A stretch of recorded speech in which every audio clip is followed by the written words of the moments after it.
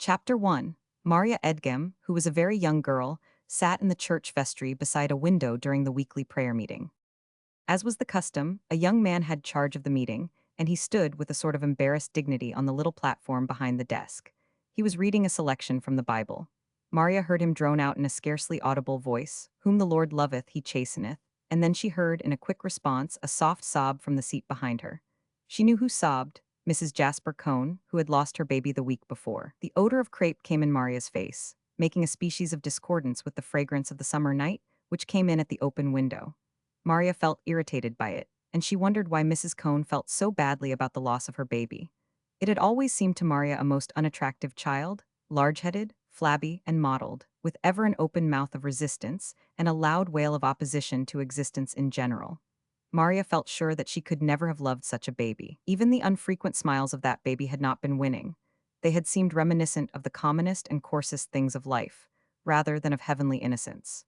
Maria gazed at the young man on the platform, who presently bent his head devoutly, and after saying, "Let us pray," gave utterance to an unintelligible flood of supplication, intermingled with information to the Lord of the state of things on the earth and the needs of his people. Maria wondered why, when God knew everything, Leon Barber told him about it, and she also hoped that God heard better than most of the congregation, 999.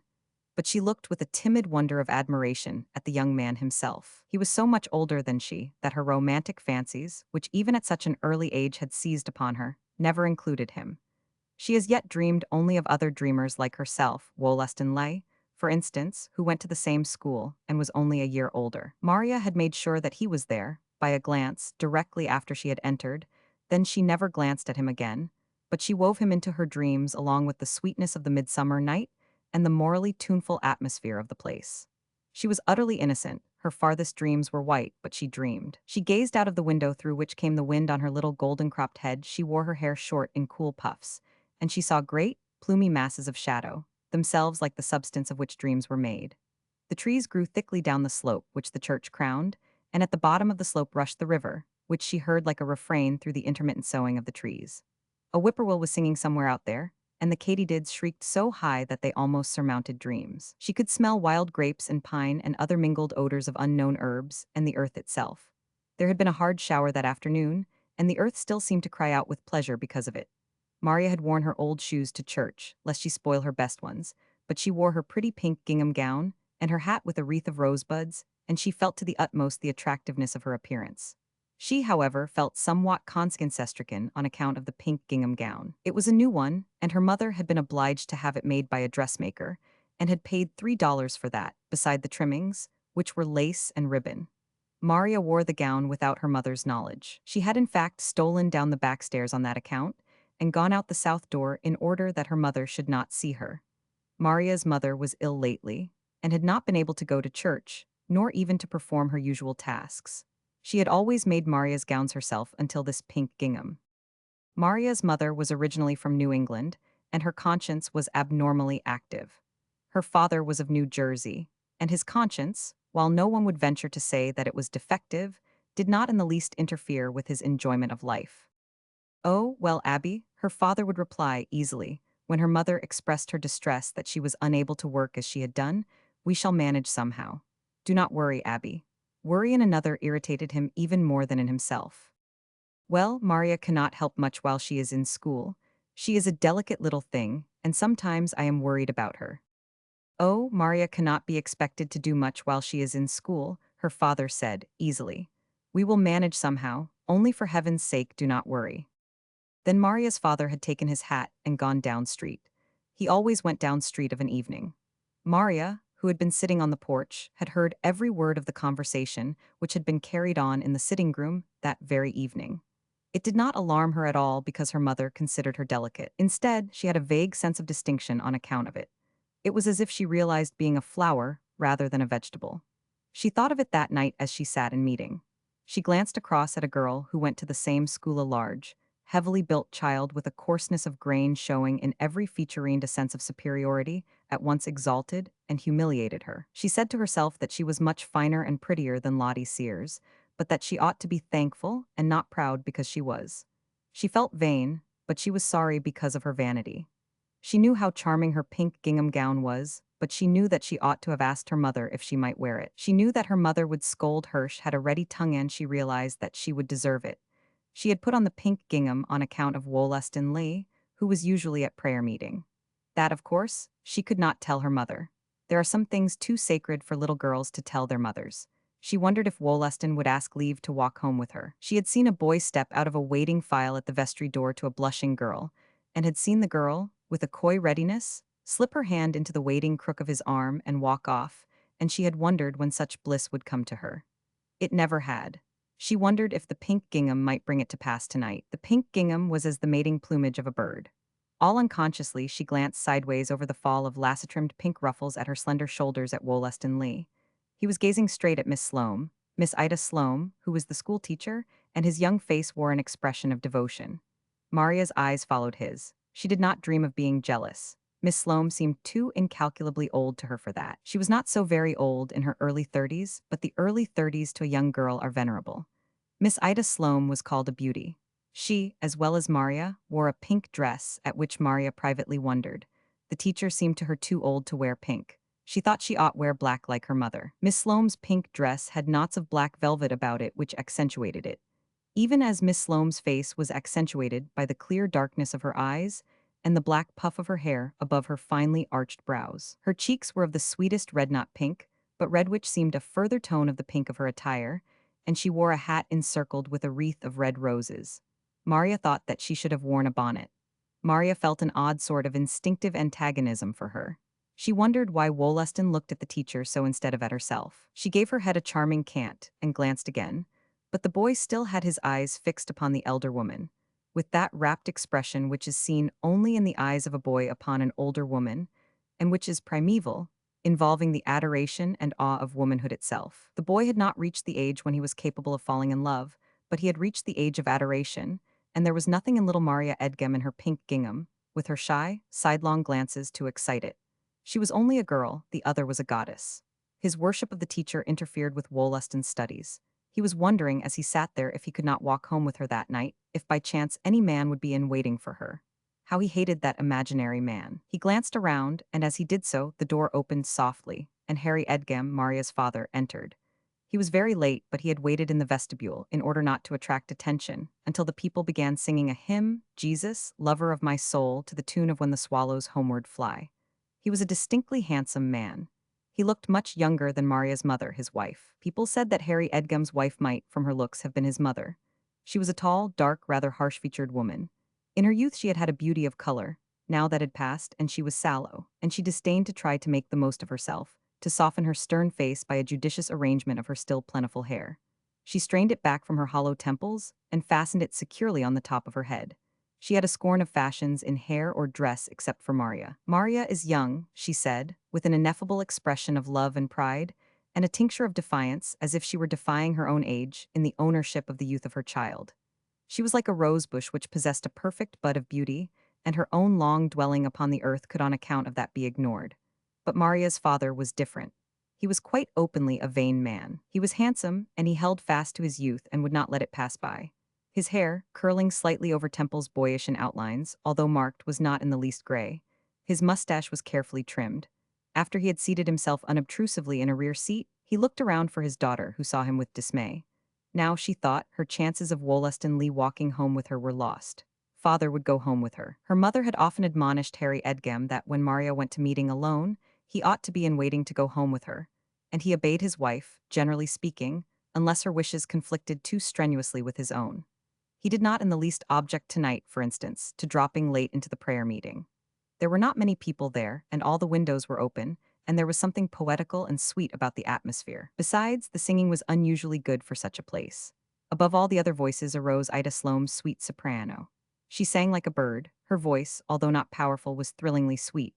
Harry looked at her as she sang and thought how pretty she was, but there was no disloyalty to his wife in the look. He was, in fact, not that sort of man. While he did not love his Abby with utter passion, all the women of the world could not have swerved him from her. Harry Edgem came of perhaps the best old family in that vicinity. Edgem itself had been named for it. And while he partook of that degeneracy which comes to the descendants of the large old families, while it is as inevitable that they should run out, so to speak, as flowers which have flourished too many years in a garden, whose soil they have exhausted, He had not lost the habit of rectitude of his ancestors. Virtue was a hereditary trait of the Edgams. Harry Edgam looked at Ida Sloane with as innocent admiration as another woman might have done. Then he looked again at his daughter's little flower-like head, and a feeling of love made his heart warm. Maria could sing herself, but she was afraid. Once in a while she droned out a sweet, husky note, then her delicate cheeks flushed crimson as if all the people had heard her, when they had not heard at all, and she turned her head and gazed out of the open window at the plumed darkness. She thought again with annoyance how she would have to go with her father, and Wollaston Lee would not dare accost her, even if he were so disposed. Then she took a genuine pleasure in the window space of sweet night and the singing. Her passions were yet so young that they did not disturb her long if interrupted. She was also always conscious of the prettiness of her appearance, and she loved herself for it with that love which brings previsions of unknown joys of the future. Her charming little face, in her realization of it, was as the untried sword of the young warrior, which is to bring him all the glory of earth for which his soul longs. After the meeting was closed, and Harry Edgam, with his little daughter lagging behind him with covert eyes upon Wollaston Lee, went out of the vestry, a number inquired for his wife. "Oh, she is very comfortable," he replied, with his cheerful optimism which solaced him in all vicissitudes, except the single one of actually witnessing the sorrow and distress of those who belonged to him. "I heard," said one man, who was noted in the place for his outspokenness, which would have been brutal had it not been for his naivete, "I heard she was not going to get out again." "Nonsense," replied Harry Edgam. "Then she is. Of course she is. She would have come to meeting tonight if it had not been so damp." "Well, I am glad to hear it," said the man, with a curious congratulation which gave the impression of disappointment. Little Maria Edgam and her father went up the village street. Harry Edgam walked quite swiftly. "I guess we had better hurry along," he observed. "Your mother is all alone." Maria tagged behind him. Her father had to stop at a grocery store on the corner of the street where they lived to get a bag of peaches which he had left there. "I got some peaches on my way," he explained, "and I did not want to carry them to church. I thought your mother might like them. The doctor said she might eat fruit." With that he darted into the store with the agility of a boy.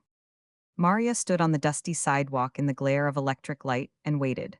Her pink gingham dress was quite short, but she held it up daintily, like a young lady, pinching a fold between her little thumb and forefinger. Mrs. Jasper Cohn with another woman came up, and to Maria's astonishment, Mrs. Cohn stopped, clasped her in her arms, and kissed her. As she did so, she sobbed, and Maria felt her tears of bereavement on her cheek with an odd mixture of pity and awe and disgust. "If my Minnie had lived, she might have grown up to be like her," she gasped out to her friend. "I always thought she looked like her." The friend made a sympathetic murmur of assent. Mrs. Cohn kissed Maria again, holding her little form to her crap-trimmed bosom almost convulsively. Then the two passed on. Maria heard her say again that she always had thought the baby looked like her, and she felt humiliated. She looked after the poor mother's streaming black veil with resentment. Then Miss Ida Sloane passed by, and Wollaston Lee was clinging to her arm, pressing as closely to her side as he dared. Miss Sloane saw Maria and spoke in her sweet, crisp tone. "Good evening, Maria," said she. Maria stood gazing after them. Her father emerged from the store with the bag of peaches dangling from his hand. He looked incongruous. Her father had too much the air of a gentleman to carry a paper bag. "I do hope your mother will like these peaches," he said. Maria walked along with her father, and she thought with pain and scorn how singular it was for a boy to want to go home with an old woman like Miss Sloane, when there were little girls like her. Chapter 2. Maria and her father entered the house, which was not far. It was a quite new Queen Anne cottage of the better class, situated in a small lot of land, and with other houses very near on either side. There was a great clump of hydrangeas on the small, smooth lawn in front, and on the piazza stood a small table, covered with a dainty white cloth trimmed with lace, on which were laid, in ostentatious neatness, the evening paper and a couple of magazines. There were chairs, and palms and jardinières stood on either side of the flight of wooden steps. Maria's mother was, however, in the house, seated beside the sitting-room table, on which stood a kerosene lamp with a singularly ugly shade. She was darning stockings. She held the stocking in her left hand and drew the thread through regularly. Her mouth was tightly closed, which was indicative both of decision of character and pain. Her countenance looked sallower than ever. She looked up at her husband and little girl entering. "Well," she said, "so you have got home." "I have brought you some peaches, Abby," said Harry Edgam. He laid the bag on the table and looked anxiously at his wife. "How do you feel now?" said he. "I feel well enough," said she. Her reply sounded ill-humored, but she did not intend it to be so. She was far from being ill-humored. She was thinking of her husband's kindness in bringing the peaches, but she looked at the paper bag on the table sharply. "If there is a soft peach in that bag," said she, "and there's likely to be, it will stain the table cover, and I can never get it out." Harry hastily removed the paper bag from the table, which was covered with a white linen spread trimmed with lace and embroidered. "Do not you feel as if you could eat one tonight? You did not eat much supper, and I thought maybe." "I do not believe I can tonight, but I shall like them tomorrow," replied Mrs. Edgam, in a voice soft with apology. Then she looked fairly for the first time at Maria, who had purposely remained behind her father, and her voice immediately hardened. "Maria, come here," said she. Maria obeyed. She left the shelter of her father's broad back and stood before her mother in her pink gingham dress, a miserable little penitent, whose penitence was not of a high order. The sweetness of looking pretty was still in her soul, although Wollaston Lee had not gone home with her. Maria's mother regarded her with a curious expression compounded of pride and almost fierce disapproval. Harry went precipitately out of the room with the paper bag of peaches. "You did not wear that new pink gingham dress that I had to hire made, trimmed with all that lace and ribbon, to meeting tonight?" said Maria's mother. Maria said nothing. It seemed to her that such an obvious fact scarcely needed words of assent. "Damp as it is, too," said her mother. Mrs. Edgam extended a lean, sallow hand and felt of the dainty fabric. "It is just as limp as a rag," said she, "about spoiled." "I held it up," said Maria then, with feeble extenuation. "Held it up," repeated her mother with scorn. "I thought maybe you would not care." "Would not care? That was the reason why you went out the other door then. I wondered why you 999.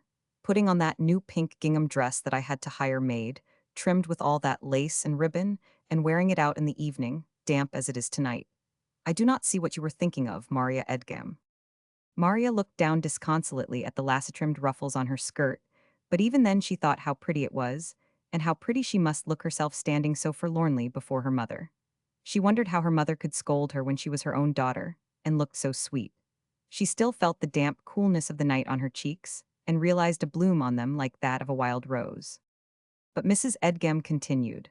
She had the high temper of the women of her race, who had brought up great families to toil and fight for the Commonwealth, and she now brought it to bear upon petty things in lieu of great ones.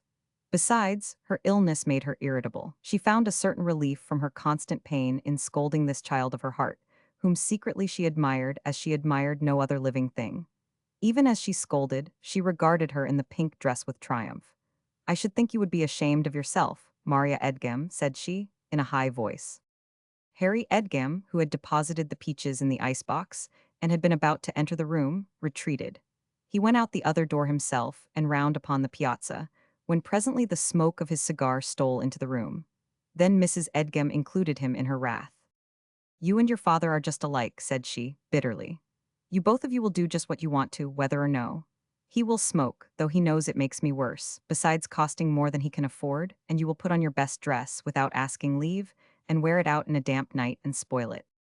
Maria continued to stand still, and her mother to regard her with that odd mixture of worshipful love and chiding. Suddenly, Mrs. Edgam closed her mouth more tightly. "Stand round here," said she, violently. "Let me unbutton your dress. I do not see how you fastened it up yourself anyway. You would not have thought you could if it had not been for deceiving your mother. You would have come down to me to do it, the way you always do. You have got it buttoned wrong anyway. You must have been a sight for the folks who sat behind you. Well, it serves you right. Stand round here." "I am sorry," said Maria then. She wondered whether the wrong fastening had showed much through the slats of the settee. Her mother unfastened, with fingers that were at once gentle and nervous, the pearl buttons on the back of the dress. "Take your arms out," said she to Maria. Maria cast a glance at the window. "There's nobody out there but your father," said Mrs. Edgam harshly. "Take your arms out."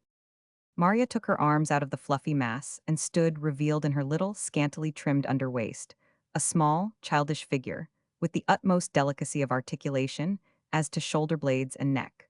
Maria was thin to the extreme, but her bones were so small that she was charming even in her thinness.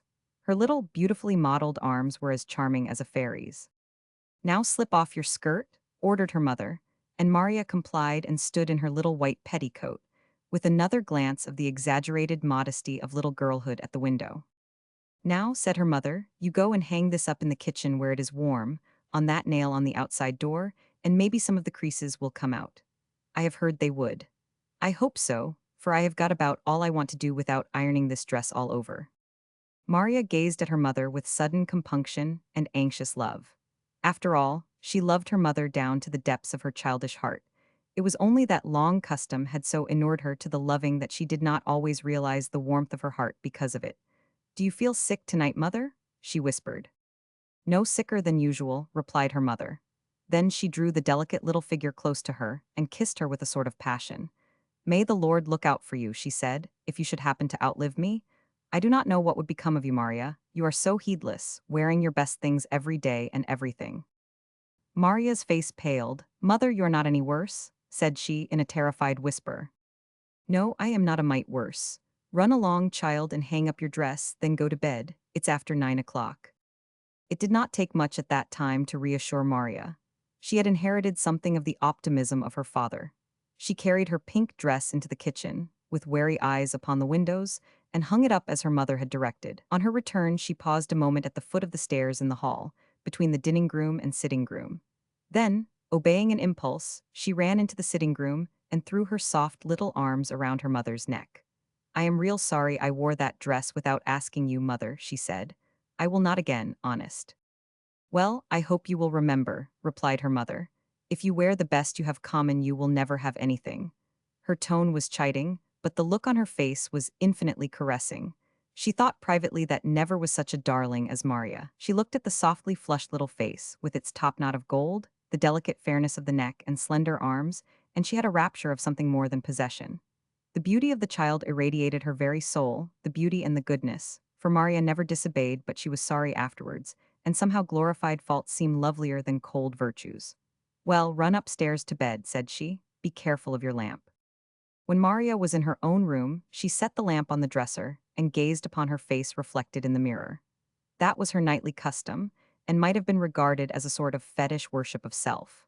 Nothing, in fact, could have been lovelier than that face of childish innocence and beauty, with the soft rays of the lamp illuminating it. Her blue eyes seemed to fairly give forth light, the soft pink on her cheeks deepened until it was like the heart of a rose. She opened her exquisitely curved lips and smiled at herself in a sort of ecstasy. She turned her head this way and that in order to get different effects. She pulled the little golden fleece of hair farther over her forehead. She pushed it back, revealing the bold yet delicate outlines of her temples. She thought how glad she should be when her hair was grown. She had had an illness 2 years before, and her mother had judged it best to have her hair cut short. It was now just long enough to hang over her ears, curving slightly forward like the old-fashioned earlocks. She had her hair tied back from her face with a pink ribbon in a bow on top of her head. She loosened this ribbon and shook her hair quite loose. She peeped out of the golden radiance of it at herself, then she shook it back. She was charming either way. She was undeveloped, but as yet not a speck of the mildew of earth had touched her. She was flawless, irreproachable, except for the knowledge of her beauty through heredity in her heart, which was older than she herself. Suddenly Maria, after a long gaze of rapture at her face in the glass, gave a great start. She turned and saw her mother standing in the door looking at her. Maria, with an involuntary impulse of concealment, seized her brush and began brushing her hair. "I was just brushing my hair," she murmured. She felt as guilty as if she had committed a crime. Her mother continued to look at her sternly. "There is not any use in your trying to deceive me, Maria," said she. "I am ashamed that a child of mine should be so silly. To stand looking at yourself that way? You needn't think you are so pretty, because you are not. You do not begin to be as good-looking as Amy Long." Maria felt a cold chill strike her. She had herself had doubts as to her superior beauty when Amy Long was concerned. "You do not begin to be as good-looking as your Aunt Maria was at your age, and you know yourself how she looks now." Nobody would dream for a minute of calling her even ordinary-looking, her mother continued in a pitiless voice. Maria shuddered. She seemed to see, instead of her own fair little face in the glass, an elderly one as sallow as her mother's, but without the traces of beauty which her mother's undoubtedly had. She saw the thin, futile frizzes which her Aunt Maria affected. She saw the receding chin, indicative at once of degeneracy and obstinacy. She saw the blunt nose between the lumpy cheeks. "Your Aunt Maria looked very much as you do when she was your age," her mother went on, with the calm cruelty of an inquisitor. Maria looked at her, her mouth was quivering. "Did I look like Mrs. Jasper Cohn's baby that died last week when I was a baby?" said she. Who said you did? Inquired her mother unguardedly. She 999. She came up behind me with Mrs. Elliot when I was waiting for father to get the peaches, and she said her baby that died looked just like me. She had always thought so. That cone baby look like you? Repeated Maria's mother. Well, one's own always looks different to them, I suppose. Then you do not think it did, said Maria. Tears actually stood in her beautiful blue eyes. No, I do not, replied her mother, abruptly. Nobody in their sober senses could think so. I am sorry poor Mrs. Cone lost her baby. I know how I felt when my first baby died, but as for saying it looked like you. Then you do not think it did, mother. It was one of the homeliest babies I ever laid my eyes on. Poor little thing. If it did die, said Maria's mother, emphatically. She was completely disarmed by this time.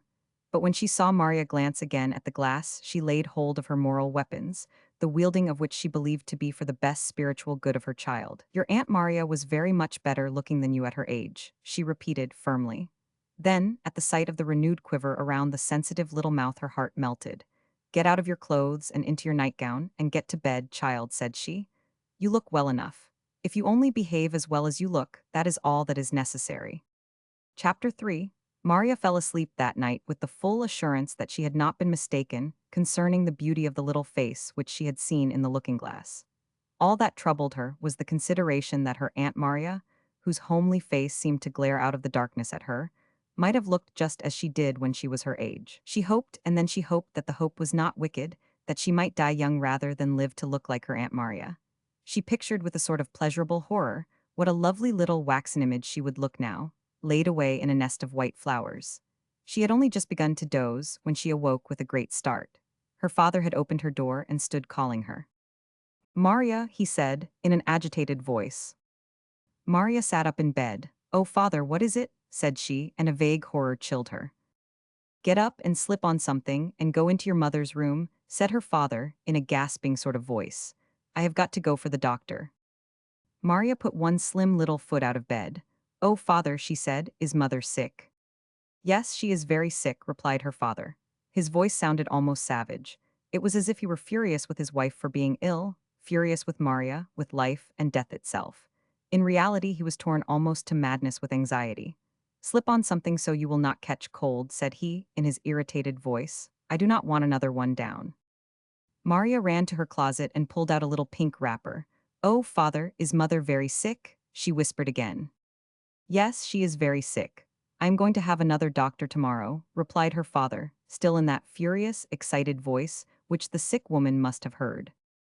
What shall I began Maria, but her father, running down the stairs, cut her short. Do nothing, said he, just go in there and stay with her. And do not you talk, do not you speak a word to her, go right in. With that the front door slammed. Maria went tiptoeing into her mother's room, still shaking from head to foot, and her blue eyes seeming to protrude from her little white face.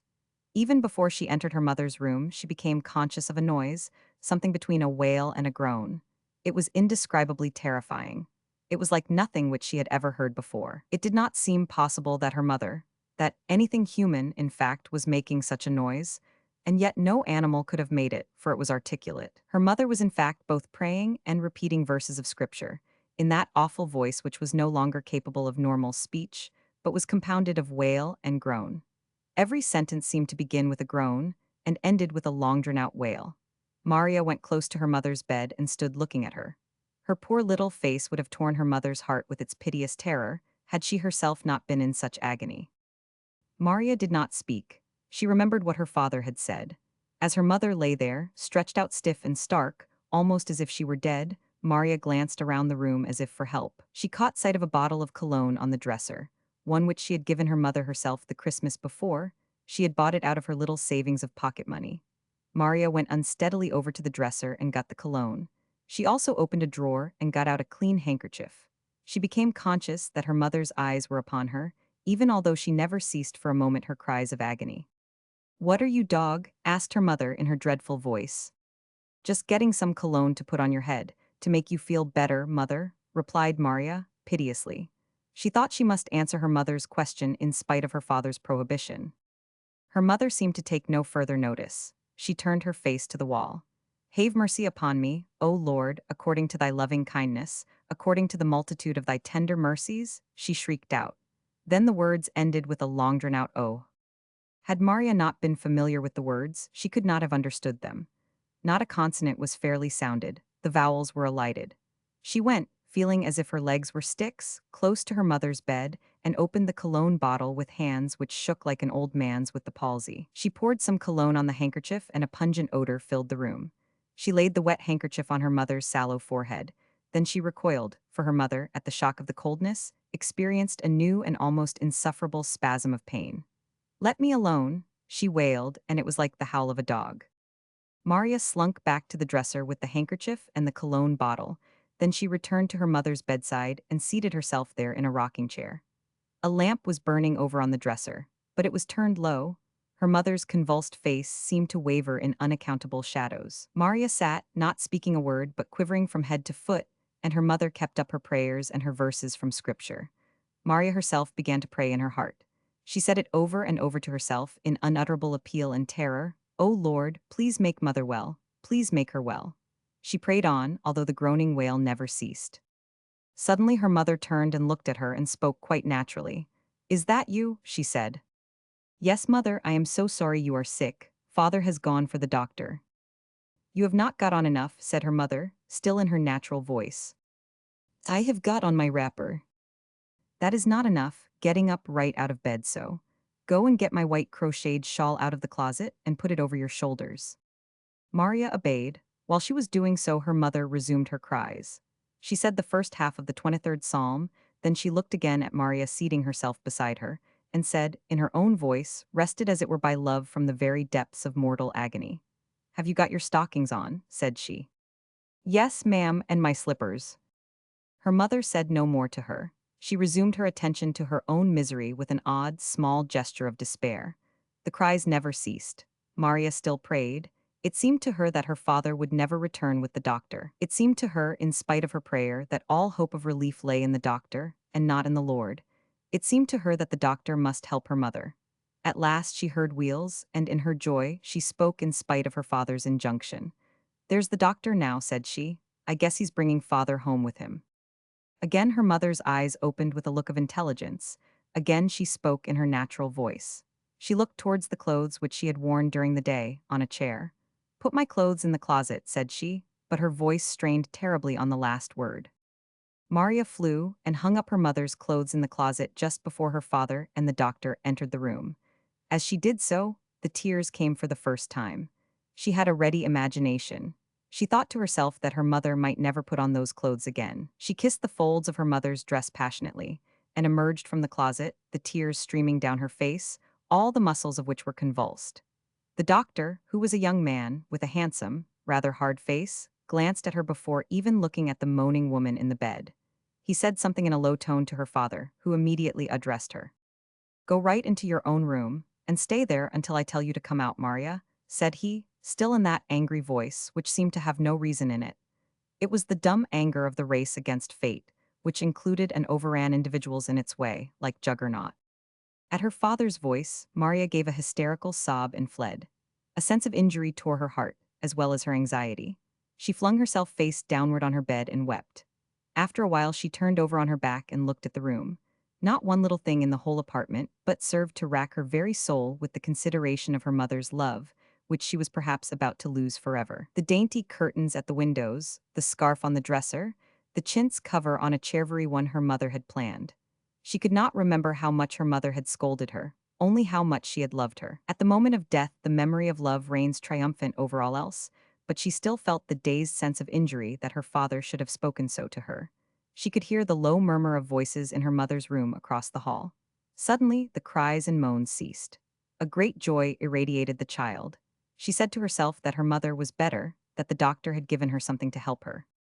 She got off the bed, wrapped her little pink garment around her, and stole across the hall to her mother's room. The whole hall was filled with a strange, sweet smell which made her faint, but along with the faintness came such an increase of joy that it was almost ecstasy. She turned the knob of her mother's door, but before she could open it, it was opened from the other side, and her father's face, haggard and resentful as she had never seen it, appeared. "Go back," he whispered fiercely. "Oh, father, is mother better? Go back." Maria went back, and again the tempest of woe and injury swept over her. Why should her father speak to her so? Why could he not tell her if her mother were better?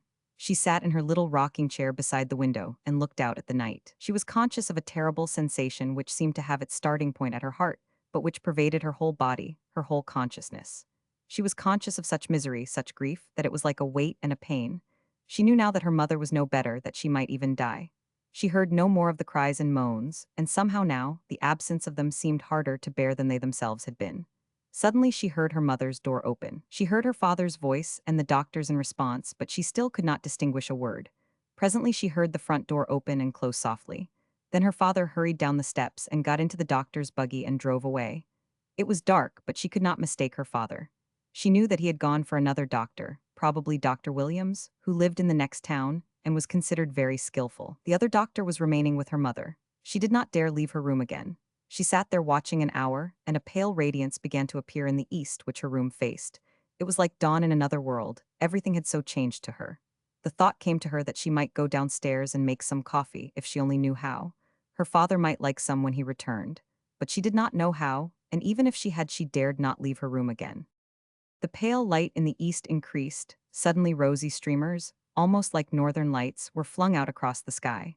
She could distinguish things quite clearly.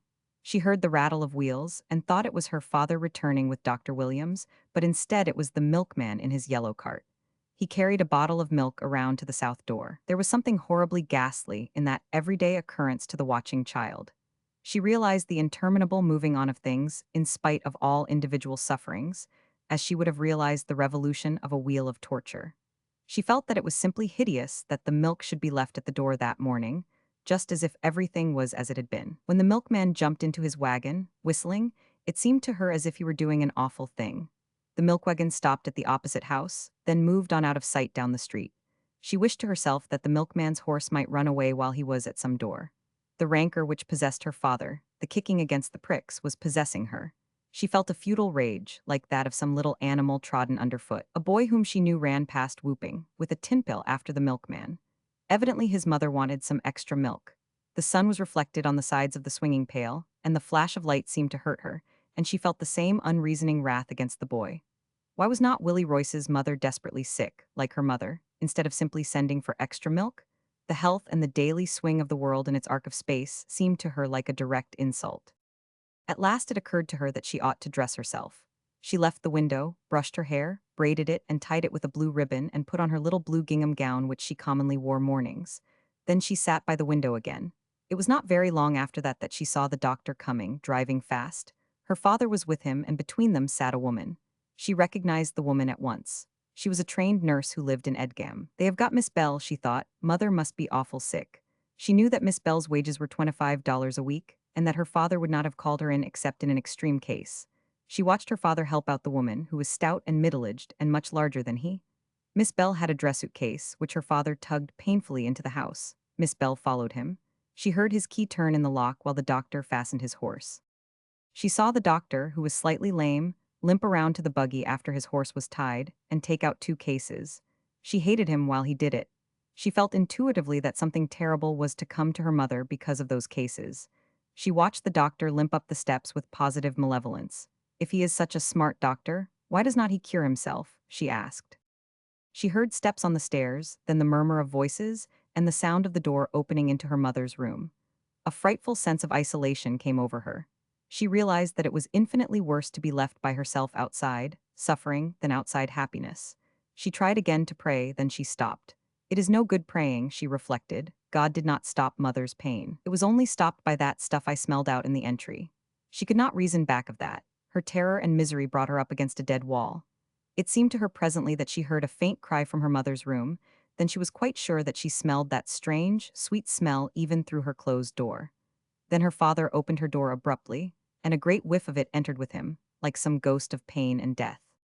The doctors have neither of them had any breakfast, and they cannot leave her, he said, with a jerk of his elbow, and speaking still with that angry tone towards the unoffending child. Can you make coffee? I do not know how. Good for nothing, said her father, and shut the door with a subdued bang. Maria heard him going downstairs, and presently she heard a rattle in the kitchen, a part of which was under her room. She went out herself and stole softly down the stairs. Her father, with an air of angry helplessness, was emptying the coffee pot into her mother's nice sink.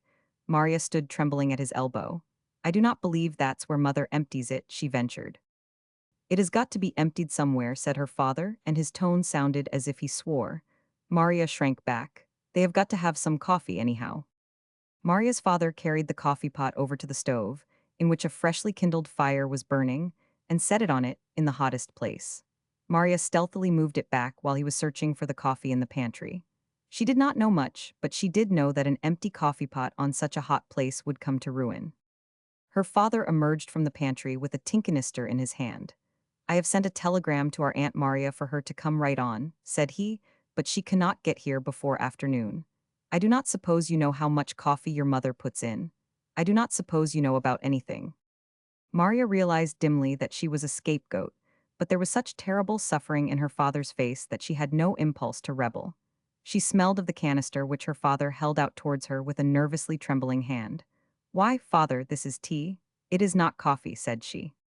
Well, if you do not know anything that a big girl like you ought to know, I should think you might know enough not to try to make coffee with tea, said her father. Maria looked at her father in a bewildered sort of way. I guess the coffee is in the other canister, said she meekly. Why did not you say so then? Demanded her father. Maria was silent. It seemed to her that her father had gone mad. Harry Edgem made a ferocious stride across the kitchen to the pantry. Maria followed him. I guess that is the coffee canister, said she, pointing. Why did not you say so, then? Asked her father, viciously, and again Maria made no reply. Her father seized the coffee canister and approached the stove. I do not suppose you know how much she puts in. I do not suppose you know anything, said he. I guess she puts in about a cupful, said Maria, trembling. A cupful, with coffee at the price it is now? I guess she does not, said her father. He poured the coffee pot full of boiling water from the tea kettle, then he tipped the coffee canister into his hand and put one small pinch into the pot. Oh, father, ventured Maria, I do not believe. You do not believe what? I do not believe that is enough. Of course it's enough. Do not you suppose your father knows how to make coffee? Her father set the coffee pot on the stove, where it immediately began to boil.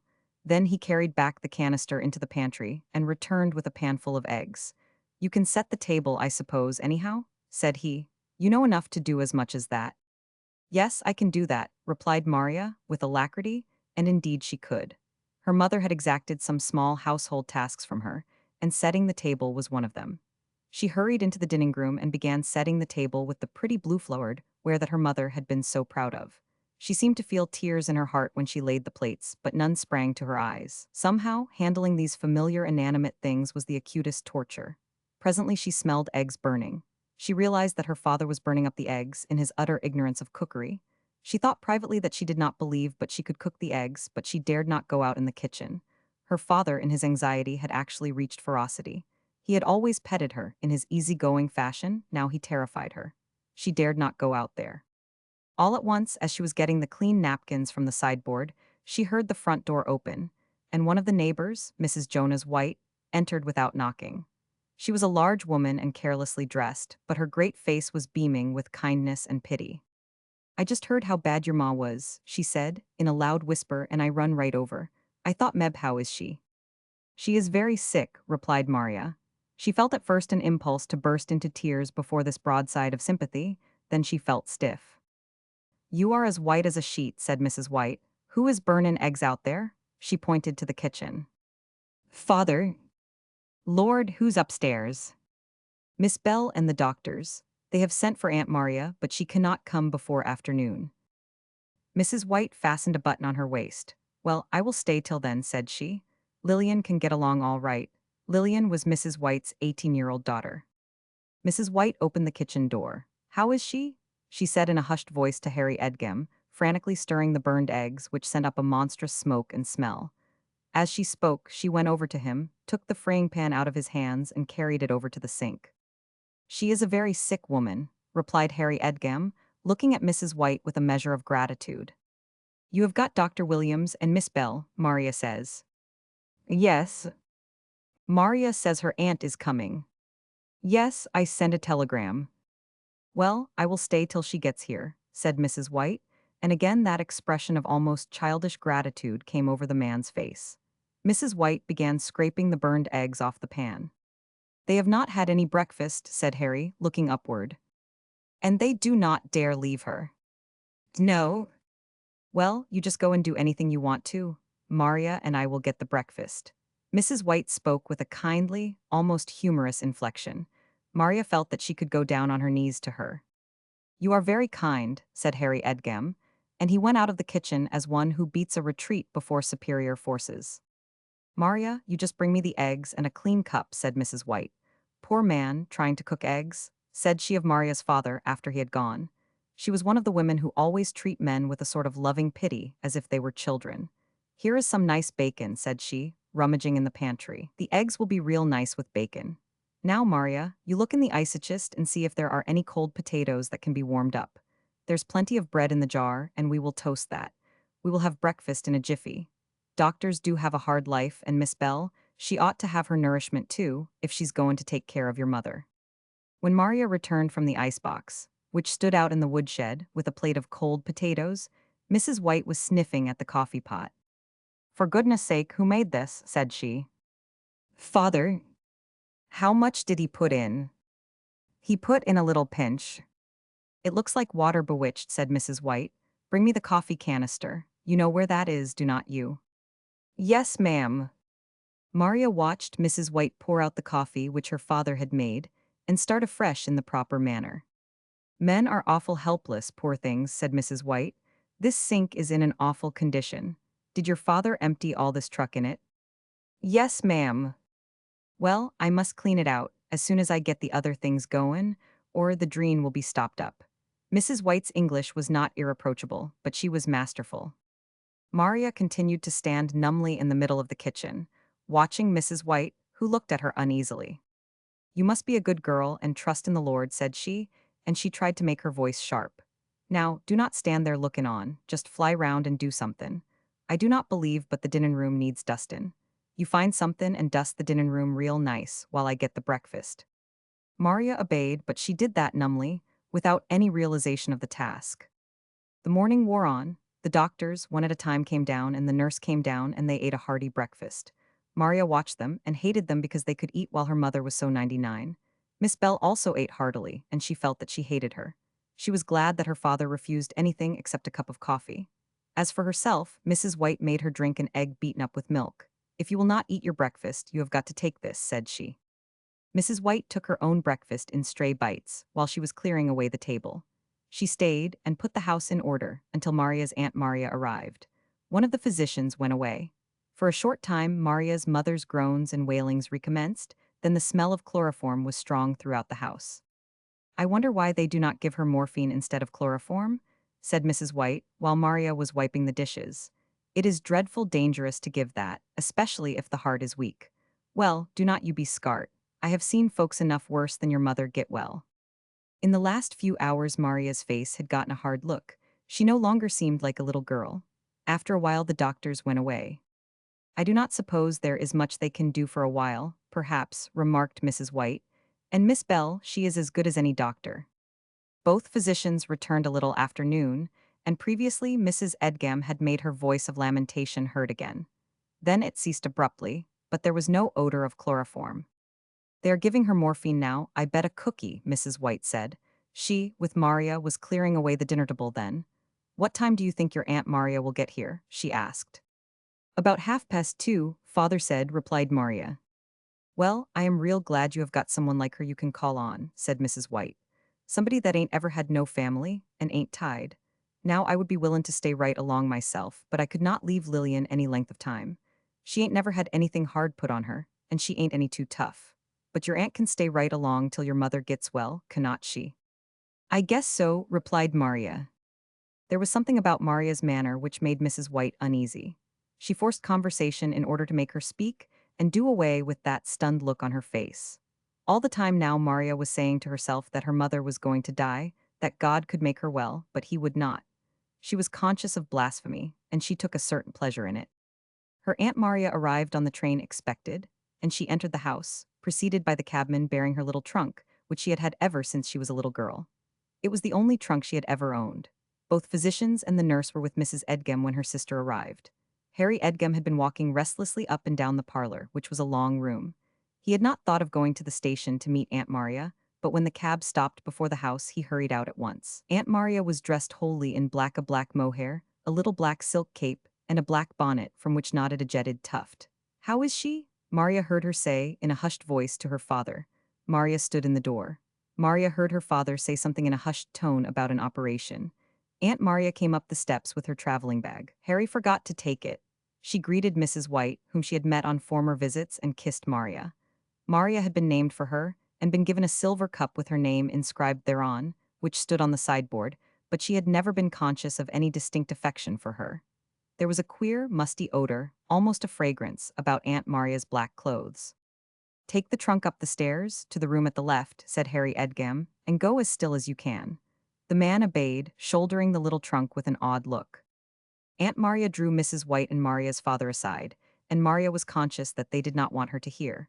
But she did overhear on chance in 10, a fighting chance, and keep it from Maria, her mother had said so. Maria knew perfectly well that that horrible and mysterious thing, an operation, which means a duel with death himself, was even at that moment going on in her mother's room. She slipped away and went upstairs to her own chamber, and softly closed the door. Then she forgot her lack of faith and her rebellion, and she realized that her only hope of life was from that which is outside life. She knelt down beside her bed and began to pray over and over, "O God, do not let my mother die, and I will always be a good girl. O God, do not let my mother die, and I will always be a good girl." Then, without any warning, the door opened and her father stood there, and behind him was her Aunt Maria, weeping bitterly, and Mrs. White also weeping. "Maria," gasped out Harry Edgem. Then, as Maria rose and went to him, he seized upon her as if she were his one straw of salvation, and began to sob himself, and Maria knew that her mother had died. Chapter 4. Without any doubt, Maria's self-consciousness, which was at its height at this time, helped her to endure the loss of her mother and all the sad appurtenances of mourning. She had a covert pleasure at the sight of her fair little face in her black hat, above her black frock. She realized a certain importance because of her grief. However, there were times when the grief itself came uppermost. There were nights when she lay awake crying for her mother, when she was nothing but a bereft child in a vacuum of love. Her father's tenderness could not make up to her for the loss of her mother's. Very soon after her mother's death, his mercurial temperament jarred upon her. She could not understand how he could laugh and talk as if nothing had happened. She herself was more like her mother in temperament, that is, like the New Englander who goes through life with the grief of a loss grown to his heart. Nothing could exceed Harry Edgem's tenderness to his motherless little girl. He was always contriving something for her pleasure and comfort. But Maria, when her father laughed, regarded him with covert wonder and reproach. Her Aunt Maria continued to live with them, and kept the house. Aunt Maria was very capable. It is doubtful if there are many people on earth who are not crowned, either to their own consciousness or that of others, with at least some small semblance of glories. Aunt Maria had the notable distinction of living on $100 a year. She had her rent free, but upon that she did not enlarge. Her married brother owned a small house, of the story-and-a-half type prevalent in New England villages, and Maria had the north side. She lived, aside from that, upon $100 a year. She was openly proud of it. Her poverty became, in a sense, her riches. "Well, all I have is just 100 a year," she was fond of saying, "and I do not complain. I do not envy anybody. I have all I want." Her little plans for thrift were fairly Machiavellian, they showed subtly. She told everybody what she had for her meals. She boasted that she lived better than her brother, who was earning good wages in a shoe factory. She dressed very well, really much better than her sister-in-law. Poor Eunice never had much management, Maria was wont to say, smoothing down, as she spoke, the folds of her own gown. She never wore out anything. She moved carefully and sat carefully. She did a good deal of fancy work, but she was always very particular, even when engaged in the daintiest toil, to cover her gown with an apron, and she always held her thin-veined hands high. She charged this upon her niece Maria when she had her new black clothes. "Now, Maria," said she, "there is one thing I want you to remember. Here is nothing." Aunt Maria alighted her final G like most New Englanders, although she was not deficient in education, and even prided herself upon her reading. "Black is the worst thing in the world to grow shiny. Folks can talk all they want to about black being durable. It is not. It grows shiny. And if you will always remember one thing when you are at home, to wear an apron when you are doing anything, and when you are away, to hold your hands high, you will gain by it. There is no need of anybody getting the front breadths of their dresses all shiny by rubbing their hands on them. When you are at school, you must remember and hold your school books so they will not touch your dress. Then there is another thing you must remember, not to move your arms any more than you can help. That makes the waist wear out under the arms. There is not any need of your moving your arms much if any when you are in school, that I can see, and when you come home, you can change your dress. You might just as well wear out your colored dresses when you are home. Nobody is going to see you. If anybody comes in that I think is going to mind, you can just slip upstairs and put on your black dress. It is not as if you had a little sister to take your things that ought to be worn out. It therefore happened that Maria was dressed the greater part of the time, in her own home, where she missed her mother most, in bright-colored array, and in funeral attire outside. She told her father about it, but he had not a large income, and it had been severely taxed by his wife's almost tragic illness and death. Besides, if the truth were known, he disliked to see Maria in mourning, and the humor of the thing also appealed to him. "You had better wear what your aunt says, dear. You feel just the same in your heart, do not you?" asked Harry Edgem, with that light laugh of his, which always so shocked his serious little daughter.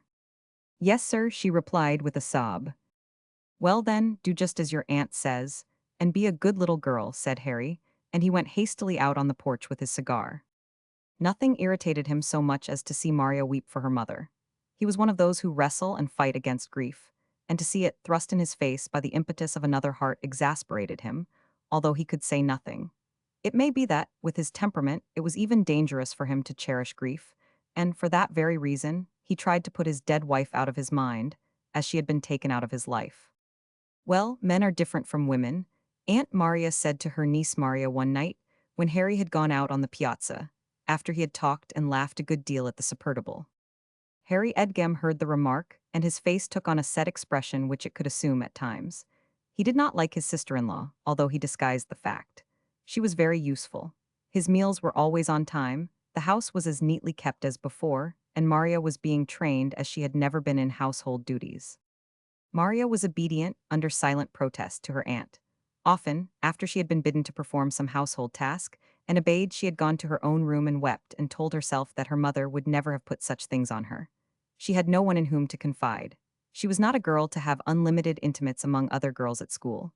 She was too self-centered, and, if the truth were told, too emulative. "Maria Edgem thinks she's awful smart," one girl would say to another. They all admitted, even the most carping, that Maria was pretty. "Maria Edgem is pretty enough, and she knows it," said they. She was in the high school, even at her age, and she stood high in her classes. There was always a sort of moral strike going on against Maria, as there is against all superiority, especially when the superiority is known to be recognized by the possessor thereof.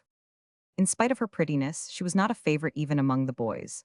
They were, as a rule, innocent as well as young, but they would rather have snatched a kiss from such a pretty, dainty little creature than have had her go above them in the algebra class.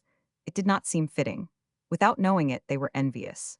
They would not even acknowledge her cleverness, not even Wollaston Lee, for whom Maria entertained a rudimentary affection. He was even rude to her.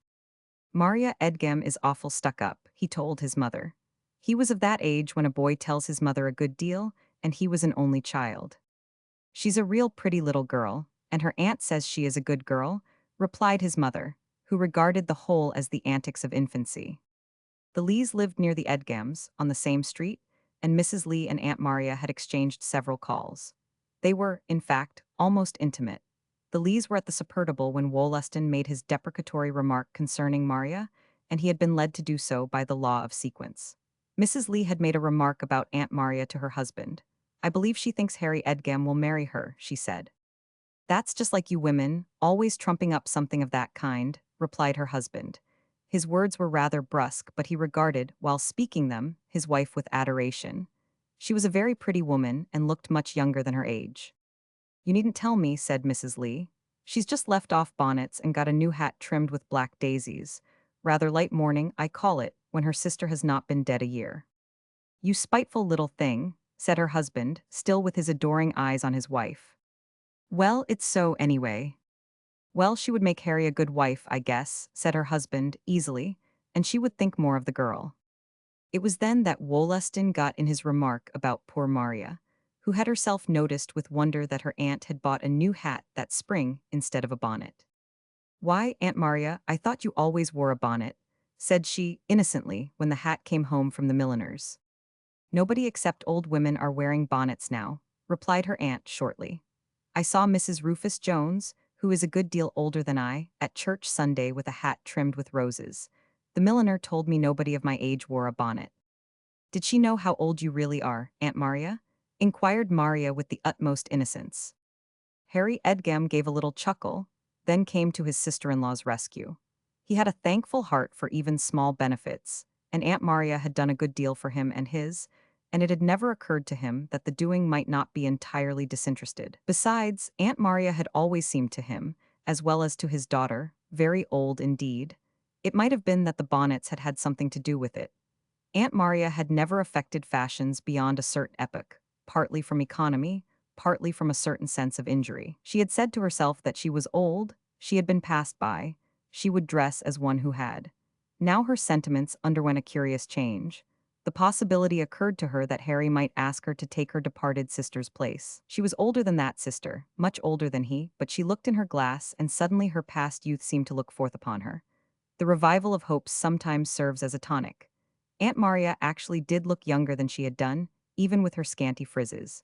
She regarded other women, not older than herself, with pompadours, and aspirations seized her. One day she went to New York shopping. She secretly regarded that as an expedition. She was terrified at the crossings.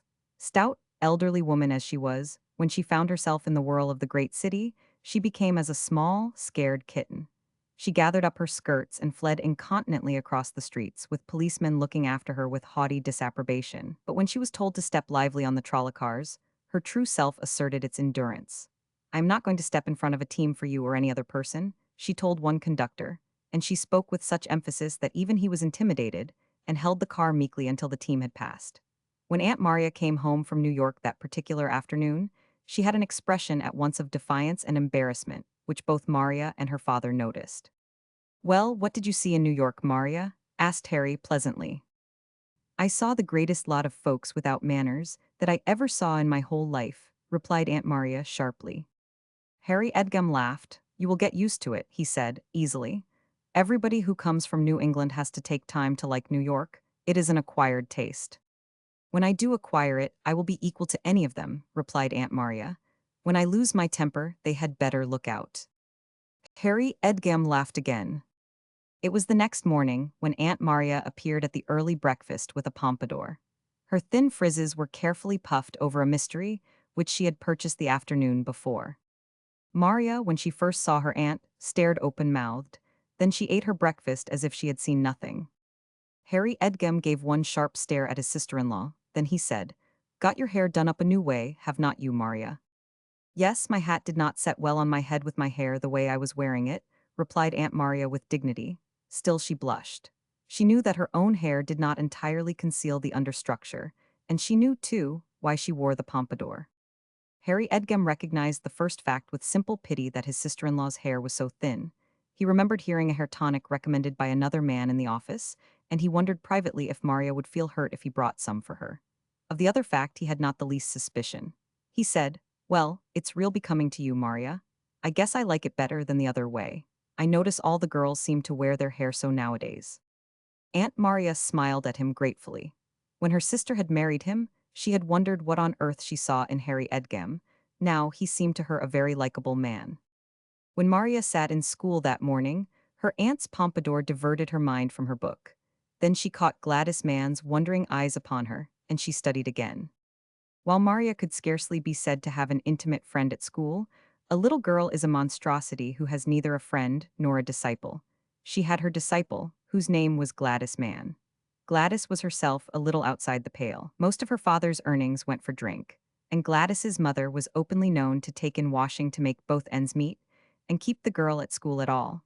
Moreover, she herself came of one of the poor white families which flourish in New Jersey as well as at the South, although in less numbers. Gladys's mother was rather a marvel, inasmuch as she was willing to take in washing, and do it well too, but Gladys had no higher rank for that. She was herself rather a pathetic little soul, dingily pretty, using the patois of her kind, and always at the fag end of her classes.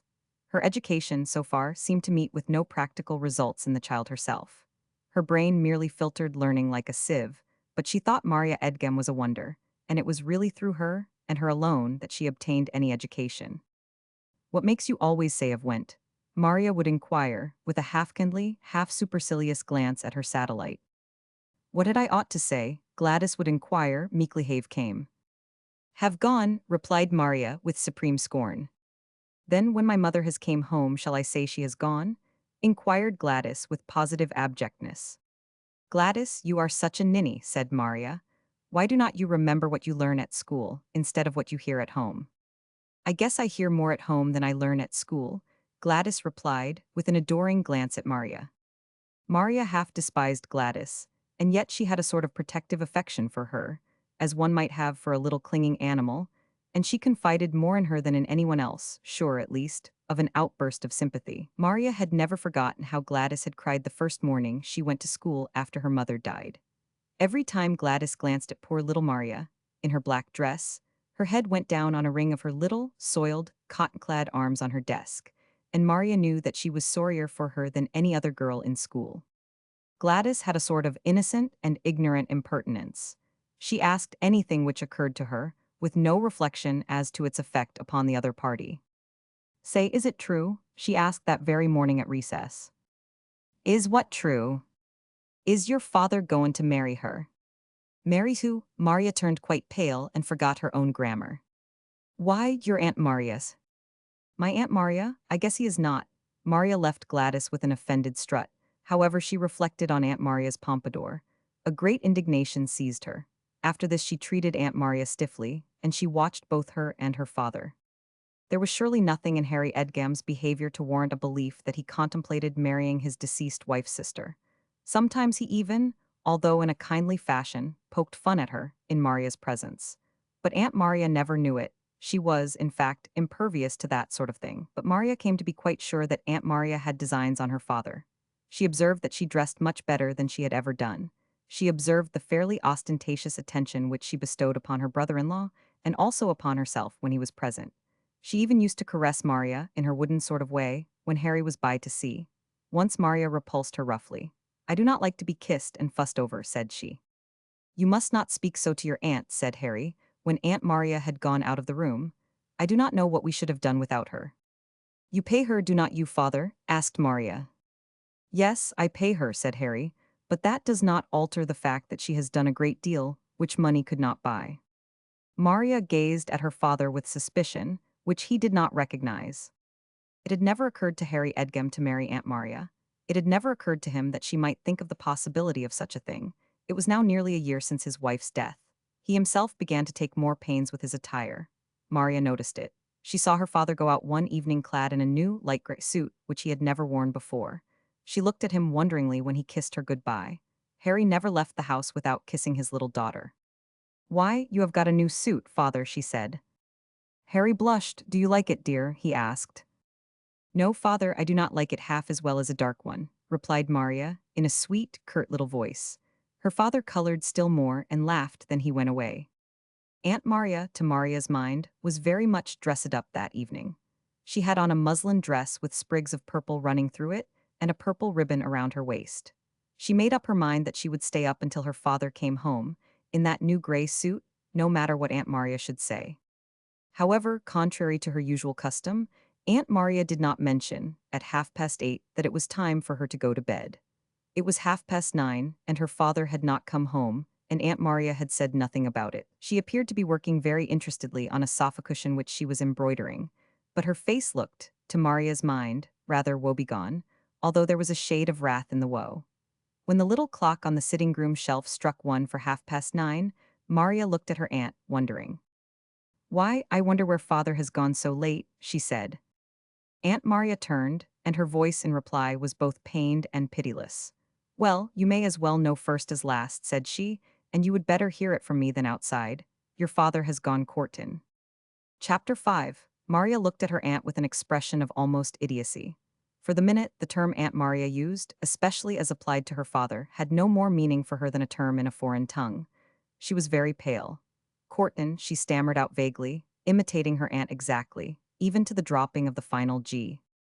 Aunt Maria was, for the moment, too occupied with her own personal grievances and disappointments to pay much attention to her little niece. Yes, Courtin, she said harshly. I have been suspectin' for some time, and now I know. A man, when he's left a widower, do not smarten up the way he's done for nothing. I know it. Aunt Maria nodded her head aggressively, with a gesture almost of butting.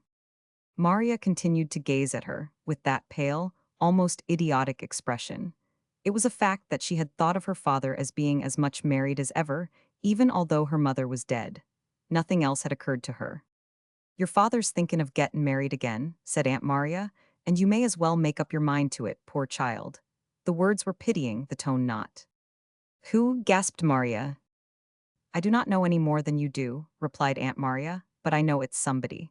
Suddenly Aunt Maria arose. It seemed to her that she must do something vindictive. Here she had to return to her solitary life in her New England village, and her $100 a year, which somehow did not seem as great a glory to her as it had formerly done.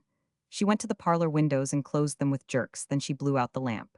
Come, said she, it's time to go to bed. I am tired, for my part. I have worked like a dog all day. Your father has got his key, and he can let himself in when he gets through his courtin'. Maria crept miserablish, was still in a sort of daze upstairs after Aunt Maria. Well, good night, said Aunt Maria. You might as well make up your mind to it. I suppose it had to come, and maybe it's all for the best. Aunt Maria's voice sounded as if she were trying to reconcile the love of God with the existence of hell and eternal torment. She closed her door with a slam. There are, in some New England women, impulses of fierce childishness. Maria, when she was in her room, had never felt so lonely in her life.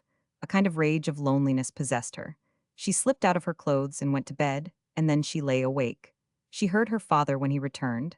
The clock on a church which was near by struck 12 soon after. Maria tried to imagine another woman in the house in her mother's place.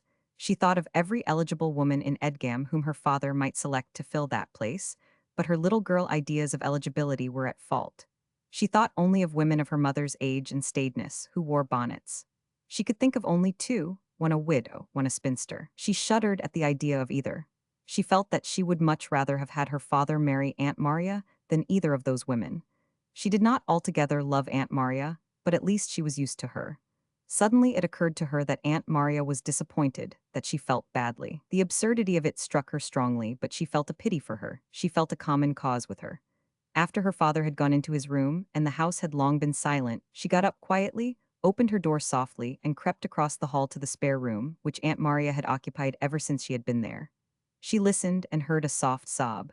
Then she turned the knob of the door softly. Who is it? Aunt Maria called out sharply. Maria was afraid that her father would hear. It's only me, Aunt Maria, she replied. Then she also gave a little sob. What's the matter? Maria groped her way across the room to her aunt's bed. Oh, Aunt Maria, who is it? She sobbed softly. Aunt Maria did what she had never done before. She reached out her arms and gathered the bewildered little girl close, in an embrace of genuine affection and pity. She, too, felt that here was a common cause, and not only that, but she pitied the child with unselfish pity. You poor child, you are as cold as ice. Come in here with me, she whispered. Maria crept into bed beside her aunt, but she would rather have remained where she was. She was a child of spiritual rather than physical affinities, and the contact of Aunt Maria's thin body, even though it thrilled with almost maternal affection for her, repelled her. Aunt Maria began to weep unrestrainedly, with a curious passion and abandonment for a woman of her years. Has he come home? She whispered. Aunt Maria's hearing was slightly defective, especially when she was nervously overwrought. Yes, Aunt Maria, who is it? Hush, I do not know. He has not paid any open court to anybody, that I know of, but I've seen him lookin'. At whom? At Ida Sloane. But she is younger than my mother was. What difference do you suppose that makes to a man? He will like her all the better for that. You can thank your stars he did not pitch on a schoolgirl instead of the teacher. Maria lay stretched out stiff and motionless. She was trying to bring her mind to bear upon the situation. She was trying to imagine Miss Ida Sloane, with her pink cheeks and her gay attire, in the house instead of her mother. Her head began to reel. She no longer wept. She became dimly conscious, after a while, of her Aunt Maria's shaking her violently and calling her by name, but she did not respond, although she heard her plainly. Then she felt a great jounce of the bed as her aunt sprang out. She continued to lie still and rigid. She somehow knew, however, that her aunt was lighting the lamp. Then she felt, rather than saw, the flash of it across her face. Her Aunt Maria pulled on a wrapper over her nightgown and hurried to the door. Harry Edgam? She heard her call, and still Maria could not move. Then she also felt, rather than saw, her father enter the room with his bathrobe slipped over his pajamas and approach the bed. "What on earth is the matter?" he said. He also laid hands on Maria, and at his touch she became able to move. "What on earth is the matter?" he asked again. She did not seem able to speak or move, and I was scared, replied Aunt Maria, with a reproachful accent on the I. But Harry Edgem was too genuinely concerned at his little daughter's white face and piteous look to heed that at all. He leaned over and began stroking her soft little cheeks and kissing her. "Father's darling," he whispered. Then he said over his shoulder to Aunt Maria, "I wish you would go into my room and get that flask of brandy I keep in my closet." Aunt Maria obeyed. She returned with the flask and a teaspoon, and Maria's father made her swallow a few drops, which immediately warmed her and made the strange rigidity disappear. "I guess she had better stay in here with you the rest of the night," said Harry to his sister-in-law, but little Maria sat up determinedly. "No, I am going back to my own room," she said. "Had not you better stay with your aunt, darling?" Harry Edgem looked shamefaced and guilty. He saw that his sister-in-law and Maria had been weeping, and he knew why, in the depths of his soul. He saw no good reason why he should feel so shamed and apologetic, but he 999. He fairly cowered before the nervous little girl and her aunt. "Well, let father carry you in there then," he said, and he lifted up the slight little thing, carried her across the hall to her room, and placed her in bed. It was a very warm night, but Maria was shivering as if with cold. He placed the coverings over her with clumsy solicitude. Then he bent down and kissed her. "Try and keep quiet and go to sleep, darling," he said. Then he went out. Aunt Maria was waiting for him in the hall. Her face, from grief and consternation, had changed to sad and dignified resignation. "Harry," said she. Harry Edgem stopped. "Well, sister," he said, with pleasant interrogation, although he still looked shamefaced. Aunt Maria held a lamp, a small one, which she was tipping dangerously. "Look out for your lamp, Maria," he said. She straightened the lamp, and the light shone full upon her swollen face, at once piteous and wrathful. "I only wanted to know when you wanted me to go," she said. "Oh, Lord, Maria, you're going too fast," replied Harry, and he fairly ran into his own room. The next morning when Maria, in her little black frock—it was made of a thin lawn for the hot days, and the pale slenderness of her arms and neck were revealed by the thinness of the fabric—went to school, she knew, the very moment that Miss Ida Sloane greeted her, that Aunt Maria had been right in her surmise. For the first time since she had been to school, Miss Sloane, who was radiant in a flowered muslin, came up to her and embraced her. Maria submitted coldly to the embrace. "You sweet little thing," said Miss Sloane. There was a man principal of the school, but Miss Sloane was first assistant, and Maria was in most of her classes. She took her place, with her pretty smile as set as if she had been a picture instead of a living and breathing woman, on the platform. "You are awful sweet all of a sudden, ain't you?" said Gladys Mann in Maria's ear. Maria nodded and went to her own seat. All that day she noted, with her sharp little consciousness, the change in Miss Sloane's manner towards her. It was noticeable even in class. "It is true," she said to herself. "Father is going to marry her." Aunt Maria was a little pacified by Harry's rejoinder the night before. She began to wonder if she had been, by any chance, mistaken. "Maybe I was wrong," she said privately to Maria, but Maria shook her head. "She called me a sweet little thing, and kissed me," said she. "Did not she ever before?" "No, ma'am." "Well, she may have taken a notion to. Maybe I was mistaken. The way your father spoke last night sort of made me think so." Aunt Maria made up her mind that if Harry was out late the next Sunday, and the next Wednesday, that would be a test of the situation. The first time had been Wednesday and Sunday in all provincial localities are the acknowledged courting nights. Of course it sometimes happens that an ardent lover goes every night, but Harry Edgem, being an older man and a widower, would probably not go to that extent. He soon did, however. Very soon Maria and her aunt went to bed every night before Harry came home, and Miss Ida Sloane became more loving towards Maria. Wollaston Leigh, boy as he was, child as he was, really suffered. He lost flesh, and his mother told Aunt Maria that she was really worried about him. "He does not eat enough to keep a bird alive," said she.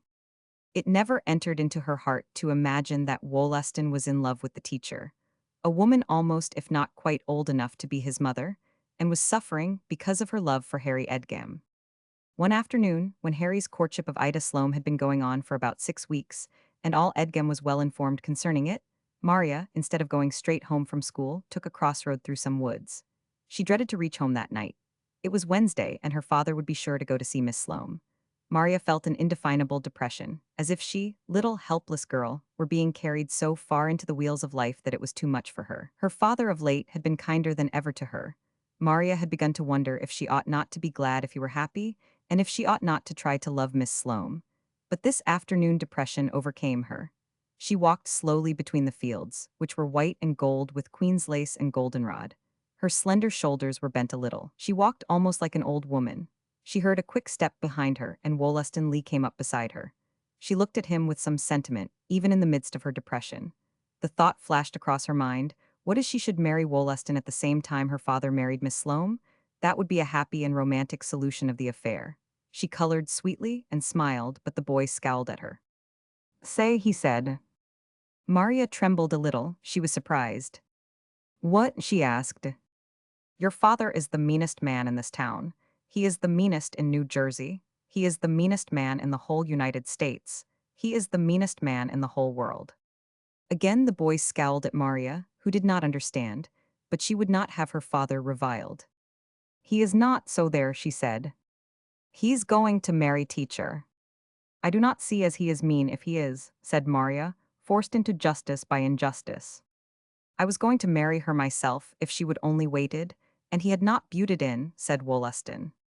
The boy gave one last scowl at the little girl, and it was as if he scowled at all womanhood in her. Then he gave a fling away and ran like a wild thing across the field of goldenrod and queen's lace. Maria, watching, saw him throw himself down prone in the midst of the wildflowers, and she understood that he was crying because the teacher was going to marry her father. She went on, walking like a little old woman, and she had a feeling as if she had found a road in the world that led outside all love. Chapter 6. Maria felt that she no longer cared about Wollaston Lee, that she fairly scorned him. Then suddenly something occurred to her. She turned and ran back as fast as she could, her short fleece of golden hair flying. She wrapped her short skirts about her and wormed through the barbed wire fence which skirted the field the boy had leaped it, but she was not equal to that, and she hastened, leaving a furrow through the white and gold herbage, to the boy lying on his face weeping. She stood over him. Say, said she. The boy gave a convulsive wriggle of his back and shoulders, and uttered an inarticulate "let me alone," but the girl persisted. Say, said she again. Then the boy turned and disclosed a flushed, scowling face among the flowers. Well, what do you want anyway? Said he. If you want to marry Miss Sloane, why do not you instead of my father? Inquired Maria bluntly, going straight to the point. I have not got any money, replied Wollaston crossly. All a woman thinks of is money. How would I buy her dresses? I do not believe but your father would be willing for you to live at home with her, and buy her dresses, till you got so, you could earn yourself. She would not have me, said the boy, and he fairly dug his flushed face into the mass of wildflowers. You are a good deal younger than father, said Maria. Your father he can give her a diamond ring, and I have not got more'n 40 cents, and I do not believe that would buy much of anything, said Wollaston, in muffled tones of grief and rage. Maria felt a shock at the idea of a diamond ring. Her mother had never owned one. Oh, I do not believe father will ever give her a diamond ring in the world, said she. She's wearing one, anyhow I saw it, said Wollaston. Where did she get it if he did not give it to her, I would like to know. Maria felt cold. I do not believe it, she said again. Teacher is all alone in the schoolhouse, correcting exercises. Why do not you get right up and go back and ask her? I will go with you if you want me to. Wollaston raised himself indeterminately upon one elbow. Come along, urged Maria. Wollaston got up slowly. His face was a burning red. You are a good deal younger and better looking than father, urged Maria traitorously.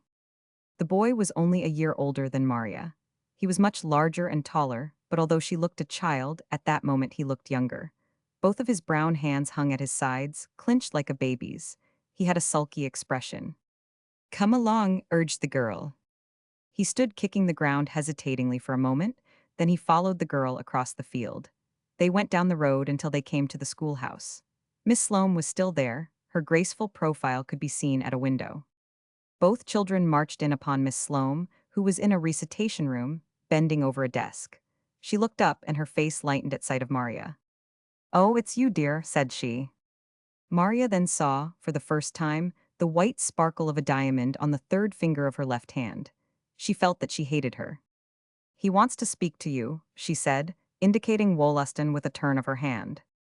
Miss Sloane looked inquiringly at Wollaston, who stood before her like a culprit, blushing and shuffling, and yet with a sort of doggedness. "Well, what is it, Wollaston?" she asked patronizingly. "I came back to ask you if you would have me," said Wollaston, and his voice was hardly audible. Miss Ida Sloane looked at him in amazement. She was utterly dazed. "Have you?" she repeated. "I think I do not quite understand you. What do you mean by have you, Wollaston?" "Marry me," burst forth the boy. There was a silence. Maria looked at Miss Sloane, and to her utter indignation, the teacher's lips were twitching, and it took a good deal to make Miss Sloane laugh, too. She had not much sense of humor. In a second Wollaston stole a furtive glance at Miss Sloane, which was an absurd parody on a glance of a man under similar circumstances. And Miss Sloane, who had had experience in such matters, laughed outright. The boy turned white. The woman did not realize it, but it was really a cruel thing which she was doing. She laughed heartily. "Why, my dear boy," she said, "you are too young and I am too old. You had better wait and marry Maria when you are both grown up." Wollaston turned his back upon her and marched out of the room. Maria lingered, in the vain hope that she might bring the teacher to a reconsideration of the matter. "He's a good deal younger than father, and he's better looking," said she. Miss Sloane blushed then. "Oh, you sweet little thing," then you know she began. Maria interrupted her. She became still more traitorous to her father. "Father has a real bad temper when things go wrong," said she. "Mother always said so." Miss Sloane only laughed harder. "You funny little darling," she said. "And Wollaston has a real good disposition. His mother told my Aunt Maria so," she persisted. The room fairly rang with Miss Sloane's laughter. Although she tried to subdue it, Maria persisted. "And father is not a mite handy about the house," said she. And Mrs. Lee told Aunt Maria that Wollaston could wipe dishes and sweep as well as a girl. Miss Sloane laughed. "And I have got a bad temper too when I am crossed. Mother always said so," said Maria. Her lip quivered. Miss Sloane left her desk, came over to Maria, and, in spite of her shrinking away, caught her in her arms. "You are a little darling," said she, "and I am not a bit afraid of your temper." She hesitated a moment, looking at the child's averted face and coloring. "My dear, has your father told you?" she whispered. Then, "I did not know he had." "No, ma'am, he has not," said Maria. She fairly pulled herself loose from Miss Sloane and ran out of the room. Her eyes were almost blinded with tears. She could scarcely see Wollaston Lee on the road ahead of her, also running. He seemed to waver as he ran. Maria called out faintly. He evidently heard, for he slackened his pace a little, then he ran faster than ever. Maria called again. This time the boy stopped until the girl came up. He picked a piece of grass as he waited and began chewing it. "How do you know that is not poison?" said Maria breathlessly. "Do not care if it is, hope it is," said the boy. "It's wicked to talk so." "Let it be wicked then." "I do not see how I am to blame for any of it," Maria said, in a bewildered sort of way. It was the cry of the woman, the primitive cry of the primitive scapegoat of creation. Already Maria began to feel the necessity of fitting her little shoulders to the blame of life, which she had inherited from her mother Eve, but she was as yet bewildered by the necessity. "Ain't it your father that's going to marry her?" inquired Wollaston fiercely. "I do not want him to marry her any more than you do," said Maria. "I do not want her for a mother." "I told you how it would come out if I asked her," cried the boy, still heaping the blame upon the girl. "I would enough sight rather marry you than my father. If I were the teacher," said Maria, and her blue eyes looked into Wollaston's with the boldness of absolute guilelessness. "Hush," responded Wollaston with a gesture of disdain. "Who would want you? You are nothing but a girl anyway." With that scant courtesy, Wollaston Lee resumed his race homeward, and Maria went her own way. It was that very night, after Harry Edgem had returned from his call upon Ida Sloane, that he told Maria. Maria, as usual, had gone to bed, but she was not asleep. Maria heard his hand on her doorknob and his voice calling out softly, "Are you asleep, dear?" "No," responded Maria. Then her father entered and approached the child staring at him from her white nest. The room was full of moonlight, and Maria's face looked like a nucleus of innocence upon which it centered. Harry leaned over his little daughter and kissed her. "Father has got something to tell you, precious," he said. Maria hitched away a little from him and made no reply. Ida, Miss Sloane, tells me that she thinks you know, and so I made up my mind I had better tell you, and not wait any longer, although I shall not take any decisive step before November. What would you say if father should bring home a new mother for his little girl, dear? I should say I would rather have Aunt Maria, replied Maria decisively. She choked back a sob. I have got nothing to say against Aunt Maria, said Harry. She's been very kind to come here, and she's done all she could, but well, I think in some ways, someone else father thinks you will be much happier with another mother, dear. No, I shan't.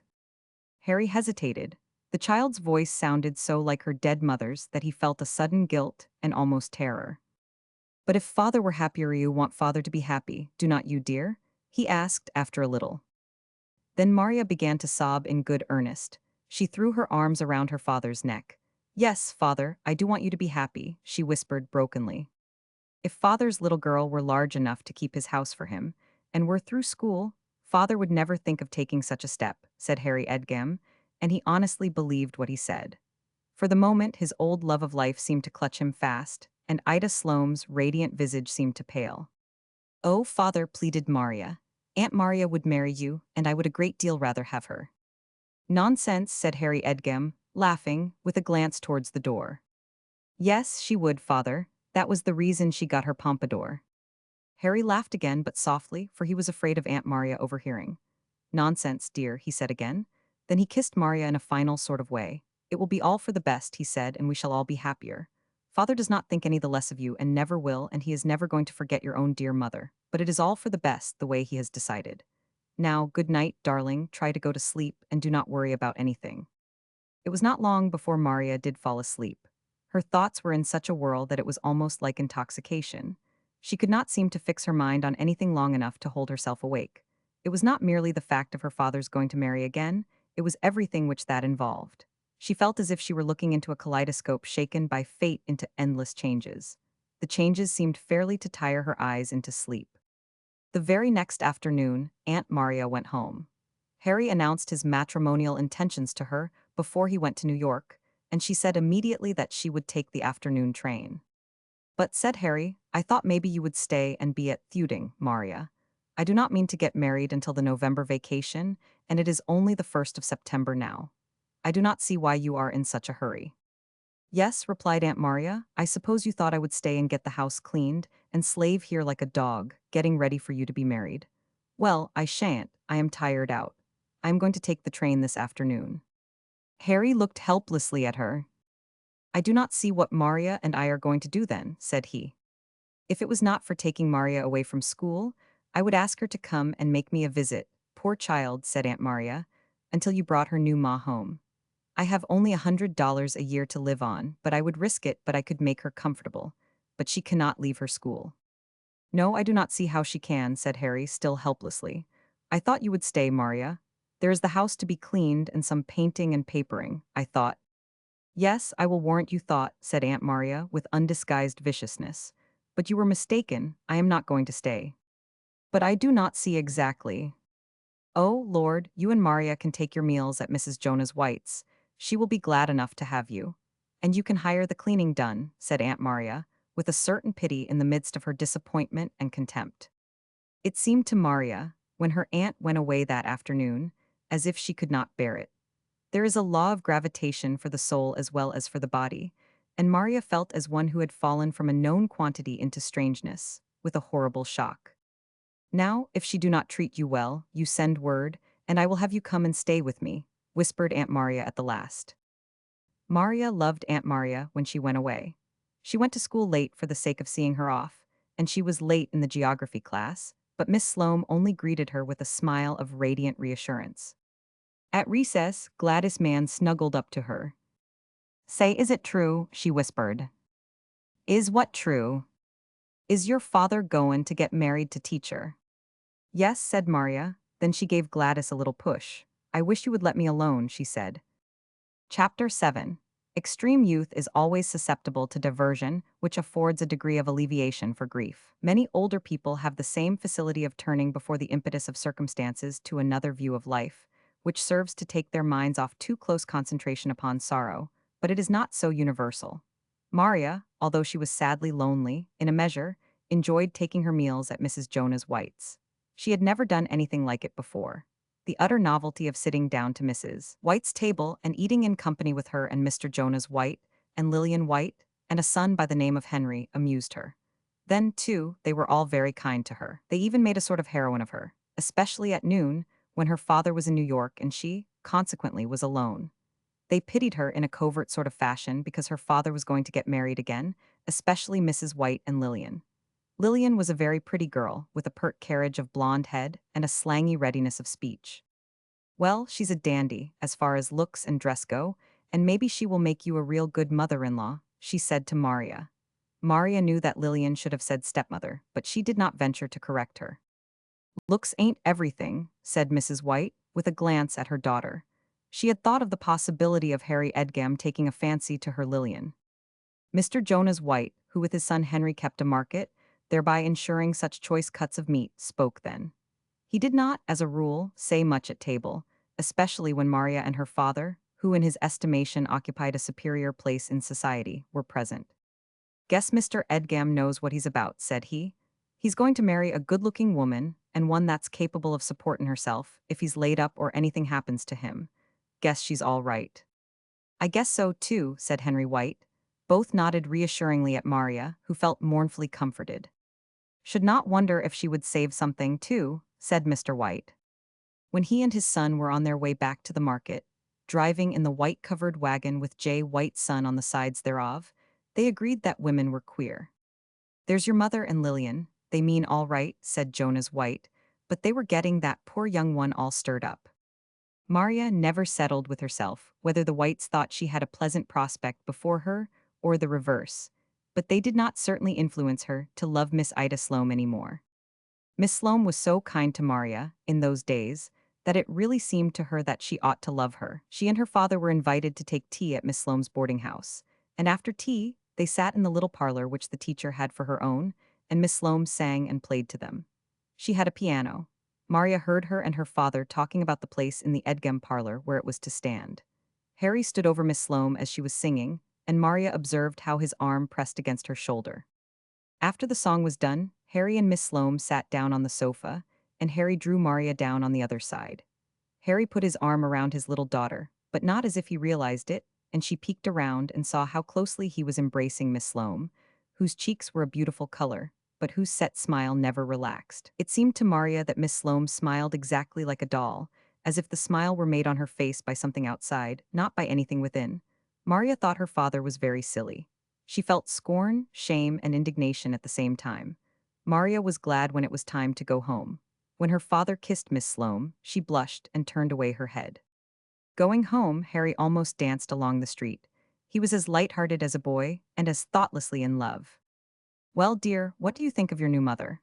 he asked, gaily, as they passed under the maples, which were turning, and whose foliage sprayed overhead with a radiance of gold in the electric light.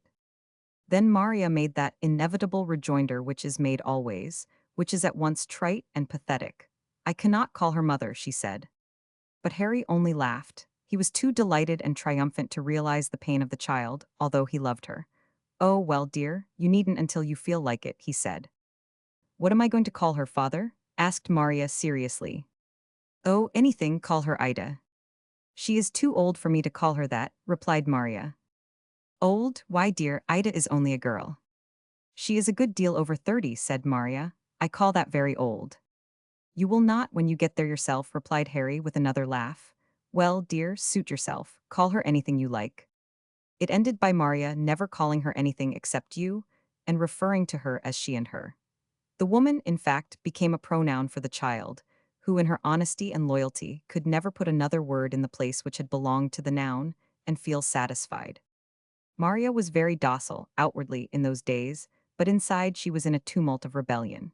She went home with Miss Sloane when she was asked, but she was never gracious in response to the doll-like smile, and the caressing words, which were to her as automatic as the smile. Sometimes it seemed to Maria that if she could only have her own mother scold her, instead of Miss Sloane's talking so sweetly to her, she would give the whole world. For some unexplained cause, the sorrow which Maria had passed through had seemed to stop her own emotional development. She looked at Wollaston Lee sometimes and wondered how she had ever had dreams about him, how she had thought she would like him to go with her. and perhaps act as silly as her father did with Miss Sloane. She remembered how his voice sounded when he said she was nothing but a girl, and a rage of shame seized her. He needn't worry, she thought. I would not have him, not if he was to go down on his knees in the dust. She told Gladys Mann that she thought Wollaston Lee was a very homely boy, and not so very smart, and Gladys told another girl whose brother knew Wollaston Lee, and he told him. After a little, Wollaston and Maria never spoke when they met. The girl did not seem to see the boy. She was more delicate in her manner of showing aversion, but the boy gazed straight at her with an insolent stare, as at one who had dared him. He told the same boy who had told him what Maria had said, that he thought Amy Long was the prettiest girl in school, and Maria was homely enough to crack a looking-glass, and that came back to Maria. Everything said in the school always came back, by some mysterious law of gravitation. There was one quite serious difficulty involved in Aunt Maria's deserting her post, and that was, Maria was too young to be left alone in the house every night while her father was visiting his fiancée. She could not stay at Mrs. White's because it was obviously unfair to ask them to remain up until nearly midnight to act as her guardian or nearly every, night in the week. However, Harry submitted the problem to Miss Sloane, who solved it at once. She had, in some respects, a masterly brain, and her executive abilities were somewhat thrown away in her comparatively humble sphere. You must have the house cleaned, said she. Let the woman you get to clean stay over until you come home. She will not be afraid to go home alone afterwards. Those kind of people never are. I suppose you will get Mrs. Addicks?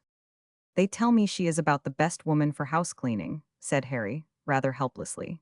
He was so unaccustomed to even giving a thought to household details that he had a vague sense of self-pity because he was now obliged to do so. His lost Abby occasionally, he believed, had employed this Mrs. Addicks, but she had never troubled him about it. It thus happened that every evening little Maria Edgam sat guarded, as it were, by Mrs. Addicks. Mrs. Addicks was of the poor white race, like the Manson fact, she was distantly related to them. They were nearly all distantly related, which may have accounted for their partial degeneracy. Mrs. Addicks, however, was a sort of anomaly. Coming, as she did, of a shiftless, indolent family, she was yet a splendid worker. She seemed tireless. She looked positively radiant while scrubbing, and also more intelligent. The moment she stopped work, she looked like an automatic doll which had run down. All consciousness of self, or that which is outside self, seemed to leave her face. It was as if her brain were in her toiling arms and hands. Moreover, she always went to sleep immediately after Harry had gone, and Maria was left alone with her. She sat in her chair and breathed heavily, with her head tipped idiotically over one shoulder. It was not very lively for Maria during those evenings. She felt afraid to go to bed and leave the house alone except for the heavily sleeping woman, whom her father had hard work to rouse when he returned, and who staggered out of the door, when she started home, as if she were drunk. She herself never felt sleepy. It was even hard for her to sleep when at last her father had returned, and she went to bed. Often after she had fallen asleep her heart seemed to sting her awake. Maria grew thinner than ever. Somebody called Harry Edgam's attention to the fact, and he got some medicine for her to take. But it was not medicine which she needed, that is, not medicine for the body, but for the soul.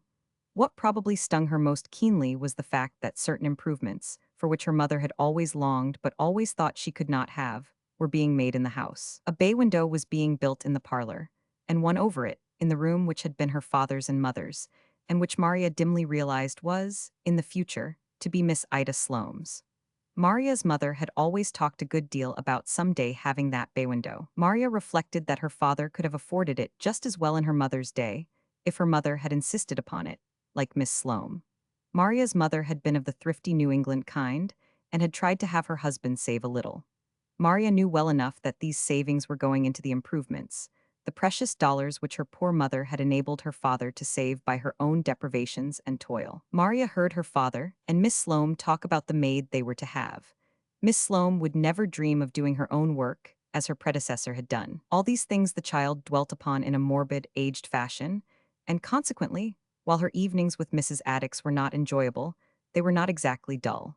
Nearly every room in the house was being newly papered and painted. Maria and Mrs. Addicks sat first in one room, then in another, as one after another was torn up in the process of improvement. Generally, the room which they occupied was chaotic with extra furniture, and had a distracted appearance which grated terribly upon the child's nerves. Only her own room was not touched. You shall have your room all fixed up next year, her father told her. I would have it done now, but father is going to considerable expense as it is. Maria assured him, with a sort of wild eagerness, that she did not want her room touched. It seemed to her that if the familiar paper which her mother had selected were changed for something else, and the room altered, that the last vestige of home would disappear, that she could not bear it. "Well," said Harry, easily, "your paper will do very well, I guess, for a while longer, but father will have your room fixed up another year. You needn't think you are going to be slighted." That night, Maria and Mrs. Addicks sat in Maria's room. The parlor was in confusion, and so was the dining room and the guest chamber. Indeed, the house was at that time in the height of its repairs. That very day Maria's mother's room had been papered with a beautiful paper with a sheen-like satin, over which were strewn garlands of pink roses. Pink was Miss Sloane's favorite color. They had a new hardwood floor laid in that room, and there was to be a pink rug and white furniture painted with pink roses. Maria knew that her father and Miss Sloane had picked it out. That evening, after her father had gone, and she sat there with the sleeping Mrs. Addicks, a sort of frenzy seized her. Or rather, she worked herself up to it. She thought of what her mother would have said to that beautiful new paper and furniture and bay window. Her mother also had liked pink. She thought of how much her mother would have liked it, and how she had gone without and not made any complaint about her shabby old furnishings, which had that very day been sold to Mrs. Addicks for an offset to her wages, and which Maria had seen carried away. She thought about it all, and a red flush deepened on her cheeks and her blue eyes blazed. For the time, she was abnormal. She passed the limit which separates perfect sanity from mania. She had some fancy work in her hands. Mrs. White had suggested that she work and cross-stitch a cover for the dresser in her new mother's room, and she was engaged upon that, performing, as she thought, a duty, but her very soul rebelled against it. She made some mistakes, and whenever she did she realized with a sort of wicked glee that the thing would not be perfect, and she never tried to rectify them. Finally, Maria laid her work softly on the table, beside which she was sitting. She glanced at Mrs. Addicks, whose heavy, measured breathing filled the room, then she arose. She took the lamp from the table and tiptoed out. Maria stole across the hall. The room which had been her father's and mother's was entirely empty, and the roses on the satiny wallpaper gleamed out as if they were real. There was a white and silver picture emoulding. Maria set her lamp on the floor. She looked at the great bay window, she looked at the roses on the walls. Then she did a mad thing. The paper was freshly put on, it was hardly dry. Maria deliberately approached the wall near the bay window, where the paper looked somewhat damp. She inserted her slender little fingers with a scratching of her nails under the edge, and she tore off a great, ragged strip. Then she took up her lamp and returned to her room. Mrs. Addicks was still asleep. She had begun to snore in an odd sort of fashion, with deep, regular puffs of breath. It was like the beating of a drum to peace and rest after a day of weary and unskilled labor unprofitable to the soul. Maria sat down again. She took up her work. She felt very wicked, but she felt better. Chapter 8. When Maria's father returned that night, he came, as usual, straight to the room wherein she and Mrs. Addicks were sitting. Maria regarded her father with a sort of contemptuous wonder, tinctured with unwilling admiration. Her father, on his return from his evenings spent with Miss Ida Sloane, looked always years younger than Maria had ever seen him. There was the humidity of youth in his eyes, the flush of youth on his cheeks, the triumph of youth in his expression. Harry Edgam, in spite of lines on his face, in spite, even, of a shimmer of gray and thinness of hair on the temples, looked as young as youth itself in this rejuvenation of his affection, for he was very much in love with the woman whom he was to marry. He had been faithful to his wife while she lived. Even the imagination of love for another woman had not entered his heart. His wife's faded face had not for a second disturbed his loyalty. But now the beauty of this other woman aroused within him long dormant characteristics, like some wonderful stimulant, not only for the body, but for the soul. When he looked in Ida Sloane's beautiful face, he seemed to drink in an elixir of life. And yet, down at the roots of the man's heart slept the memory of his wife. For Abby Edgam, with her sallow, faded face, had possessed something which Ida Sloane lacked, and which the man needed to hold him. And always in his mind, at this time, was the intention to be more than kind to his motherless little daughter, not to let her realize any difference in his feeling for her.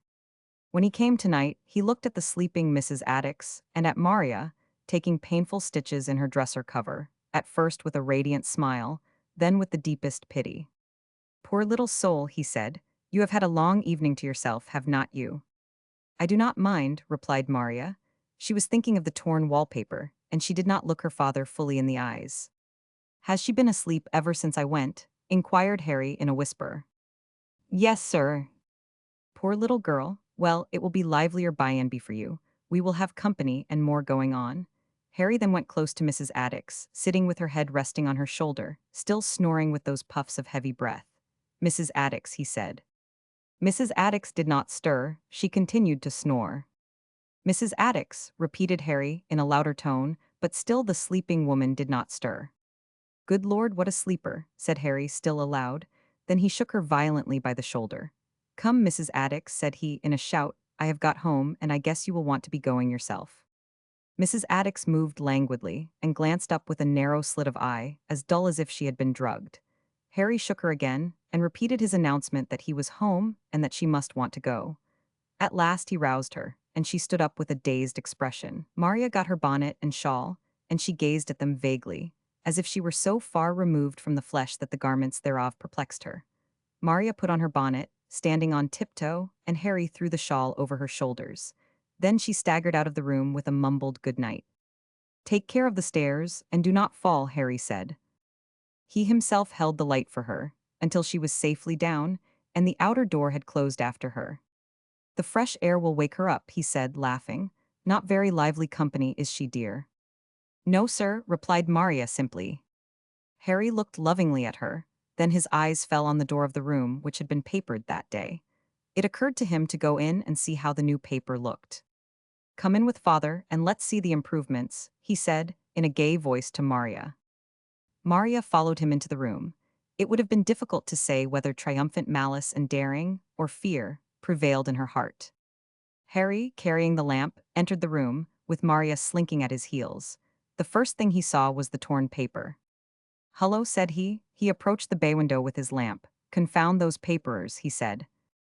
For a minute Maria did not say a word. She was not exactly struggling with temptation. She had inherited too much from her mother's Puritan ancestry to make the question of a struggle possible when the duty of truth stared her, as now, in the face. She simply did not speak at once because the thing appeared to her stupendous, and nobody, least of all a child, but has a threshold of preparation before stupendous things. They have not half put the paper on, said her father. Did not half paste it, I suppose. You cannot trust anybody unless you are right at their heels. Confound em. There, I have got to go round and blow him up tomorrow before I go to the city. Then Maria spoke. I tore that paper off, father, said she. Harry turned and stared at her. His face went white. For a second he thought the child was out of her senses. What? He said.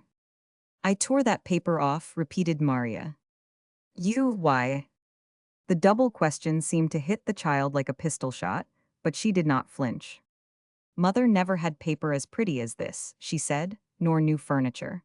Her eyes met her father's with indescribable reproach. Harry looked at her with almost horror. For the moment the child's eyes looked like her dead mother's, her voice sounded like hers. He continued gazing at her. I could not bear it, said Maria. She meant Mrs. Addicks was asleep. I was all alone. I got to thinking. I came in here and tore it off. Harry heaved a deep sigh. He did not look, nor was he in the least angry. I know your poor mother did not have much, said he. He sighed again. Then he put his arm around Maria and kissed her. You can have your room newly papered now, if you want it, said he, in a choking voice. Father will send you over to Elliesville tomorrow with Mrs. White, and you can pick out some paper your own self, and father will have it put right on. I do not care about any, said Maria, and she began to sob. Father's baby, said Harry. She felt his chest heave, and realized that her father was weeping as well as she. Oh, father, I do not want new paper, she sobbed out convulsively. Mother picked out that on my room, and I am sorry I tore this off. Never mind, darling, said Harry. He almost carried the child back to her own room. Now get to bed as soon as you can, dear, he said. After Maria, trembling and tearful, had undressed and was in bed, her father came back into the room. He held a small lamp in one hand and a tumbler with some wine in the other. Here is some of the wine your mother had, said Harry. Now I want you to sit right up and drink this. I don't want it, father, gasped Maria. Sit right up and drink it. Maria sat up. The tumbler was a third full, and the wine was an old port. Maria drank it. Immediately her head began to swim. She felt in a sort of daze when her father kissed her and bade her lie still and go right to sleep, and went out of the room.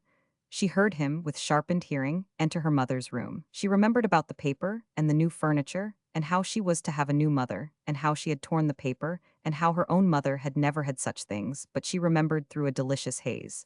She felt a charming warmth pervade all her veins. She was no longer unhappy. Nothing seemed to matter. She soon fell asleep. As for Harry Edgem, he entered the empty room which he had occupied with his dead wife. He set the lamp on the floor and approached the paper, which poor little Maria, in her fit of futile rebellion, had torn. He carefully tore off still more, making a clean strip of the paper where Maria had made a ragged one. When he had finished, it looked as if the paper had in reality dropped off because of carelessness in putting on. He gathered up the pieces of paper and stood looking about the room. There is something about an empty room, empty except of memories, but containing nothing besides, no materialities, no certainties as to the future, which is intimidating to one who stops and thinks. Harry Edgem was not, generally speaking, of the sort who stopped to think, but now he 999. The look of youth faded from his face. Instead of the joy and triumph which had filled his heart and made it young again, came remembrance of the other woman, and something else which resembled terror and dread. For the first time he deliberated whether he was about to do a wise thing. For the first time, the image of Ida Sloane's smiling beauty, which was ever evident to his fancy, produced in him something like doubt and consternation. He looked about the room and remembered the old pieces of furniture which had that day been carried away. He looked at the places where they had stood. Then he remembered his dead wife, as he had never remembered her before, with an anguish of loss. He said to himself that if he only had her back, even with her faded face and her ready tongue, that old, settled estate would be better for him than this joy, which at once dazzled and racked him. Suddenly the man, as he stood there, put his hands before his face. He was weeping like a child. That which Maria had done, instead of awakening wrath, had aroused a pity for himself and for her, which seemed too great to be borne. For the instant, the dead triumphed over the living. Then Harry took up the lamp and went to his own room. He set the lamp on the dresser and looked at his face, with the rays thrown upward upon it, very much as Maria had done the night of her mother's death. When he viewed himself in the looking-glass, he smiled involuntarily. The appearance of youth returned. He curled his mustache and moved his head this way and that. He thought about some new clothes which he was to have. He owned to himself with perfect ingenuousness that he was, in his way as a man, as good-looking as Ida herself. Suddenly he remembered how Abby had looked when she was a young girl and he had married her. He had not compared himself so favorably with her. The image of his dead wife, as a young girl, was much fairer in his mind than that of Ida Sloane. There's no use talking. Abby was handsomer than Ida when she was young, he said to himself, as he began to undress. He went to sleep thinking of Abby as a young girl, but when once asleep he dreamed of Ida Sloane. Chapter 9. Harry and Ida Sloane were to be married the Monday before Thanksgiving. The school would close on the Friday before. Ida Sloane possessed, along with an entire self-satisfaction, a vein of pitiless sense, which enabled her to see herself as others might see her, and which saved her from the follies often incident to the self-satisfied. She considered herself a beauty. She thought, and with reason, that she would be well worth looking at in her wedding clothes. But she also told herself that it was quite possible that some remarks might be made to her disparagement if she had the wedding to which her inclination prompted her. She longed for a white gown, veil, bridesmaids, and the rest, but she knew better. She knew that more could be made of her beauty and her triumph if she curtailed her wish. She realized that Harry's wife had been dead only a little more than a year, and that, although still a beauty, she was not a young girl, and she steered clear of criticism and ridicule. The ceremony was performed in the Presbyterian church Monday afternoon. Ida wore a prunny-colored costume and a hat trimmed with pansies. She was quite right in thinking that she was adorable in it, and there was also in the color, with its shade of purple, a delicate intimation of the remembrance of mourning in the midst of joy. The church was filled with people, but there were no bridesmaids. Some of Ida's scholars acted as ushers. Wollaston Lee was among them. To Maria's utter astonishment, he did not seem to realize his trying position as a rejected suitor. He was attired in a new suit and wore a white rosebud in his coat, and Maria glanced at him with mingled admiration and disdain. Maria sat directly in front of the pulpit with Mrs. Jonas White and Lillian. Mrs. White had a new gown of some thin black stuff, profusely ornamented with jet, and Lillian had a new pink silk gown and wore a great bunch of roses. The situation, with regard to Maria, in connection with the wedding ceremony and the bridal trip, had been a very perplexing one. Harry had some Western cousins, far removed, both by blood and distance. Aunt Maria and her brother were the only relatives on his former wife's side. Aunt Maria had received an invitation, both from Harry and the prospective bride, to be present at the wedding and remain in the house with Maria until the return of the bridal couple from their short trip. She had declined in a few stilted words, although Harry had sent a check to cover the expenses of her trip, which was returned in her letter. "The fact is, I do not know what to do with Maria," Harry said to Ida Sloane, a week before the wedding. Maria will not come, and neither will her brother's wife, and she cannot be left alone, even with the new maid. We do not know the girl very well, and it will not do." Ida Sloane solved the problem with her usual precision and promptness. "Then," said she will have to board at Mrs. White's until we return. There is nothing else to do." It was therefore decided that Maria was to board at Mrs. White's, although it involved some things which were not altogether satisfactory to Ida. Maria could not sit all alone in a pew and watch her father being married to his second wife. That was obvious. And, since Mrs. Jonas White was going to take charge of her, there was nothing else to do but to place herself and daughter in a position of honored intimacy. Mrs. Jonas White said quite openly that she was not in any need of taking boarders, that she had only taken Mr. Edgam and Maria to oblige, and that she now was to take poor little Maria out of pity. She, in reality, did pity Maria for a good many reasons. She was a shrewd woman, and she gauged Miss Ida Sloane pitilessly. However, she had to admit that she had shown some consideration in one respect. In the midst of her teaching and preparations for her wedding, she had planned a lovely dress for Maria. It was unquestionable, but the realization of her own loveliness and her new attire had an alleviating influence upon Maria. There was a faint buzz of admiration for her when she entered the church.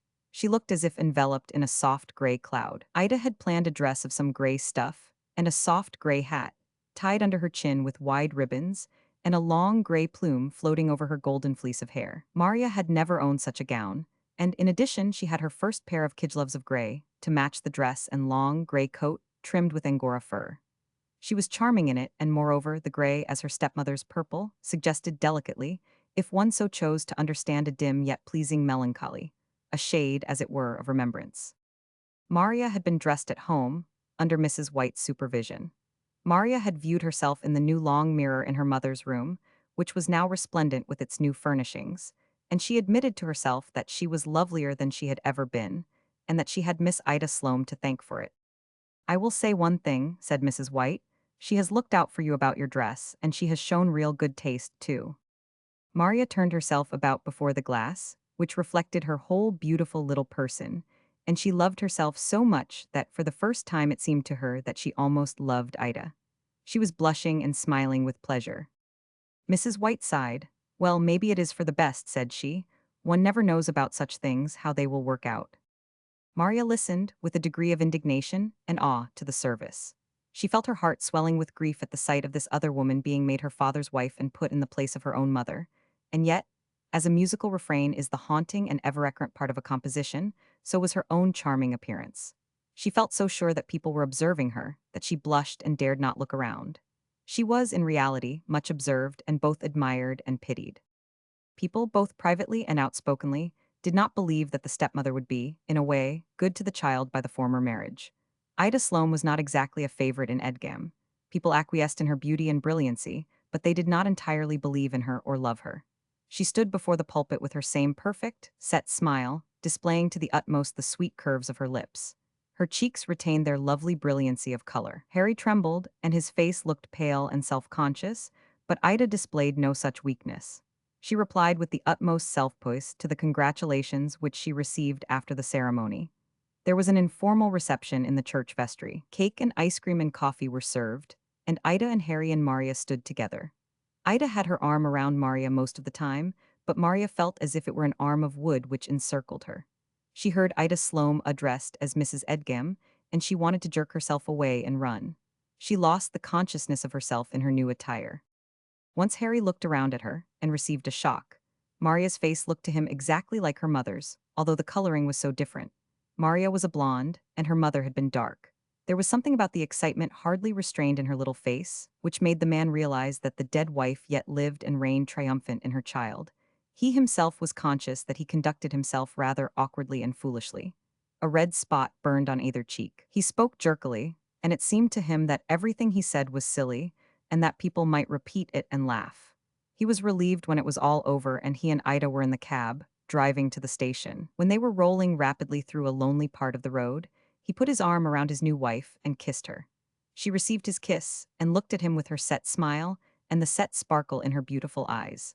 Again, the feeling of almost terror which he had experienced the night when Maria had torn the paper off in her mother's room came over him. However, he made an effort and threw it off. Poor little Maria looked charming. Thanks to you, dearest, he said tenderly. Yes, I thought she 999. That gray suit was just the thing for her, was not it? I never saw her look so pretty before, returned Ida, and her tone was full of self-praise for her goodness to Maria. Well, she will be a great deal happier, said Harry. It was a lonesome life for a child to lead. Harry Edgam had not an atom of tact. Any woman might have judged from his remarks that she had been married on account of Maria, but Ida only responded with her never-changing smile. Yes, said she, I think myself that she will be much happier, dear. Privately she rather did resent her husband's speech, but she never lost sight of the fact that a smile is more becoming than a frown. Maria remained boarding at Mrs. Jonah White's until her father and his new wife returned. She did not have a very happy time. In the first place, the rather effusive pity with which she was treated by the female portion of the White family irritated her. She began to consider that, now her father had married, his wife was a member of her family, and not to be decried. Maria had a great deal of pride when those belonging to her were concerned. One day she retorted pertly when some covert remark, not altogether to her new mother's laudation, had been made by Lillian. I think she is perfectly lovely, said she, with a toss of her head. Lillian and her mother looked at each other. Then Lillian, who was not her match for pertness, spoke.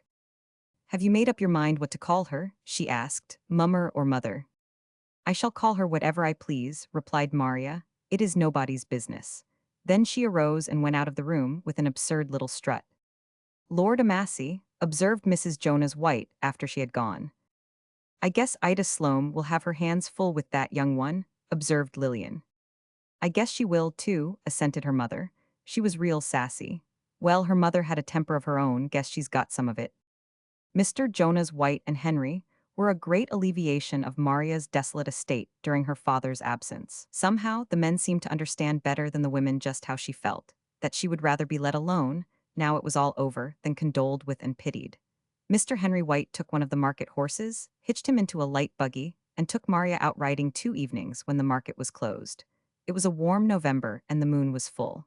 Maria quite enjoyed her drive with Mr. Henry White, and he never said one word about her father's marriage, and her new mother her pronoun of a mother all the way. Mr. Henry White had too long a neck, and too large a mouth, which was, moreover, too firmly set. Otherwise Maria felt that, with slight encouragement, she might fall in love with him, since he showed so much delicacy. She counted up the probable difference in their ages, and estimated it as no more than was between her father and her. However, Mr. Henry White gave her so little encouragement, and his neck was so much too long above his collar, that she decided to put it out of her mind. Poor little thing, Mr. Henry White said to his father next day. She's about wild, with mother and Lil harping on it all the time. They mean well, said Mr. White. Of course they do, but who's going to stand this eternal harping? If women folks would only stop being so derned kind, and let folks alone sometimes, they would be a derned sight kinder. That's so, said Mr. Jonah White. Maria's father and his bride reached home about 7 on the Monday night after Thanksgiving. Maria re-entered her old home in the afternoon. Miss Zella Holmes, who was another teacher of hers, went with her. Ida had requested her to open the house. Ida's former boarding house mistress had cooked a large turkey and made some cakes and pies and bread. Miss Zella Holmes drove around for Maria in a livery carriage, and all these supplies were stowed in beside them. On the way they stopped at the station for the new maid, whose train was due then. She was a Hungarian girl, with a saturnine, almost savage visage. Maria felt an awe of her, both because she was to be their maid and they had never kept one, and because of her personality. When they reached home, Miss Zella Holmes, who was very lively and quick in her ways, though not at all pretty, gave orders to the maid in a way which astonished Maria. She was conscious of an astonishment at everything which had not before possessed her. She looked at the kitchen, the dining room, the sitting room, the parlor, all the old apartments, and it was exactly as if she saw old friends with new heads. The sideboard in the dining room glittered with the wedding silver and cut glass. New pictures hung on the sitting room and parlor walls beside the new paper. Wedding gifts lay on the tables. There had been many wedding gifts. Miss Zella Holmes flew about the house, with the saturnine Hungarian in attendance. Maria, at Miss Holmes's bidding, began to lay the table. She got out some new table linen, napkins, and tablecloth, which had been a wedding present. She set the table with some new china. She looked, with a numb feeling, at her mother's poor old blue and white dishes, which were put away on the top shelves. I think it would be a very good idea to pack away those dishes altogether, and put them in a box up in the garret, said Miss Holmes. Then she noticed Maria's face. "They will come in handy for your wedding outfit, little girl," she added, kindly and jocosely, but Maria did not laugh. Every now and then Maria looked at the clock on the parlor shelf. That was also new. The old sitting room clock had disappeared. Maria did not know where, but she missed the face of it as if it had been the face of a friend. Miss Holmes also glanced frequently at the new clock. There arose a fragrant odor of warming potatoes and gravy from the kitchen. "It is almost time for them," said Miss Holmes. She was very much dressed up, Maria thought. She wore a red silk gown with a good many frills about the shoulders. She was very slight and affected frills to conceal it. Out of this mass of red frills arose her little, alert head and face, homely, but full of vivacity. Maria thought her very nice. She would have liked her better for a mother than Ida. When Miss Zella Holmes smiled, it seemed to come from within. At last a carriage came rapidly up to their door, and Miss Holmes sprang to open it. Maria remained in the dining room. Suddenly, an uncanny fancy had seized her and terrified her. Suppose her father should look different like everything else? Suppose it should be to her as if he had a new head? She therefore remained in the dining room, trembling. She heard her father's voice, loud and merry. "Where is Maria?" Still Maria did not stir. Then her father came hurrying into the room, and behind him she who had been Ida Sloane, radiant and triumphant in her plum-colored array, with the same smile with which she had departed on her beautiful face. Harry caught Maria in his arms, rubbed his cold face against her soft little one, and kissed her. "How is father's little girl?" he asked with a break in his voice. "Pretty well, thank you," replied Maria. She gave a helpless little cling to her father, then she stood away. "Speak to your new mother, darling," said Harry.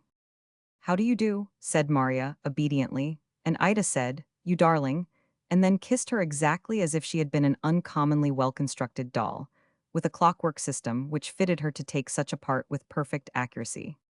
Harry watched his wife and daughter rather anxiously. He seized the first opportunity to ask Maria, aside, if she had been well, and if she had been happy and comfortable at Mrs. White's. Then he wound up with the rather wistful inquiry. "You are going to love your new mother, are not you, darling? Do not you think she is lovely?" Ida had gone upstairs with Miss Holmes to remove her wraps. "Yes, sir, I think she is lovely," replied Maria. Chapter 10. Ida Edgem was, in some respects, a peculiar personality. She was as much stronger in another way than her husband, as her predecessor had been. She was that anomaly, a creature of supreme self-satisfaction, who is yet aware of its own limits. She was so unemotional as to be almost abnormal, but she had head enough to realize the fact that absolute unemotionlessness in a woman detracts from her charm. She therefore simulated emotion. She had a spiritual makeup, a panoply of paint and powder for the soul, as truly as any actress has her array of cosmetics for her face. She made no effort to really feel. She knew that was entirely useless, but she observed all the outward signs and semblance of feeling more or less successfully. She knew that to take up her position in Harry Edgem's house like a marble bust of Diana, which had been one of her wedding presents, would not be to her credit. She therefore put herself to the pace which she would naturally be expected to assume in her position. She showed everybody who called her new possessions, with a semblance of delight which was quite perfect. She was, in reality, less deceptive in that respect than in others. She had a degree of the joy of possession, or she would not have been a woman at all, and in fact would not have married. She had wanted a home and a husband, not as some women want them, for the legitimate desire for love and protection, but because she felt a degree of mortification on account of her single estate. She had had many admirers, but, although no one ever knew it, not one offer of marriage, the acceptance of which would not have been an absurdity before poor Harry Edgem. She was not quite contented to accept him. She had hoped for something better, but he was good-looking and popular, and his social standing in her small world was good. He was an electrical engineer with an office in the city and had a tolerably good income, although his first wife's New England thrift had compelled him to live parsimoniously. Ida made up her mind from the first that thrift, after the plan of the first woman, should not be observed in her household. Without hinting to that effect, or without Harry's recognizing it, she so managed that within a few weeks after her marriage he put an insurance on his life, which would ensure her comfort in case she outlived him. He owned his house, and she had herself her little savings, well invested. She then considered that they could live up to Harry's income without much risk, and she proceeded to do so. It was not long before the saturnine Hungarian, who could have provided a regiment of her own countrymen with the coarse food of her race, but seemed absolutely incapable of carrying out American ideas of good cookery, was dismissed, and a good cook, at a price which at first staggered Harry, installed in her place. Then a young girl was found to take care of the bedrooms and wait on table, attired in white gowns and aprons and caps. Ida had a reception 2 weeks after her return from her bridal trip, and an elaborate menu was provided by a caterer from New York. Maria, in a new white gown, with a white bow on her hair, sat at one end of the dining table, shining with cut glass and softly lighted with wax candles under rose-colored shades in silver candlesticks, and poured chocolate, while another young girl opposite dipped lemonade from a great cut glass punch bowl, which had been one of the wedding presents. The table was strewn with pink and white carnations. Maria caught a glimpse now and then of her new mother, in a rose-colored gown, with a bunch of pink roses on her breast, standing with her father receiving their guests, and she could scarcely believe that she was awake and it was really happening. She began to take a certain pleasure in the excitement. She heard one woman say to another how pretty she was, poor little thing, and her heart throbbed with satisfaction. She felt at once beautiful and appealing to other people because of her misfortunes. She turned the chocolate carefully and put some whipped cream on top of each dainty cup, and for the first time since her father's marriage, she was not consciously unhappy. She glanced across the table at the other little girl, Amy Long, who was dark and wore a pink bow on her hair, and she was sure that she herself was much prettier. Then, too, Amy had not the sad distinction of having lost her mother and having a stepmother thrust upon her in a year's time. It is true that once when Amy's mother, large and portly in a blue satin which gave out pale white lights on the curves of her great arms and back, and whose roseate face looked forth from a fichu of real lace pinned with a great pearl brooch, came up behind her little daughter and straightened the pink bow on her hair, Maria felt a cruel little pang. There was something about the look of loving admiration which Mrs. Long gave her daughter that stung Maria's heart with a sense of loss. She felt that if her new mother should straighten out her white bow and regard her with admiration, it would be because of her own self, and the credit which she, Maria, reflected upon her. Still, she reflected how charming she looked. Self-love is much better than nothing for a lonely soul. That night Maria realized that she was in the second place, so far as her father was concerned. Ida, in her rose-colored robes, dispensing hospitality in his home, took up his whole attention. She was really radiant. She sang and played twice for the company, and her perfectly true high soprano filled the whole house. To Maria, it sounded as meaningless as the trill of a canary bird. In fact, when it came to music, Ida, although she had a good voice, had the mortification of realizing that her simulation of emotion failed her. Harry did not like his wife's singing. He felt like a traitor, but he could not help realizing that he did not like it. But the moment Ida stopped singing, he looked at her and fairly wondered that he had married such a beautiful creature. He felt humble before her. Humility was not a salutary condition of mind for him, but this woman inspired it now, and would still more in the future. In spite of his first wife's scolding, her quick temper, he had always felt himself as good as she was. The mere fact of the temper itself had served to give him a sense of equality, and perhaps superiority, but this woman never showed temper. She never failed to respond with her stereotyped smile to everything that was said.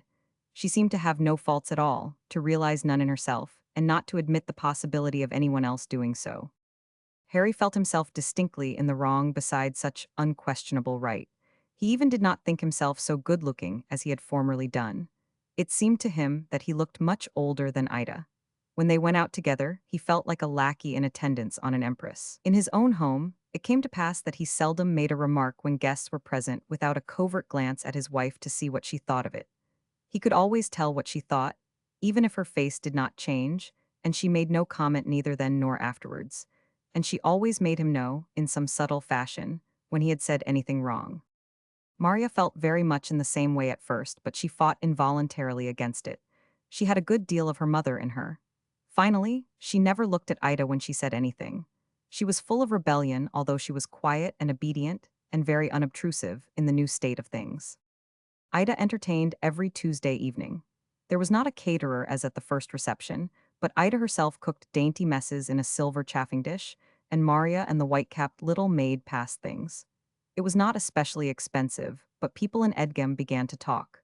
They said Harry was living beyond his means, but Ida kept within his income. She had too good a head for reckless extravagance, although she loved admiration and show.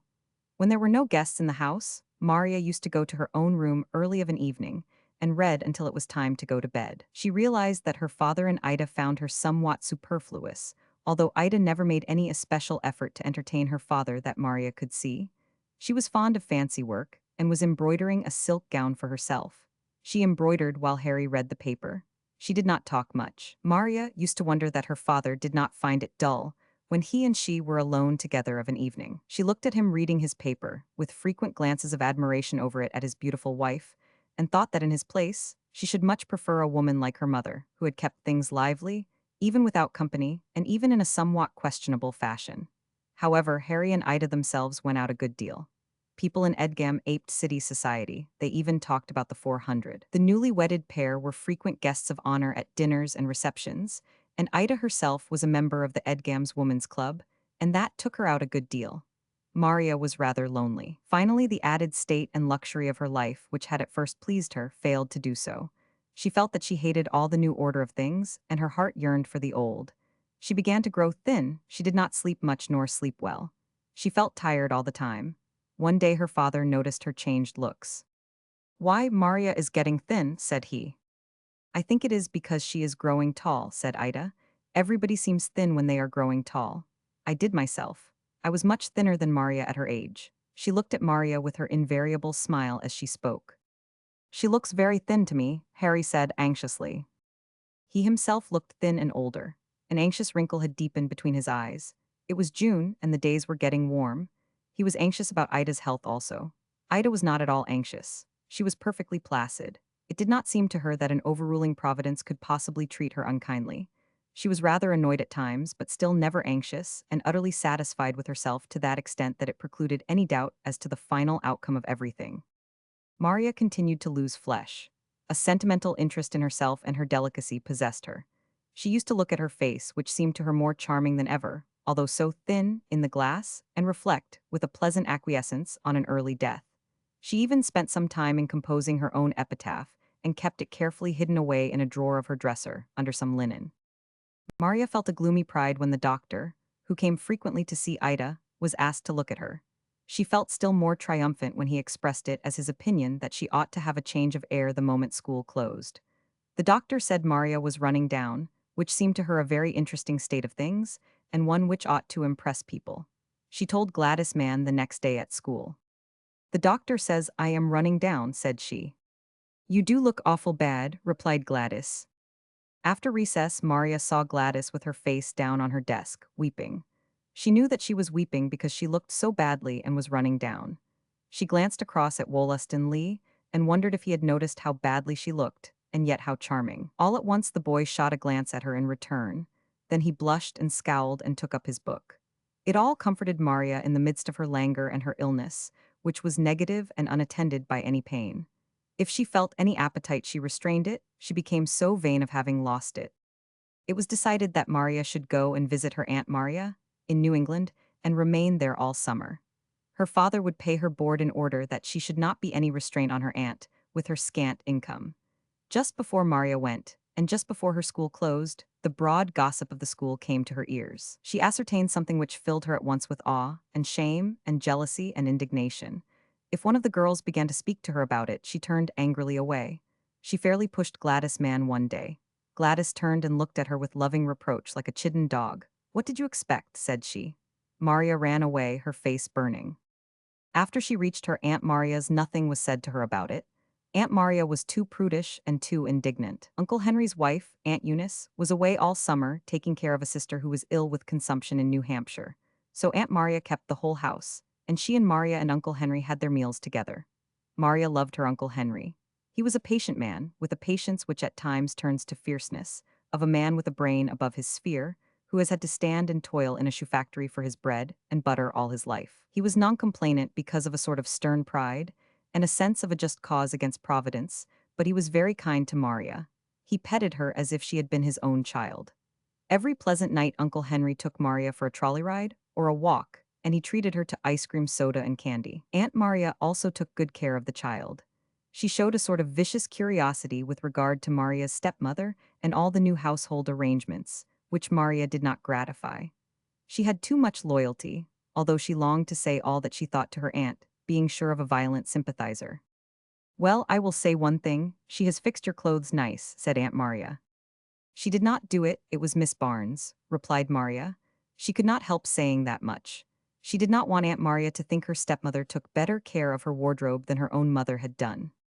"Good land, she did not hire all these things made," said Aunt Maria. "Yes, 1,000. Good land. I do not see how your father is going to stand it. I would like to know what your poor mother would have said Aunt Maria. Then Maria's loyalty came to the front. After all, she was her father's wife and to be defended. I guess maybe father is making more money now, said she. Well, I hope to the land he is, said Aunt Maria. I guess if she Aunt Maria also treated Ida like a pronoun, had just $100 and no more to get along with, she would have to do different. Maria regained her strength rapidly. When she went home, a few days before her school begun, in September, she was quite rosy and blooming.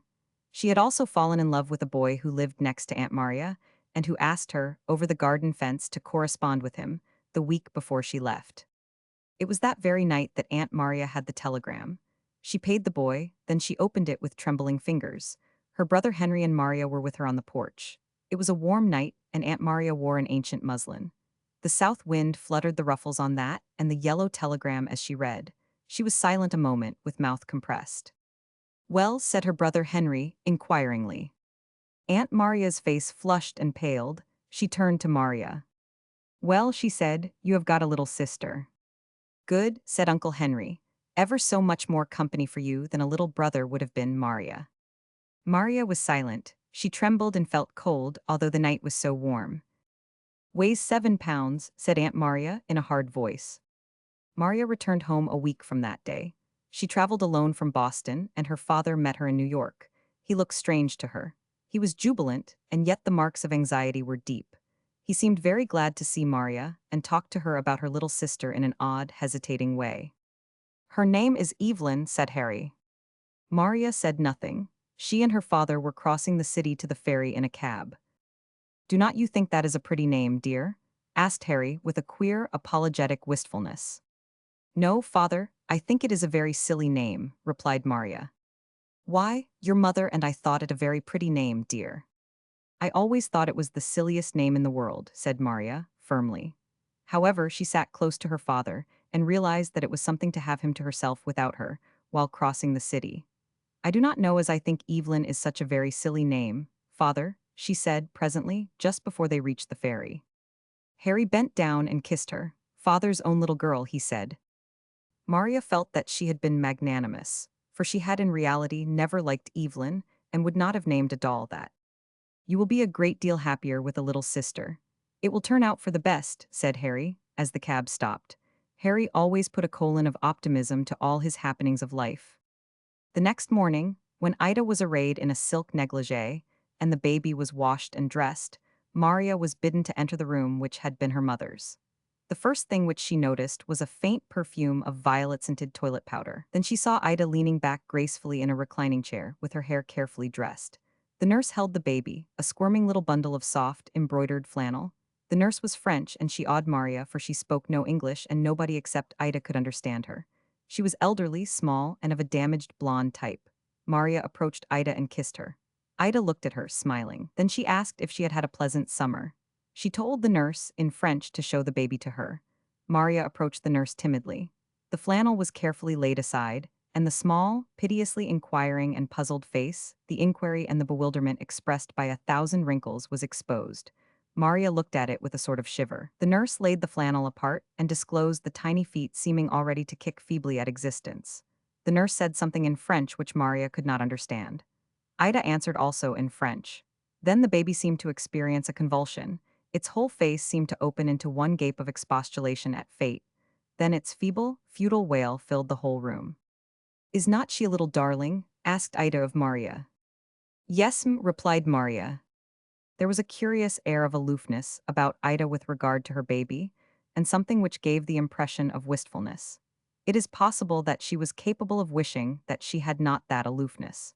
It did not in the least seem to Maria as if it were Ida's baby. She had a vague impression, derived she could not tell in what manner, of a rosebud laid on a gatepost.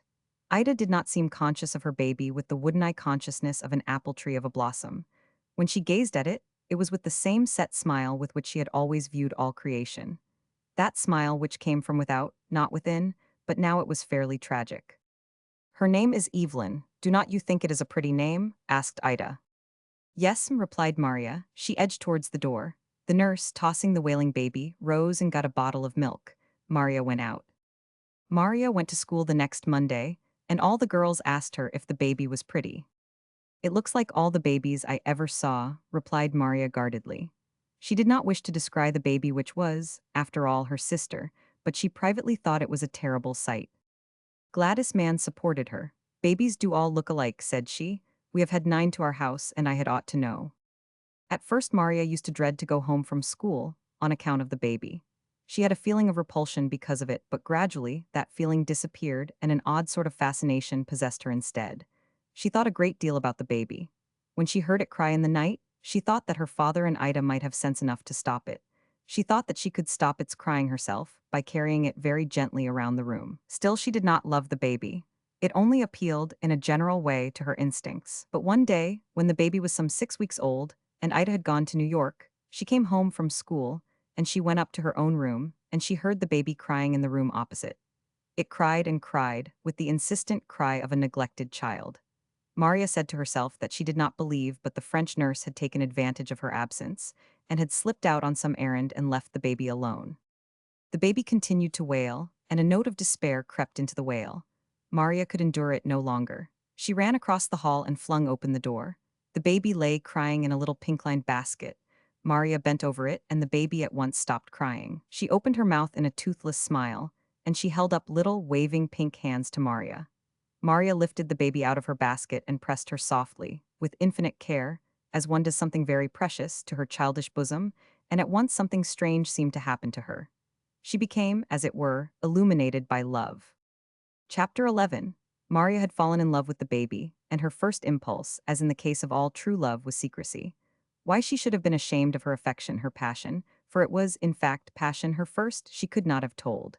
It was the sublimated infatuation half compounded of dreams, half of instinct, which a little girl usually has for her doll. But Maria had never had any particular love for a doll. She had possessed dolls, of course, but she had never been quite able to rise above the obvious sham of them, the cloth and the sawdust and the paint. She had wondered how some little girls whom she had known had loved to sleep with their dolls. As for her, she would as soon have thought of taking pleasure in dozing off with any little roll of linen clasped in her arms. It was rather singular, for she had a vivid imagination, but it had balked at a doll. When, as sometimes happened, she saw a little girl of her own age, wheeling with solemnity a doll in a go-cart, she viewed her with amazement and contempt, and thought privately that she was not altogether bright. But this baby was different. It did not have to be laid on its back to make its eyes close. It did not have to be shaken and squeezed to make it vociferous. It was alive, and Maria, who was unusually alive in her emotional nature, was keenly aware of that effect. This little, tender, rosy thing was not stuffed with sawdust. It was stuffed with soul and love. It could smile. The smile was not painted on its face in a olfactory. Maria was so thankful that this baby, Ida's baby, did not have her smile, unchanging and permanent for all observers and all vicissitudes. When this baby smiled, it smiled, and when it cried. It was honest from the crown of its fuzzy head to the soles of its little pink worsted socks. At the first reception which Ida gave after the baby came, and when it was on exhibition in a hand-embroidered robe, it screamed every minute. Maria was secretly glad and proud of it. It meant much to her that her baby should not smile at all the company, whether it was smiling in its heart or not, the way she 999. Maria had no room in her heart for any other love, except that for her father and the baby. She looked at Wollaston Lee, and wondered how she could ever have had dreams about him, how she could ever have preferred a boy to a baby like her little sister, even in her dreams. She ceased haunting the post office for a letter from that other boy in New England, who had asked her to correspond over the garden fence, and who had either never written at all, or had misdirected his letter. She wondered how she had thought for a moment of doing such a thing as writing to a boy like that. She remembered with disgust how overgrown that boy was, and how his stockings were darned at the knees, and how she had seen patches of new cloth on his trousers, and had heard her Aunt Maria say that he was so hard on his clothes on account of his passion for bird nesting, that it was all his mother could do to keep him always decent. How could she have thought for a moment of a bird nesting sort of boy? She was so thankful that the baby was a girl. Maria, as sometimes happens, had a rather inverted system of growth. With most, dolls come first, then boys. With her, dolls had not come at all. Boys came first, then her little baby sister, which was to her in the place of a doll, and the boys got promptly relegated to the background. Much to Maria's delight, the French nurse, whom she at once disliked and stood in awe of, only remained until the baby was about 2 months old. Then a little nurse girl was engaged. On pleasant days the nurse girl, whose name was Josephine, wheeled out the baby in her little carriage, which was the daintiest thing of the kind to be found, furnished with a white lace canopy lined with rose-colored silk. It was on these occasions that Maria showed duplicity.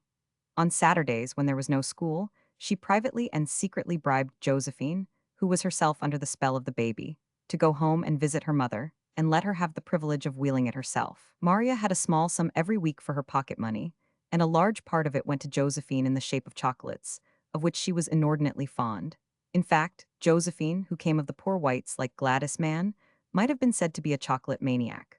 Maria used to arrange with Josephine to meet her on a certain corner on Saturdays, and there the transfer was made. Josephine became the possessor of half a pound of chocolates, and Maria of the baby. Josephine had sworn almost a solemn oath to never tell. She at once repaired to her mother's, sucking chocolates on the way, and Maria blissfully wheeled the baby. She stood in very little danger of meeting her on these occasions, because the Edgem Women's Club met on Saturday afternoon. It often happened, however, that Maria met some of the schoolgirls, and then nothing could have exceeded her pride and triumph. Some of them had little brothers or sisters, but none of them such a little sister as hers. The baby had, in reality, grown to be a beauty among babies. All the inflamed red and aged puckers and creases had disappeared. Instead of that was the sweetest flush, like that of just opened rosebuds. Evelyn was a compact little baby, fat, but not overlapping and grossly fat. It was such a matter of pride to Maria that the baby's cheeks did not hang the least bit in the world, but had only lovely little curves and dimples. She had become quite a connoisseur in babies. When she saw a baby whose flabby cheeks hung down and touched its bib, she was disgusted. She felt as if there was something morally wrong with such a baby as that. Her baby was wrapped in the softest white things, furs, and silk-lined embroidered cashmeres, and her little face just peeped out from the lace frill of a charming cap. There was only one touch of color in all this whiteness, beside the tender rose of the baby's face, and that was a little knot of pale pink baby ribbon on the cap. Maria often stopped to make sure that the cap was on straight, and she also stopped very often to tuck in the white fur rug, and she also stopped often to thrust her own lovely little girl face into the sweet confusion of baby and lace and embroidery and fur, with soft kisses and little, caressing murmurs of love. She made up little love phrases, which she would have been inexpressibly ashamed to have had overheard.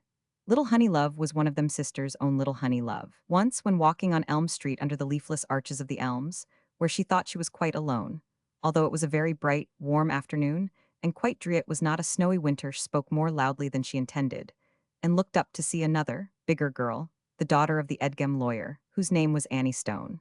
Annie Stone was large of her age, so large, in fact, that she had a nickname of Fatty in school. It had possibly soured her, or her overplumpness may have been due to some physical ailment which rendered her irritable.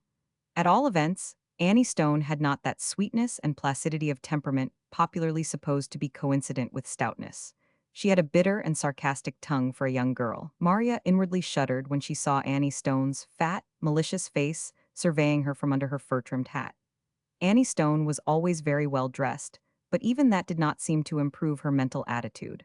Her large, high-colored face was also distinctly pretty, but she did not seem to be cognizant of that to the result of any satisfaction.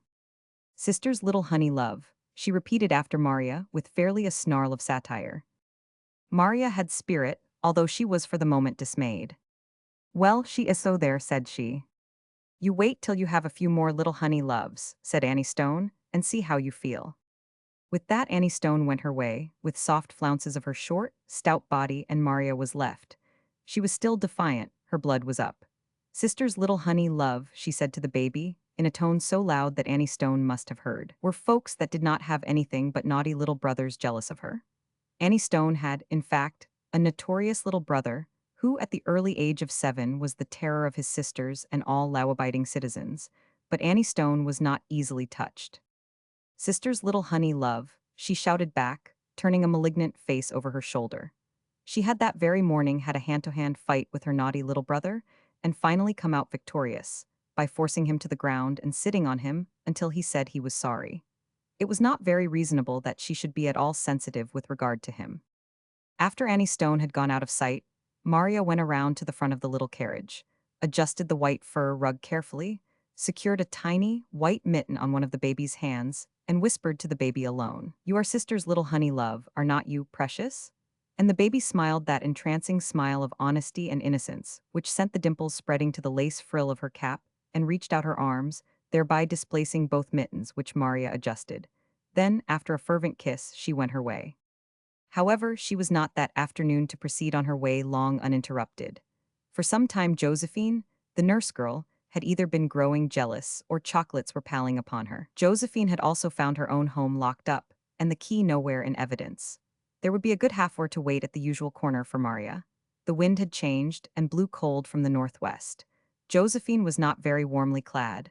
She wore her white gown and apron, which Mrs. Edgem insisted upon and which she resented. She had that day felt a stronger sense of injury with regard to it, and counted upon telling her mother how mean and set up she thought it was for any lady as called herself a lady to make a girl wear a summer white dress in winter. She shivered on her corner of waiting. Josephine got more and more wroth. Finally, she decided to start in search of Maria and the baby. She gave her white skirts an angry switch and started. It was not very long after she had turned her second corner before she saw Maria and the baby ahead of her. Josephine then ran. She was a stout girl, and she plunged ahead heavily until she came up with Maria. The first thing Maria knew, Josephine had grabbed the handle of the Carriagetwo red girl hands appeared beside her own small, gloved ones. Here, gimme this baby to once, gabbled Josephine in the thick speech of her kind. Maria looked at her. The time is not up, and you know it is not, Josephine, said she. I just passed by a clock in Melvin Adams's jewelry store, and it is not time for me to be on the corner. Gimme the baby, demanded Josephine. She attempted to pull the carriage away from Maria, but Maria, although her strength was inferior, had spirit enough to cope with any poor wight. Her little fingers clutched like iron. I shall not give her up until 4 o'clock, said she. Go back to the corner. Josephine's only answer was a tug which dislodged Maria's fingers and hurt her. But Maria came of the stock which believed in trusting the Lord and keeping the powder dry. She was not yet conquered. The right was clearly on her side. She and Josephine had planned to meet at the corner at 4 o'clock, and it was not quite 3:30, and she had given Josephine half a pound of chocolates. She did not stop to reflect a moment. Maria's impulses were quick, and lack of decision in emergencies was not a failing of hers. She made one dart to the rear of Josephine. Josephine wore her hair in a braided loop, tied with a bow of black ribbon. Maria seized upon this loop of brown braids and hung. She was enough shorter than Josephine to render it effectual. Josephine's head was bent backward and she was helpless, unless she let go of the baby carriage. Josephine, however, had good lungs, and she screamed as she was pulled backward, still holding to the little carriage, which was also somewhat tilted by the whole performance. Let me be, you horrid little thing, she screamed, or I will tell your ma. She is not my mother, said Maria in return. Let go of my baby. She is your ma, your father married her and she's your ma and you cannot help yourself. Let me go or I will tell on you. Tell, if you want to, said Maria, firmly, actually swinging with her whole weight from Josephine's loop of braids. Let go my baby. Josephine screamed again, with her head bent backward, and the baby carriage tilted perilously. Then a woman, who had been watching from a window nearby, rushed upon the scene. She was Gladys Mann's mother. Just as she appeared, the baby began to cry, and that accelerated her speed. The windows of her house became filled with staring, childish faces. The woman, who was very small and lean but wiry, a bundle of muscles and nerve, ran up to the baby carriage and pulled it back to its proper status and began at once quieting the frightened baby and scolding the girls. Hush, hush, cooed she to the baby. Did it think it was going to get hurted? Then to the girls, ain't you ashamed of yourselves? Two great girls fightin' right in the street and most tippin' the baby over. Esposin, you had killed him. Then Josephine burst forth in a great wail of wrath and pain. The bringing down of the carriage had increased her agony, for Maria still clung to her hair. Oh, oh, oh, howled Josephine, her head straining back. She's most killin' me. And I will warrant you deserve it, said the woman. Then she added to Mary Ash was entirely impartial in her scolding, let go of her. Ain't you shamed? Then to the baby, did he think he was goin' to get hurted? He's a girl, cried Maria in a frenzy of indignation. He is not a boy, he is a girl. She still clung desperately to Josephine's hair, who in her turn clung to the baby carriage. Then Gladys came out of the house, in a miserable, thin, dirty gown, and she was Maria's ally. Let that baby go, she cried to Josephine. She tugged fiercely at Josephine's white skirt. Gladys Mann, you go right straight into the house. What be you buttin' in for? Screamed her mother. You let that girl's hair alone. Josephine, what you been up to? You might have killed this baby. The baby screamed louder. It wriggled around in its little white fur nest and stretched out imploring pink paws from which the mittens had fallen off. Its little lace hood was awry, the pink rosette was cocked over one ear.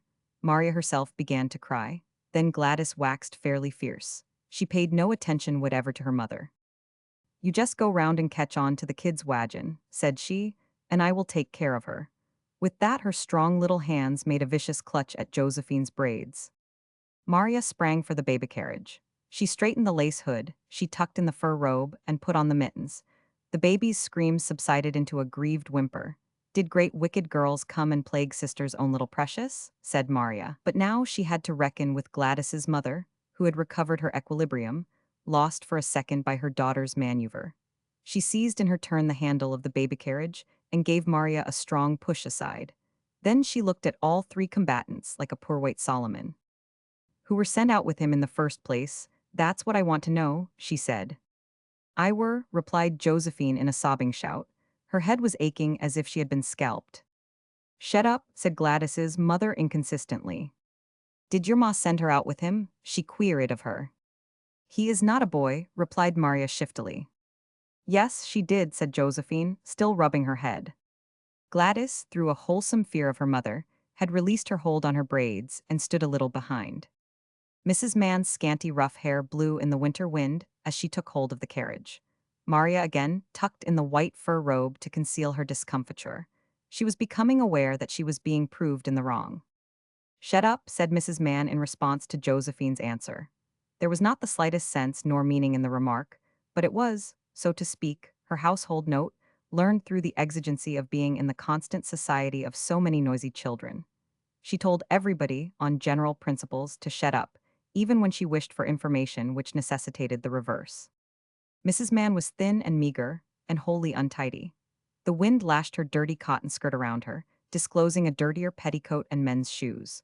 The skin of her worn, blonde face had a look as if the soil of life had fairly been rubbed into it.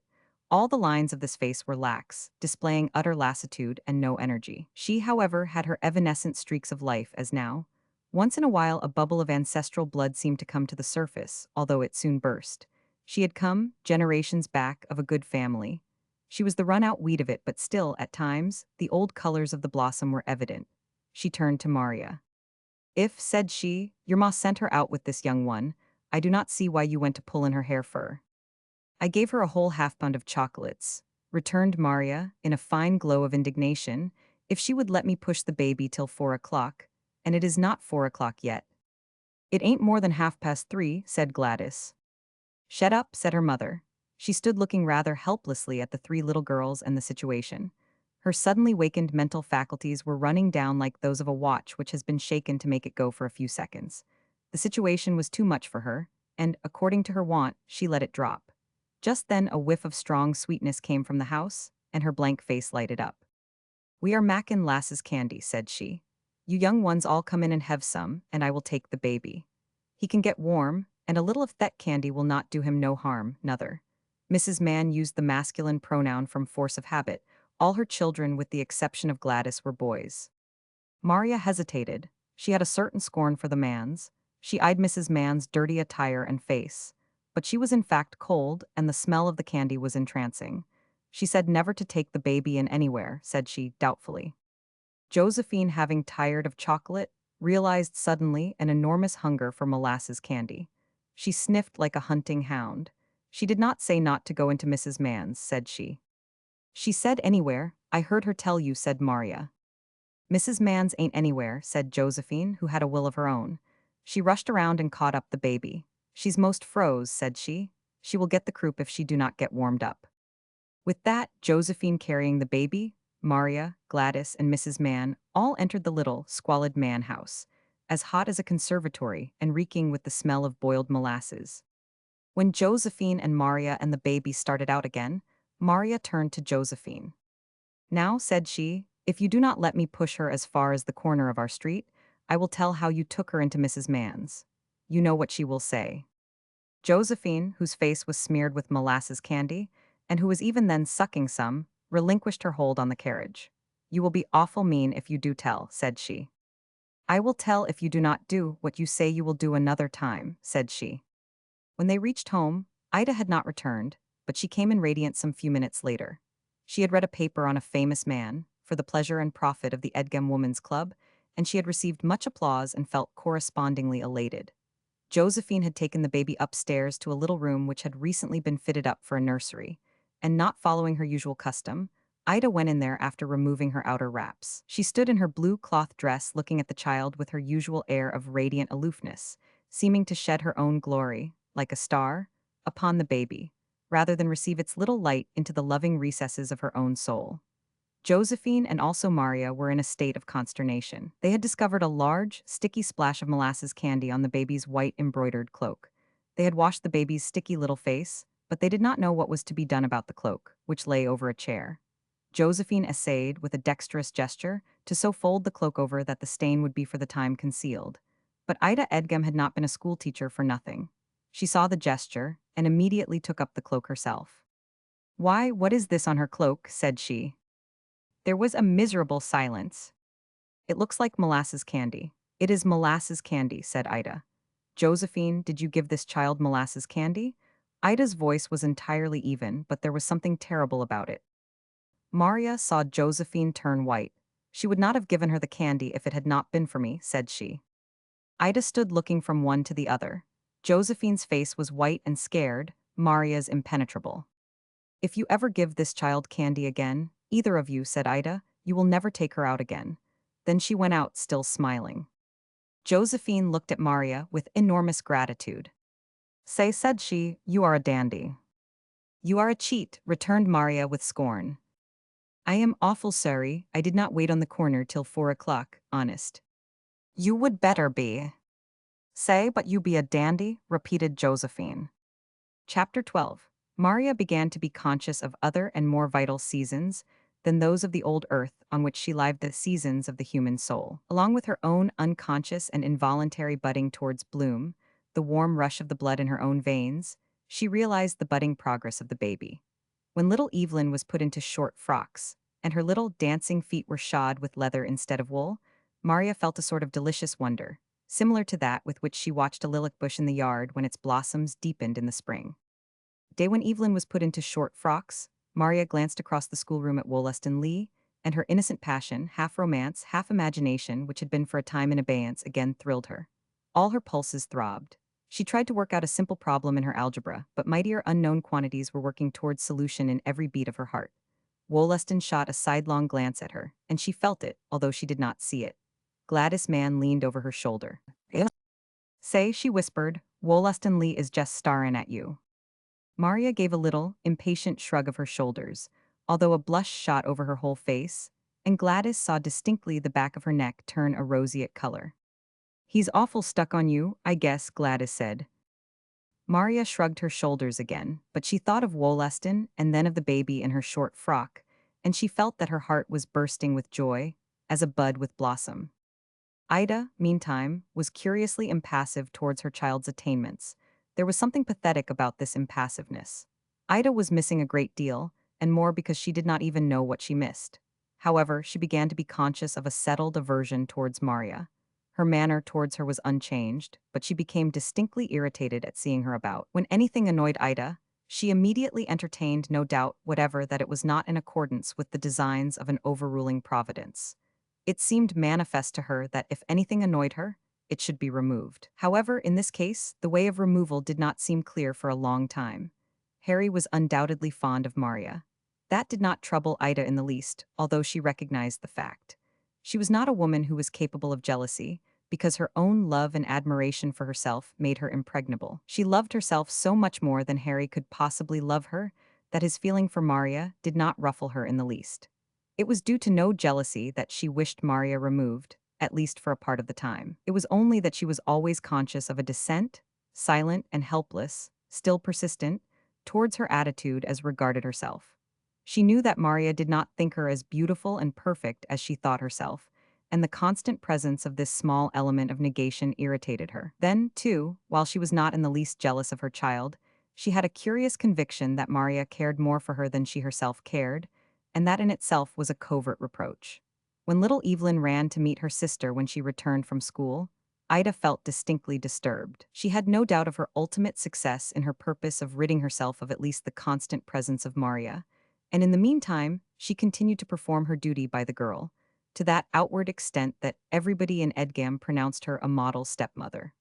Maria Edgem never looked half so well in her own mother's time, they said. Lillian White spoke of it to her mother one Sunday.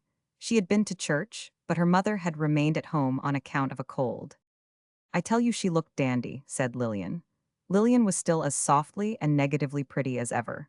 She was really charming because she was not angular, because her skin was not thick and coarse, because she did not look anemic, but perfectly well fed and nourished and happy. Who? Asked her mother. Maria Edgem. She was togged out to beat the band. Everything looked sort of fadged up that she had before her own mother died. I tell you she never had anything like the rig she wore today. What was it? Asked her mother interestedly, wiping her rasped nose with a moist ball of handkerchief. Oh, it was the handsomest brown suit I ever laid my eyes on, with hand embroidery and fur, and a big picture hat trimmed with fur and chrysanthemums. She's an awful pretty little girl anyhow. She always was pretty, said Mrs. White, dabbing her nose again. If Ida do not look out, her stepdaughter will beat her in looks, said Lillian. I never thought myself that Ida was anything to brag of. Anyway, said Mrs. White. She still had a sense of wondering injury that Harry Edgem had preferred Ida to her Lillian. Lillian was now engaged to be married, but her mother did not feel quite satisfied with the man. He was employed in a retail clothing establishment in New York and had only a small salary. Foster Simpkins, that was the young man's name, ain't really what you ought to have, she often said to Lillian. But Lillian took it easily. She liked the young man very much as she would have liked a sugar plum, and she thought it high time for her to be married, although she was scarcely turned 20. Oh, well, ma, she said. Men do not grow on every bush, and Foster is real good-lookin', and maybe his salary will be raised. You ain't lookin' very high, said her mother. No use in strainin' your neck for things out of your own sky, said Lillian, who had at times a shrewd sort of humor, inherited from her father. Harry Edgem would have been a better match for you, her mother said. Lord, I would a good sight rather have Foster than another woman's leave-ins, replied Lillian. Then there was Maria, too. It would have been an awful job to dress her and look out for her. That's so, said her mother, and then the two sets of children, too. Lillian colored and giggled. Oh, land, do not talk about children, ma, said she. I am contented as it is, but you ought to have seen that young one today. What did Ida wear? Asked Mrs. White.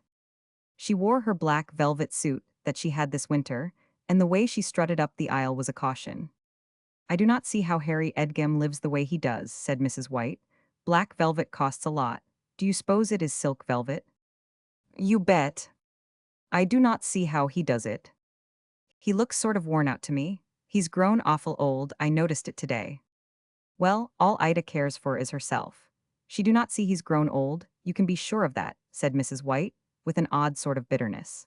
Actually, the woman was so filled with maternal instincts that the bare dream of Harry as her Lillian's husband had given her a sort of motherly solicitude for him, which she had not lost. It's a shame, said she. Oh, well, it's none of my funeral, said Lillian, easily. She took a chocolate out of a box which her lover had sent her, and began nibbling it like a squirrel. Poor man, said Mrs. White. Tears of emotion actually filled her eyes and mingled with the rheum of her cold.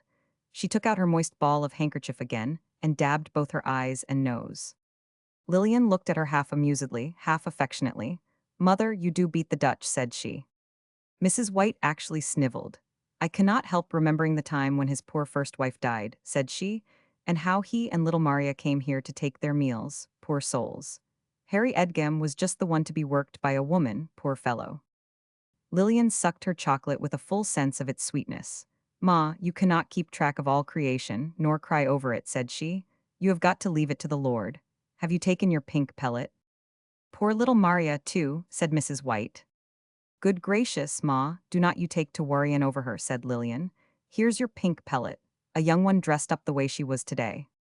Dress ain't everything, and nothin' is goin' to make me believe that Ida Sloane is a good mother to her, nor to her own child neither.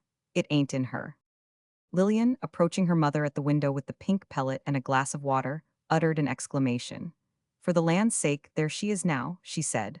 Look, Ma, there is Maria in her new suit, and she's got the baby in a little carriage on runners. Just look at the white furtils hanging over the back. Ain't that a handsome suit? Mrs. White gazed out eagerly. It must have cost a pile, said she. I do not see how he does it. She sees you at the window, said Lillian. Both she and her mother smiled and waved at Maria. Maria bowed and smiled with a sweet irradiation of her rosy face. "She's a little beauty, anyhow," said Lillian. "Dear child," said Mrs. White, and she sniveled again.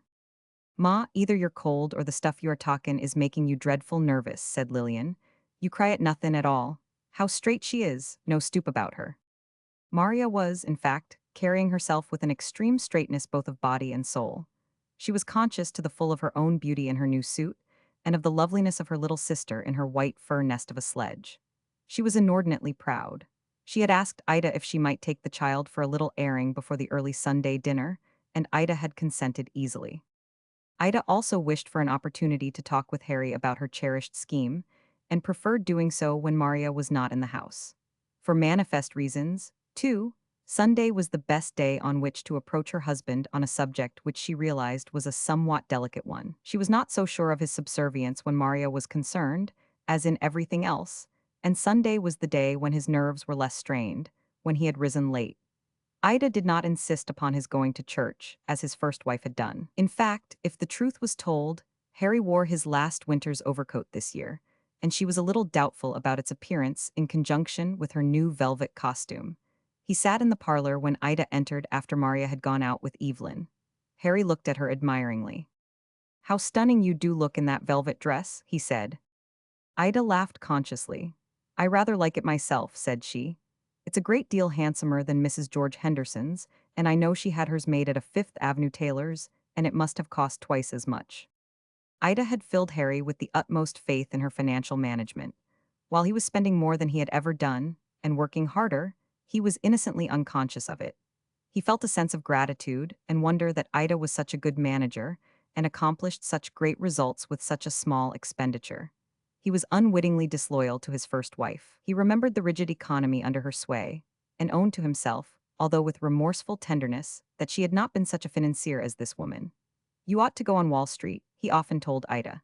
He gazed after her now with a species of awe that he had such a splendid, masterful creature for his wife, as she moved with the slow majesty habitual to her out of the room, the black plumes on her hat softly floating, the rich draperies of her gown trailing in sumptuous folds of darkness. When she came down again, in a rose-colored silk tea-gown trimmed with creamy lace, she was still more entrancing. She brought with her into the room an atmosphere of delicate perfume. Harry had stopped smoking entirely nowadays. Ida had persuaded him that it was bad for him. She had said nothing about the expense, as his first wife had been accustomed to do. Therefore, there was no tobacco smoke to dull his sensibilities to this delicate perfume. It was as if a living rose had entered the room. Ida sank gracefully into a chair opposite him. She was wondering how she could easily lead up to the subject in her mind. There was much diplomacy, on a very small and selfish scale, about Ida. She realized the expediency of starting from apparently a long distance to establish her sequences in order to maintain the appearance of unpremeditativeness. "Is not it a little too warm here, dear?" said she, presently, in the voice which alone she could not control. Whenever she had an entirely self-centered object in mind, an object which might possibly meet with opposition, as now, her voice rang harsh and lost its singing quality. Harry did not seem to notice it. He started up immediately. The portieres between the room and the vestibule were drawn. He had, in fact, felt somewhat chilly. It was a cold day, and he had a touch of the grip. "I will open the portieres, dear," he said. "I dare say you are right." "I noticed it when I first came in," said Ida. "I meant to draw the portieres apart myself, but going out through the library I forgot it. Thank you, dear. How is your cold?" "It is nothing, dear," replied Harry. "There is only a little soreness in my throat." He resumed his seat and noticed the fragrance of roasted chicken coming through the parted portieres from the kitchen. Harry was very fond of roasted chicken. He inhaled that and the delicate perfume of Ida's garments and hair. He regarded her glowing beauty with affection which had no taint of sensuality. Harry had more of a poetic liking for sweet odors and beauty than a sensual one. Harry Edgam in these days had a more poetic and spiritual look than formerly. He had not lost his strange youthfulness of expression. It was as if a child had the appearance of having been longer on the earth. His hair had thinned and receded from his temples, and the bold, almost babyish fullness of his temples was more evident. His face was thinner, too, and he had not much color. His mouth was drawn down at the corner, and he frowned slightly, as a child might, in helpless but non-aggressive dissent. His worn appearance was very noticeable, in spite of his present happy mood, of which his wife shrewdly took advantage. Ida Edgem did not care for books, although she never admitted that fact, but she could read with her cold feminine astuteness the moods and souls of men, with unerring quickness. Those last were to her advantage or disadvantage, and in anything of that nature she was gifted by nature. Ida Edgem might have been, as her husband might have been, a poet and adventuress who could have made the success of her age had she not been hindered, as well as aided, by her self-love. She had the shrewdness which prognosticates as well as discerns, and saw the inevitableness of the ultimatum of all irregularities in a world which, however irregular it is in practice, still holds regularity as its model of conduct and progression. Ida Edgem would, in the desperate state of the earth before the flood, have made herself famous. As it was, her irregular talents had a limited field. However, she did all she could. It always seemed to her that, as far as the right and wrong of things went, her own happiness was eminently right, and that it was distinctly wrong for her, or anyone else, to oppose any obstacle to it. She allowed the pleasant influences of the passing moment to have their full effect upon her husband, and she continued her leading up to the subject by those easy and apparently unrelated sequences which none but a diplomat could have managed.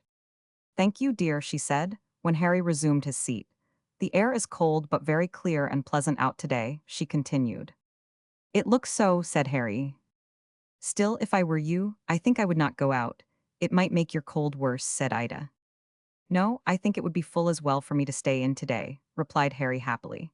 He hemmed a little as he spoke, realizing the tickle in his throat with rather a pleasant sense of importance than annoyance.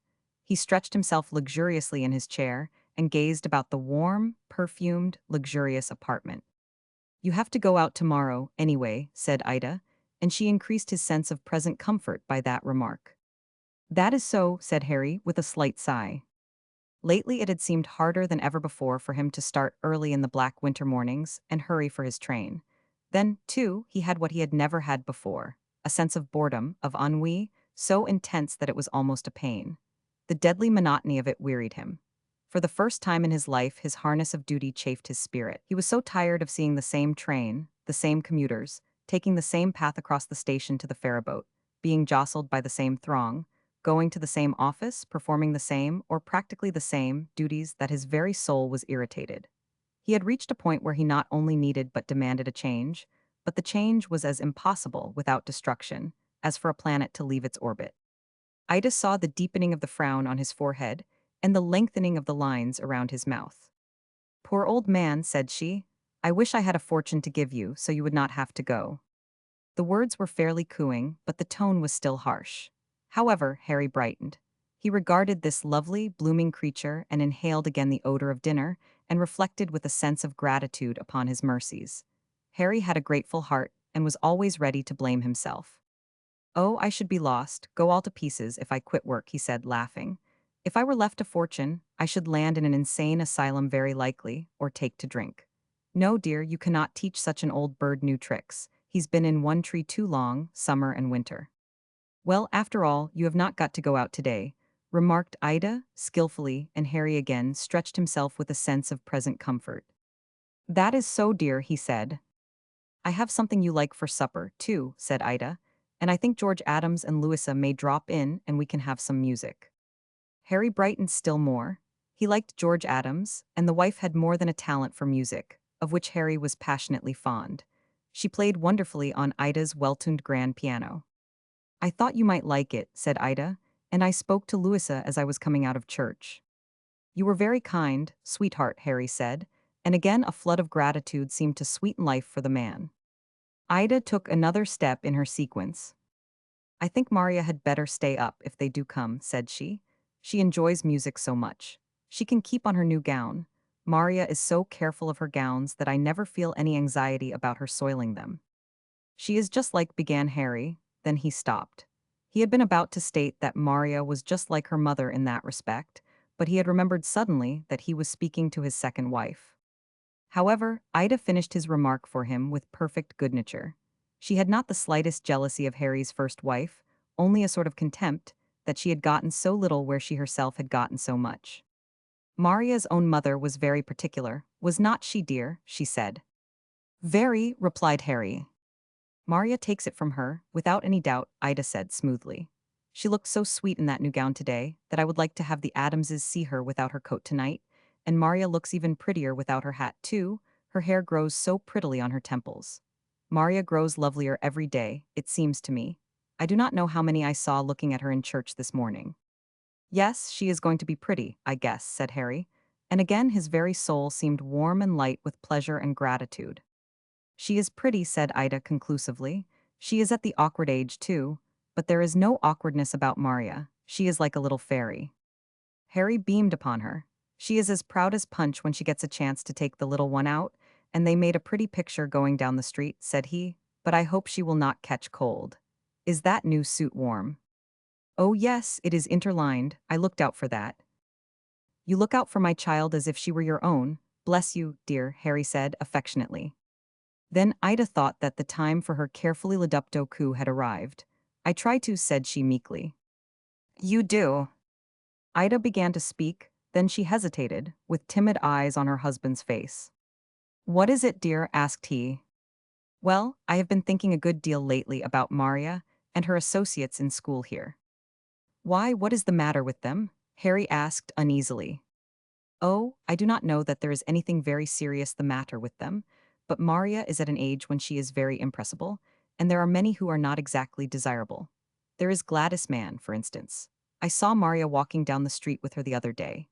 Now, Harry, you know that Gladys Mann is not exactly the kind of girl whom Maria's own mother would have chosen for an intimate friend for her. You are right, Harry said, frowning. Well, I have been thinking over the number of pupils of both sexes in the school who can be called degenerates, either in mind or morals, and I must say I was alarmed. Well, what is to be done? Asked Harry moodily. Maria must go to school, of course. Yes, of course, Maria must have a good education, as good as if her own mother had lived. Well, what is to be done then? Then Ida came straight to the point. The only way I can see is to remove her from doubtful associates. Remove her, repeated Harry blankly. Yes, send her away to school. Welbridge Hall, in Emerson, where I went myself, would be a very good school. It is not expensive. Harry stared, but Ida, she is too young. Not at all. You were older when you went there. A little older. How far is Emerson from here? Only a night's journey from New York. You go to sleep in your berth, and in the morning you are there. You could always see her off. It is very easy. Send Maria away? Ida, it is out of the question. Aside from anything else, there is the expense. I am living up to my income as it is. Oh, said Ida, gave her head a noble toss, and spoke impressively. I am prepared to go without myself to make it possible for you to meet her bills. You know I spoke the other day of a new lace dress. Well, that would cost at least 100. I will go without that. And I wanted some new portieres for my room. I will go without them. That means, say, 50 more. And you know the dining room rug looks very shabby.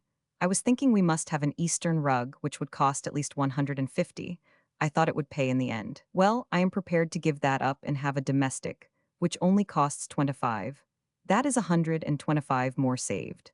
And I had planned to have my sealskin coat made over after Christmas, and you know you cannot have sealskin touched under 100.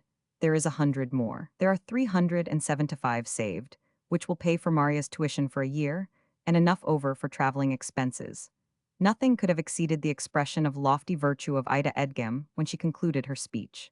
As for her own selfish considerations, those, as always, she thought of only as her duty. Ida established always a clear case of conscience in all her dealings for her own interests. But Harry continued to frown. The childish droop of his handsome mouth became more pronounced. I do not like the idea, he said, quite sturdily for him. Suppose we leave it to Maria, said Ida. I really think, said Harry, in almost a fretful tone, that you exaggerate. I hardly think there is anything so very objectionable about her associates here. I will admit that many of the children come from what we call the poor whites, but after all their main vice is shiftlessness, and Maria is not very likely to become contaminated with that. Why, Harry, my dear, that is the very least of their vices. What else? Why, you know that they are notoriously light-fingered. My dear Ida, you do not mean to say that you think Maria. Why, of course not, Harry, but aside from that, their morals. Harry rose from his chair and walked across the room nervously. My dear Ida, he said, you are exaggerating now. Maria is simply not that kind of a girl, and besides, I do not know that she does see so much of those people anyway. Gladys Mann. Well, I never heard any harm of that poor little runt. On the other side, Ida, I should think Maria's influence over her for good was to be taken into consideration. I hope you do not mean Maria to be a home missionary, said Ida. She might go to school for a worse purpose, replied Harry simply. Maria has a very strong character from her mother, if not from her father. I actually think the chances are that the man-girl will have a better chance of getting good from Maria than Maria evil from her. Well, dear, suppose we leave it to Maria herself, said Ida. Nobody is going to force the dear child away against her will, of course. Very well, said Harry. His face still retained a slightly sulky, disturbed expression. Ida, after a furtive glance at him, took up a sheet of the Sunday paper and began swaying back and forth gracefully in her rocking chair as she read it. How foolish all this sentiment about that murderer in the tombs is, said she presently. They are actually going to give him a Christmas tree. He is only a boy, said Harry absently. I knows that, but the idea. Just then Maria passed the window, dragging little Evelyn in her white sledge. Ida rose with a motion of unusual quickness for her, but Harry stopped her as she was about to leave the room. Do not go out, Ida, he said, with a peremptoriness which sat strangely upon him. Ida stared at him. Why not, she asked. I wanted to take Evelyn out. You know Josephine is not here. She is getting out all right with Maria's help. Sit down, Ida, said Harry, still with that tone of command which was so foreign to him. Ida hesitated a second, then she sat down. She realized the grace and policy of yielding in a minor point, when she had a large one in view. Then, too, she was in reality rather vulnerable to a sudden attack, for a moment, although she was always as a rule sure of ultimate victory. She was at a loss, moreover, to comprehend Harry's manner, which was easily enough understood. He wished to be the first to ascertain Maria's sentiments with regard to going away to school. Without admitting it even to himself, he distrusted his wife's methods and entire frankness. Presently Maria entered, leading little Evelyn, who was unusually sturdy on her legs for her age. She walked quite steadily, with an occasional little hop and skip of exuberant childhood. She could talk a little, in disconnected sentences, with fascinating mistakes in the sounds of letters, but she preferred a gurgle of laughter when she was pleased, and a wail of woe when things went wrong. She was still in the limbos of primitivism. She was young with the babyhood of the world. Today she danced up to her father with her little thrill of laughter, at once as meaningless and as full of meaning as the trill of a canary. She pursed up her little lips for a kiss. She flung frantic arms of adoration around his neck. She clung to him, when he lifted her, with all her little embracing limbs. She pressed her lovely, cool, rosy cheek against his and laughed again. Now go and kiss Mama, said Harry. But the baby resisted with a little, petulant murmur when he tried to set her down. She still clung to him. Harry whispered in her ear, Go and kiss Mama, darling. But Evelyn shook her head emphatically against his face. Maria, almost as radiant in her youth as the child, stood behind her. She glanced uneasily at Ida. She held the white fur robes and wraps which she had brought in from the sledge. Take those things out and let Emma put them away, dear, Ida said to her. She smiled, but her voice still retained its involuntary harshness. Maria obeyed with an uneasy glance at little Evelyn. She knew that her stepmother was angry because the baby would not kiss her. When she was out in the dining room, giving the fluffy white things to the maid, she heard a shriek, half of grief, half of angry dissent from the baby. She immediately ran back into the parlor. Ida was removing the child's outer garments, smiling as ever, and with seeming gentleness, but Maria had a conviction that her touch on the tender flesh of the child was as the touch of steel. Little Evelyn struggled to get to her sister when she saw her, but Ida held her firmly. Stand still, darling, she said. It was inconceivable how she could say darling without the loving inflection, which alone gave the word its full meaning. Stand still and let Mama take off baby's things, said Harry, and there was no lack of affectionate cadences in his voice. He privately thought that he himself could have taken off the child's wraps better than his wife, but he recognized her rights in the matter. Harry, remembering his first wife, with her child, was in a state of constant bewilderment at the sight of his second with hers. He had always had the masculine opinion that women, in certain primeval respects, were cut on one pattern, and his opinion was being rudely shaken. Call Emma, please, said Ida to Maria, and Maria obeyed. When the maid came in, Ida directed her to take the child upstairs and put on another frock. Maria was about to follow, but Harry stopped her. Maria, said he. Maria stopped and eyed her father with surprise. Maria, said Harry, bluntly, your mother and I have been talking about your going away to school. Maria turned slightly pale and continued to stare at him, but she said nothing. She thinks, and I do not know, but she is right, said Harry, with painful loyalty, that your associates here are not just the proper ones for you, and that it would be much better for you to go to boarding school. How much would it cost? Asked Maria in a dazed voice. The question sounded like her own mother. Father can manage that. You need not trouble yourself about that, replied Harry hurriedly. Where? Said Maria then. To a nice school where your mother was educated. My mother. Idado Welbridge Hall. How often should I come home and see you and Evelyn? Every week. I'm afraid not, dear, said Harry uneasily. How long are the terms? Asked Maria. Only about 12 weeks, said Ida. Maria stood staring from one to the other. Her face had turned deadly pale and had, moreover, taken on an expression of despair and isolation. Somehow, although the little girl was only a few feet from the others, she had a look as if she were leagues off, as if she were outside something vital, which removed her, in fact, to immeasurable distances.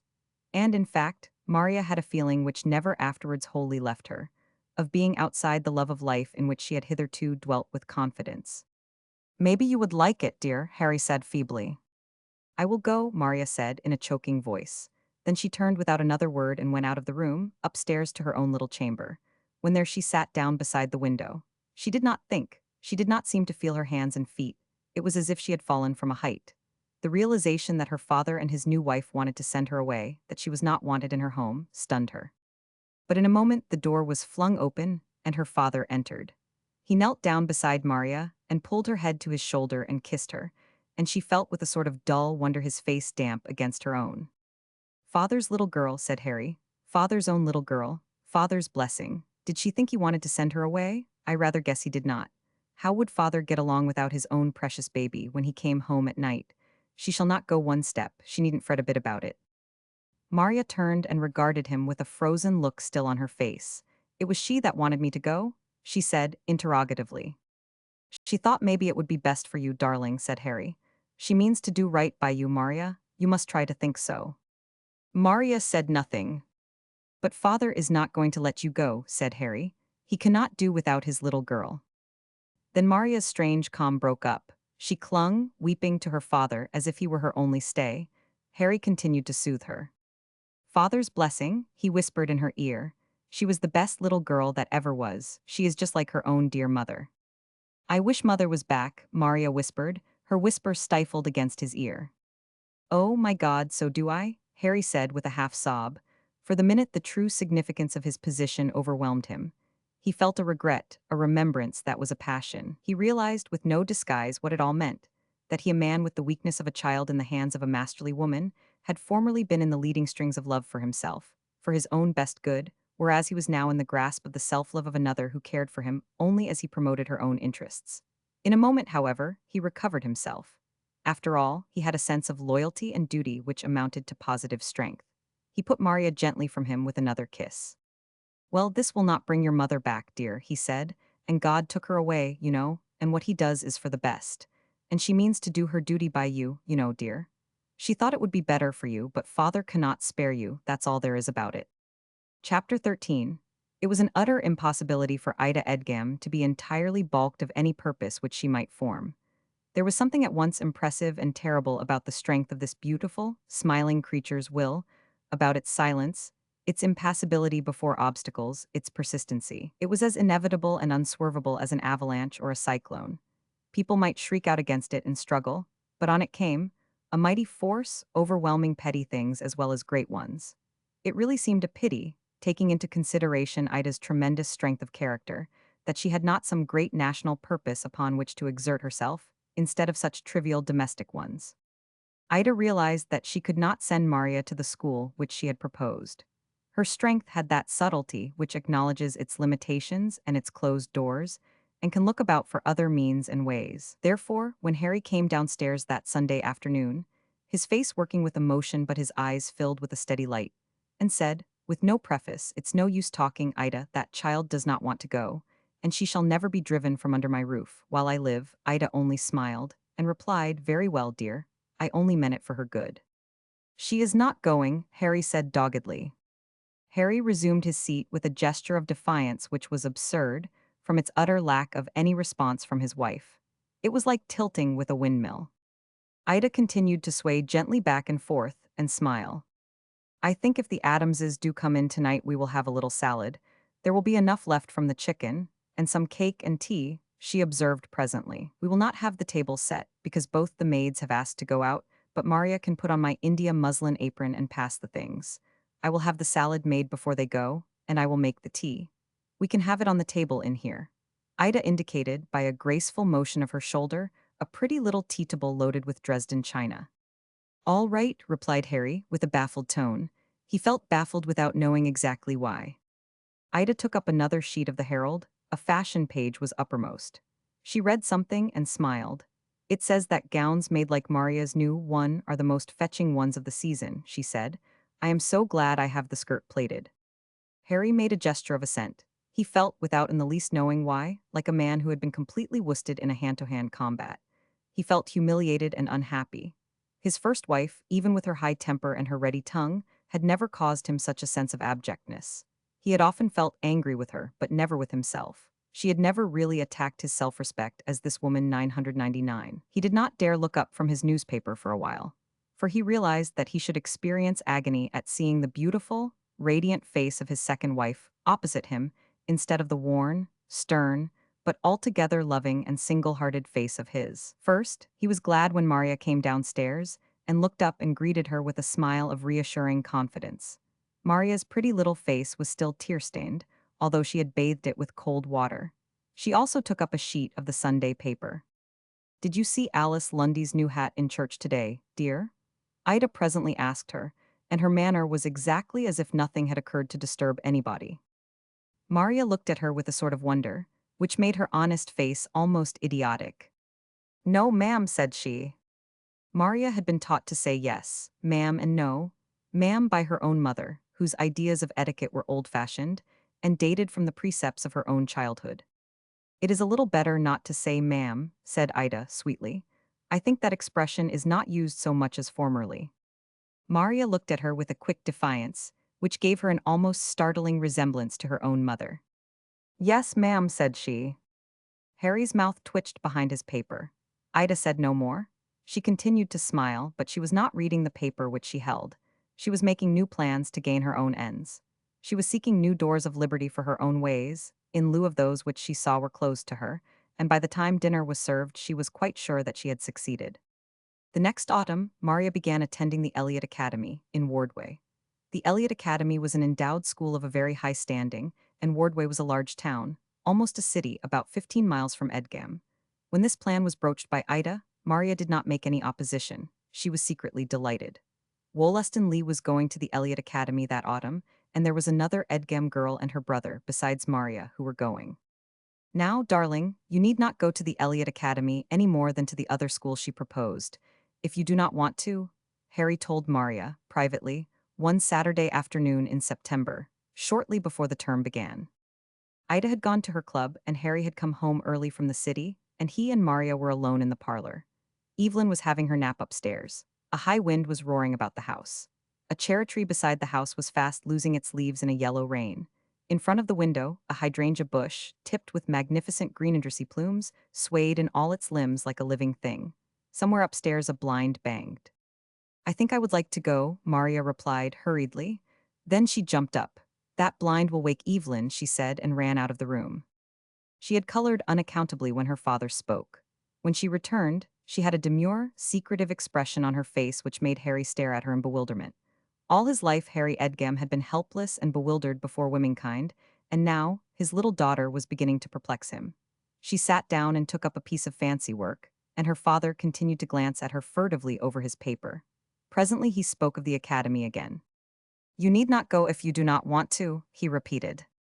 Then again, Maria's delicate little face and neck became suffused with pink.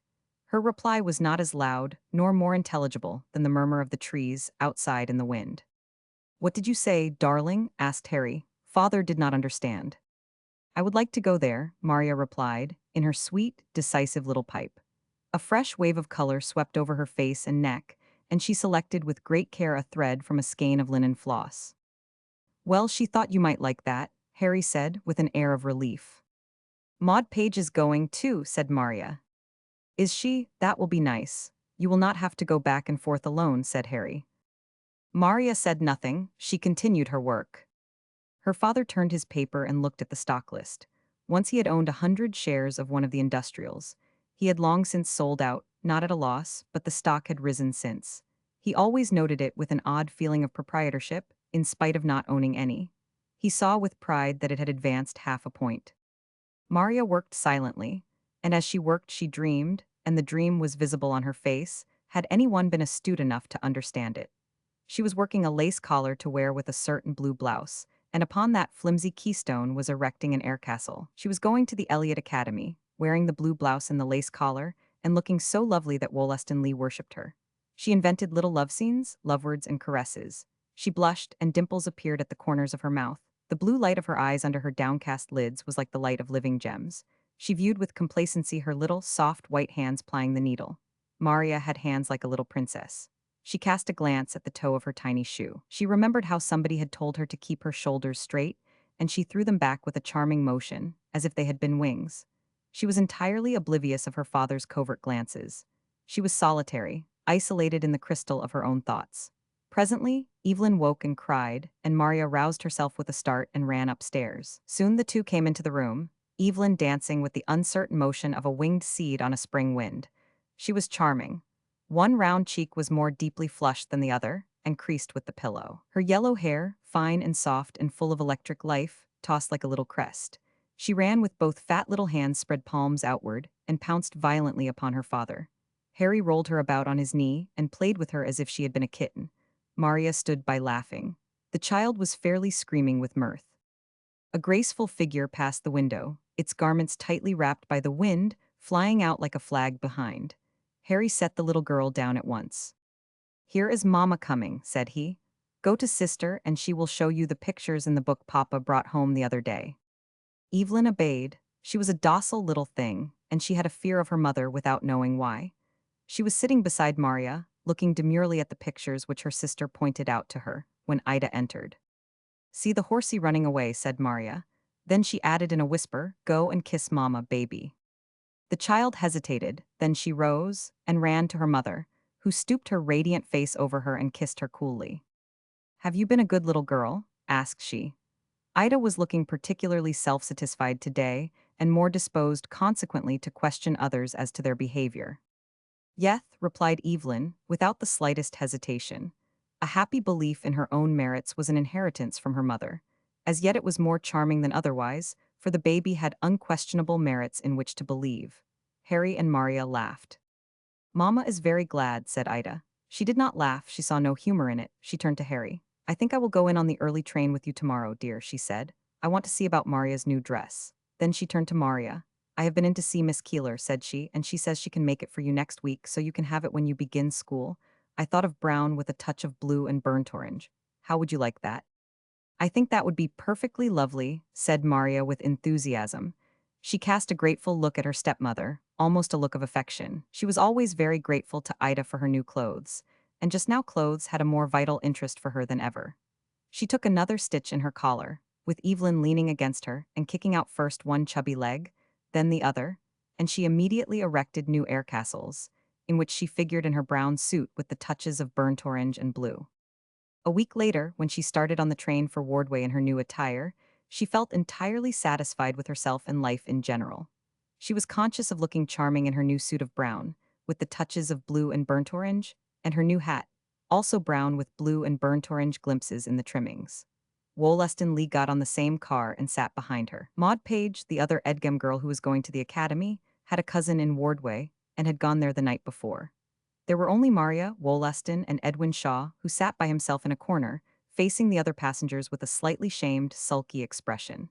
He was very tall and had blacked his shoes well, and the black light from them seemed to him obtrusive, the more so because his feet were very large. He looked out of the window as the train left the station, and saw a very pretty little child with a fluff of yellow hair, carrying a big doll, climbing laboriously on a train on the other track, with the tender assistance of a brakeman. She was in the wake of a very stout woman, who stumbled on her skirts going up the steps. Edwin Shaw thought that the child looked like Maria's little sister, but that she could not be, because the stout woman was a stranger to him. Then he thought no more about it. He gazed covertly at Maria, with the black sparkles of his shoes continuing to disturb him. He admired Maria. Presently he saw Wollaston Lee lean over the back of her seat and say something to her, and saw her half turn and dimple, and noticed how the lovely rose flushed the curve of her cheek, and he scowled at his shiny shoes. As for Maria, when she felt the boy's warm breath on her neck, her heart beat fast. She realized herself on the portals of an air castle. "Well, glad you are going to leave this old town," said Wollaston. "I am not going to leave it, really," replied Maria. "Oh, of course not, but you are going to leave the old school anyhow. I had got mighty tired of it, had not you?" "Yes, I had rather." "It's behind the times," said the boy, and as he spoke he himself looked quite up to the times. He had handsome, clearly cut features and black eyes, which seemed at the same time to demand and question. He had something of a supercilious air, although the expression of youthful innocence and honesty was still evident on his face.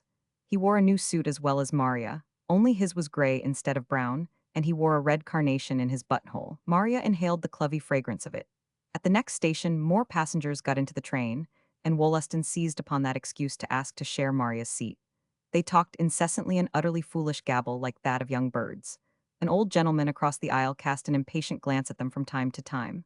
Finally he arose stiffly and went into the smoker. Their youth and braggadocio of innocence and ignorance, and the remembrance of his own, irritated him. He did not in the least regret his youth, but the recollection of the first stages of his life, now that he was so near the end, was like looking backward over a long road, which had led to absurdly different goals from what he had imagined. It all seemed inconceivable, silly, and futile to him, what he had done and what they were doing. He cast a furious glance at them as he passed out, but neither noticed it.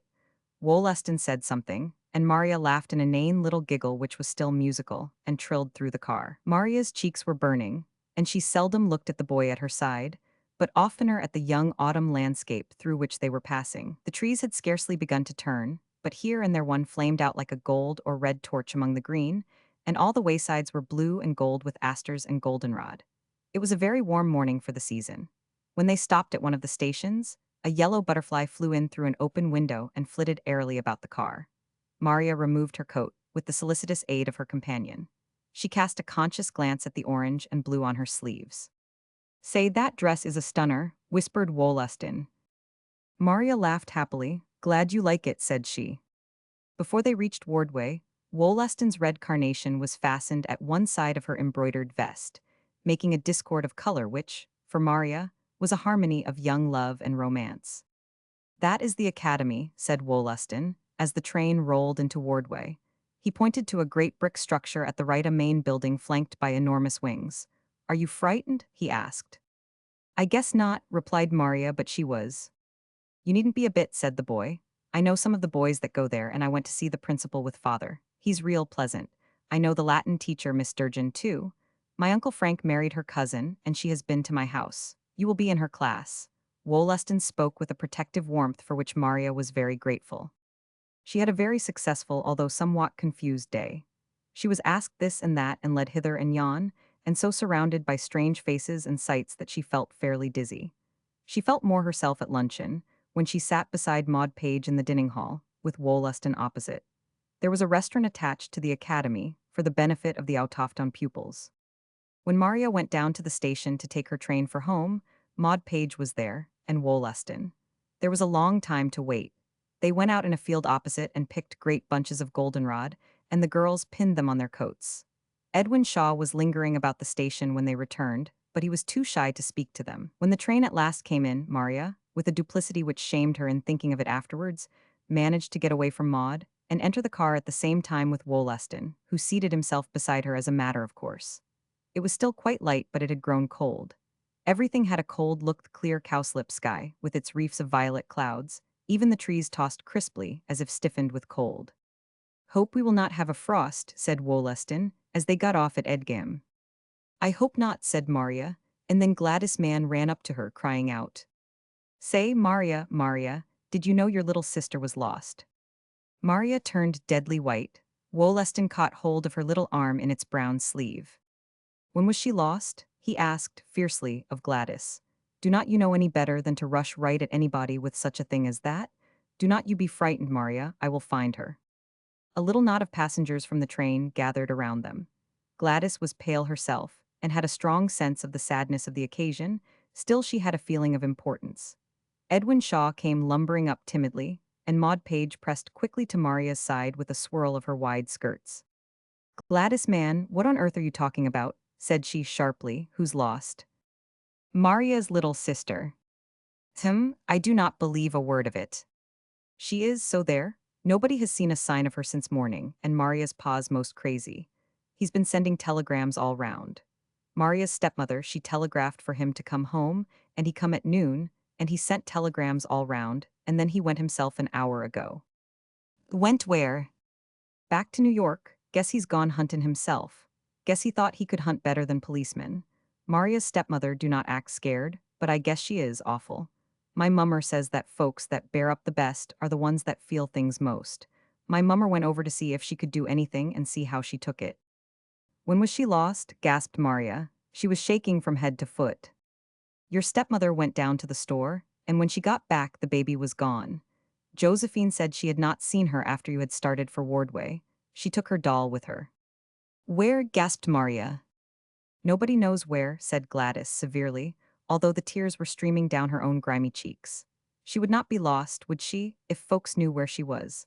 Nothin' ain't never lost when you know where it is unless you drop it down a well, and you ain't got no well, have you, Maria Edgem?" "No," said Maria. She was conscious of an absurd thankfulness and relief that she had no well. "And there ain't no pond round here big enough to drown a baby kitten, except that little mud puddle up at Fisher's, and they have dragged every inch of that. I see 'em." All this time Edwin Shaw had been teetering on uncertain toes on the borders of the crowd. He remembered the child with the doll whom he had seen climbing into the New York train in the morning, and he was eager to tell of it, to make himself of importance, but he was afraid. After all, the child might not have been Evelyn. There were so many little, yellow-haired things with dolls to be seen about, and then there was the stout woman to be accounted for. Edwin never doubted that the child had been with the stout woman whom he had seen stumbling over her voluminous skirts up the car steps.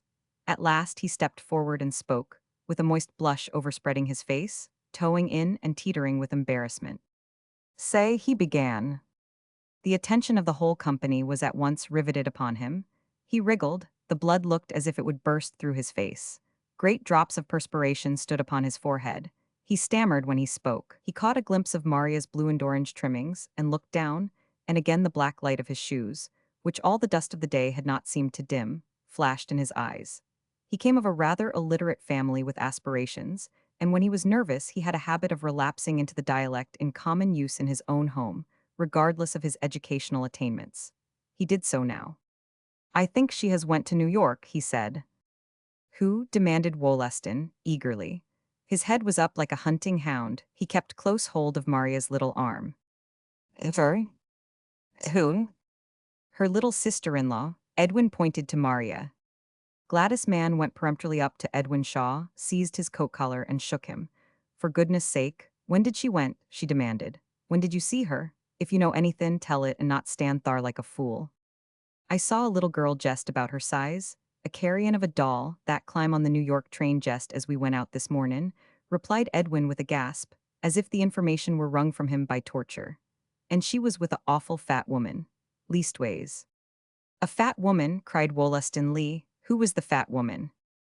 "I had not never saw her afore. She was awful fat, and was a steppin' on her dress." Wollaston was keen-witted, and he immediately grasped at the truth of the matter. "You idiot," he said. "What makes you think she was with the stout woman just because she was climbing into the train after her?"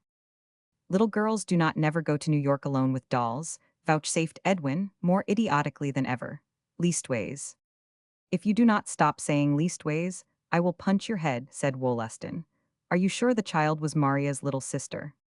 "Looked like her," said Edwin, shrinking back a little. "Leastways." "What was she dressed in?" asked Maria eagerly. "I did not see as she had nothin' on." "You great gump," said Gladys, shaking him energetically. "Of course she had something on." "She had a big doll." "What did she have on? You answer me this minute," said Gladys. "She might have had on a blue dress," admitted Edwin, with a frantic grasp at his memory, "but she did not have nothin' on her, nohow." leastways. Oh, sobbed Maria, she did wear her little blue dress this morning. She did, was her hair light? Yes, it were, said Edwin quite positively, leastways. It was Evelyn, sobbed Maria. Oh, poor little Evelyn, all alone in New York. She never went but once with her and me, and she would not know where to go. Oh, oh. Where did she go when she went with your stepma and you? Demanded Gladys, who seemed to have suddenly developed unusual acumen. Her face was streaming with tears, but her voice was keen. She went to her cousin's, who lives in an apartment in West 49th Street, said Maria. She would try to go there again, said Gladys. Did she know the woman's name? Yes, she 999. You bet she 999. She was an awful bright kid, said Gladys. Now, I tell you what, Maria, I should not a might wonder if your stepma had had a telegram from her cousin by this time, that she was to her house. You would better just run home and see. She was only her third cousin, said Maria, and she hardly ever heard from her. It was only the other day I heard her say that she did not know but she had left New York. I do not think her cousin liked her very well. What was the cousin's name? She called her Alice, but her name was Mrs. George B. Edison. That's just where the kid has went, said Gladys. You go right home, Emria. We will go with you, and I will bet a cookie you will find that your stepma has had a telegram. Maria hesitated a moment, then she started, Wollaston Lee still keeping close hold of her arm. Gladys was on the other side. Chapter 14. When Maria reached home, she pushed open the front door, which was unlocked, and rushed violently in. Wollaston and Gladys followed her, after a slight hesitation, but remained standing in the vestibule. When Maria had come in sight of the house, she had perceived the regular motion of a rocking female head past the parlor light, and she knew that it was Ida. Ida nearly always occupied a rocking chair, and was fond of the gentle, swaying motion. There she is, rocking just as if the baby was not lost, Maria thought, with the bitterest revulsion and sarcasm. When she opened the door, she immediately smelled tea, the odor of broiling beefsteak and fried potatoes. Eating just as if the baby was not lost, she thought. She rushed into the parlor, and there was Ida swaying back and forth in her rocking chair, and there were three ladies with her. One was Mrs. Jonas White. One was a very smartly dressed woman, Mrs. Adams, perhaps the most intimate friend whom Ida had in Edgam. One was the wife of the minister, whose church the Edgams attended, Mrs. Applegate, or, as she was called, Mrs. Dr. Applegate. Her husband had a degree. Her sister had just died, and she was dressed in the deepest mourning. Sitting in the shade in a corner, she produced a curious effect of a vacuum of grief. Mrs. Adams, who was quite young and very pretty, stout and blonde, was talking eagerly. Mrs. Jonas White was sniffing quietly. Mrs. Applegate, who was ponderously religious, asked once in a while, in a subdued manner, if Mrs. Edgam did not think it would be advisable to unite in prayer. Ida made no reply.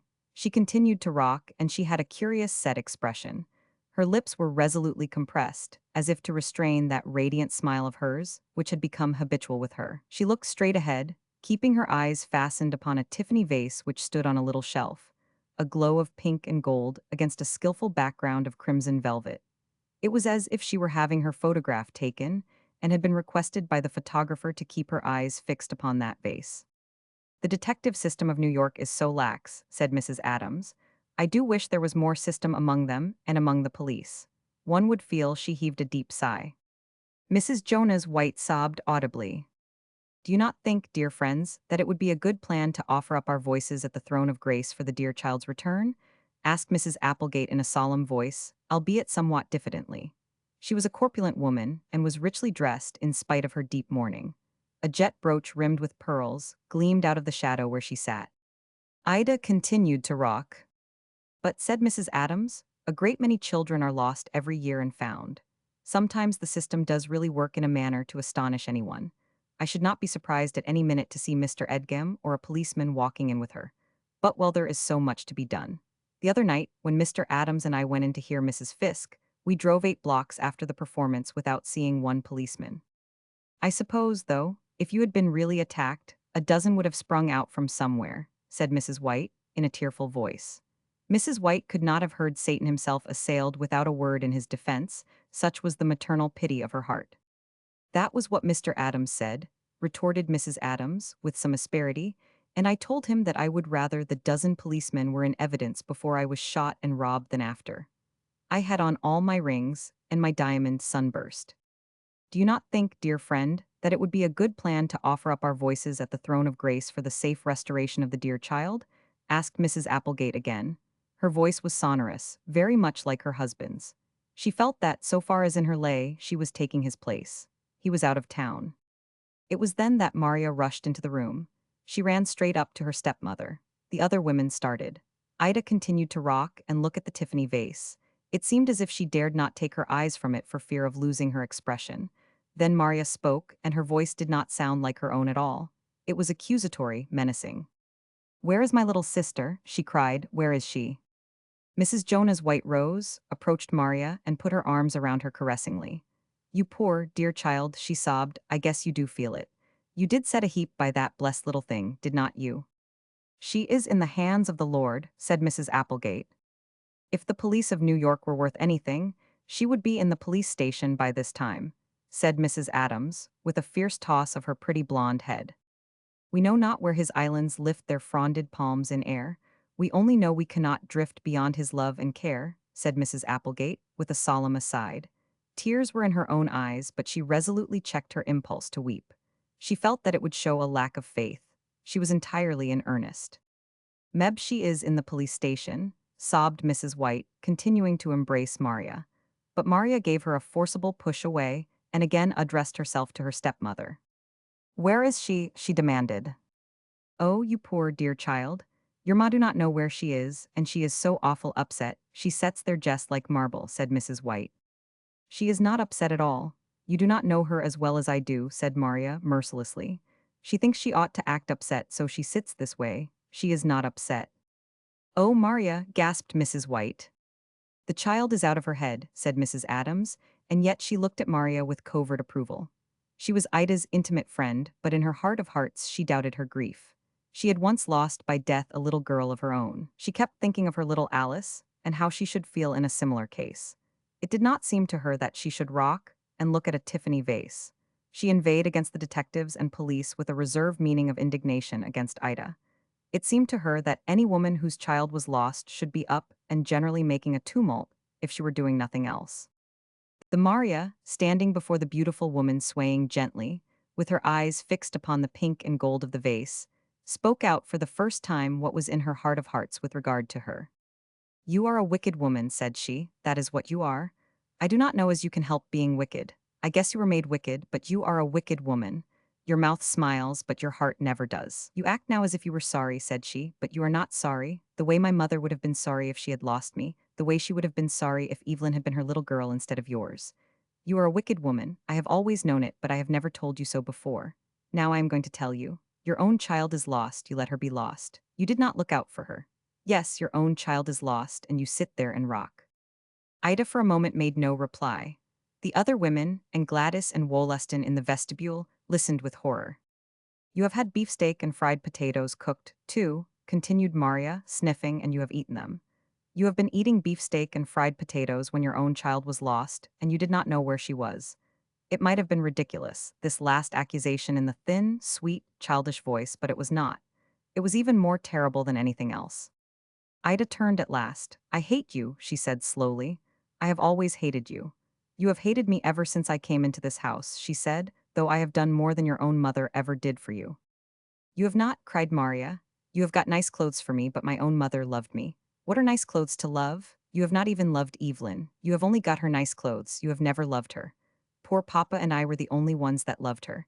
You never even loved poor Papa. You saw to it that he had things to eat, but you never loved him. You are not made right. All the love in your heart is for your own self. You are turned the wrong way. I do not know as you can help it, but you are a dreadful woman. You are wicked. You never loved the baby, and now you have let her be lost. She is my own little sister and Papa's child, a great deal more than she is anything to you." "Where is she?" Maria's voice rang wild. Her face was blazing. She had an abnormal expression in her blue eyes fixed upon her stepmother. Ida, after her one outburst, gazed upon her with a sort of fear as well as repulsion. She again turned to the Tiffany vase. Mrs. White, sobbing aloud like a child, again put her arms around Maria. "Come, come," she said soothingly. "You poor child, I know how you feel, but you must not talk so, you must not, dear. You have no right to judge. You do not know how your mother feels." "I know how she does not feel," Maria burst out, "and she is not my mother. My mother loves me more way off in heaven than that woman loves her own child on earth. She does not feel. She just rocks and thinks how she looks. I hate her. Let me go. With that, Maria was out of the room and ran violently upstairs. When she had gone, the three visiting women looked at one another, and the same covert expression of gratified malice, at someone having spoken out what was in their inmost hearts, was upon all three faces. Ida was impassive, with her smiling lips contracted. Mrs. Applegate again murmured something about uniting in prayer. Maria came hurrying downstairs. She had in her hand her purse, which contained $10, which her father had given her on her birthday, also a book of New York tickets which had been a present from Ida, and which Ida herself had borrowed several times since giving them to Maria. Maria herself seldom went to New York, and Ida had a fashion of giving presents which might react to her own benefit. Maria, as she passed the parlor door, glanced in and saw her stepmother rocking and staring at the vase. Then she was out of the front door, racing down the street with Wollaston Lee and Gladys hardly able to keep up with her. Wollaston reached her finally, and again caught her arm.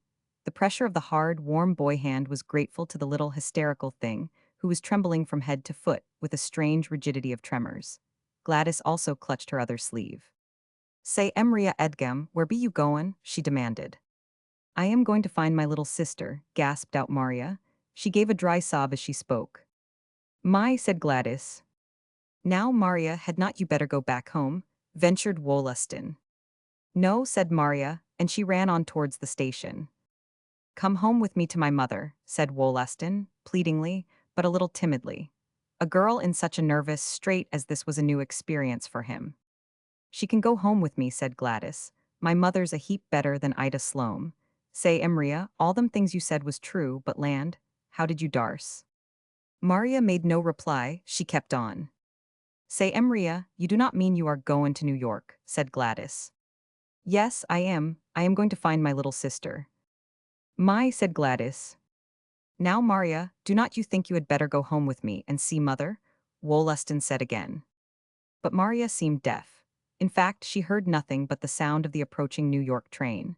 She ran like a wild thing, her little slim legs skimming the ground like a bird's, almost as if assisted by wings.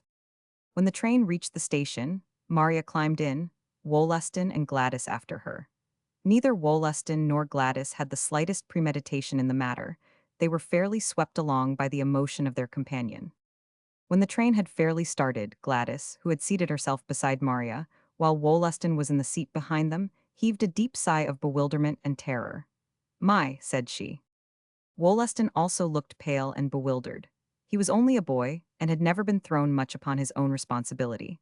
All that had been uppermost in his mind was the consideration that Maria could not be stopped, and she must not go alone to New York. But he did not know what to think of it all. He felt chaotic. The first thing which seemed to precipitate his mentality into anything like clearness was the entrance of the conductor. Then he thought instinctively about money. Although still a boy, money as a prime factor was already firmly established in his mind. He reflected with dismay that he had only his Wardway tickets and about $3 beside. It was now dark. The vaguest visions of what they were to do in New York were in his head.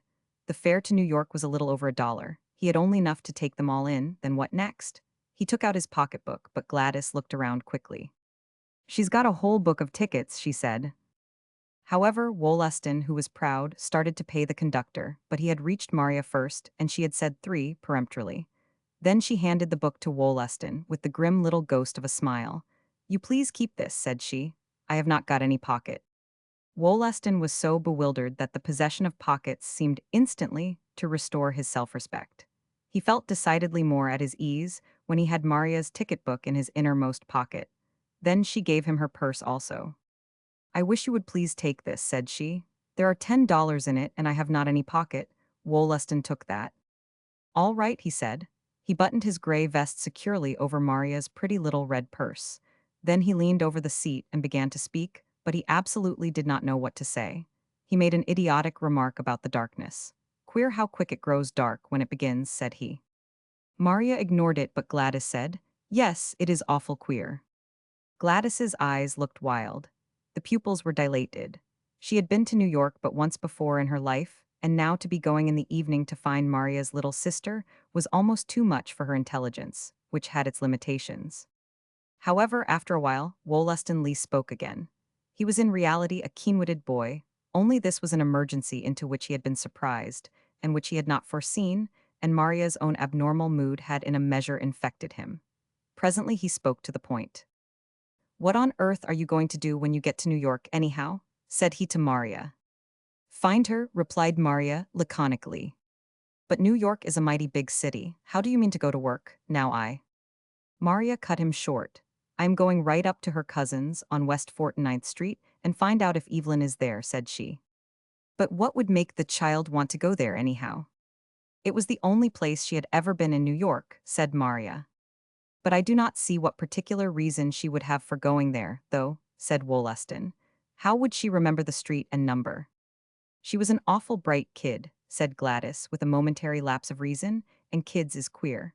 I know, 'cause we have got so many of 'em to our house. Sometimes they will remember things you do not ever think they would. My little sister Maud remembers how my mother drowned 5 kittens onset when she was in long clothes. We knowed she did, 'cause when the cat had kittens, next time we caught her trying to drown 'em herself. Kids is awful queer. Maud cannot remember how to spell her own name, either, and she's most 6 now. She spells it Maud, when it had ought to be more Roman 500. I should not be one mite surprised if Emria's little sister remembered the street and number. Anyway, she knew her whole name because I have heard her say it," said Maria. "Her cousin's name is Mrs. George B. Edison. Evelyn used to say it, and we used to laugh." "Oh, well, if she knew the name like that she might have found the place all right," said Wollaston. "But what puzzles me is why she wanted to go there anyway." "I do not know," said Maria. "I do not know," said Wollaston, "but it seems to me the best thing to do would be to go directly to a police office and have the chief of police notified, and set them at work. But then I suppose your father has done that already." Maria turned upon him with indignation. "Go to a police station to find my little sister," said she. "What would I go there for?" "Yes, what do you suppose that kid has did?" asked Gladys. "What would I go there for?" demanded Maria, flashing the light of her excited, strained little face upon the boy. Maria no longer looked pretty. She no longer looked even young. Lines of age were evident around her mouth, her forehead was wrinkled. The boy fairly started at the sight of her. She seemed like a stranger to him. Her innermost character, which he had heretofore only guessed at by superficial signs, was written plainly on her face. The boy felt himself immeasurably small and young, manly and bold of his age as he really was. When a young girl stretches to the full height of her instincts, she dwarfs any boy of her own age. Maria's feeling for her little sister was fairly maternal. She was in spirit a mother searching for her lost young, rather than a girl searching for her little sister. Her whole soul expanded. She fairly looked larger as well as older. When they got off the train at Jersey City, she led the little procession straight for the 23rd Street ferry. She marched ahead like a woman of twice her years. "You had better hold up your dress, Emria," said Gladys, coming up with her and looking at her with wonder. "My, how you do race." Maria reached round one hand and caught a fold of her skirt. Her new dress was in fact rather long for her. Ida had remarked that morning that she would have Miss Keeler shorten it on Saturday. Ida had no wish to have a grown-up stepdaughter quite yet, whom people might take for her own. The three reached the ferryboat just as she was about to leave her slip. They sat down in a row midway of the upper deck. The heat inside was intense. Gladys loosened her shabby little sack. Maria sat impassible. "Ain't you most baked in here?" asked Gladys. "No," replied Maria. Both Gladys and Wollaston looked cowed. They kept glancing at each other and at Maria. Maria sat next Gladys, Wollaston on Gladys's other side. Gladys nudged Wollaston and whispered to him. "We have just got to stick close to her," she whispered in an alarmed cadence. The boy nodded. Then they both glanced again at Maria, who seemed quite oblivious of their attention. When they reached the other side, Wollaston, with an effort, asserted himself. "We had better take a crosstown car to the 6th Avenue elevated," he said, pressing close to Maria's side and seizing her arm again. Maria shook her head. "No," she said. "Where Mrs. Edison lives is not so near the elevated. It will be better to take a crosstown car and transfer at 7th Avenue. "All right," said Wollaston. He led the way in the run down the stairs and aided his companions onto the crosstown car. He paid their fares and got the transfers and stopped the other car. He was beginning to feel himself again, at least temporarily. "Well, I think the police station is the best place to look, but have your own way. It will not take long to see if she is there now," said Wollaston. He was hanging on a strap in front of Maria. The car was crowded with people going to uptown theaters. Some of the ladies, in showy evening wraps, giving glimpses of delicate waists, looked curiously at the three. There was something extraordinary about their appearance calculated to attract attention, although it was difficult to say just why. After they had left the car, a lady with a white lace blouse showing between the folds of a red cloak said to her escort, "I wonder who they were." "I do not know," said the man, who had been watching them. "I thought there was something unusual." "I thought so too. That well-dressed young woman and that handsome boy and that shabby little girl." By the young woman she meant Maria. "Yes, a queer combination," said the man. It was not altogether that, but they looked so desperately in earnest. Meantime, while the lights of the car disappeared up the avenue, Maria, Wollaston, and Gladys Mann searched for the house in which had lived Ida Edgem's cousin. At last they found it, mounted the steps, and rang the bell. It was an apartment house. After a little, the door opened of itself. "My," said Gladys, but she followed Wollaston and Maria inside. Wollaston began searching the names above the rows of bells on the wall of the vestibule. "What did you say the name was?" he asked of Maria. "Edison, Mrs. George B. Edison." "There is no such name here." "There must be." "There is not." "Let me see," said Maria. She searched the names. "Well, I do not care," said she. "It was on the third floor, and I am going up and ask anyway." "Now, Maria, do you think," began Wollaston. But Maria began climbing the stairs. There was no elevator. "My," said Gladys, but she followed Maria. Wollaston pushed by them both. "See here, you do not know what you are getting into," said he sternly. "You let me go first." When they reached the third floor, Maria pointed to a door. "That is the door," she whispered breathlessly. Wollaston knocked. Immediately the door was flung open by a very pretty young woman in a rose-colored evening gown. Her white shoulders gleamed through the transparent chiffon, and a comb set with rhinestones sparkled in the fluff of her blonde hair. When she saw the three, she gave a shrill scream, and immediately a very small man, much smaller than she, but with a fierce cock of a black pointed beard and a tremendous wiriness of gesture, appeared. "Oh, Tom," gasped the young woman. "Oh." "What on earth is the matter, Stella?" asked the man. Then he looked fiercely at the three. "Who are these people?" he asked. "I do not know. I opened the door. I thought it was Adeline and Raymond, and then I saw these strange people. I do not know how they got in." "We came in the door," said Gladys with some asperity, "and we are looking for Emria's little sister. Be you her main-law's cousin?" "I do not know who these people are," the young woman said faintly to the man. "I think they must be burglars." "Burglars, nothin'," said Gladys, who had suddenly assumed the leadership of the party. Opposition and suspicion stimulated her. She loved a fight. "Be you her main-law's cousin, and have you got her little sister?" Wollaston looked inquiringly at Maria, who was very pale. "It is not her cousin," she gasped. "I do not know who she is. I never saw her." Then Wollaston spoke, hat in hand and speaking up like a man. "Pardon us, sir," he said. "We did not intend to intrude, but—" "Get out of this," said the man, with a sudden dart towards the door. His wife screamed again and put her hand over a little diamond brooch at her throat. "I just know they are sneak thieves," she gasped. "Do send them away, Tom." Wollaston tried to speak again. "We merely wish to ascertain," said he, "if a lady by the name of Mrs. George A. B. interrupted Gladys. "B. Edison lived here. This young lady's little sister is lost, and Mrs. Edison is a relative, and we thought—" The man made another dart. "Do not care what you thought," he shouted. "Keep your thoughts to yourself. Get out of here." "Do you know where Mrs. George B. Edison lives now?" asked Wollaston, courteously, but his black eyes flashed at the man. "No, I do not." "No, we do not," said the young woman in pink. "Do make them go, Tom." "We are perfectly willing to go," said Wollaston. "We have no desire to remain any longer where people are not willing to answer civil questions." Maria all this time had said nothing. She was perfectly overcome with the conviction that Ida's cousin was not there, and consequently not Evelyn. Moreover, she was frightened at the little man's fierce manner.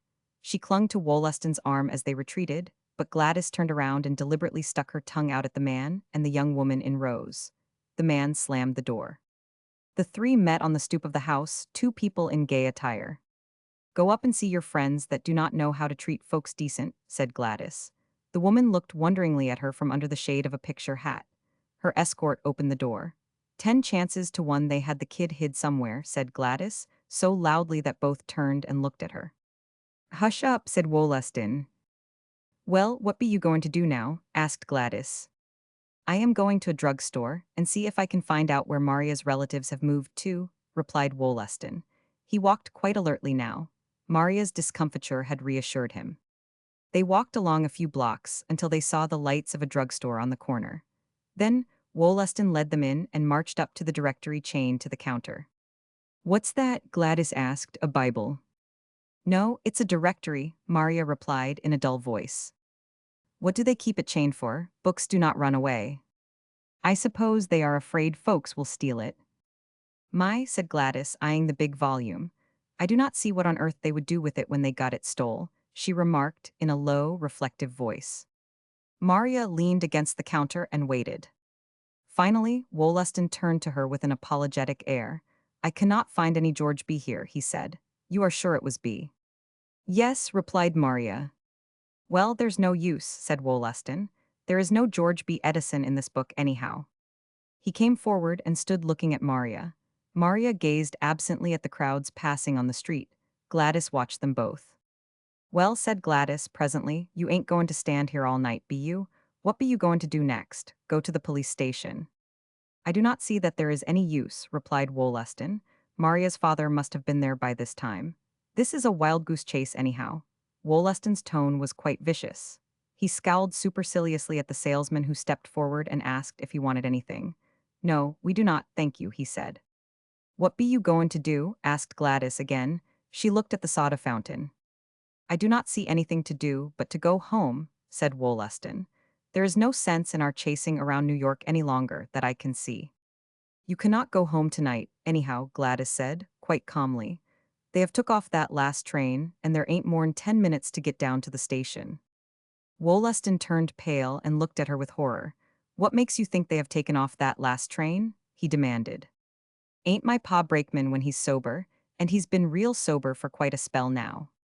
Wollaston seized Maria by the arm. "Come, quick," he said, and leaving the drugstore he broke into a run for the elevated, with Gladys following.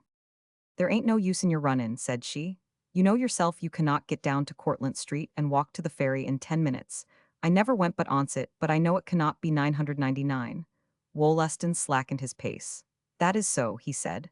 Then he looked at Maria in a kind of angry despair. He felt, in spite of his romantic predilection for her, that he wished she were a boy, so he could say something forcible. He realized his utter helplessness with these two girls in a city where he knew no one, and he again thought of the $3 in his pocketbook. He did not suppose that Maria had more than 50 cents in hers. Then, too, he was worldly wise enough to realize the difficulty of the situation, the possible danger even. It was 10 o'clock at night, and here he was with two young girls to look out for. Then Gladys, who had also worldly wisdom, although of a crude and vulgar sort, spoke. "Folks are going to talk like the old Harry if we stay in here all night," said she. "And besides, there's no knowin' what is a safe place to go into." "That is so," said Wollaston, gloomily, "and I have not much money with me." "I have got money enough," Maria said suddenly. "There are $10 in my pocketbook one, gave you to keep." "My," said Gladys. Wollaston brightened for a moment, then his face clouded again. "Well, I do not know as that makes it much better," said he. "I do not quite see how to manage. They are so particular in hotels now that I do not know as I can get you into a decent one. As for myself, I do not care. I can look out for myself, but I do not know what to do with you, Maria." Gladys made a little run and stepped in front of them. "There ain't but one thing you can do, so Maria will not get talked about all the rest of her life, and I can tell you what it is," said she.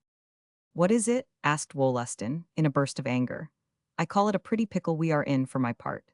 10 chances to 1, Mr. Edgum has got the baby back home safe and sound by this time anyway, and here we are, here is Maria."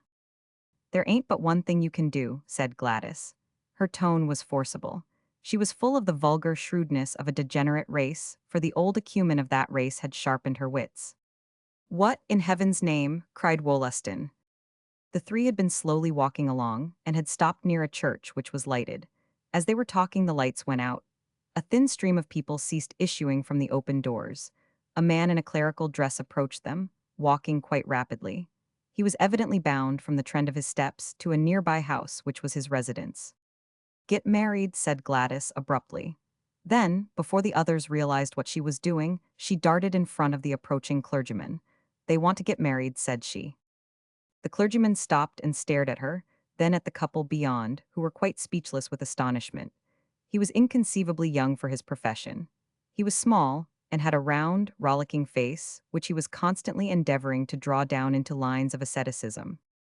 "Who wants to get married?" asked the clergyman. "Them two," replied Gladys succinctly. She pointed magisterially at Wollaston and Maria. Wollaston was tall and manly looking for his age. Maria's dress touched the ground. The clergyman had not, at the moment, a doubt as to their suitable age. He was not a brilliant young man, naturally. He had been pushed through college and into his profession by wealthy relatives, and moreover, with his stupidity, he had a certain spirit of recklessness and sense of humor which gave life a spice for him. "Want to get married, eh?" he said. Then Wollaston spoke. "No, we do not want to get married," he said positively.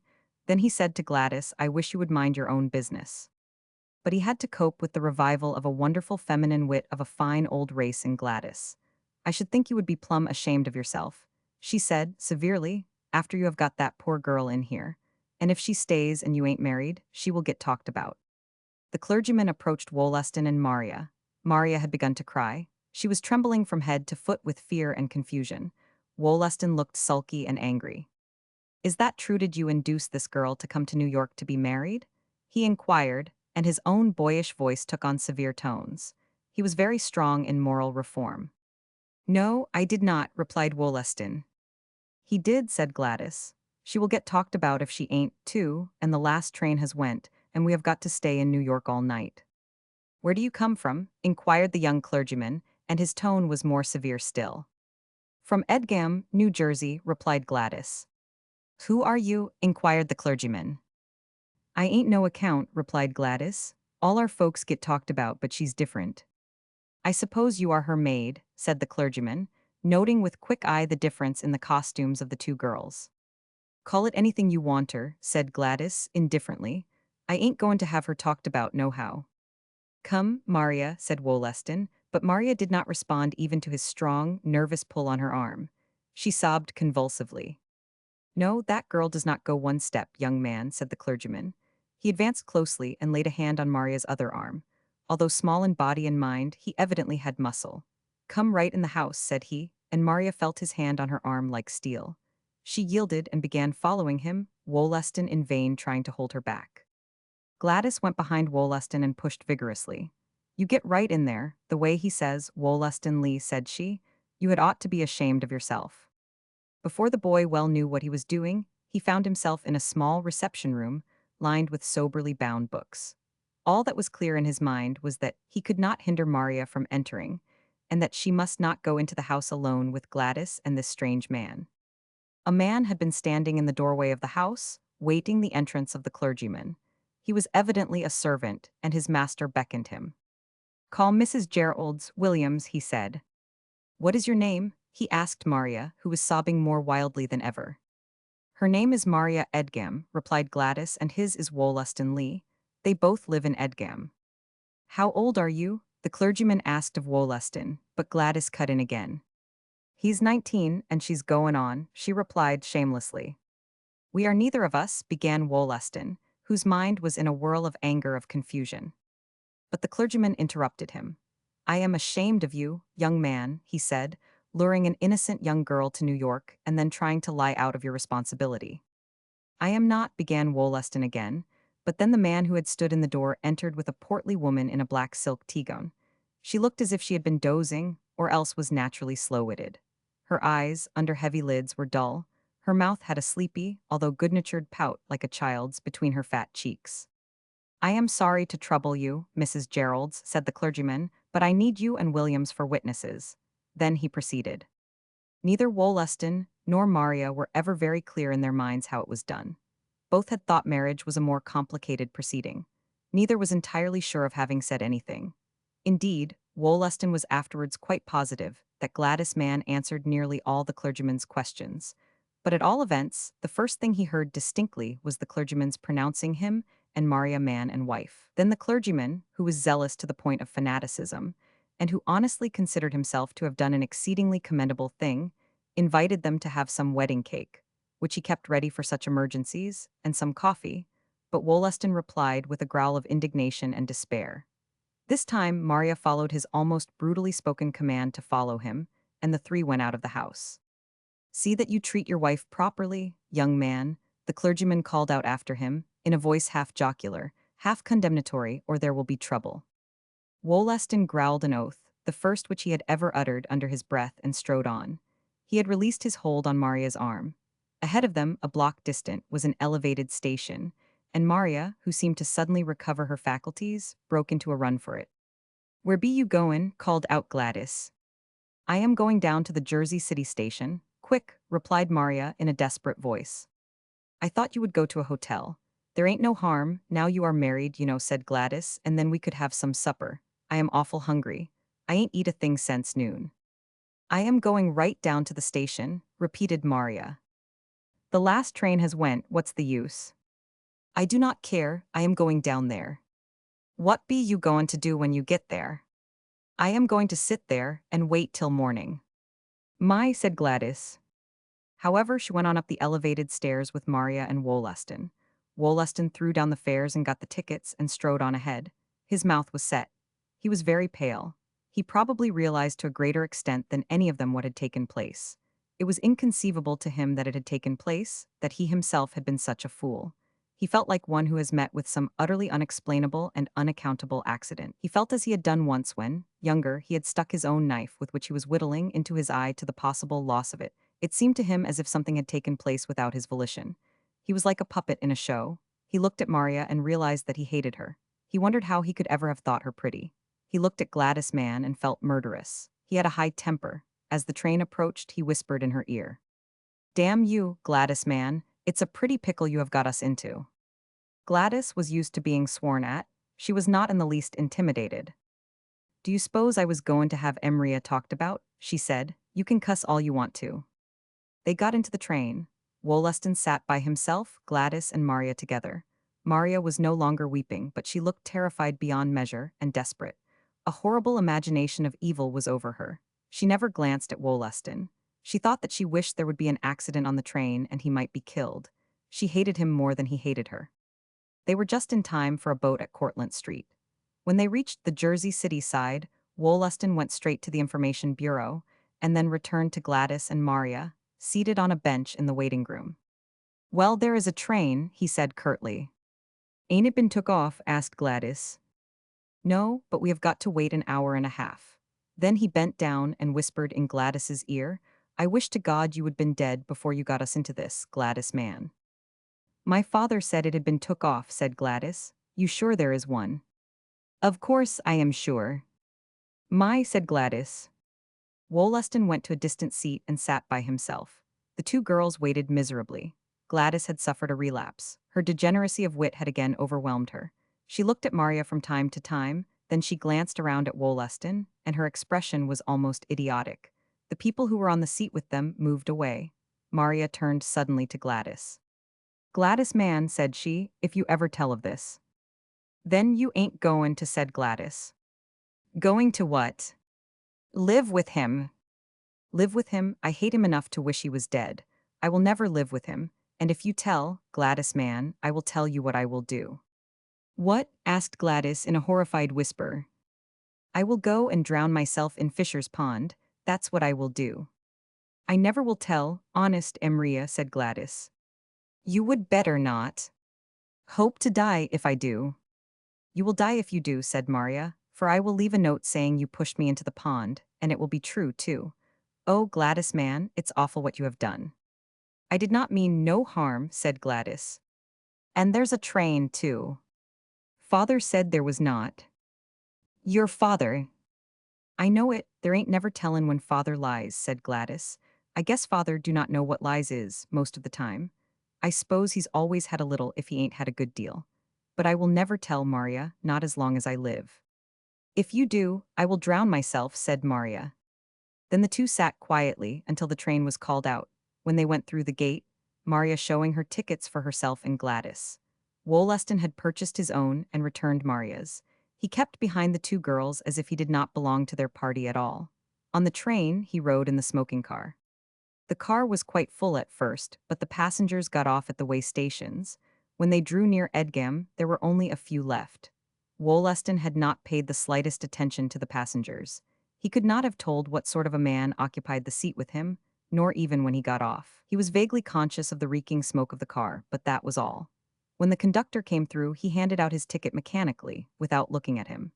He stared out of the window at the swift passing, shadowy trees, at the green-ended signal lights, and the bright glare from the lights of the stations through which they passed.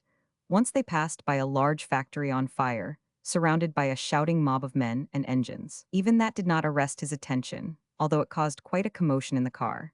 He sat huddled up in a heap, staring out with blank eyes, all his consciousness fixed upon his own affairs. He felt as if he had made an awful leap from boyhood to manhood in a minute. He was full of indignation, of horror, of shame. He was conscious of wishing that there were no girls in the world. After they had passed the last station, before reaching Edgem, he looked wearily away from the window and recognized, stupidly, Maria's father in a seat in the forward part of the car. Harry was sitting as dejectedly hunched upon himself as was the boy. Wollaston recognized the fact that he could not have found little Evelyn, and realized wickedly and furiously that he did not care, that a much more dreadful complication had come into his own life. He turned again to the window. Maria, in the car behind the smoker, sat beside Gladys, and looked out of the window very much as Wollaston was doing. She also was conscious of an exceeding horror and terror, and a vague shame. It was, to Maria, as if she had fallen through the fairy cobweb of romance and struck upon the hard ground of reality with such force that her very soul was bleeding. Wollaston, in the smoker, wished no more devoutly that there were no girls in the world than Maria wished there were no boys. Her emotions had been, as it were, thrust back down her own throat, and she was choked and sickened with them. She would not look at nor speak to Gladys. Once, when Gladys addressed a remark to her, Maria thrust out an indignant shoulder towards her. "You needn't act so awful mad," whispered Gladys. "I ain't goin' to tell, and I was doin' it on your account. My mother will give it to me when I get home." "What are you going to tell her?" asked Maria with sudden interest. "I am goin' to tell her I have been out walkin' with Ben Jadkins. She's told me not to, and she will lick me for all she's wuth," said Gladys angrily. "But I do not care. It's lucky father ain't been through this train. It's real lucky to have your father get drunk sometimes. I will get licked, but I do not care." Maria, sitting there, paid no more attention. The shock of her own plight had almost driven from her mind the thought of Evelyn, but when a woman got on the train leading a child about her age, the old pain concerning her came back. She began to weep again quietly. "I do not see what you are crying for," said Gladys in an accusing voice. "You might have been an old maid." "I do not believe she is found," Maria moaned in a low voice. "Oh, the kid, you bet your life she will turn up. Your pa'll find her all right. I did not know as you were crying about that." When they reached Edgem, Maria and Gladys got off the train, Wollaston Lee also got off, and Harry Edgem, and from a rear car a stout woman, yanking, rather than leading, by the hand, a little girl with a fluff of yellow hair. The child was staggering with sleep.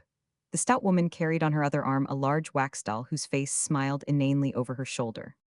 Suddenly there was a rush and cry, and Maria had the little girl in her arms. She was kneeling beside her on the dusty platform, regardless of her new suit. "Sister, sister," screamed the child. "Sister's own little darling," said Maria, then she began to sob wildly. "It's her little sister. Where did you get her?" Gladys asked severely of the stout woman who stood holding the large doll and glowering, while Harry Edgem came hurrying up.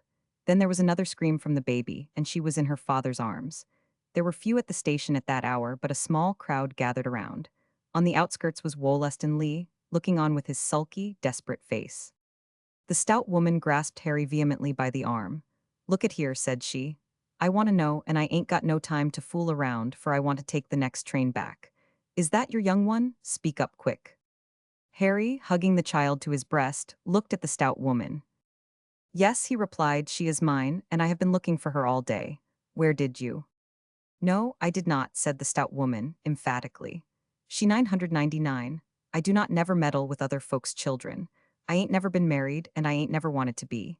And I ain't never cared nothin' about children, always thought they was more bother than they were worth. And when I changed cars here this mornin', on my way from Lawson's, where I have been to visit my married sister, this young one tagged me onto the train, and nothin' I could say made anybody believe she wa'n't mine. I told 'em I wa'n't married, but it did not make no difference. I call it insultin'. There I was goin' up to Tarrytown today to see my Aunt Liza. She's real feeble, and they sent for me, and there I was with this young one. I had a cousin in New York, and I took her to her house, and she did not know any better what to do than I 999. She was always dreadful helpless. We waited till her husband got home. He runs a tug down the harbor, and he said take her to the police station, and Meb I would find out somebody had been trying to find her. So my cousin's husband and me went to the station, and he was so tuckered out and mad at the whole performance that I could hear him growling cuss words under his breath the whole way. We took her and this great doll down to the station, and we found out there who she was most likely and who she belonged to. And my cousin's husband said I would got to take her out here. He looked it up and found out I could get back to New York tonight. He said he would not come nohow. Suddenly a light flashed on the woman. Say, she said, you do not mean to say you have been on the train yourself all the way out from New York. Yes, I came out on the train, admitted Harry meekly. I am sorry. Well, you would better be, said the woman. Here I have traipsed out here for nothin' this time of night. I call you all a set of numbskulls. I do not call the young one very bright, either. Could not tell where she lived, nor what her father's name was. Jess said it was Papa, and her name was Pecius, or some such tomfoolery. I advise you to tag her if she is in the habit of runnin' away. Here I ought to have been up in Tarrytown, and I have been foolin' round in New York all day with your young one and this big doll. With that the stout woman thrust the doll at Maria. Here, take this thing, said she. I have had enough of it. There ain't any sense in let a child of her size lug around a doll as big as that, anyhow. When does my train come? Have I got to cross to the other side? My cousin's husband said it would be about 20 minutes I would have to wait. I will take you round to the other side, and I cannot be grateful enough for your care, began Harry, but the woman stopped him again. I suppose you will be willin' to pay my fare back to New York. That's all I want, said she. I do not want no thanks. I ain't no use for children, but I ain't a heathen. I will be glad to give you a great deal more than your fare to New York, Harry said, in a broken voice. Evelyn was already fast asleep on his shoulder. He led the way down the stairs towards the other track. I do not want nothin' else except 5 cents for my car fare. I can get a transfer, and it will not be more'n that, said the woman, following. I have got enough to get along with, and I ain't a heathen. Harry, with Evelyn asleep in his arms, and Maria and Gladys, waited with the stout woman until the train came. The station was closed, and the woman sat down on a bench outside and immediately fell asleep herself. When the train came, Harry thrust a banknote into the woman's hand, having roused her with considerable difficulty, and she stumbled onto the train over her skirts just as she had done in the morning. Harry knew the conductor. Look out for that woman, he called out to him. She found my little girl that was lost. The conductor nodded affably as the train rolled out. Wollaston Lee had gone home when the others descended the stairs and crossed to the other track. When Harry, with Evelyn in his arms, her limp little legs dangling, and Maria and Gladys were on their way home, the question, which he in his confusion had not thought to put before, came. Why, Maria, where did you come from? He asked. From New York, replied Maria meekly. Her and me went up to her Mainlaw's cousins on 49th Street to find the kid. Gladys cut in, glibly, but the cousin had moved. Harry stared at them. Why, how happened you to do such a thing? He asked. I could not wait home and not do anything, Maria sobbed nervously. Her Mainlaw's cousin had moved, said Gladys. How did you find your way? I had been there before, sobbed Maria. She felt for her father's hand and grasped it with a meaning of trust and fear which he did not understand. Well, you must never do such a thing again, no matter what happens, he said, and held the poor little girl's hand firmly. Thank God father's got you both back safe and sound. Gladys made an abrupt departure on a corner. Good night, Emria, she sung out and was gone, a slim, flying figure in the gloom. Are you afraid to go alone? Harry called after her, in some uncertainty. Land no, came cheerily back. How happened she to be with you? Asked Harry. She was down at the station when I came home from Wardway, replied Maria, faintly. Her strength was almost gone. She could hardly stagger up the steps of the house with her father, he bearing his recovered child, she bearing her secret. Chapter 15. Ida was still to be seen rocking when Harry, with Evelyn and Maria, came in sight of the house. The visiting ladies had gone. Josephine, with her face swollen and tear-stained, was standing watching at a window in the dark dining-room. When she saw the three approaching, she screamed, Oh, Mies Edgem, they have found her. They are common, they have got her, and rushed to open the door. Ida rose and came gracefully to meet them with a sinuous movement and a long sweep of her rose-colored draperies. Her radiant smile lit up her face again. She looked entirely herself when Harry greeted her. Well, Ida, our darling is found, he said, in a broken voice. Ida reached out her arms, from which hung graceful pendants of lace and ribbons. but the sleepy child clung to her father and whimpered crossly. She is all tired out, poor little darling. Papa's poor little darling, said Harry, carrying her into the parlor. Josephine, tell Annie to heat some milk at once, Ida said sharply. Annie, whose anxious face had been visible peeping through the dark entrance of the dining room, hastened into the kitchen. Josephine, go right upstairs and get Miss Evelyn's bed ready, ordered Ida. Then she followed Harry into the parlor and began questioning him, standing over him, and now and then touching the yellow head of the child, who always shrank crossly at her touch. Harry told his story. I had the whole police force of New York on the outlook, although I did not really think myself she was in the city, and their papa's precious darling was all the time right on the train with him, and he never knew it. And here was poor little Maria, added Harry, looking at Maria, who had sunk into a corner of a divan. Her was poor little Maria, Ida, and she had gone hunting her little sister on her own account. She thought she might be at your cousin Alice's. If I had known that both my babies were wandering around New York, I should have been crazy. When I got off the train, there was Maria and that little man girl. She was down at the station when she got home from Wardway, Maria says, and those two children went right off to New York. Did they? Said Ida, in a listless voice. She had resumed her seat in her rocking chair. Edwin Shaw said he thought he saw Evelyn getting on the New York train this morning, said Maria, faintly. She is all used up, Harry said. You had better drink some hot milk yourself, Maria. Only think of that child and that man girl going off to New York on their own accounts, Ida. Yes, said Ida. Wollaston Lee went, too, Maria said suddenly. A quick impulse for concealment in that best of hiding places, utter frankness and openness came over her. He got off the train here. You know he began school, too, at Wardway this morning, and he and Gladys both went. Well, I am thankful you had him along, said Harry. The Lord only knows what you two girls would have done alone in a city like New York. You must never do such a thing again, whatever happens, Maria. You might as well run right into a den of wild beasts.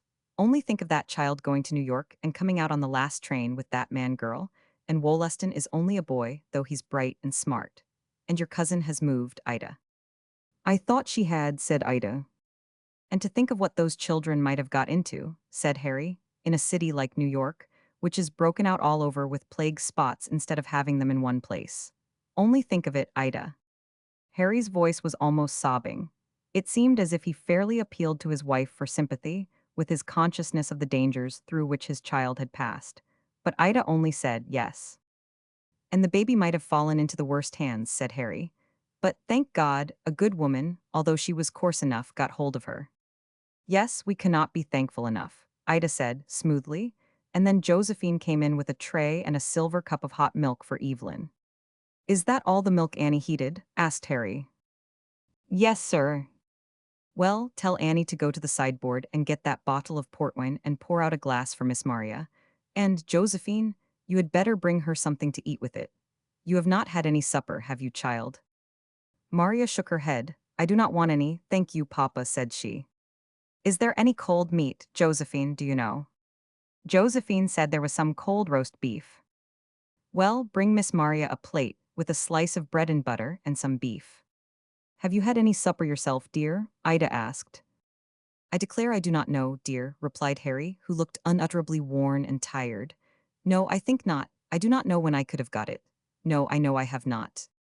Josephine, said Ida, tell Annie to broil a piece of beefsteak for Mr. Edgam, and make a cup of tea. Thank you, dear, poor Harry said, gratefully. Then he said to Maria, will you wait and have some hot beefsteak and tea with Papa, darling? Maria shook her head. I think she had better eat the cold beef and bread, and drink the wine, and go at once to bed, if she is to start on that early train tomorrow, Ida said. Maybe you are right, dear, Harry said. Hurry with the roast beef and bread and wine for Miss Maria, Josephine, and Annie can see to my supper afterwards. All this time, Harry was coaxing the baby to imbibe spoonfuls of the hot milk. It was hard work, for Evelyn was not very hungry. She had been given a good deal of cake and pie from a bakery all day. However, at last she was roused sufficiently to finish her little meal, and Maria drank her glass of wine and ate a little of the bread and meat, although it seemed to her that it would choke her. She was conscious of her father's loving, anxious eyes upon her as she ate, and she made every effort. Little Evelyn had recently had her own little room fitted up. It was next to Maria's. Indeed, there was a connecting door between the two rooms. Evelyn's room was a marvel. It was tiny but complete. Ida had the walls hung with paper with a satin gloss on which were strewn garlands of rosebuds. There was a white matting and a white fur rug. The small furniture was white with rosebud decorations. There was a canopy of rose silk over the tiny bed, and a silk counterpane of a rosebud pattern. After Evelyn had finished her hot milk, her father carried her upstairs into this little nest, and Josephine undressed her and put her to bed. The child's head drooped as helplessly as a baby's all the time. She was so overcome with sleep. When she was in bed, Ida came in and kissed her.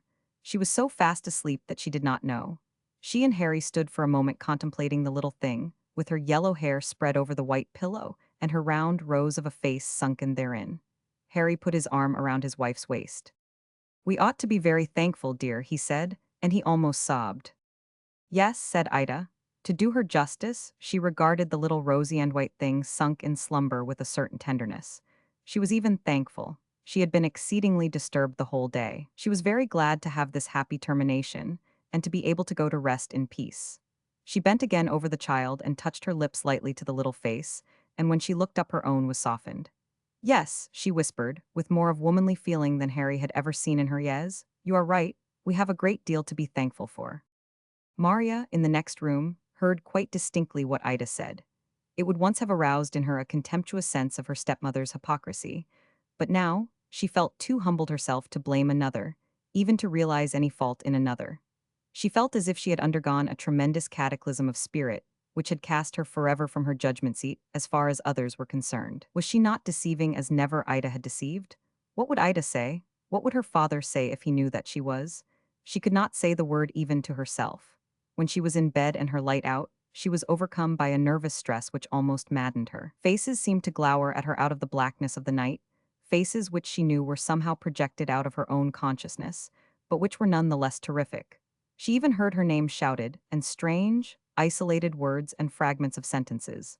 She lay in a deadly fear. Now was the time when, if her own mother had been alive, she would have screamed aloud for some aid. But now she could call to no one. She would have spoken to her father. She would not have told him she was gripped too fast by her sense of the need of secrecy, but she would have obtained the comfort and aid of his presence and soothing words. But there was Ida. She remembered how she had talked to Ida, and her father was with her. A dull wonder even seized her as to whether Ida would tell her father, and she should be allowed to remain at home after saying such dreadful things. There was no one upon whom she could call. All at once she thought of the maid Annie, whose room was directly over hers. Annie was kindly. She would slip upstairs to her, and make some excuse for doing so if she did not smell smoke or something. It seemed to her that if she did not hear another human voice come in contact with something human, she should lose all control of herself. Maria, little, slender, trembling girl, with all the hysterical fancies of her sex crowding upon her, all the sufferings of her sex waiting for her in the future, and with no mother to soften them, slipped out of bed, stole across her room, and opened the door with infinite caution. Then she went up the stairs which led to the third story. Both maids had rooms on the third story. Josephine went home at night, and Hannah, the cook, had gone home with her after the return of the wanderers and was to remain. She was related to Josephine's mother. She knocked timidly at Annie's door. She waited and knocked again. She was trembling from head to foot in a nervous chill. She got no response to her knock. Then she called Annie very softly. She waited and called again. At last, in desperation, she opened the door, which was not locked. She entered, and the room was empty. Suddenly she remembered that Annie, kind-hearted as she was, and a good servant, had not a character above suspicion. She remembered that she had heard Gladys intimate that she had a sweetheart, and was not altogether what she should be. She gazed around the empty, forlorn little room, with one side sloping with the slope of the roof, and an utter desolation overcame her, along with a horror of Annie. She felt that if Annie were there she would be no refuge. Maria turned and slipped as silently as a shadow down the stairs back to her room. She looked at her bed, and it seemed to her that she could not lie down again in it. Then suddenly she thought of something else. She thought of little Evelyn asleep in the next room. She opened the connecting door softly and stole across to the baby's little bed. It was too small, or she would have crept in beside her. Maria hesitated a moment, then she slid her arms gently under the little, soft, warm body and gathered the child up in her arms. She was quite heavy. At another time, Maria, who had slender arms, could scarcely have carried her. Now she bore her with entire ease into her own room and laid her in her own bed. Then she got in beside her and folded her little sister in her arms. Directly a sense of safety and peace came over her when she felt the little snuggling thing, who had wakened just enough to murmur something unintelligible in her baby tongue, and cling close to her with all her little rosy limbs, and thrust her head into the hollow of Maria's shoulder. Then she gave a deep sigh and was soundly asleep again. Maria lay awake a little while, enjoying that sense of peace and security which the presence of this little human thing she loved gave her. Then she fell asleep herself. She waked early. The thought of the early train was in her mind, and Maria was always one who could wake at the subrecollection of a need.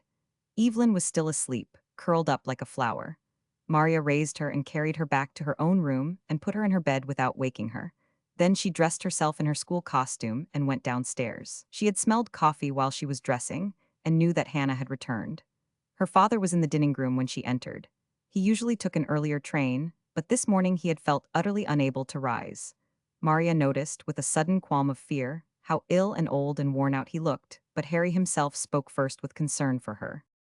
"Papa's poor little girl," he said, kissing her. "She looks tired out. Did you sleep, darling?" "Yes, after a while. Are you sick, Papa?" "No, dear, why?" "Because you did not go on the other train." "No, dear, I am all right, just a little tired," replied Harry. Then he added, looking solicitously at Maria, "Are you sure you feel able to go to school today? Because you need not, you know." "I am all right," said Maria. She and her father had seated themselves at the table. Harry looked at his watch. "We shall neither of us go, if we do not get our breakfast before long," he said. Then Hannah came in, with a lowering look, bringing the coffee pot and the chops and rolls. "Where is Annie?" asked Harry. "I do not know," replied Hannah, with a toss of her head and a compression of her lips. She was a large, solid woman, with a cast in her eyes. She had never been married. "You do not know," said Harry, helping Maria to a chop and a roll, while Hannah poured the coffee. "No," said Hannah again, and this time her face was fairly malicious. "I do not know how long I can stand such doin's, and that's the truth," she said. Hannah had come originally from New England, and had principles in which she took pride, perhaps the more because they had never in one sense been assailed. Annie was a Hungarian, and considered by Hannah to have no principles.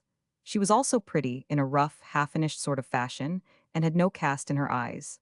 Hannah privately considered that as against her. Harry began sipping his coffee, which Hannah had set down with such impetus that she spilled a good deal in the saucer, and he looked uneasily at her. "What do you mean, Hannah?" he asked. "I mean that I am not used to being throwed in with girls who stays out all night, and nobody knows where they be, and that's the truth," said Hannah, with emphasis. "Do you mean to say that Annie—" "Yes, I do. She went in and they do say she's married and—" "Hush, Hannah, we will talk about this another time," Harry said, with a glance at Maria. Just then a step was heard in the kitchen. "There she is now, the trollop," said Hannah, but she whispered the last word under her breath, and she also gave a glance at Maria, as one might at any innocent ignorance which must be shielded even from knowledge itself. Annie came in directly. Her pretty light hair was nicely arranged. She was smiling, but she looked doubtful. Hannah went with a flounce into the kitchen. Annie had removed her hat and coat and tied on a white apron in a second, and she began waiting exactly as if she had come down the back stairs after a night spent in her own room. Indeed, she did not dream that either Harry or Maria knew that she had not, and she felt quite sure of Hannah's ignorance, since Hannah herself had been away all night. Maria from time to time glanced at Annie, and although she had always liked her, a feeling of repulsion came over her. She shrank a little when Annie passed the muffins to her. Harry gave one keen, scrutinizing glance at the girl's face, but he said nothing. After breakfast he went upstairs to bid Ida, who had a way of rising late, goodbye, and he whispered to her, "Annie was out all last night." "Oh, well," replied Ida, sleepily, with a little impatience, "it does not happen very often. What are we going to do about it?" "Hannah is kicking," said Harry, and— "I cannot help it if she is," said Ida. "Annie does her work well, and it is so difficult to get a maid nowadays, and I cannot set up as a moral censor, I really cannot, Harry." "I hate the example, that is all," said Harry. There Hannah said, right before Maria, that Annie had been out.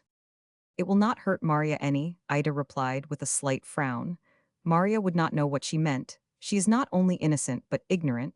I cannot turn off Annie unless I see another maid as good in prospect. Goodbye, dear." Harry and Maria walked to the station together. Their trains reached Edgem about the same time, although going in opposite directions. It was a frosty morning. There had been a slight frost the night before.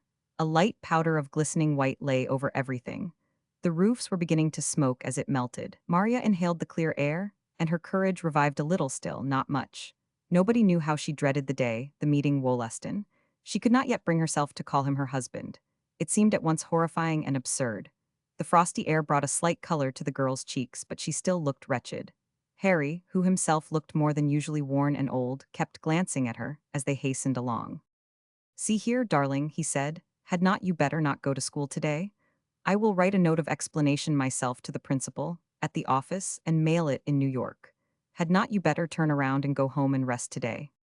"Oh no," replied Maria, "I would much rather go, Papa. You look as if you could hardly stand up, much less go to school." "I am all right," said Maria. But as she spoke, she realized that her knees fairly bent under her, and her heart beat loudly in her ears, for they had come in sight of the station. "You are sure?" Harry said anxiously. "Yes, I am all right. I want to go to school." "Well, look out that you eat a good luncheon," said Harry, as he kissed her goodbye.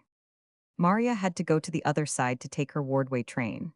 She left her father and went under the bridge and mounted the stairs. When she gained the platform, the first person whom she saw, with a grasp of vision which seemed to reach her very heart, although she apparently did not see him at all, was Wollaston Lee. He also saw her, and his boyish face paled. There were quite a number waiting for the train, which was late. Maud Page was among them. Maria at once went close to her. Maud asked about her little sister. She had heard that she was found, although it was almost inconceivable how the news had spread at such an early hour. "I am real glad she's found," said Maud. Then she stared curiously at Maria. "Say, was it so?" she asked. "Was what true?" asked Maria, trembling. "Was it true that you and Wollaston Lee and Gladys Mann all went to New York looking for your sister, and came out on the last train?" "Yes, it is true," replied Maria quite steadily. "What ever made you?" "I thought she might have gone to a cousin of hers, who used to live on 49th Street, but we found the cousin had moved when we got there." "Gracious," said Maud, "and you did not come out till that last train?" "No." "I should think you would be tired to death, and you do not look any too chipper." Maud turned and stared at Wollaston, who was standing aloof. "I declare, he looks as if he had been up a week of Sundays, too," said she. Then she called out to him, in her high-pitched treble, which sounded odd coming from her soft circumference of throat. Maud's voice ought, by good rights, to have been a rich, husky drone, instead of bearing a resemblance to a parrot's. "Say, Wollaston Lee," she called out, and the boy approached perforce, lifting his hat. "Say," said Maud, "I hear you and Maria eloped last night." Then she giggled. The boy cast a glance of mistrust and doubt at Maria. His face turned crimson. "You are telling awful whoppers, Maud Page," Maria responded promptly, and his face cleared. "We just went in to find Evelyn." "Oh," said Maud teasingly. "You are mean to talk so," said Maria. Maud laughed provokingly. "What made Wollaston go for then?" she asked. "Do you suppose anybody would let a girl go alone to New York on a night train?" said Maria, with desperate spirit. "He went because he was polite, so there." Wollaston said nothing. He tried to look haughty, but succeeded in looking sheepish. "Gladys Mann went too," said Maria. "I do not see what makes you go with a girl like that anywhere," said Maud. "She's as good as anybody," said Maria. "Maybe she is," returned Maud. Then she glanced at Wollaston, who was looking away, and whispered in Maria's ear, "They talk like fury about her, and her mother, too." "I do not care," Maria said stoutly. "She was down at the station and told me how Evelyn was lost, and then she went in with me." Maud laughed her aggravating laugh again. "Well, maybe it was just as well she did," she said, "or else they would have said you and Wollaston had eloped, sure." Maria began to speak, but her voice was drowned by the rumble of the New York train on the other track. The Wardway train was late. Usually the two trains met at the station. However, the New York train had only just pulled out of sight before the Wardway train came in. As Maria climbed on the train, she felt a paper thrust forcibly into her hand, which closed over it instinctively. She sat with Maud, and had no opportunity to look at it all the way to Wardway. She slipped it slyly into her algebra. Maud's eyes were sharp. "What's that you are putting in your algebra?" she asked. "A marker," replied Maria. She felt that Maud's curiosity was such that it justified a white lie. She had no chance to read the paper which Wollaston had slipped into her hand until she was fairly in school. Then she read it under cover of a book.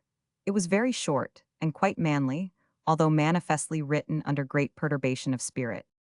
Wollaston wrote, "Shall I tell your folks tonight?" Wollaston was not in Maria's classes. He was older and had entered in advance. She had not a chance to reply until noon. Going into the restaurant, she in her turn slipped a paper forcibly into his hand. "Goodland, look out," said Maud Page. "Why, Maria Edgem, you butted right into Wollaston Lee and nearly knocked him over." What Maria had written was also short but desperate. She wrote, "If you ever tell your folks or my folks, or anybody, I will drown myself in Fisher's Pond." A look of relief spread over the boy's face. Maria glanced at him where he sat at a distant table with some boys, and he gave an almost imperceptible nod of reassurance at her. Maria understood that he had not told, and would not unless she bade him. On the train going home that night, he found a chance to speak to her. He occupied the seat behind her, and waited until a woman who sat with Maria got off the train at a station, and also a man who had occupied the seat with him. Then he leaned over and said, ostentatiously, so he could be heard half the length of the car, "It is a beautiful day, is not it?" Maria did not turn around at all, but her face was deadly white as she replied, "Yes, lovely." Then the boy whispered, and the whisper seemed to reach her inmost soul. "Look here, I want to do what is right and honorable, but hang me if I know what is. It is an awful pickle." Maria nodded, still with her face straight ahead. "I do not know how it happened, for my part," the boy whispered. Maria nodded again. "I did not say anything to my folks because I did not know how you would feel about it. I thought I ought to ask you first. But I am not afraid to tell, you needn't think that, and I mean to be honorable. If you say so, I will go right home with you and tell your folks, and then I will tell mine, and we will see what we can do." Maria made no answer. She was in agony. It seemed to her that the whisper was deafening her. "I will leave school and go to work right away," said the boy, and his voice was a little louder and full of pathetic manliness, "and I guess in a year's time I could get so I could earn enough to support you. I mean to do what is right. All is I want to do what you want me to do. I did not know how you felt about it." Then Maria turned slightly. He leaned closer. "I told you how I felt," she whispered back. "You mean what you wrote?" "Yes, what I wrote. You do not want me to tell it all." "Never, as long as you live." "It's all about her. Gladys." "Yes, confound her. She will not tell, she will not dare to." Wollaston was silent for a moment, then he whispered again. "Well," he said, "I want to do what you want me to and what is honorable. Of course, we are both young, and I have not any money except what father gives me, but I am willing to quit school tomorrow and go to work. You needn't think I mean to back out and show the white feather. I am not that kind. We have got into this, and I am ready and willing to do all I can."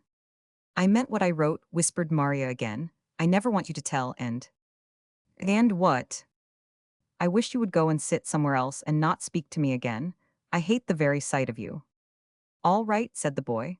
There was a slight echo of rancor in his own voice, still it was patient, with the patience of a man with a woman and her unreason.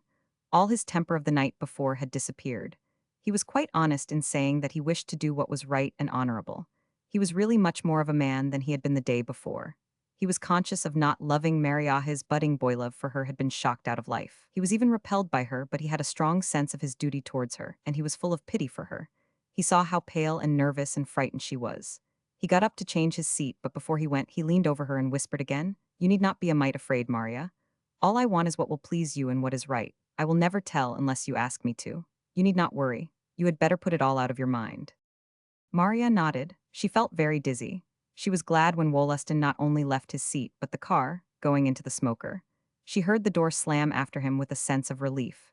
She felt a great relief at his assurance that he would keep their secret. Wollaston Lee was a boy whose promises had weight. She looked out of the window, and a little of her old-time peace seemed to descend upon her. She saw how lovely the landscape was in the waning light. She saw the new moon with a great star attendant, and reflected that it was over her right shoulder. After all, youth is hard to down, and hope finds a rich soil in it. Then, too, a temporization to one who is young means eternity. If Wollaston did not tell, and Gladys did not tell, and she did not tell, it might all come right somehow in the end. She looked at the crescent of the moon, and the great depth of light of the star, and her own affairs seemed to quiet her with their very littleness. What was little Maria Edgem and her ridiculous and tragic matrimonial tangle compared with the eternal light of those strange celestial things yonder? She would pass, and they would remain. She became comforted. She even reflected that she was hungry. She had not obeyed her father's injunction, and had eaten very little luncheon. She thought with pleasure of the good dinner which would be awaiting her. Then suddenly she remembered how she had talked to her. How would she be treated? But she remembered that Ida could not have said anything against her to her father, or, if she had done so, it had made no difference to him. She considered Ida's character, and it seemed to her quite probable that she would make no further reference to the subject. Ida was averse even to pursuing enmities, because of the inconvenience which they might cause her. It was infinitely less trouble to allow birds which had pecked at her to fly away than to pursue them. Then, too, she always remained unshaken in her belief in herself. Maria's tirade would not in the least have disturbed her self-love, and it is only a wound in self-love which can affect some people. Maria was inclined to think that Ida would receive her with the same coldly radiant smile as usual, and she was right. That night when she entered the bright parlor, glowing with soft lights under art shades, Ida, in her pretty housegown scarlet cashmere trimmed with medallions of cream, lace greeted her in the same fashion as she had always done. Evelyn ran forward with those squeals of love which only a baby can accomplish. Maria, hugging her little sister, saw that Ida's countenance was quite unchanged. "So you have got home," said she. "Is it very cold?" "Not very," replied Maria. "I have not been out, and I did not know," Ida said, in her usual fashion of making commonplaces appear like brilliances. "There may be a frost, I do not know," Maria said. She was actually confused before this impenetrability. Remembering the awful things she had said to her, she was suddenly conscience-stricken as she saw Ida's calm radiance of demeanor. She began to wonder if she had not been mistaken, if Ida was not really much better than she herself. She knew that as she had had such things said to her she could not have appeared so forgiving. Such absolute self-love and self-belief was incomprehensible to her. She had accused Ida of more than she could herself actually comprehend. She began to think Ida had a forgiving heart, and that she herself had been the wicked one, not she. She responded to everything which Ida said with a conciliatory air. Presently Harry came in. He was late. He looked very worn and tired. Ida sent Josephine upstairs to get his smoking jacket and slippers, and Maria thought she was very kind to her father. Evelyn climbed into his arms, but he greeted even her rather wearily. Ida noticed it. "Come away, darling," she said. "Papa is tired, and you are a heavy little lump of honey." Ida smiled entrancingly. Harry looked at her with loving admiration, then at Maria. "I tell you what it is, I feel pretty thankful tonight, when I think of last night when I realize I have you all home," said he. Ida smiled more radiantly. "Yes, we ought to be very thankful," she said. Maria made up her mind that she would apologize to her if she had a chance. She did not wish to speak before her father, not because she did not wish him to know, but because she did not wish to annoy him. He looked so tired. She had a chance after dinner, when Josephine was putting Evelyn to bed, and Harry had been called to the door to speak to a man on business. "I am sorry I spoke as I did to you," she said, in a low voice to Ida. They were both in the parlor. Maria had a school book in her hand, and Ida was embroidering. The rosy shade of the lamp intensified the glow on her beautiful face. She looked smilingly at Maria. "Why, my dear," she said, "I do not know what you said, I have forgotten." Chapter 16. Now commenced an odd period of her existence for Maria Edgam. She escaped a transition stage which comes to nearly every girl by her experience in New York, the night when Evelyn was lost. There is usually for a girl, if not for a boy, a stage of existence when she flutters, as it were, over the rose of life, neither lighting upon it nor leaving it, when she is not yet herself, when she does not comprehend herself at all, except by glimpses of emotions, as one may see one facet of a diamond but never the complete stone. Maria had in a few hours become settled, crystallized, and she gave evidence of it indisputably in one way she had lost her dreams. When a girl no longer dreams of her future she has found herself. Maria had always been accustomed to go to sleep lulled by her dreams of innocent romance. Now she no longer had them. It was as if a child missed a lullaby. She was a long time in getting to sleep at all, and she did not sleep well. She no longer stared over the page of a lesson book into her own future, as into a crystal well, wherein she saw herself glorified by new and strange happiness. She studied, and took higher places in her classes, but she did not look as young or as well. She grew taller and thinner, and she looked older. People said Maria Edgam was losing her beauty, that she would not be as pretty a woman as she had promised to make after all. Maria no longer dwelt so long and pleasurably upon her reflection in the glass. She simply arranged her hair and neckgear tidily and went her way. She did not care so much for her pretty clothes. A girl without her dreams is a girl without her glory of youth. She did not quite realize what was the matter, but she knew that she was no longer so fair to see, and that the combination of herself and a new gown was not what it had been. She felt as if she had reached the last page of her book of life, and the ennui of middle age came over her. She had not reached the last page. She was, of course, mistaken, but she had reached a paragraph so tremendous that it seemed to her the climax, as if there could be nothing beyond it. She was married, that is, she had been pronounced a wife. There could be nothing further. She was both afraid of and disliked the boy who had married her. There was nothing ahead that she could see but a commonplace existence without romance and without love. She as yet did not dwell upon the possible complications which might arise from her marriage. It simply seemed to her that she should always live a spinster, although the marriage ceremony had been pronounced over her. She began to realize that, in order to live in this way, she must take definite steps. She knew that her father was not rich. The necessity for work and earning her own living in the future began to present itself. She made up her mind to fit herself for a teacher. "Papa, I am going to teach," she told her father one afternoon. Ida had gone out. It was 2 years after her marriage, and Maria looked quite a woman. She and her father were alone. Evelyn had gone to bed. Maria had tucked her in and kissed her good night. Josephine was no longer a member of the family. In a number of ways, expenses had been retrenched. Harry would not admit it, and Ida did not seem aware of it, but his health was slowly but surely failing. That very day, he had consulted a specialist in New York, taking his turn in the long line of waiting applicants in the office. When he came out, he had a curious expression on his face, which made more than one of the other patients, however engrossed in their own complaints, turn around and look after him. He looked paler than when he had entered the office, but not exactly cast down. He had rather a settled expression, as of one who had come in sight, not of a goal of triumph, but of the end of a long and wearisome journey. In these days, Harry Edgam was so unutterably weary.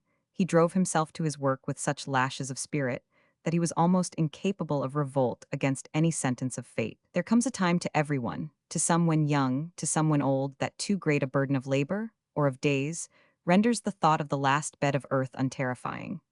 The spirit, overcome with weariness of matter, droops earthward with no rebellion. Harry, who had got his death sentence, went out of the doctor's office and hailed his ferry-bound car, and realized very little difference in his attitude from what he had done before.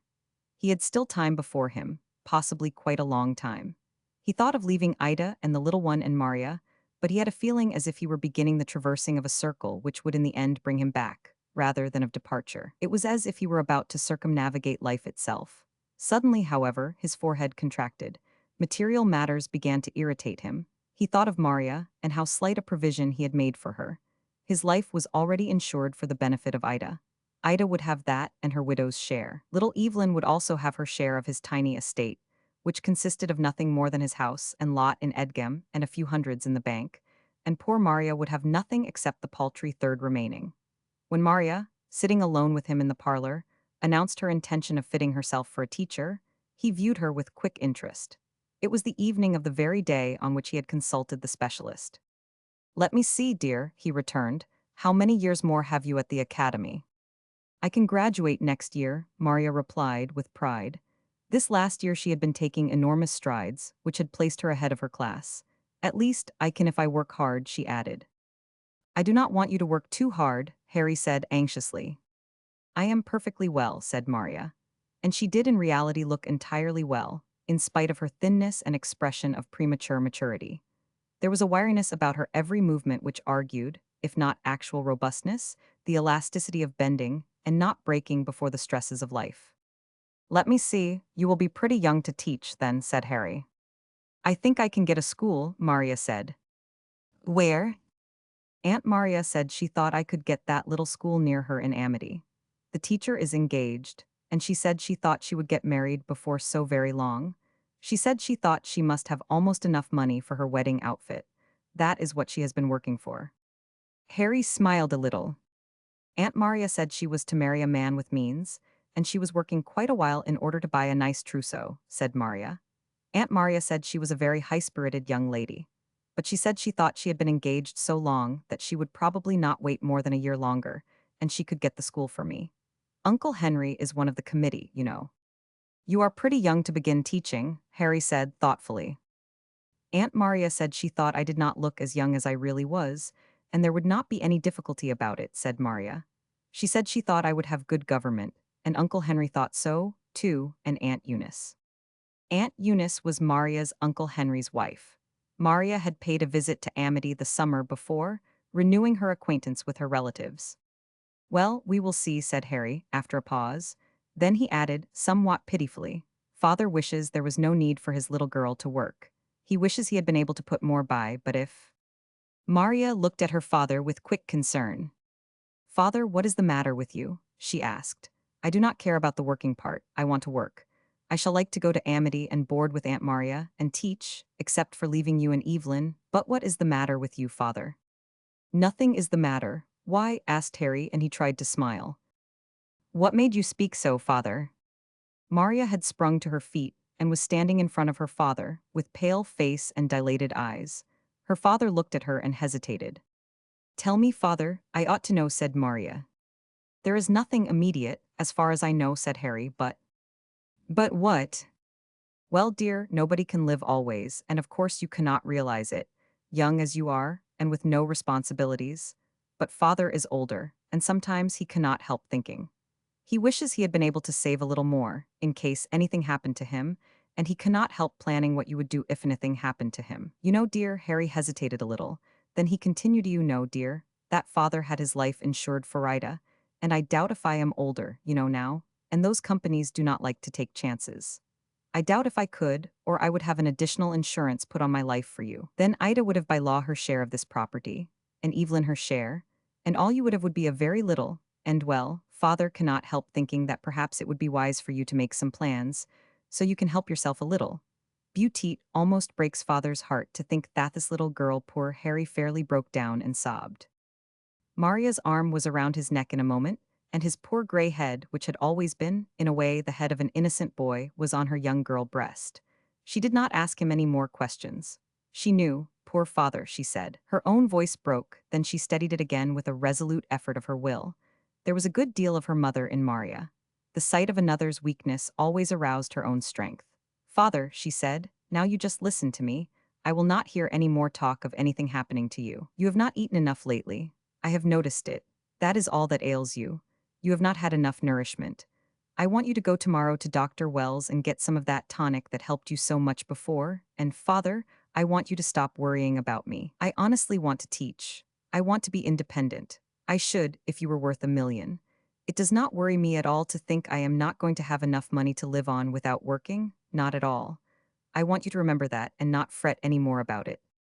For answer, Harry sobbed against the girl's shoulder.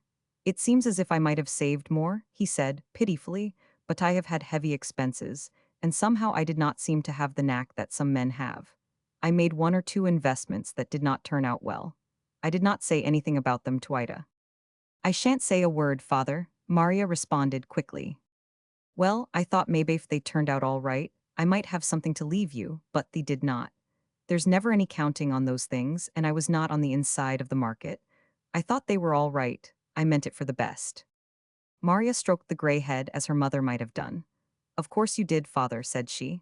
Now, do not you worry one bit more about it. You get that tonic. You do not look just right, and you need something to give you an appetite, and do not you ever have another thought as far as I am concerned. I have always wanted to teach, or do something to make myself independent. You may marry somebody who will look out for you after father has gone, half-whimpered Harry. His disease and his distress were making him fairly childish. Now he realized a supporting love beside him. Maria quivered a little. I shall never marry father, she said. Harry laughed a little, even in the midst of his distress. Well, dear, we will not worry about that now, he said. Only, if you ever do marry, I hope you will marry a good, honest man who can take care of you. I never shall marry, Maria said again. There was an odd inflection in her voice which her father did not understand. Her cheeks burned hot against his, but it was not due to the modesty of young girlhood, which flees even that which it secretly desires. Maria was reflecting upon her horrible deception, how every day and every minute of her life she was deceiving her father, but she dared not tell him. She dared less now than ever, in the light of her sudden conviction concerning his ill health. Maria had been accustomed so long to seeing her father look tired and old that the true significance of it had not struck her. She had not reflected that her father was not in reality an old man but scarcely past middle-aging, that there must be some disease to account for his appearance. Now she knew, but along with the knowledge came the conviction that he must not know that she had it, that it would only add to his distress. She kissed him, and took up the evening paper which had fallen from his knees to the floor. Suppose I read to you, father, she said. Harry looked gratefully at her, but you have to learn your lesson. Oh, I can finish that in school tomorrow. I do not feel like working any more tonight, and I do feel like reading the paper. Will not it tire you, dear? Tire me? Now, father, what do you take me for? Maria settled herself in a chair. Harry leaned back his head contentedly. He had always liked to be read to, and lately reading to himself had hurt his eyes. Now, what shall I read, father? She said. Poor Harry, remembering his own futile investments, asked for the stock list, and Maria read it very intelligently for a young girl who knew nothing about stocks. Once I owned some of that stock, said Harry proudly. Did you, father? Maria responded admiringly. Yes, and only look where it is now. If I could only have held on to it, I might have been quite a rich man. Harry spoke, oddly enough, with no regret. Such was the childishness of the man that a possession once his never seemed wholly lost to him. It seemed to him that he had reason to be proud of having made such a wise investment, even if he had never actually reaped any benefit from it. I do not see how you knew what to invest in, Maria said, fostering his pride. Oh, I had to study the stock lists and ask brokers, Harry replied. He looked brighter. This little reinstatement in his self-esteem acted like a tonic. In some fashion, Ida always kept him alive to his own deficiencies, and that was not good for a man who was naturally humble-minded. Harry sat up straighter. He looked at Maria with brighter eyes as she continued reading. Now that is a good investment, said Hethat Bond. If I had the money to spare, I would buy one of those bonds tomorrow morning. Are bonds better than stocks, father? Asked Maria. Yes, replied Harry, importantly. Always remember that, if you have any money to invest. A man can afford to buy stocks because he has better opportunities of judging of the trend of the market, but bonds are always safer for a woman. Maria regarded her father again, with that innocent admiration for his wisdom, which seemed to act like a nerve stimulant. A subtle physician might possibly have reached the conclusion, had he been fully aware of all the circumstances, that Ida, with her radiant superiority, her voiceless but none the less positive self-assertion over her husband, was actually a means of spiritual depression which had reacted upon his physical nature. Nobody knows exactly to what extent any of us are responsible for the lives of others, and how far our mere existences may be derogatory to our fellow beings. Harry was visibly brighter. You do not look half as tired as you did, father, Maria said. I do not feel so tired, replied Harry. It has rested me to hear you read. Remember what I have told you, dear, about Bonsalway's bonds and never stocks for a woman. Yes, father, said Maria. Then she added, I am going to save all I can when I begin to earn. Your Aunt Maria will only ask you enough board to make it possible for her to pay the bills. You know she has only 100 a year to live on. Of course your Uncle Henry lets her have her rent free, or she could not do it, but she is a fine manager. She manages very much as your mother 999. As he spoke, Harry looked around the luxurious apartment and reflected that, had his first wife lived, he himself could have saved, and there might have been no need for this little, delicate girl to earn her own living. He sighed, and the weary look settled over his face again. Maria rose. Father, said she, Annie has gone out, and so has Hannah, and I am going out in the kitchen and make a cup of that thick chocolate that you like for you. It is too much trouble, dear. Nonsense, said Maria. I would like to do it, and it will not take a minute. There is a good fire in the range. While Maria was gone, Harry sat gazing out of the window. He had always now, when he looked out of a window, the sensation of a man who was passing in rapid motion all the old familiar objects, all the landmarks of his life, or rather for one never rids one's self of that particular optical delusion. It was as if they were passing. The conviction of one's own transit is difficult to achieve. Harry gazed out of the window, and it was to him as if the familiar trees which bordered the sidewalk, the shrubs in the yard, the houses which were within view, were flitting past him in a mad whirl. He was glad when Maria entered with the chocolate in his own particular cup and a dainty plate of cheese sandwiches. I thought perhaps you could eat a sandwich, father, she said. I do not believe you had anything decent for lunch in New York. I did not have much, said Harry. He did not add, what was the truth, that lately he had been stinting himself on his luncheons in the effort to save a little more of his earnings. He ate nearly all the sandwiches and drank 2 cups of chocolate and really looked much better. You need more nourishment, father, said Maria, with a wise, maternal air, which was also half accusatory, and which made Harry think so strongly of his first wife that he regarded Maria as he might have regarded her mother. You grow more and more like your own mother, dear, he said. Well, I am glad of that, replied Maria. Mother was a good woman, if I can only be half as good as mother was. Your mother was a good woman, said Harry, reflectively. And as he spoke, he seemed to feel the arms of strong, almost stern, femininity and faithfulness which had encompassed his childlike soul for so many years.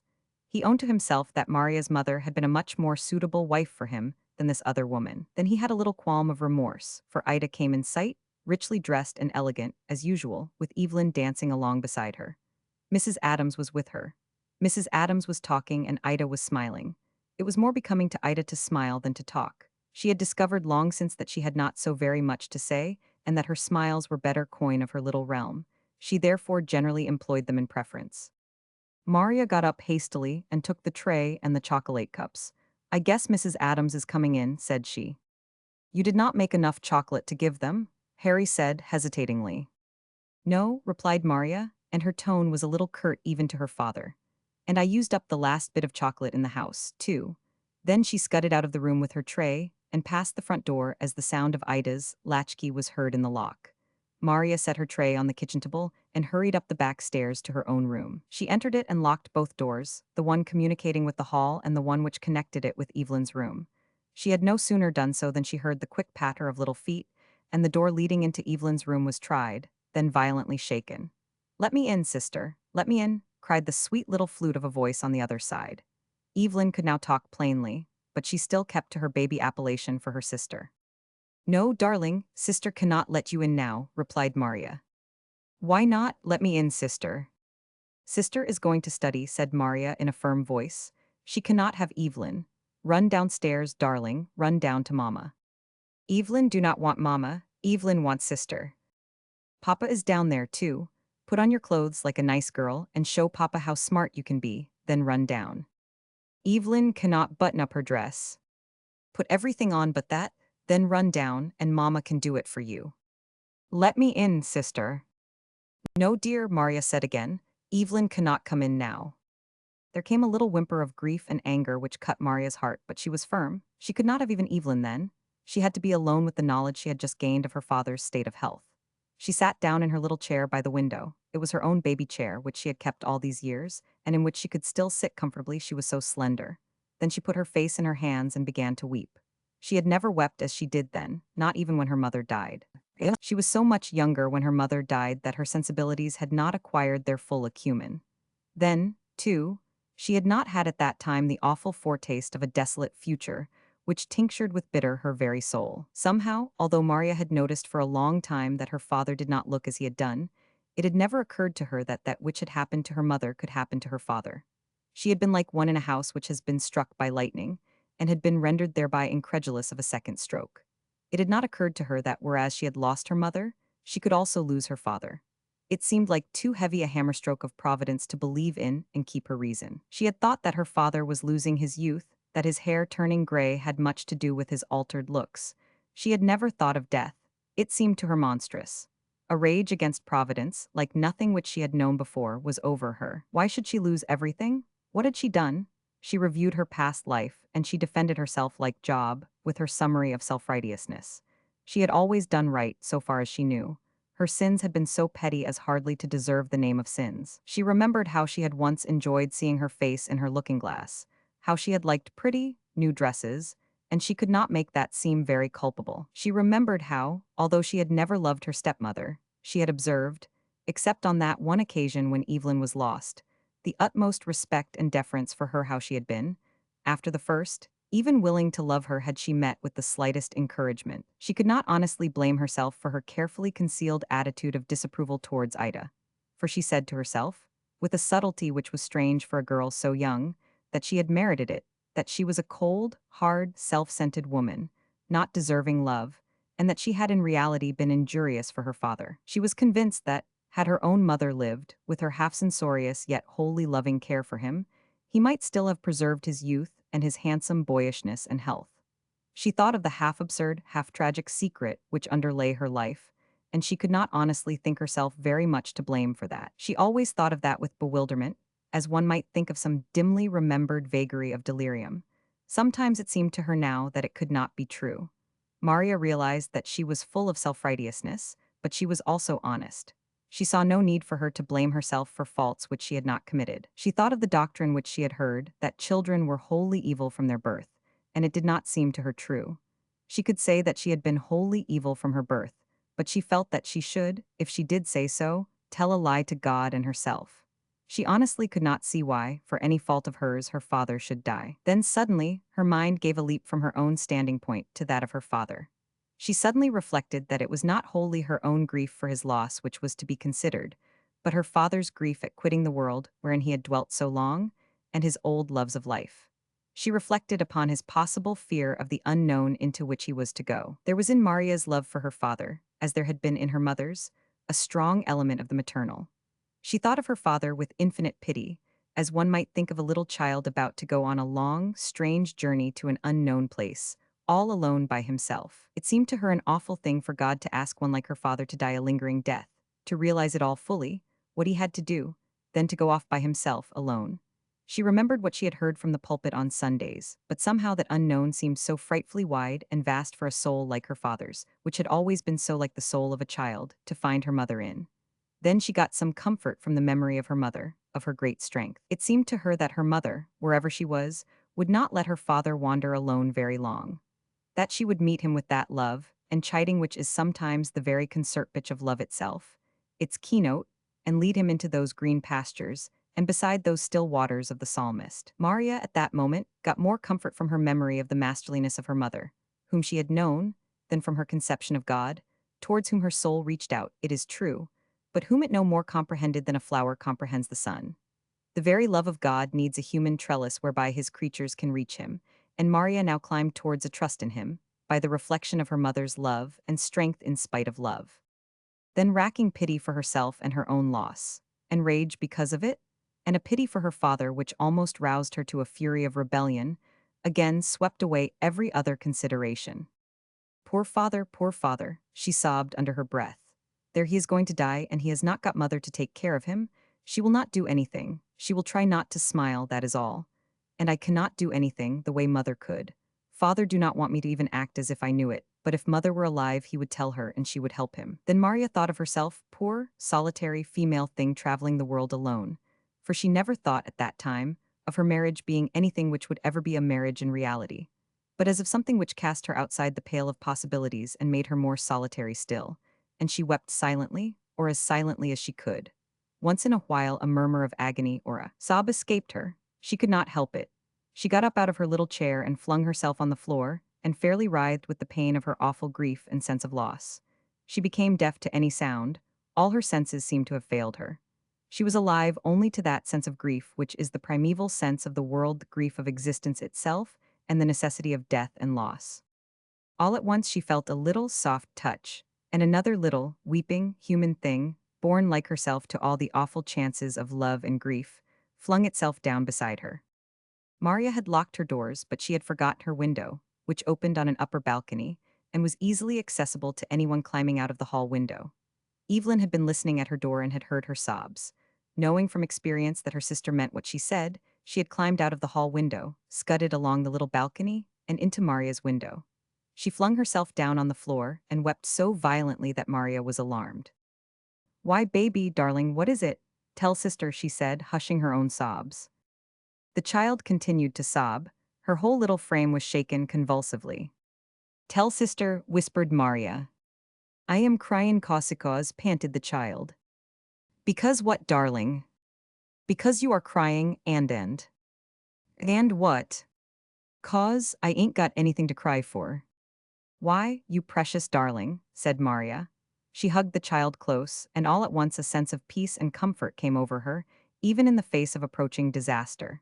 She sensed the love and pity which holds the world, through this little human keynote of it which had struck in her ears. Chapter 17. Harry Edgham's disease proved to be one of those concerning which no physician can accurately calculate its duration or termination. It had, as diseases often have, its periods of such utter quiescence that it seemed as if it had entirely disappeared. It was not a year after Harry had received his indeterminate death sentence before he looked better than he had done for a long while. The color came back to his cheeks, his expression regained its youthful joyfulness. Everybody said that Harry Edgham was quite well again. He had observed a certain diet and taken remedies. Then, in the summer, he took, for the first time for years, an entire vacation of 3 weeks, and that had its effect for the better. Maria began to be quite easy with regard to her father's health. It seemed to her that, since he looked so well, he must be well. Her last winter at the Low Academy was entirely free from that worriment. Then, too, Wollaston Lee had graduated and begun his college course, and she no longer had him constantly before her eyes, bringing to memory that bewildering, almost maddening experience of theirs that night in New York. She was almost happy, in an odd, middle-aged sort of fashion, during her last term at the academy before her graduation. She took great pride in her progress in her studies. She was to graduate first of her class. She did not even have to work very hard to accomplish it. Maria had a mind of marvelous quickness of grasp. Possibly her retentive powers were not entirely in proportion, but at all events she accomplished much with comparatively little labor. Harry was very proud of her. The evening before her graduation, Ida had gone to New York to the theater, and Evelyn was in bed. And Maria dressed herself in her graduation gown, which was charming. Ida had never neglected her. In respect to dress, at least, and came down to show herself to her father. He would not be able to be present at the graduation on account of an unusual press of business. Maria came so lightly that she almost seemed to float into the room, with her fine white draperies trailing behind her and her knots of white ribbon fluttering, and stood before her father. "Father," said she, "I want you to see the way I will look tomorrow. Is not this dress pretty?" "Lovely," said Harry. "It is very becoming, too," he added. Indeed, Maria really looked pretty again in this charming costume. During the last few months her cheeks had filled out and she had gotten some lovely curves of girlhood. Her eyes shone with a peculiar brilliancy, her red lips trembled into a smile, her hair, in a fluff above her high forehead, caught the light. Maria laughed gaily. "Take care, father, or you will make me vain," she said. "You have some reason to be," Harry said honestly. "You are going to graduate first in your class, and well, you are pretty, dear, at least you are to father, and I guess to other folks." Maria blushed. "Only to father because he is partial," she said. Then she went up to him and rubbed her blooming cheek against his. "Do you know what makes me happier than anything else?" she said. "Happier than graduating first, happier than my pretty dress, happier than anything." "No, what, dear?" "Feeling that you are well again." There was an almost imperceptible pause before Harry replied. Then he said, in his pleasant voice, which had never grown old, "Yes, dear. I am better, dear, I think." "Think," Maria said gaily. "Why, you are well, father. Do not you know you are well?" "Yes, I think I am better, dear." "Better? You are well. Nobody can look as young and handsome as you do and be ill, possibly. You are well, father. I know you cannot quite get what that horrid old croaking doctor told you out of your mind, but doctors do not know everything. You are well, and that makes me happier than anything else in the world." Harry laughed a little faintly. "Well, I dare say you are right, dear," he said. "Right, of course I am right," said Maria. Then she danced off to change her gown. After she had gone, Harry rose from the chair. He had been sitting beside the centre table with the evening paper. He walked over to the window and looked out at the night. It was bright moonlight. The trees were in full leaf, and the shadows were of such loveliness that they fairly seemed celestial. Harry gazed out at the night scene, at the moon riding through the unbelievable and unfathomable blue of the sky, like a crystal ball, with a slight following of golden clouds. He gazed at the fairy shadows which transformed the familiar village street into something beyond earth, and he sighed. The conviction of his approaching dissolution had never been so strong as at that moment. He seemed fairly to see his own mortality at that gate of death which lay wide open for him. Yet, all at once, a sense of peace and trust almost ineffable came over him. Death seemed merely the going out into the true open, the essence of the moonlight and the beauty. It seemed the tasting and absorbing the food for his own spiritual hunger, which had been upon him from birth, that which had always been just out of his reach. When Maria returned in her pink gingham schoolgown, she found her father seated beside the table as he had been when she left. He looked up at her with a bright smile which somehow chilled her, although she tried to drive the conviction of the chill from her mind. She got a new book from the case and proposed reading aloud to him. "Had not you better go to bed, dear?" said Harry. "You will have a hard day tomorrow." "No, I am going to sit up with you till she comes home," said Maria, "and we might as well amuse ourselves." She began to read, and Harry listened happily. But Maria, whenever she glanced over her book at her father's happy face, felt the same undefinable chill. However, when Ida came home and they had a little supper of sardines and crackers, she did not think any more of it. She went to bed with her head full of the morrow and her new gown and the glories awaiting her. She tried not to be vain, but was uncomfortably conscious that she was glad that she was first in her class, instead of some other girl, or instead of a boy. Maria felt especially proud of ranking ahead of the boys. The next day was, as she had anticipated, one of happy triumph for her. She stood on the stage in her lovely dress and read her valedictory, which, although trite enough, was in reality rather better in style than most valedictories.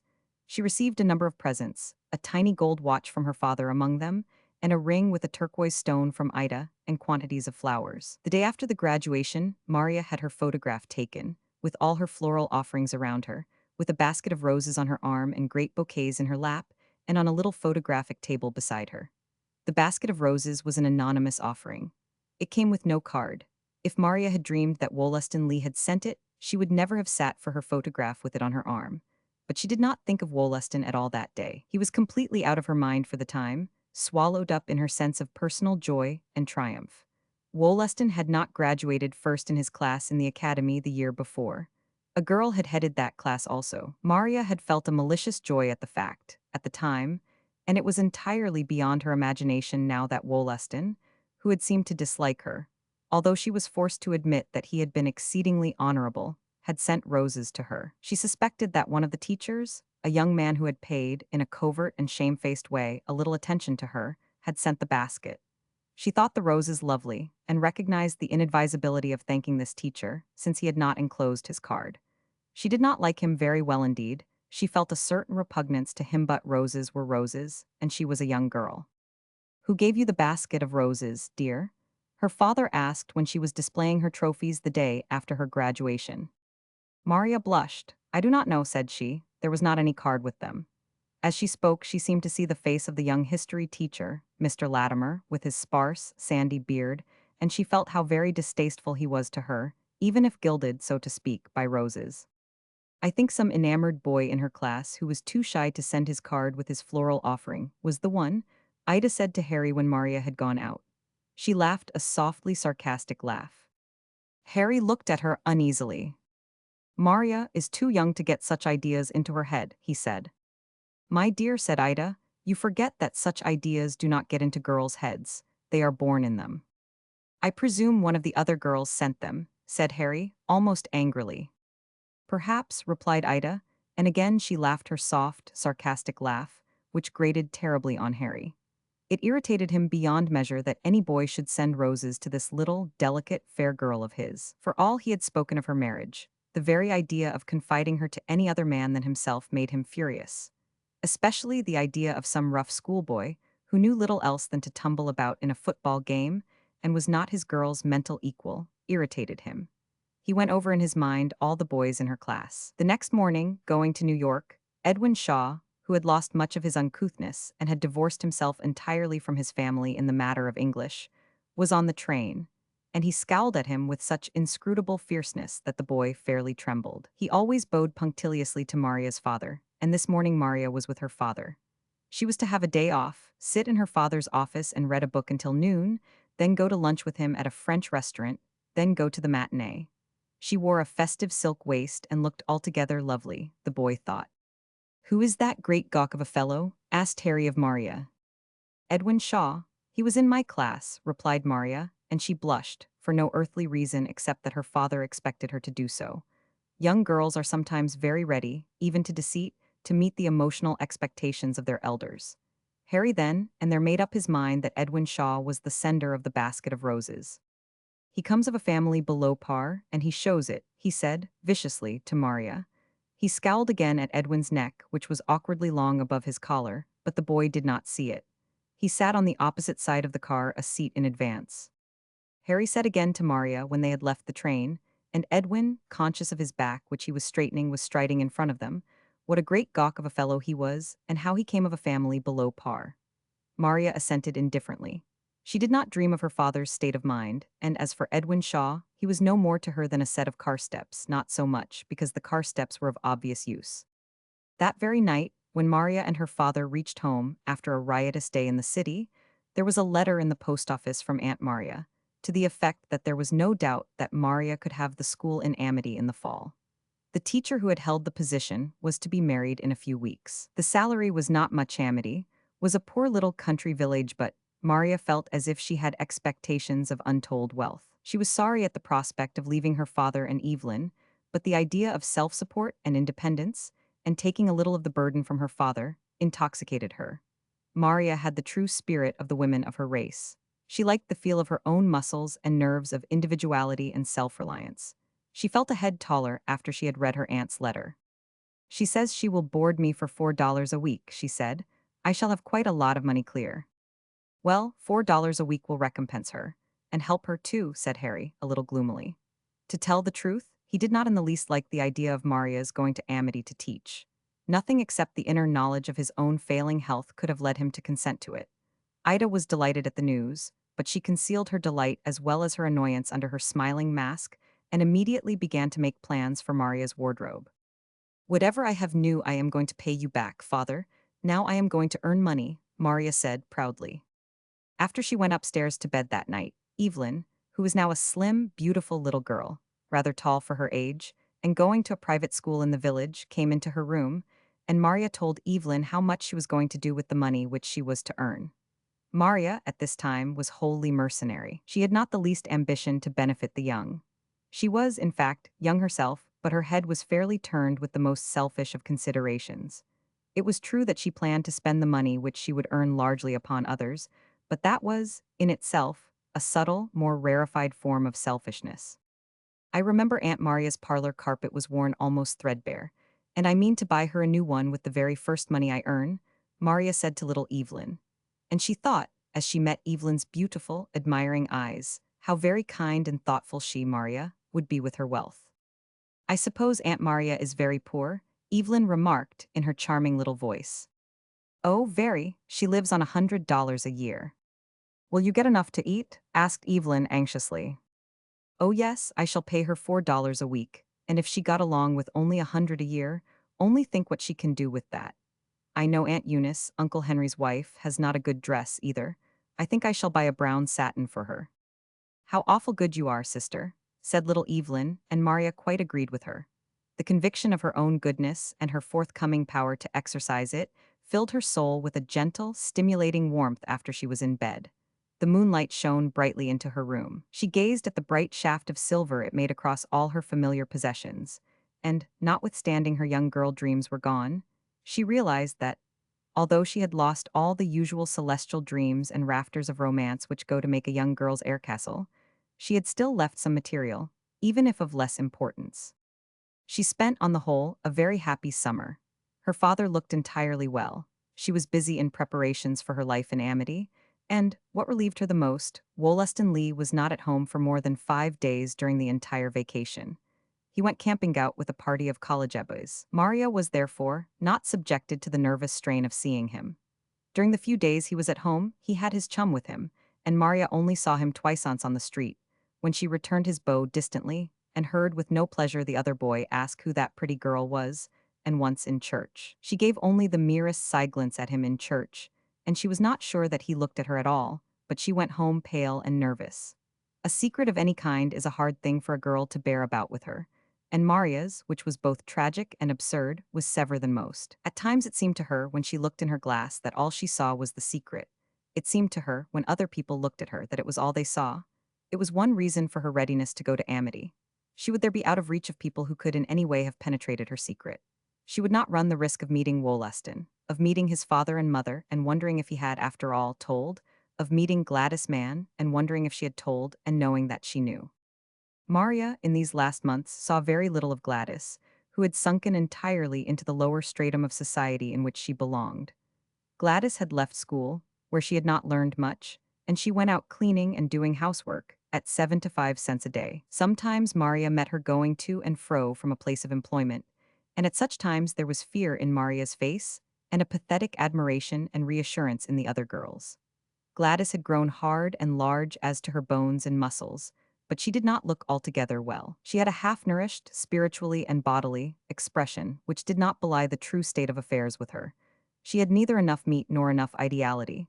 She was suffering, and the more because she did not know. Gladys was of the opinion that she was, on the whole, enjoying life and having a pretty good time. She earned enough to buy herself some showy clothes, and she had a lover, a steady, as she called him. It is true that she was at times a little harassed by jealousy concerning another girl who had a more fully blown beauty than she, and upon whom she sometimes suspected her lover was casting admiring eyes.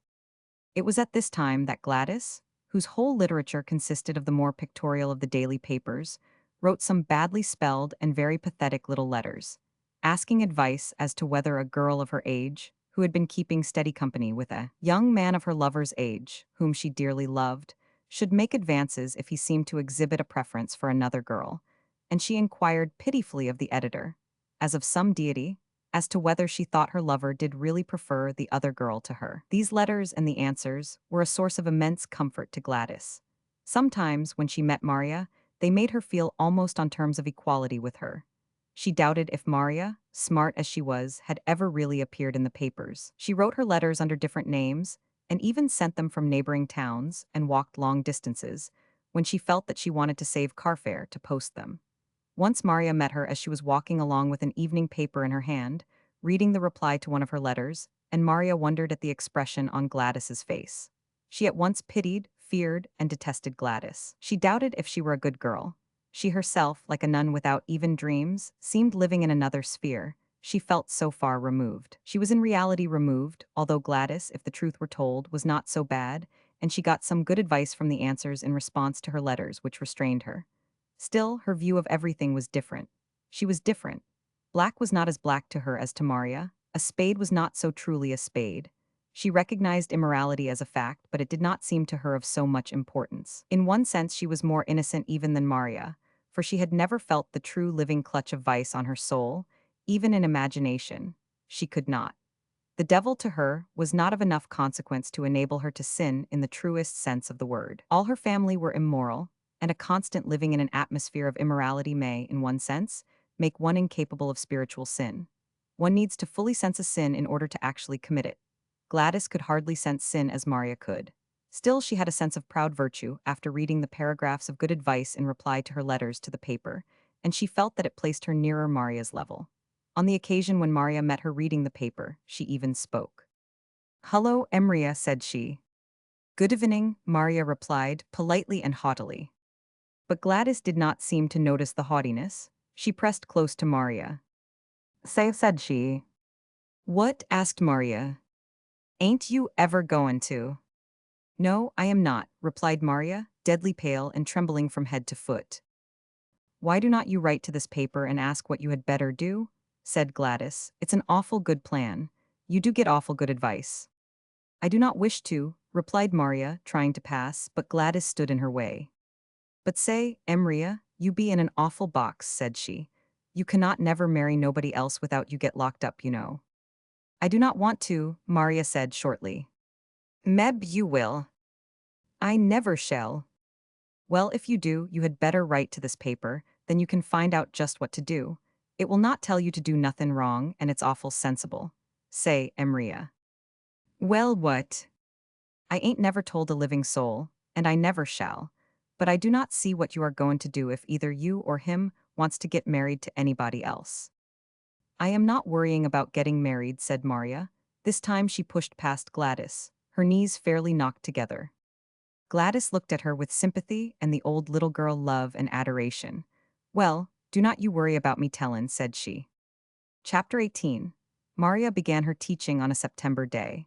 It was raining hard, but there was all about an odd, fictitious golden light from the spray of maple leaves which overhung the village. Amity was a typical little New England village that is, it had departed but little from its original type, although there was now a large plant of paper mills, which had called in outsiders. The outsiders were established by themselves on a sort of Tom Tiddler's ground called across the river.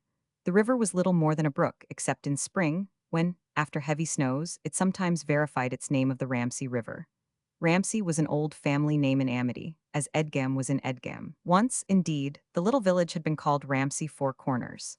Then the old Ramsey family waned and grew less in popular esteem, and one day the question of the appropriateness of naming the village after them came up.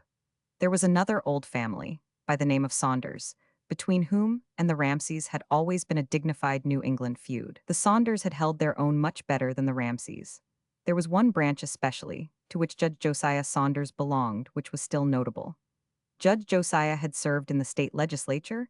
He was a judge of the Superior Court, and he occupied the best house in Amity, a fine specimen of the old colonial mansion house, which had been in the Saunders family for generations. Judge Saunders had made additions to this old mansion, conservative, modern colonial additions, and it was really a noble building. It was shortly after he had made the additions to his house, and had served his first term as judge of the Superior Court, that the question of changing the name of the village from Ramsay Four Corners to Saunders had been broached. Meetings had been held, in which the name of our celebrated townsman, the Honorable Josiah Saunders, had been on every tongue. The Ramsay family obtained scant recognition for past merits, but a becoming silence had been maintained as to their present status. The only recognized survivors of the old house of Ramsay at that time were the widow, Amelia Ramsay, the wife of Anderson Ramsay, deceased, as she appeared in the minutes of the meetings, and her son George, a lad of 16, and the same who, in patched attire, had made love to Maria over the garden fence when she was a child. It was about that time that the meetings were taking place, and the name of the village had been changed to Amity. It had been held to be a happy, even a noble and generous thought on the part of Josiah Saunders. Would that in such wise, by a combination of poetical aspirations and practical deeds, all differences might be adjusted upon this globe, said the Amity Argus, in an account of the meeting.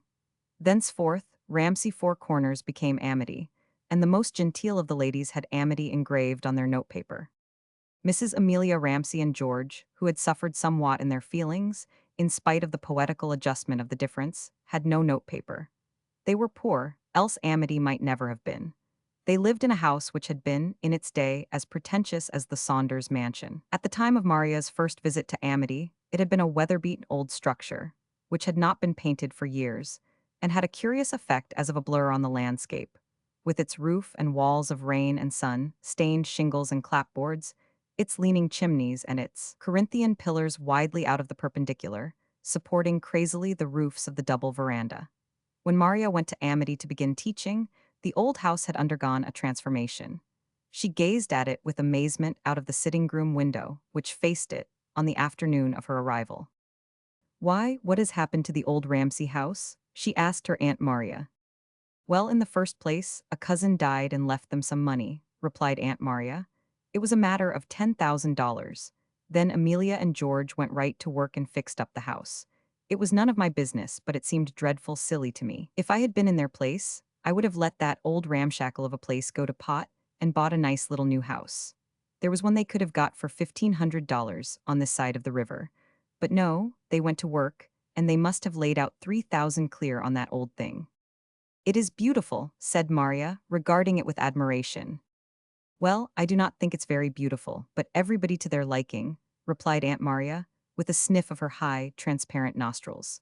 "For my part, I would rather have a little, clean new house before all the old ones that folks have died in worried in creation." But Maria continued to regard the renovated Ramsay house with admiration. It stood close to the street, as is the case with so many old houses in rural New England. It had a tiny brick strip of yard in front, on which was set, on either side of the stoop, a great centeriplant in a pot. Above them rose a curving flight of steps to a broad veranda, supported with Corinthian pillars, which were now upright and glistening with white paint, as was the entire house. "They had it all fixed up, inside and out," said Aunt Maria. "There was not a room but was painted and papered, and a good many had to be plastered. They did not get much new furniture, though. I should have thought they would wanted to. All they have got is awful old. But I heard George Ramsay say he would not swap one of those old mahogany pieces for the best new thing to be bought. Well, everybody to their taste. If I had had my house all fixed up that way, I should have wanted new furniture to correspond." "What is George Ramsay doing?" asked Maria, with a little conscious blush of which she was ashamed. Maria, all her life, would blush because people expected it of her. She knew as plainly as if she had spoken that her Aunt Maria was considering suddenly the advantages of a possible match between herself and George Ramsay. What Aunt Maria said immediately confirmed this opinion. She spoke with a sort of cherry praise of George. Aunt Maria had in reality never liked the Ramsays. She considered that they felt above her, and for no good reason. Still, she had an eye for the main chance. It flashed swiftly across her mind that her niece was pretty, and George might lose his heart to her and marry her, and then Mrs. Amelia Ramsay might have to treat her like an equal and no longer hold her old, aristocratic head so high. "Well," said she, "I suppose George Ramsay is pretty smart.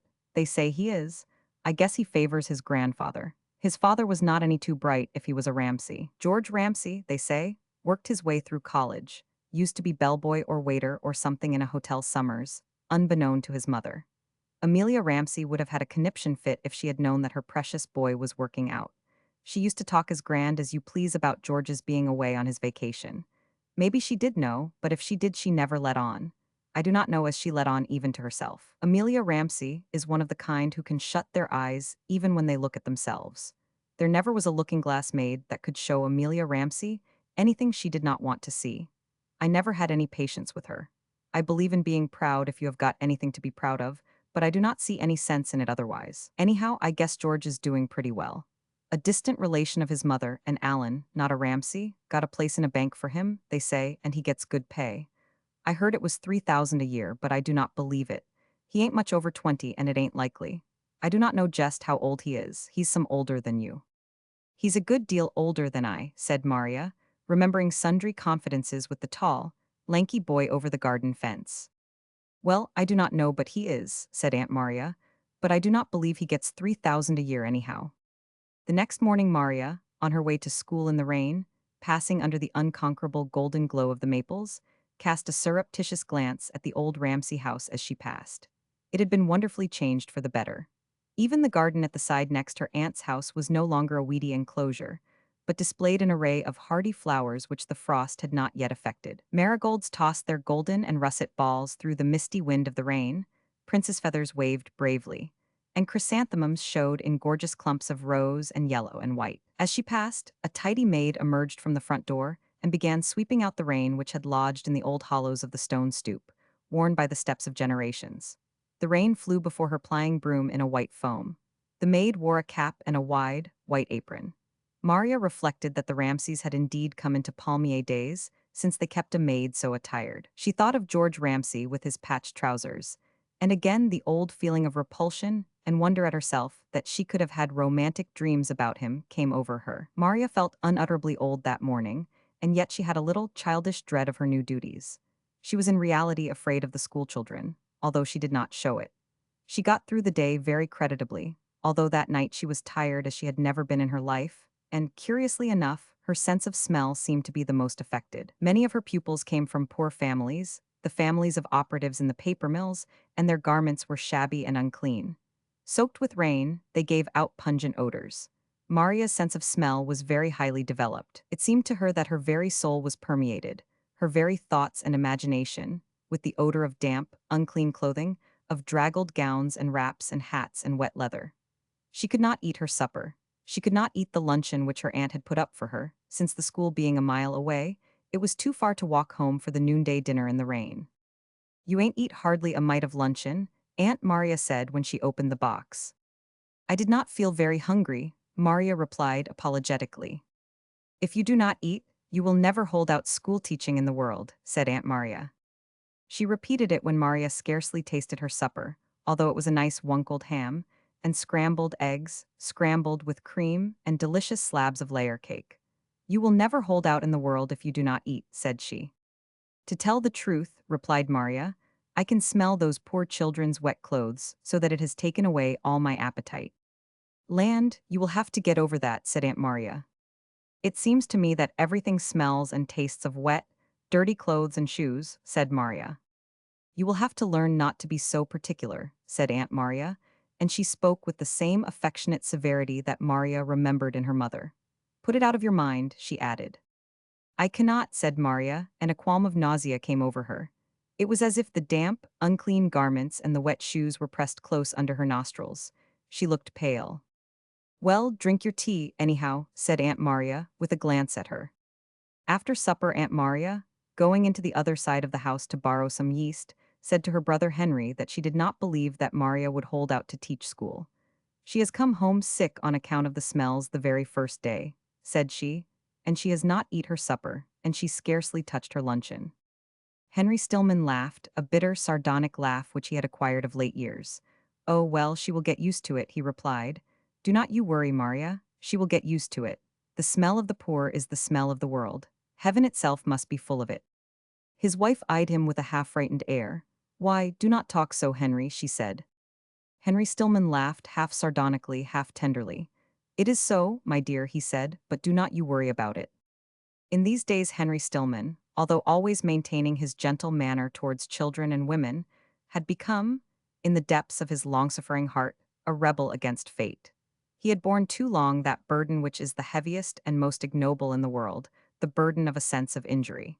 He knew that he was fitted for better things than he had. He thought that it was not his own personal fault that he did not have them, and his very soul was curdling with a conviction of wrong, both at the hands of men and God. In these days he ceased going to church. He watched his wife and sister set out every Sunday, and he stayed at home. He got a certain satisfaction out of that. All who realize an injury have an amount of childishness in acts of retaliation. He, Henry Stillman, actually had a conviction that he was showing recrimination and wounding fate, which had so injured him, if only with a pinprick, by staying away from church. After Maria came to live with them, she, too, went to church, but he did not view her with the same sardonic air that he did the older women who had remained true to their faith in the face of disaster. He looked at Maria, in her pretty little best gowns and hats, setting forth, and a sweet tenderness for her love of God and belief sweetened his own agnosticism. He would not for the world have said a word to weaken the girl's faith, nor to have kept her away from church. He would have urged her to go had she manifested the slightest inclination to remain at home. He was in a manner jealous of the girl's losing what he had himself lost. He tried to refrain from airing his morbid, bitter views of life to his wife, but once in a while he could not restrain himself as now. However, he laughed so naturally and asked Maria, who presently came in, how many pupils had been present, and how she liked school teaching, that his wife began to think that he had not been in earnest. They are such poor, dirty little things, Maria said, and their clothes were wet, and a look of nausea overspread her face. You will get used to that, said her uncle, laughing pleasantly. Eunice, have not we got some cologne somewhere? Eunice got a bottle of cologne, which was seldom used, being a luxury, from a closet in the sitting room, and put some on Maria's handkerchief. You will not think anything about it after a little, said she, echoing her husband. I suppose the scholars in Low Academy were a different class, said Aunt Maria, who had seated herself as primly as ever, with her hands crossed but not touching the lap of her black gown. The folds of the skirt were carefully arranged, and she did not move after having once seated herself, for fear of creasing it. They were clean, at least, said Maria, with a little grimace of disgust. It does seem as if people might be clean if they are poor. Some folks here are too poor to buy soap and washcloths and towels, her uncle said, still not bitterly. You must take that into account, Maria. It takes a little extra money even to keep clean. People do not get that into their heads, generally speaking, but it is so. Well, I have not had much money, said Aunt Maria, but I must say I have kept myself in soap and wash rags and towels. You might not have been able to if you had had half a dozen children and a drinking husband, or one who was out of work half the time, her brother said. An elderly blush spread over his sister's face. Well, the Lord knows I would rather have the soap and towels and wash rags than a drunken husband and half a dozen dirty children, she retorted sharply. Lucky for you and the children that you have, said Henry. Then he turned again to his niece, of whom he was very fond. It will not rain every day, dear, he said, and the smells will not be so bad. Do not worry. Maria smiled back at him bravely. I shall get used to it, she said, sniffing at the cologne, which was cheap and pretty bad. Maria was in reality dismayed. Her experience with children, that is, her personal experience had been confined to her sister Evelyn.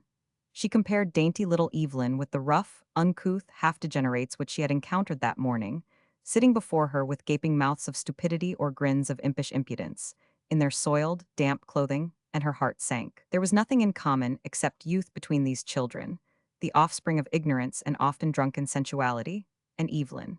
At first it seemed to her that there was absolutely no redeeming quality in the whole. However, the next morning, the sun shone through the yellow maple boughs, and was reflected from the golden carpet of leaves which the wind and rain of the day before had spread beneath. The children were dry, some of them had become ingratiating, even affectionate. She discovered that there were a number of pretty little girls and innocent, honest little boys, whose mothers had made pathetic attempts to send them clean and whole to school.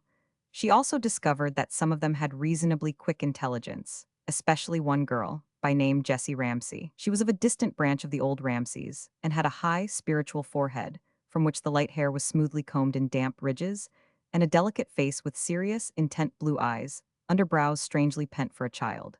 Maria straightway took a fancy to Jessie Ramsay. When on her way home at night, the child timidly followed in her wake, she reached out and grasped her tiny hand with a warm pressure. You learned your lessons very well, Jessie, she said, and the child's face, as she looked up at her, grew positively brilliant. When Maria got home, she enthused about her. There is one child in the school who is a wonder, said she. Who? Asked Aunt Maria. She was in her heart an aristocrat. She considered the people of Amethythat is, the manufacturing people she exempted her own brother, as she might have exempted a prince of the blood, drawn into an ignoble pursuit from dire necessity as distinctly below par. Maria's school was across the river. She regarded all the children below par. I do wish you could have had a school this side of the river, she added, but Miss Norcross has held the other 10 years, and I do not believe she will ever get married. She is so mortal homely, and they like her. Who is the child you are talking about? Her name is Ramsay, Jessie Ramsay. Aunt Maria sniffed. Oh, said she. She belongs to that Eugene Ramsay tribe. Any relation to the Ramsays next door? Asked Maria. About a 10th cousin, I guess, replied Aunt Maria. There was a Eugene Ramsay did something awful years ago, before I was born, and he got into state prison, and then when he came out he married as low as he could.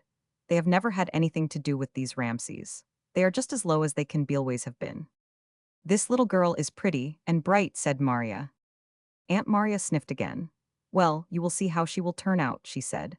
Never yet anything good came of that Eugene Ramsay tribe.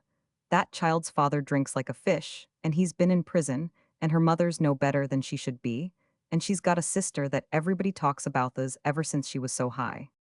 This seems like a good little girl, said Maria. Wait and see, said Aunt Maria. But for all that Maria felt herself drawn towards this poor little offspring of the degenerate branch of the Ramsays.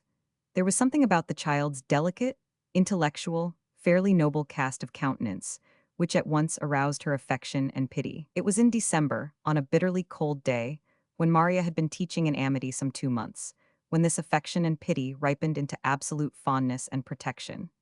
The children were out in the bare schoolyard during the afternoon recess, when Maria, sitting huddled over the stove for warmth, heard such a clamor that she ran to the window. Out in the desolate yard, a parallelogram of frozen soil, hedged in with a high board fence covered with grotesque, and even obscene, drawings of pupils who had from time to time reigned in District Number 6, was the little Ramsay girl, surrounded by a crowd of girls who were fairly yelping like little mongrel dogs. The boys' yard was on the other side of the fence, but in the fence was a knothole wherein was visible a keen eye.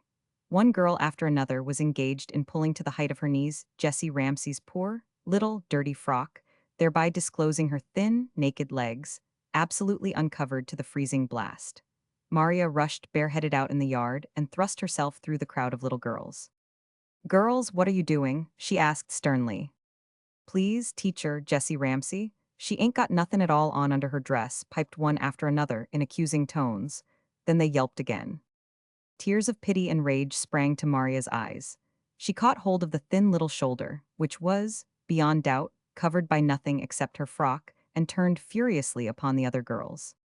You ought to be ashamed of yourselves, said she. Great girls like you making fun of this poor child.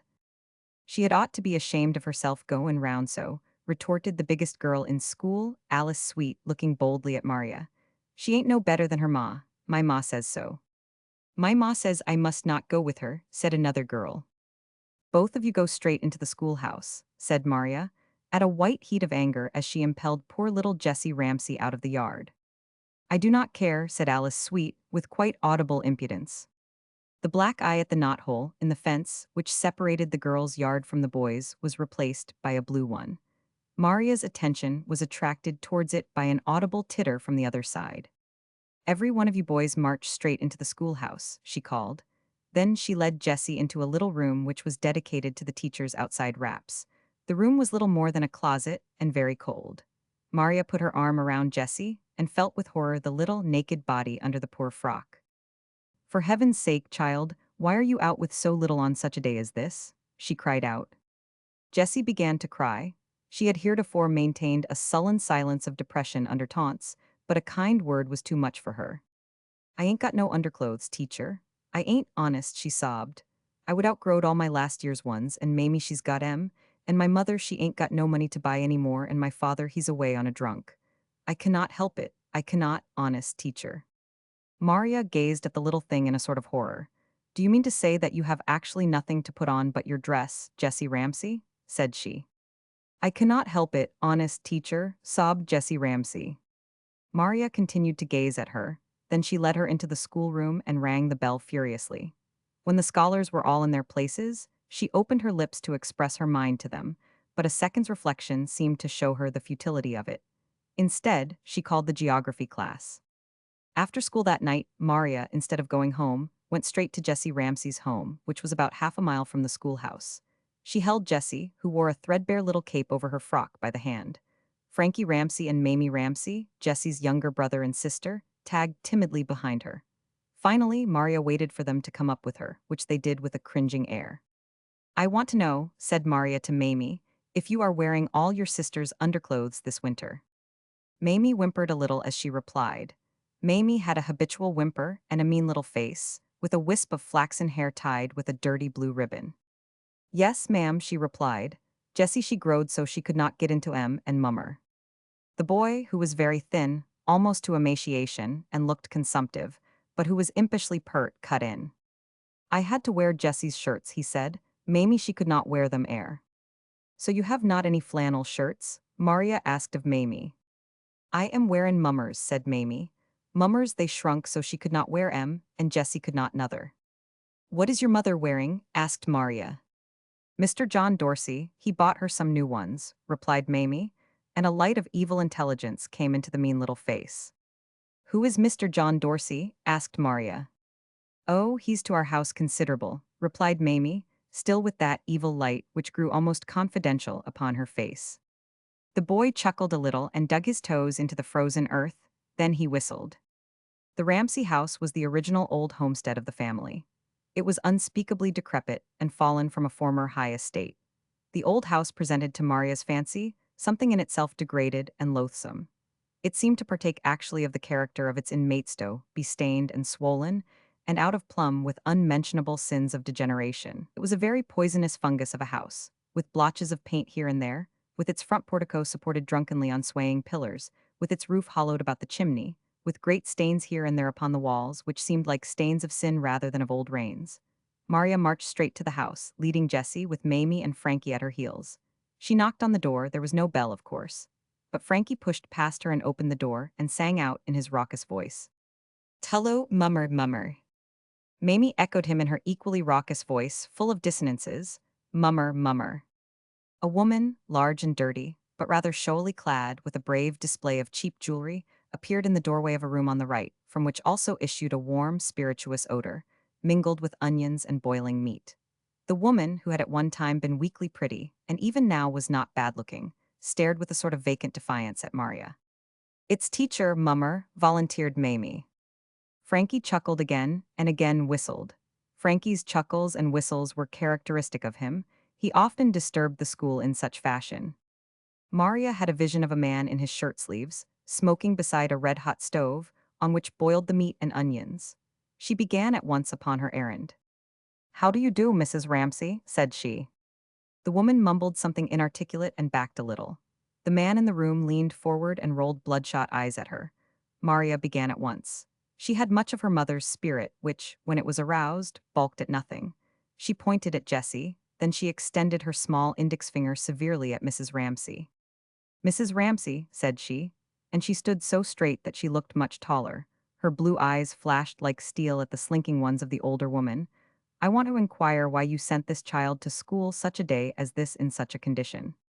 Mrs. Ramsey again murmured something inarticulate and backed still farther. Maria followed her quite into the room. A look of insolent admiration became evident in the bloodshot eyes of the man beside the stove. Maria had no false modesty when she was righteously incensed. She would have said just the same before a room full of men. That child, she said, and she again pointed at Jessie. Shivering in her little, scanty frock, that child came to school today without any clothing under her dress. One of the coldest days of the year, too. I do not see what you are thinking of, you, her own mother, to let a child go out in such a condition. You ought to be ashamed of yourself. Then the woman crimsoned with wrath and she found speech, the patois of New England instead of New Jersey, to which Maria was accustomed, and which she understood. This woman, instead of half speaking, ran all her words together in a coarse, nasal monotone. Had not nothin' to put on her, she said. She would outgrowed all she had not nothin', mind your own business, go long home where you belong. Maria understood the last words, and she replied, fiercely, I am not going home one step until you promise me you will get decent underwear for this child to wear to school, said she, and that you will not allow her to go out off doors in this condition again. If you do, I will have you arrested. The woman's face grew redder. She made a threatening movement towards Maria, but the man beside the stove unexpectedly arose and slouched between them, grinning and feeling in his pocket, whence he withdrew two $1 notes. Here, he said, in a growling voice which was nevertheless intended to be ingratiating, go and buy the young one something to go to school in. Do not your mind. Maria half extended her hand, then she drew it back. She looked at the man, who exhaled whiskey as a fungus and evil perfume. She glanced at Mrs. Ramsay. Is this man your father? She asked of Jessie. Immediately the boy burst into a peal of meaning laughter.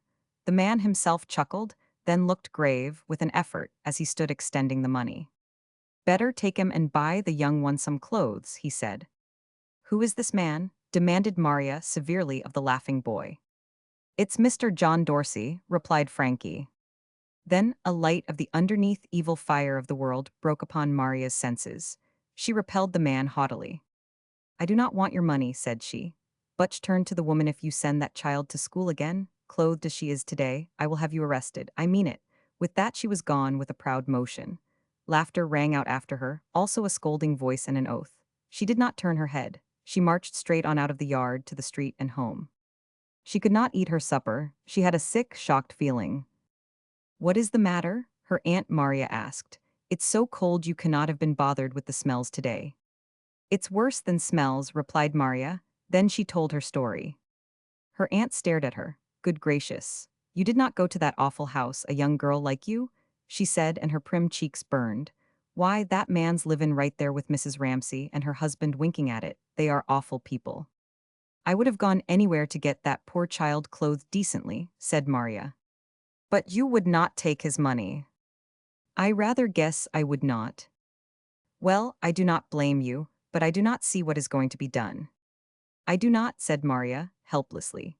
She reflected how she had disposed already of her small stipend, and would not have any more for some time, and how her own clothing no more than sufficed for her. I cannot give her a thing, said Aunt Maria. I am wearin' flannels myself that are so patched there is not much left of the first of 'em, and it's just so with the rest of my clothes.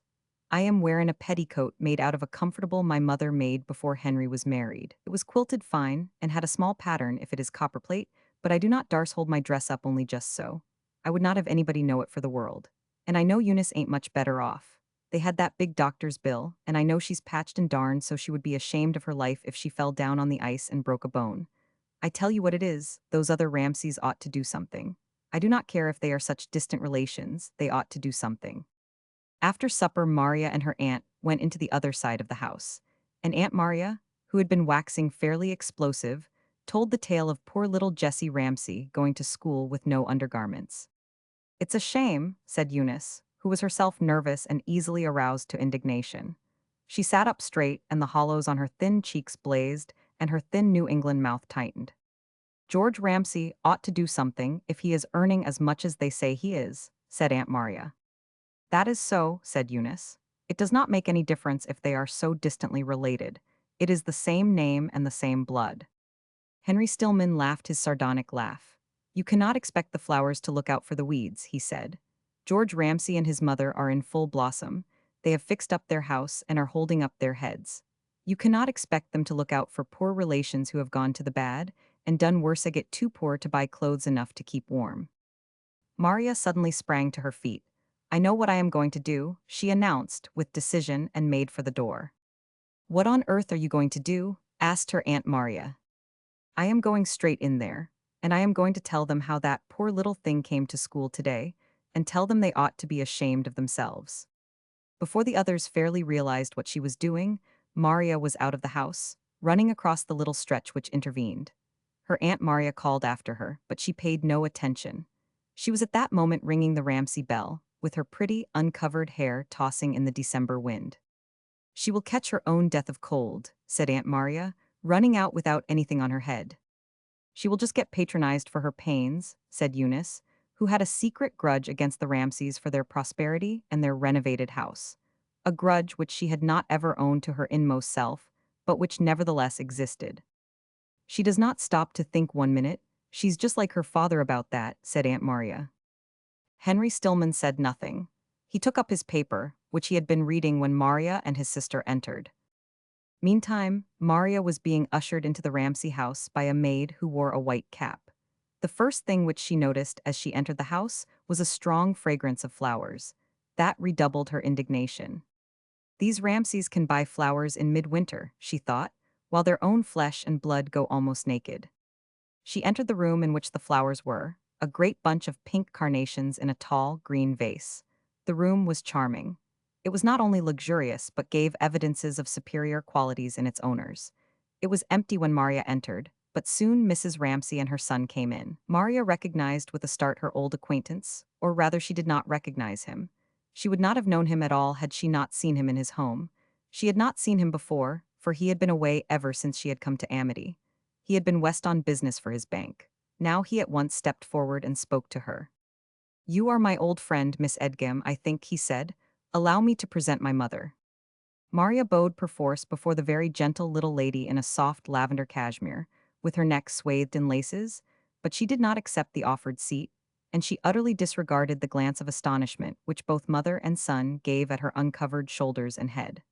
Maria's impetuosity had come to her from two sides. When it was in flood, so to speak, nothing could stop it. "No, thank you, I cannot sit down," she said. "I came on an errand. You are related, I believe, to the other Ramseys. The children go to my school. There are Mamie and Frankie and Jessie. We are very distantly related, and on the whole, proud of the distance rather than the relationship," said George Ramsey with a laugh. Then Maria turned fiercely upon him. "You ought to be ashamed of yourself," said she. The young man stared at her. Maria persisted. "Yes, you ought," she said. "I do not care how distant the relationship is, the same blood is in your veins and you bear the same name." "Why, what is the matter?" asked George Ramsey, still in a puzzled, amused voice. Maria spoke out. "That poor little Jessie Ramsey," said she, "and she is the prettiest and brightest scholar I have, too, came to school today without a single stitch of clothing under her dress. It is a wonder she did not die. I do not know, but she will die, and if she does it will be your fault." George Ramsey's face suddenly sobered, his mother's flushed.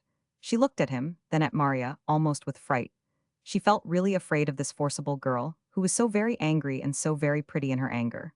Maria had never looked prettier than she did then, with her cheeks burning and her blue eyes flashing with indignation and defiance. "That is terrible, such a day as this," said George Ramsey. "Yes, I had no idea they were quite so badly off," murmured his mother. "You ought to have had some idea," flashed out Maria. "We had not, Miss Edgem," said George, gently. "You must remember how very distant the relationship is. I believe it begins with the fourth generation from myself, and there are other reasons." "There ought not to be other reasons," Maria said. Mrs. Ramsey looked with wonder and something like terror and aversion at this pretty, violent girl, who was espousing so vehemently, not to say rudely, the cause of the distant relatives of her husband's family. The son, however, continued to smile amusedly at Maria. "Will not you sit down, Miss Edgam?" he said. "Yes, will not you sit down?" his mother repeated feebly. "No, thank you," said Maria. "I only came about this. I would do something for the poor little thing myself, but I have not any money now, and Aunt Maria would, and Uncle Henry, and Aunt Eunice, but they—" All at once Maria, who was hardly more than a child herself, and who had been in reality frightfully wrought up over the piteous plight of the other child, lost control of herself. She began to cry. She put her handkerchief to her face and sobbed helplessly. "The poor little thing, oh, the poor little thing," she panted, with nobody in the world to do anything for her, and her own people so terribly wicked. "I can't bear it." The first thing she knew, Maria was having a large, soft cloak folded around her, and somebody was leading her gently to the door. She heard a murmured good night, to which she did not respond except by a sob, and was led, with her arm rather closely held, along the sidewalk to her own door. At the door George Ramsey took her hand, and she felt something pressed softly into it. "If you will please buy what the poor little thing needs to make her comfortable," he whispered. "Thank you," Maria replied faintly. She began to be ashamed of her emotion. "You must not think that my mother and I were knowing to this," George Ramsey said. "We are really such very distant relations that the name alone is the only bond between us. Still, on general principles, if the name had been different, I would do what I could." Such suffering is terrible. You must not think us hard-hearted, Miss Edgam. Maria looked up at the young fellow's face, upon which an electric light shone fully, and it was a good face to see. She could not at all reconcile it with her memory of the rather silly little boy with the patched trousers, with whom she had discoursed over the garden fence. This face was entirely masterly, dark and clean-cut, with fine eyes, and a distinctly sweet expression about the mouth which he had inherited from his mother. I suppose I was very foolish, Maria said in a low voice. I am afraid I was rude to your mother. I did not mean to be, but the poor little thing, and this bitter day, and I went home with her, and there was a dreadful man there who offered me money to buy things for her. I hope you did not take it, George Ramsay said quickly. No. I am glad of that. They are a bad lot. I do not know about this little girl. She may be a survival of the fittest, but take them all together, they are a bad lot, if they are my relatives. Good night, Miss Edgam, and I beg you not to distress yourself about it all. I am very sorry if I was rude, Maria said, and she spoke like a little girl. You were not rude at all, George responded quickly.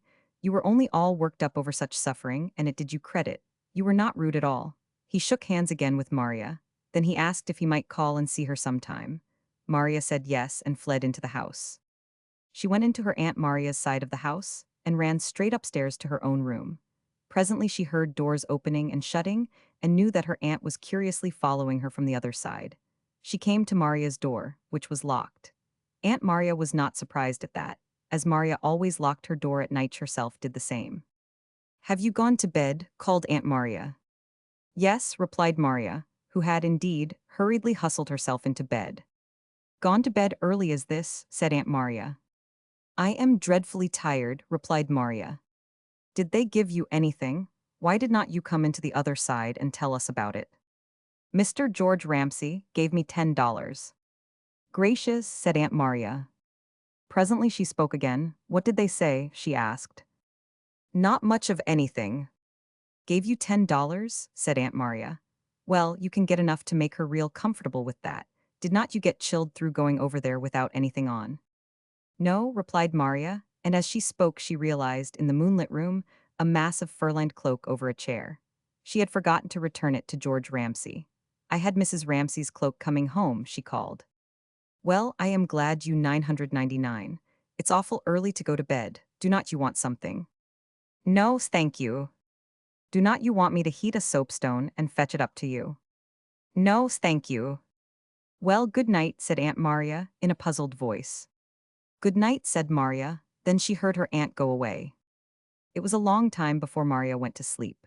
She awoke about 2 o'clock in the morning and was conscious of having been awakened by a strange odor, a combined odor of camphor and lavender, which came from Mrs. Ramsay's cloak.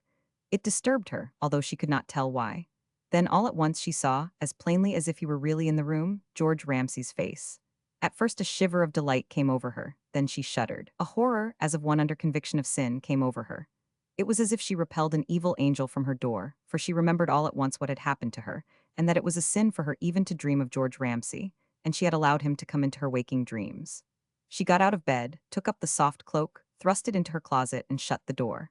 Then she climbed shivering back into bed and lay there in the moonlight, entangled in the mystery of life. Chapter 19. The very next day, which was Saturday, and consequently a holiday, Maria went on the trolley to Westbridge, which was a provincial city about 6 miles from Amity. She proposed buying some clothing for Jessie Ramsay with the $10 which George Ramsay had given her. Her Aunt Eunice accompanied her. George Ramsay goes over to Westbridge on the trolley, said Eunice. As they jolted along, the cars were very well equipped, but the road was rough and I should not wonder if he was on our car coming back. Maria colored quickly and looked out of the window. The cars were constructed like those on steam railroads, with seats facing towards the front, and Maria's aunt had insisted upon her sitting next to the window because the view was in a measure new to her. She had not been over the road many times since she had come to Amity. She stared out at the trimly kept country road, lined with cheap Queen Anne houses and the older type of New England cottages and square frame houses, and it all looked strange to her after the red soil and the lapse towards southern ease and shiftlessness of New Jersey. But nothing that she looked upon was as strange as the change in her own heart. Maria, from being of an emotional nature, had many times considered herself as being in love, young as she was, but this was different. When her Aunt Eunice spoke of George Ramsay, she felt a rigid shiver from head to foot. It seemed to her that she could not see him nor speak to him, that she could not return to Amity on the same car. She made no reply at first to her aunt's remark, but finally she said in a faint voice that she supposed Mr. Ramsay came home after bank hours at 3 o'clock. He comes home a good deal later than that, as a general thing, said Eunice. Oftener than not I see him get off the car at 6 o'clock. I guess he stays and works after bank hours. George Ramsay is a worker if there ever was one. He's a real likely young man. Maria felt Eunice's eyes upon her, and realized that she was thinking, as her Aunt Maria had done, that George Ramsay would be a good match for her. A sort of desperation seized upon her. I do not know what you mean by likely, Maria said impertinently in her shame and defiance. Do not know what I mean by likely. No, I do not. People in New Jersey do not say likely. Why, I mean he is a good young man, and likely to turn out well, responded Eunice, rather helplessly. She was a very gentle woman, and had all her life been more or less intimidated by her husband's and sister-in-law's more strenuous natures, and, if the truth were told, she stood in a little awe of this blooming young niece, with her self-possession and clothes of the New York fashion. I do not see why he is more likely, as you call it, than any other young man, Maria returned pitilessly. I should call him a very ordinary young man.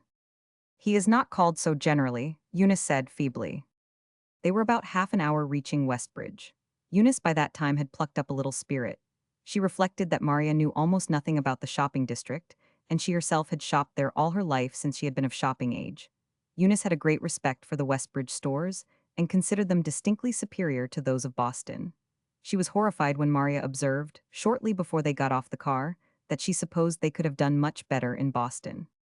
I guess you will find that Adams Woods is as good a store as any you could go to in New York, said Eunice.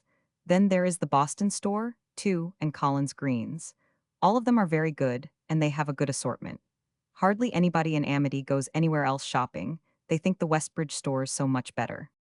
Of course it is cheaper to come here, said Maria, as they got off the car in front of Adams Woods. That is not the reason, said Eunice, eagerly. Why, Mrs. Judge Saunders buys most everything here, says she can do enough sight better than she can anywhere else. If the dress Mrs. Saunders had on at the church supper was a sample, she dresses like a perfect guy, said Maria, as they entered the store, with its two pretentious show windows filled with waxen ladies dressed in the height of the fashion, standing in the midst of symmetrically arranged handkerchiefs and rugs. Maria knew that she was even cruelly pert to her aunt, but she felt like stinging-like crowding some of the stings out of her own heart. She asked herself, was ever any girl so horribly placed as she was, married and not married, and now she had seen someone else whom she must shun and try to hate, although she wished to love him. Maria felt instinctively, remembering the old scenes over the garden fence, and remembering how she herself had looked that very day as she started out, with her puffy blue velvet turban rising above the soft roll of her fair hair, and her face blooming through a film of brown lace, and also remembering George Ramsay's tone as he asked if he might call, that if she were free that things might happen with her as with other girls, that she and George Ramsay might love each other, and become engaged, that she might save her school money for a trousseau, and by and be married to a man of whom she should be very proud. The patches on George Ramsay's trousers became very dim to her. She admired him from the depths of her heart. I guess we had better look at flannels first, Eunice said.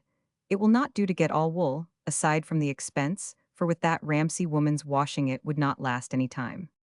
She and her aunt made most of their purchases in Adams Woods. They succeeded in obtaining quite a comfortable little outfit for Jessie Ramsay, and at last boarded a car laden with packages.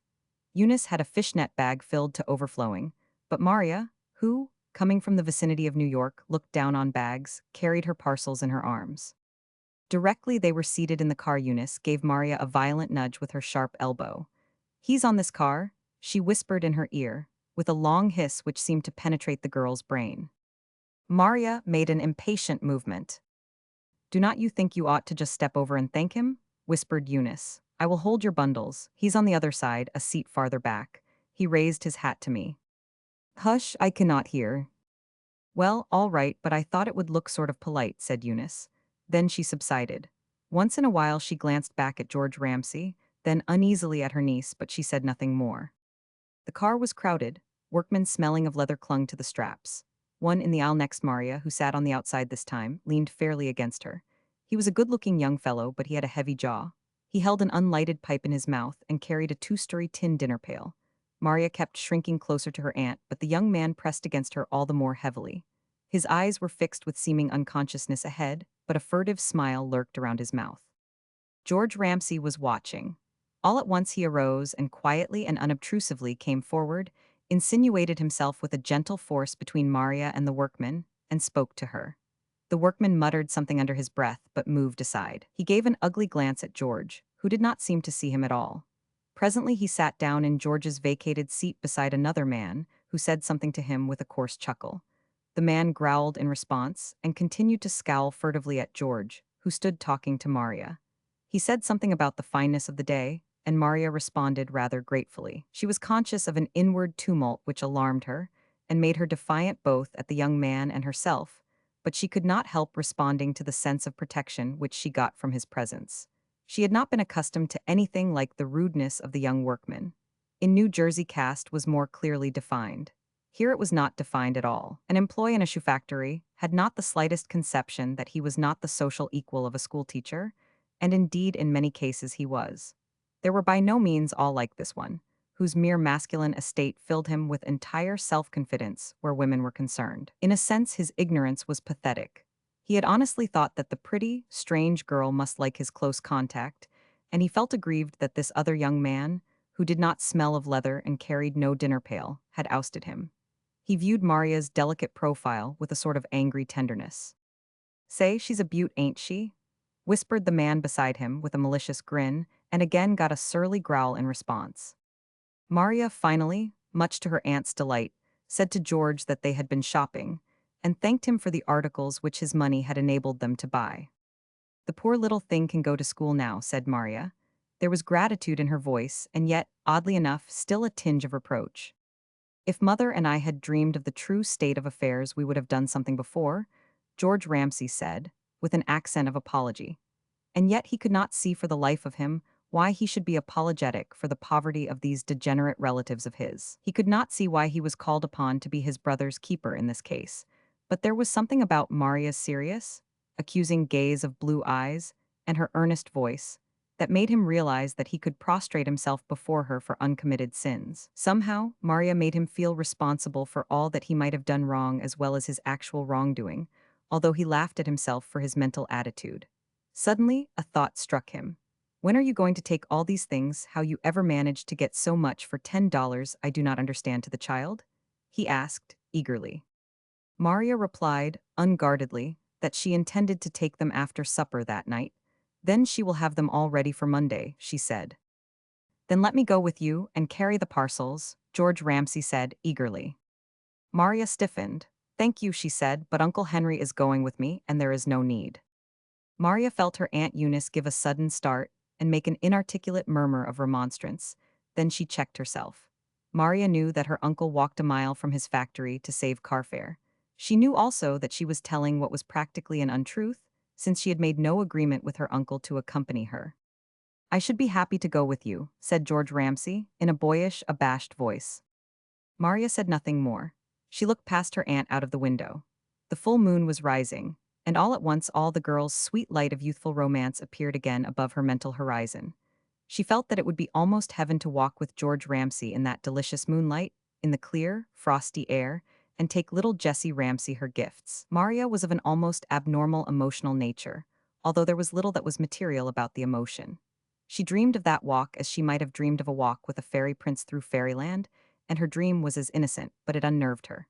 She said again, in a tremulous voice, that she was very much obliged, and murmured something again about her Uncle Henry, and George Ramsay replied with a certain sober dignity that he should have been very happy. Soon after that the car stopped to let off some passengers, and George moved to a vacant seat in front. He did not turn around again. Maria looked at his square shoulders, and again gazed past her aunt at the full orb of the moon rising with crystalline splendor in the pale amber of the east. There was a clear gold sunset which sent its reflection over the whole sky. Presently, Eunice spoke in her little deprecating voice, which had a slight squeak. "Did you speak to your Uncle Henry about going with you this evening?" she asked. "No, I did not," admitted Maria, reddening, "but I knew he would be willing." "I suppose he will be," said Eunice. "But he does get home awful tuckered out Saturday nights, and he always takes his bath Saturday nights, too. Eunice looked out of the window with a slight frown. She adored her husband, and the thought of that long walk for him on his weary Saturday evening, and the possible foregoing of his bath, troubled her. "I do not believe George Ramsay liked it," she whispered after a little. "I cannot help it if he did not," replied Maria. "I cannot go with him, Aunt Eunice." As they jolted along, Maria made up her mind that she would not ask her uncle to go with her at all, that she would slip out unknown to Aunt Maria and ask the girl who lived in the house on the other side, Lily Merrill, to go with her. She thought that two girls need not be afraid, and she could start early. As she parted from her Aunt Eunice at the door of the house, after they had left the car, Eunice's door was on the side where the Ramsays lived, and Maria's on the Merrill side. She told her of her resolution. "Do not say anything to Uncle Henry about going with me," said she. "Why, what are you going to do?" "I will get Lily Merrill. I know she will not mind." Maria and Lily Merrill had been together frequently since Maria had come to Amity, and Eunice accounted them as intimate. She looked hesitatingly a second at her niece, then she said, with an evident air of relief, "Well, I do not know, but you can. It's bright moonlight, and it's late in the season for tramps. I do not see why you two girls cannot go together if you start early." "We will start right after supper," said Maria. "I would," said Eunice, still with an air of relief. Maria took her aunt's fishnet bag, as well as her own parcels, and carried them around to her Aunt Maria's side of the house and deposited them on the doorstep. There was a light in the kitchen, and she could see her Aunt Maria's shadow moving behind the curtain, preparing supper. Then she ran across the yard, over the frozen furrows of a last year's garden, and knocked at the side door of the Merrill house. Lily herself opened the door and gave a little loving cry of surprise. "Why, is it you, dear?" she said. "Yes, I want to know if you can go over the river with me tonight on an errand." "Over the river, where?" "Oh, only to Jessie Ramsay's. Aunt Eunice and I have been to Westbridge and bought these things for her, and I want to carry them to her tonight. I thought maybe you would go with me." Lily hesitated. "It's a pretty lonesome walk," said she, "and there are an awful set of people on the other side of the river." "Oh, nonsense," cried Maria. "You are not afraid we two toge through, and it's bright moonlight, as bright as day." "Yes, I know it is," replied Lily, gazing out at the silver light which flooded everything, but she still hesitated. A light in the house behind gave her a background of light. She was a beautiful girl, prettier than Maria, taller, and with a timid, pliant grace. Her brown hair tossed softly over her big brown eyes, which were surmounted by strongly curved eyebrows. Her nose was small, and her mouth, and she had a fascinating little way of holding her lips slightly parted, as if ready for a loving word or a kiss. Everybody said that Lily Merrill had a beautiful disposition, albeit some claimed that she lacked force. Maria dominated her, although she did not herself know it. Lily continued to hesitate with her beautiful, startled brown eyes on Maria's face. "Are not you afraid?" she said. "Afraid? No, what should I be afraid of? Why, it's bright moonlight.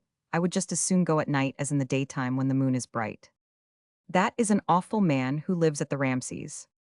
"Nonsense, I guess if he tried to bother us, Mrs. Ramsay would take care of him," said Maria. "Come along, Lily. I would ask Uncle Henry, but it is the night when he takes his bath, and he comes home tired." "Well, I will go if Mother will let me," said Lily. Then Lily called to her mother, who came to the sitting-room door in response. "Mother," said Lily, "Maria wants me to go over to the Ramsays, those on the other side of the river, after supper, and carry these things to Jessie."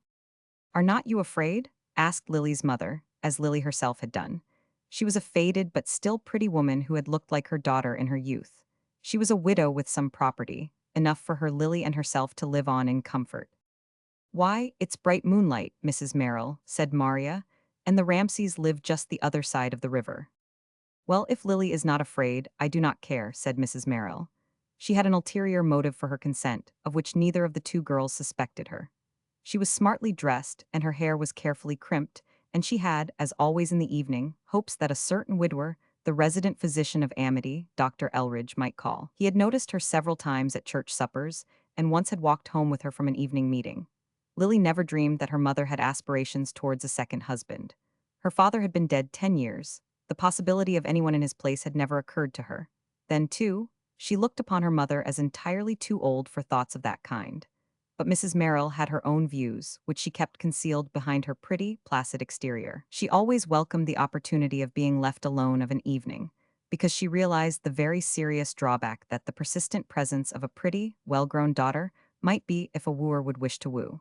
She knew perfectly well that if Dr. Elridge called, Lily would wonder why he called, and would sit all the evening in the same room with her fancy work, entirely unsuspicious. Lily might even think he came to see her. Mrs. Merrill had a measure of slyness and secrecy, which her daughter did not inherit. Lily was not brilliant, but she was as entirely sweet and open as the flower for which she was named. She was emotional, too, with an innocent emotionlessness, and very affectionate. Mrs. Merrill made almost no objection to Lily's going with Maria, but merely told her to wrap up warmly when she went out. Lily looked charming, with a great fur boa around her long, slender throat and red velvet roses nestling under the brim of her black hat against the soft puff of her brown hair. She bent over her mother and kissed her. "I hope you will not be very lonesome, mother dear," she said. Mrs. Merrill blushed a little. Tonight she had confident hopes of the doctor's calling. She had even resolved upon a coup. "Oh no, I shall not be lonesome," she replied. "Nora is not going out, you know."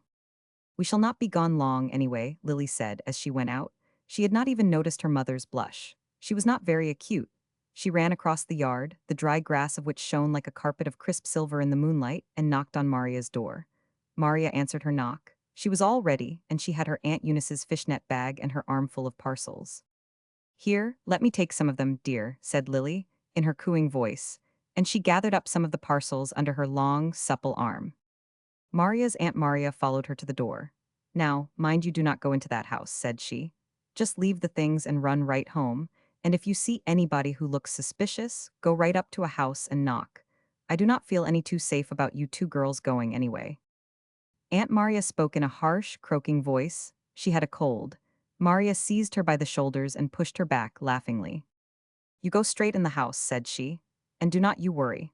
Lily and I both have hatpins, and we can both run, and there's nothing to be afraid of anyway." "Well, I do not half like the idea," croaked Aunt Maria, retreating. Lily and Maria went on their way. Lily looked affectionately at her companion, whose pretty face gained a singular purity of beauty from the moonlight. "How good you are, dear," she said. "Nonsense," replied Maria. Somehow all at once the consciousness of her secret, which was always with her, like some hidden wound, stung her anew. She thought suddenly how Lily would not think her good at all if she knew what an enormous secret she was hiding from her, of what duplicity she was guilty. "Yes, you are good," said Lily, "to take all this trouble to get that poor little thing clothes." "Oh, as for that," said Maria, "Mr. George Ramsay is the one to be thanked. It was his money that bought the things, you know." "He is good, too," said Lily, and her voice was like a song with cadences of tenderness. Maria started and glanced at her, then looked away again. A qualm of jealousy, of which she was ashamed, seized her. She gave her head a toss and repeated with a sort of defiance, "Yes, he is good enough, I suppose." "I think you are real sweet," said Lily, "and I do think George Ramsay is splendid." "I do not see anything very remarkable about him," said Maria. "Do not you think he is handsome?" "I do not know. I do not suppose I ever think much about a man being handsome. I do not like handsome men anyway. I do not like men anyway, when it comes to that." "George Ramsay is very nice," said Lily, and there was an accent in her speech which made the other girl glance at her. Lily's face was turned aside, although she was clinging close to Maria's arm, for she was in reality afraid of being out in the night with another girl. They walked along in silence after that. When they came to the covered bridge which crossed the river, Lily forced Maria into a run until they reached the other side. "It is awful in here," she said, in a fearful whisper. Maria laughed. She herself did not feel the least fear, although she was more imaginative than the other girl. At that time, a kind of rage against life itself possessed her which made her insensible to ordinary fear. She felt that she had been hardly used, and she was, in a measure, at bay. She knew that she could fight anything until she died, and beyond that there was nothing certainly to fear. She had become abnormal because of her strained situation as regarded society. However, she ran because Lily wished her to do so, and they soon emerged from the dusty tunnel of the bridge, with its strong odor of horses, and glimpses between the sides of the silver current of the river, into the moon-flooded road. After the bridge came the schoolhouse, then, a half-mile beyond that, the Ramsay house. The front windows were blazing with light, and the sound of a loud, drunken voice came from within. Lily shrank and clung closely to Maria. "Oh, Maria, I am awfully afraid to go to the door," she whispered. "Just hear that.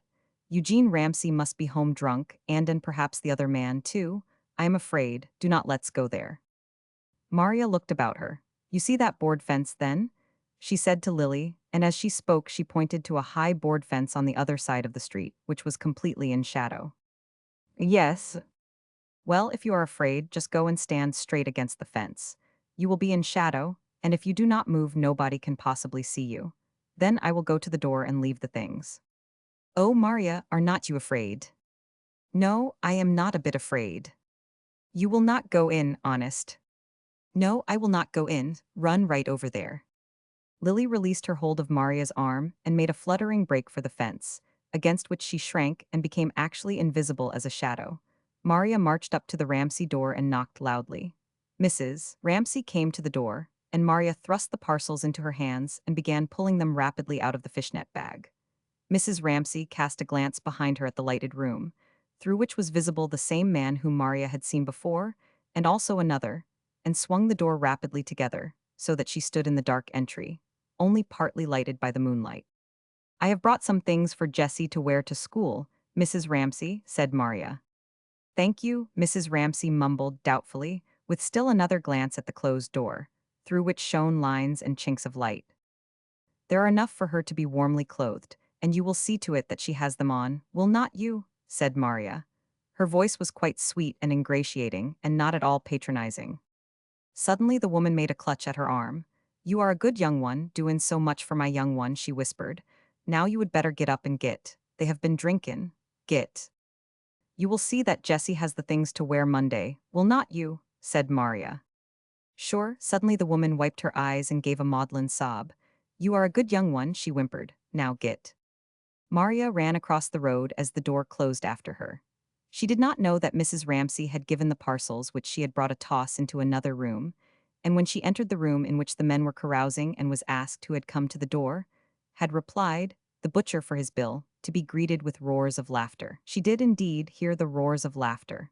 Lily slunk along swiftly beside the fence by her side. Maria caught her by the arm. Curiously enough, while she was not afraid for herself, she did feel a little fear now for her companion. The two girls hurried until they reached the bridge and ran the whole length. On the other side, coming into the lighted main street of Amity, they felt quite safe. Did you see any of those dreadful men? Gasped Lily. I just caught a glimpse of them, then Mrs. Ramsay shut the door, said Maria. They were drunk, were not they? I should not wonder. I do think it was an awful place to go to, said Lily, with a little sigh of relief that she was out of it. The girls went along the street until they reached the Ramsay house, next the one where Maria lived. Suddenly, a man's figure appeared from the gate. It was almost as if he had been watching. Good evening, he said, and the girls saw that he was George Ramsay. Good evening, Mr. Ramsay, responded Maria. She felt Lily's arm tremble in hers. George walked along with them. I have been to carry the presents which I bought with your money, said Maria. Good heavens, you do not mean that you two girls have been all alone up there, said George. Why, yes, said Maria, why not? Were not you afraid? Maria is not afraid of anything. Lily's sweet, little tremulous voice piped on the other side. George was walking next Maria. There was a slight and very gentle accusation in the voice. It was not safe, said George soberly, and I should have been glad to go with you. Maria laughed. Well, here we are, safe and sound, she said. I did not see anything to be much afraid of. All the same, they are an awful set there, said George. They had reached Maria's door, and he added, suppose you walk along with me, Miss Edgem, and I will see Lily home. George had been to school with Lily and had always called her by her first name. Maria again felt that little tremor of Lily's arm in hers and did not understand it. All right, she said. The three walked to Lily's door and had said good night, when Lily, who was, after all, the daughter of her mother, although her little artifices were few and innocent, had an inspiration. She discovered that she had lost her handkerchief. I think I took it out when we reached your gate, Mr. Ramsay, she said timidly, for she felt guilty. It was quite true that the handkerchief was not in her muff, in which she had carried it, but there was a pocket in her coat which she did not investigate. They turned back, looking along the frozen ground. Never mind, Lily said cheerfully, when they had reached the Ramsay gate and returned to the Edgams, and the handkerchief was not forthcoming. It was an old one anyway. Good night. She knew quite well that George Edgem would do what he did, walk home with her the few steps between her house and Maria's, and that Maria would not hesitate to say good night and enter her own door. "I guess I had better go right in," said Maria. "Aunt Maria has a cold, and she may worry and be staying up." Lily was entirely happy at walking those few steps with George Ramsay. He had pulled her little hand through his arm in a schoolboy sort of fashion. He left her at the door with a friendly good night, but she had got what she wanted. He had not gone those few steps alone with Maria. Lily loved Maria, but she did not want George Ramsay to love her. When Lily entered the house, to her great astonishment she found Dr. Elridge there. He was seated beside her mother, who was lying on the sofa. "Why, mother, what is it? Are you sick?" Lily cried anxiously, while the doctor looked with admiration at her face, glowing with the cold. "I had one of my attacks after supper and sent Nora for Dr. Elridge. I thought I had better," Mrs. Merrill explained feebly. She sighed and looked at the doctor, who understood perfectly but did not betray himself. He was, in fact, rather flattered. "Yes, your mother has been feeling quite badly, but she will be all right now," he said to Lily. "I am sorry you did not feel well, mother," Lily said, sweetly. Then she got her fancy work from her little silk bag on the table and seated herself, after removing her wraps. Her mother sighed. The doctor's mouth assumed a little humorous pucker. Lily looked at her mother with affectionate interest. She was quite accustomed to slight attacks of indigestion which her mother often had, and was not much alarmed, still she felt a little anxious. "You are sure you are better, mother?" she said. "Oh yes, she is much better," the doctor answered for her. "There is nothing for you to be alarmed about." "I am so glad," said Lily. She took another stitch in her fancy work, and her beautiful face took on an almost seraphic expression. She was thinking of George Ramsay. She hardly noticed when the doctor took his leave, and she did not in the least understand her mother's sigh when the door closed. For her the gates of love were wide open, but she had no conception that for her mother they were not shut until she should go to heaven to join her father. Chapter 20. The next evening Maria, as usual, went to church with her two aunts. Henry Stillman remained at home reading the Sunday paper. He took a certain delight in so doing, although he knew, in the depths of his soul, that his delight was absurd. He knew perfectly well that it did not make a feather's weight of difference in the universal scheme of things that he, Henry Stillman, should remain at home and read the columns of scandal and politics in that paper, instead of going to church. And yet he liked to think that his small individuality and its revolt because of its injuries at the hands of fate had its weight, and was at least a small sting of revenge. He watched his wife adjust her bonnet before the looking-glass in the sitting-room, and arrange carefully the bow beneath her withered chin, and a great pity for her, because she was no longer as she had been, but was so heavily marked by time, and a great jealousy that she should not lose the greatest of all things, which he himself had lost, came over him. As she, little, prim, mild woman, in her old-fashioned winter cape and her bonnet, with its stiff tuft of velvet pantsaspiced him, he caught her thin, black-gloved hand and drew her close to him. "I am glad you are going to church, Eunice," he said. Eunice colored and regarded him with a kind of abashed wonder. "Why do not you come too, Henry?" she said timidly. "No, I have quit," replied Henry. "I have quit begging where I do not get any alms. But as for you, if you get anything that satisfies your soul, for God's sake hold on to it, Eunice, and do not let it go." Then he pulled her bonneted head down and kissed her thin lips with a kind of tenderness which was surprising. "You have been a good wife, Eunice," he said. Eunice laid her hand on his shoulder and looked at him a second. She was almost frightened. Outward evidences of affection had not been frequent between them of late years, or indeed ever. They were New Englanders to the marrow of their bones. Anything like an outburst of feeling or sentiment, unless in case of death or disaster, seemed abnormal. Henry realized his wife's feeling, and he smiled up at her. "We are getting to be old folks," he said, "and we have had more bitter than sweet in life. And we have neither of us ever said much as to how we felt to each other. But I never loved you as much as I love you now, Eunice, and I have taken it into my head to say it." Eunice's lips quivered a little and her eyes reddened. "There ain't a woman in Amity who has had so good a husband as I have all these years, if you do not go to meeting," she replied. Then she added, after a second's pause, "I did not know as you did feel just as you used to, Henry. I did not know as any man 999. I know I have lost my looks and—" "I can seem to see your looks, brighter than ever they were, in your heart," said Henry. He colored himself a little at his own sentiment. Then he pulled her face down to his again and gave her a second kiss. "Now run along to your meeting," he said. "Have you got enough on? The wind sounds cold." Yes, replied Eunice, this cape's real thick. I put a new lining in it this winter, and besides, I have got my crocheted jacket under it. I am as warm as toast. Eunice, after she had gone out in the keen night air with her sister-in-law and her niece, reflected with more uneasiness than pleasure upon her husband's unwanted behavior. Does it seem to you that Henry looks well lately? She asked the elder Maria as they hurried along. Yes, why not? Returned Maria. I do not know, it seems to me he's been losing flesh. Nonsense, said Maria. I never saw him looking better than he does now. I was thinking only this morning that he was making a better, healthier old man than he was as a young man, but I do wish he would go to meeting. I do not think his mind is right about some things. Suppose folks do have troubles, they ought to be led to the Lord by them instead of pulling back. Henry has not had anything more to worry him, nor half as much as most men. He do not take things right, he ought to go to meeting. I guess he's just as good as a good many who do go to meeting, returned Eunice with unwonted spirit. I do not feel competent to judge as to that, replied Maria, with a tone of aggravating superiority. Then she added, by their works ye shall know them. I would give full as much for Henry's chances as for some who go to meeting every Sunday of their lives, said Eunice, with still more spirit. And as for trials, they weigh heavier on some than on others. Then young Maria, who had been listening uneasily, broke in. She felt herself a strong partisan of her Aunt Eunice, for she adored her uncle, but she merely said that she thought Uncle Henry did look a little thin, and she supposed he was tired Sunday, and it was the only day he had to rest.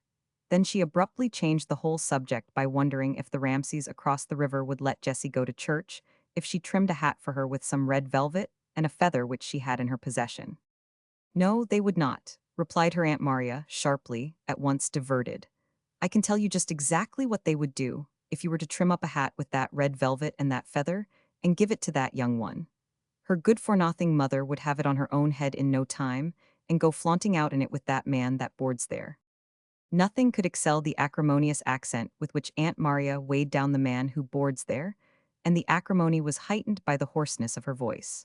Her cold was still far from well, but Aunt Maria stayed at home from church for nothing short of pneumonia. The church was about half a mile distant. The meeting was held in a little chapel built out like an architectural excrescence at the side of the great, oblong, wooden structure with its piercing steeple. The chapel windows blazed with light. People were flocking in. As they entered, a young lady began to play on an autochtone piano, which Judge Josiah Saunders had presented to the church. She played a Moodian Sankey hymn as a sort of prologue, although nobody sang it. It was a curious custom which prevailed in the Amity Church. A Moodian Sankey hymn was always played in evening meetings instead of the morning voluntary on the great organ. Maria and her two aunts moved forward and seated themselves. Maria looked absently at the smooth expanse of hair which showed below the hat of the girl who was playing. The air was played very slowly, otherwise the little audience might have danced a jig to it. Maria thought of the meetings which she used to attend in Edgam, and how she used to listen to the plaint of the whippoorwill on the riverbank, while the little organ gave out its rich, husky drone. This, somehow, did not seem so religious to her. She remembered how she had used to be conscious of Wollaston Lee's presence, and how she had hoped he would walk home with her, and she reflected with what shame and vague terror she now held him constantly in mind. Then she thought of George Ramsay, and directly, without seeing him, she became aware that he was seated on her right and was furtively glancing at her. A wild despair seized her at the thought that he might offer to accompany her home, and how she must not allow it, and how she wanted him to do so. She kept her head steadfastly averted. The meeting dragged on. Men rose and spoke and prayed. At intervals the autochtone piano was invoked. A woman behind Maria sang contralto with a curious effect, as if her head were in a tin pail. There were odd, dull, metallic echoes about it which filled the whole chapel.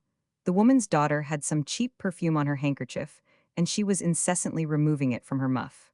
A man at the left coughed a good deal. Maria saw in front of her Lily Merrill's graceful brown head, in a charming hat with red roses under the brim, and a long, soft, brown feather. Lily's mother was not with her. Dr. Elridge did not attend evening meetings, and Mrs. Merrill always remained at home in the hope that he might call. After church was over, Maria stuck closely to her aunts. She even pushed herself between them, but they did not abet her.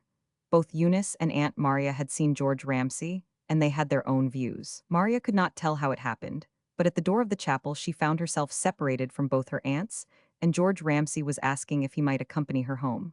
Maria obeyed her instincts, although the next moment she could have killed herself for it. She smiled and bowed, and tucked her little hand into the crook of the young man's offered arm. She did not see her aunts exchanging glances of satisfaction. "It will be a real good chance for her," said Eunice. "Hush, or somebody will hear you," said Maria, in a sharp, pleased tone, as she and her sister-in-law walked together down the moonlit street. Maria did not see Lily Merrill's start and look of piteous despair as she took George's arm. Lily was just behind her. Maria, in fact, saw nothing. She might have been walking in a vacuum of emotion. "It is a beautiful evening," said George Ramsay, and his voice trembled a little. "Yes, beautiful," replied Maria. Afterwards, thinking over their conversation, she could not remember that they had talked about anything else except the beauty of the evening, but had dwelt incessantly upon it, like the theme of a song. The aunts lagged behind purposely, and Maria went in Eunice's door. She thought that her niece would ask George to come in, and she would not be in the way. Henry looked inquiringly at the two women, who had an air of mystery, and Maria responded at once to his unspoken question. "George Ramsay is seeing her home," she said, "and the front door key is under the mat, and I thought Maria could ask him in, and I would go home through the cellar and not be in the way. 3 is a company." Maria said the last platitude with a silly simper. "I never saw anything like you women," said Henry, with a look of incredulous amusement. "I suppose you both of you have been making her wedding dress and setting her up housekeeping, instead of listening to the meeting." "I heard every word," returned Maria, with dignity, "and it was a very edifying meeting. It would have done some other folks good if they had gone, and as for Maria, she cannot teach school all her days, and here is her father with a second wife." "Well, you women do beat the Dutch," said her brother, with a tenderly indulgent air, as if he were addressing children.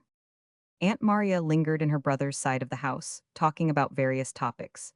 She hesitated even about her stealthy going through the cellar, lest she should disturb Maria and her possible lover. Now and then she listened. She stood close to the wall. Finally she said, with a puzzled look to Eunice, who was smoothing out her bonnet strings, "It's queer, but I cannot hear them talking." "Maybe he did not come in," said Eunice. "If they are in the parlor, you could not hear them," said Henry, still with his half-quizzical, half-pitying air. "She would have taken him in the parlor. I should think she would have known enough to," said Eunice. "And you cannot always hear talking in the parlor in this room." Maria made a move towards her brother's parlor, on the other side of the tiny hall. "I guess you are right," said she, "and I know she would have taken him in there. I started a fire in there on purpose before I went to meeting. It was borne in upon me that somebody might come home with her." Maria tiptoed into the parlor, with Eunice, still smoothing her bonnet strings, at her heels. Both women stood close to the wall, papered with white and gold paper, and listened. "I cannot hear a single thing," said Maria. "I cannot either," said Eunice. "I do not believe he did come in." "It's dreadful queer if he did not," said Maria, "after the way he eyed her in meeting." "Suppose you go home through the cellar and see," said Eunice. "I guess I will," said Maria. "I will knock low on the wall when I get home if he is not there." The cellar stairs connected with the kitchen on either side of the Stillman house. Both women flew out into the kitchen, and Maria disappeared down the cellar stairs, with a little lamp which Eunice lit for her. Then Eunice waited. Presently there came a muffled knock on the wall. "No, he did not come in," Eunice said to her husband, as she re-entered the sitting-room. Suddenly, Eunice pressed her ear close to the sitting-room wall. Two treble voices were audible on the other side, but not a word of their conversation.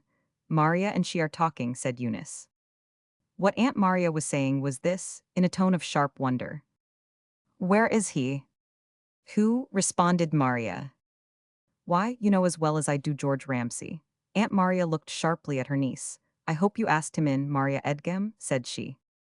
"No, I did not," said Maria. "Why did not you?" "I was tired, and I wanted to go to bed." "Wanted to go to bed? Why, it's only a little after 9 o'clock." "Well, I cannot help it, I am tired." Maria spoke with a weariness which was unmistakable. She looked away from her aunt with a sort of blank despair. Aunt Maria continued to regard her. "You do act the queerest of any girl I ever saw," said she. "There was a nice fire in the parlor, and I thought you could offer him some refreshments. There is some of that nice cake, and some oranges, and I would have made some cocoa." "I did not feel as if I could sit up," Maria said again, in her weary, hopeless voice. She went out into the kitchen, got a little lamp, and returned. "Good night," she said to her aunt. "Good night," replied Aunt Maria. "You are a queer girl, I do not see what you think." Maria went upstairs, undressed, and went to bed. After she was in bed, she could see the reflection of her aunt's sitting room lamp on the ground outside, in a slanting shaft of light. Then it went out, and Maria knew that her aunt was also in bed in her little room out of the sitting room. Maria could not go to sleep. She heard the clock strike 10, then 11. Shortly after 11, she heard a queer sound, as of small stones or gravel thrown on her window. Maria was a brave girl. Her first sensation was one of anger. What is anyone doing such a thing as that for? She asked herself. She rose, threw a shawl over her shoulders, and went straight to the window next the Merrill house, whence the sound had come. She opened it cautiously and peered out. Down on the ground below stood a long, triangle-shaped figure, like a night moth. "Who is it?" Maria called in a soft voice. She was afraid, for some reason which she could not define, of awakening her aunt. She was more afraid of that than anything else. A little moan answered her. The figure moved as if in distress. "Who is it? What do you want?" Maria asked again. A weak voice answered her then. "It's one. Who's I, Lily?" "Yes, oh, do let me in, Maria." Lily's voice ended in a little hysterical sob. "Hush," said Maria, "or Aunt Maria will hear you. Wait a minute." Maria unlocked her door with the greatest caution, opened it, and crept downstairs. Then she unlocked and opened the front door. Luckily, Aunt Maria's room was some feet in the rear. "Come quick," Maria whispered, and Lily came running up to her. Then Maria closed and locked the front door, while Lily stood trembling and waiting. Then she led her upstairs in the dark. Lily's slender fingers closed upon her with a grasp of ice. When they were once in Maria's room, with the door closed and locked, Maria took hold of Lily violently by the shoulders. She felt at once rage and pity for her. "What on earth is the matter, Lily Merrill, that you come over here this time of night?" she asked. Then she added, in a tone of horror, "Lily Merrill, you have not a thing on but a skirt and your nightgown under your shawl. Have you got anything on your feet?" "Slippers," answered Lily meekly. Then she clung to Maria and began to sob hysterically. "Come, Lily Merrill, you just stop this and get into bed," said Maria. She unwound Lily's shawl, pulled off her skirt, and fairly forced her into bed. Then she got in beside her. "What on earth is the matter?" she asked again. Lily's arm came stealing around her, and Lily's cold, wet cheek touched her face. "Oh, Maria," she sobbed under her breath. "Well, what is it all about?" "Oh, Maria, area as you." "Am I what?" "Are you going with him?" "With whom?" "With George, you with George Ramsay." A long, trembling sob shook Lily. "I am going with nobody," answered Maria in a hard voice. "But he came home with you. I saw him, I did, Maria." Lily sobbed again. "Well, what of it?" asked Maria impatiently. "I did not care anything about his going home with me." "Did not he come in?" "No, he did not." "Did not you ask him?" "No, I did not." "Maria." "Well, what?" "Maria, are not you going to marry him if he asks you?" "No," said Maria, "I am never going to marry him, if that is what you want to know. I am never going to marry George Ramsay." Lily sobbed. "I should think you would be ashamed of yourself. I should think any girl would, acting so," said Maria. Her voice was a mere whisper, but it was cruel. She felt that she hated Lily. Then she realized how icy cold the girl was and how she trembled from head to feet in a nervous chill. "You will catch your death," she said. "Oh, I do not care if I do," Lily said in her hysterical voice, which had now a certain tone of comfort. Maria considered again how much she despised and hated her, and again Lily shook with a long tremor. Maria got up and tiptoed over to her closet, where she kept a little bottle of wine which the doctor had ordered when she first came to Amity. It was not half emptied. A wineglass stood on the mantel shelf, and Maria filled it with the wine by the light of the moon. Then she returned to Lily. "Here," she said, still in the same cruel voice, "sit up and drink this." "What is it?" moaned Lily. "Never mind what it is, sit up and drink it." Lily sat up and obediently drank the wine, every drop. "Now lie down and keep still, and go to sleep, and behave yourself," said Maria. Lily tried to say something, but Maria would not listen to her. "Do not you speak another word," said she. "Keep still, or Aunt Maria will be up. Lie still and go to sleep." It was not long before, warmed by the wine and comforted by Maria's assertion that she was never going to marry George Ramsay, that Lily fell asleep. Maria lay awake hearing her long, even breaths, and she felt how she hated her, how she hated herself, how she hated life. There was no sleep for her. Just before dawn she woke Lily, bundled her up in some extra clothing, and went with her across the yard home. Now go up to your own room just as still as you can, said she, and her voice sounded terrible even in her own ears. She waited until she heard the key softly turn in the door of the Merrill house. Then she sped home and up to her own room. Then she lay down in bed again and waited for broad daylight. Chapter 21. When Maria dressed herself the next morning, she had an odd, shamed expression as she looked at herself in her glass while braiding her hair. It actually seemed to her as if she herself, and not Lily Merrill, had so betrayed herself and given way to an unsought love.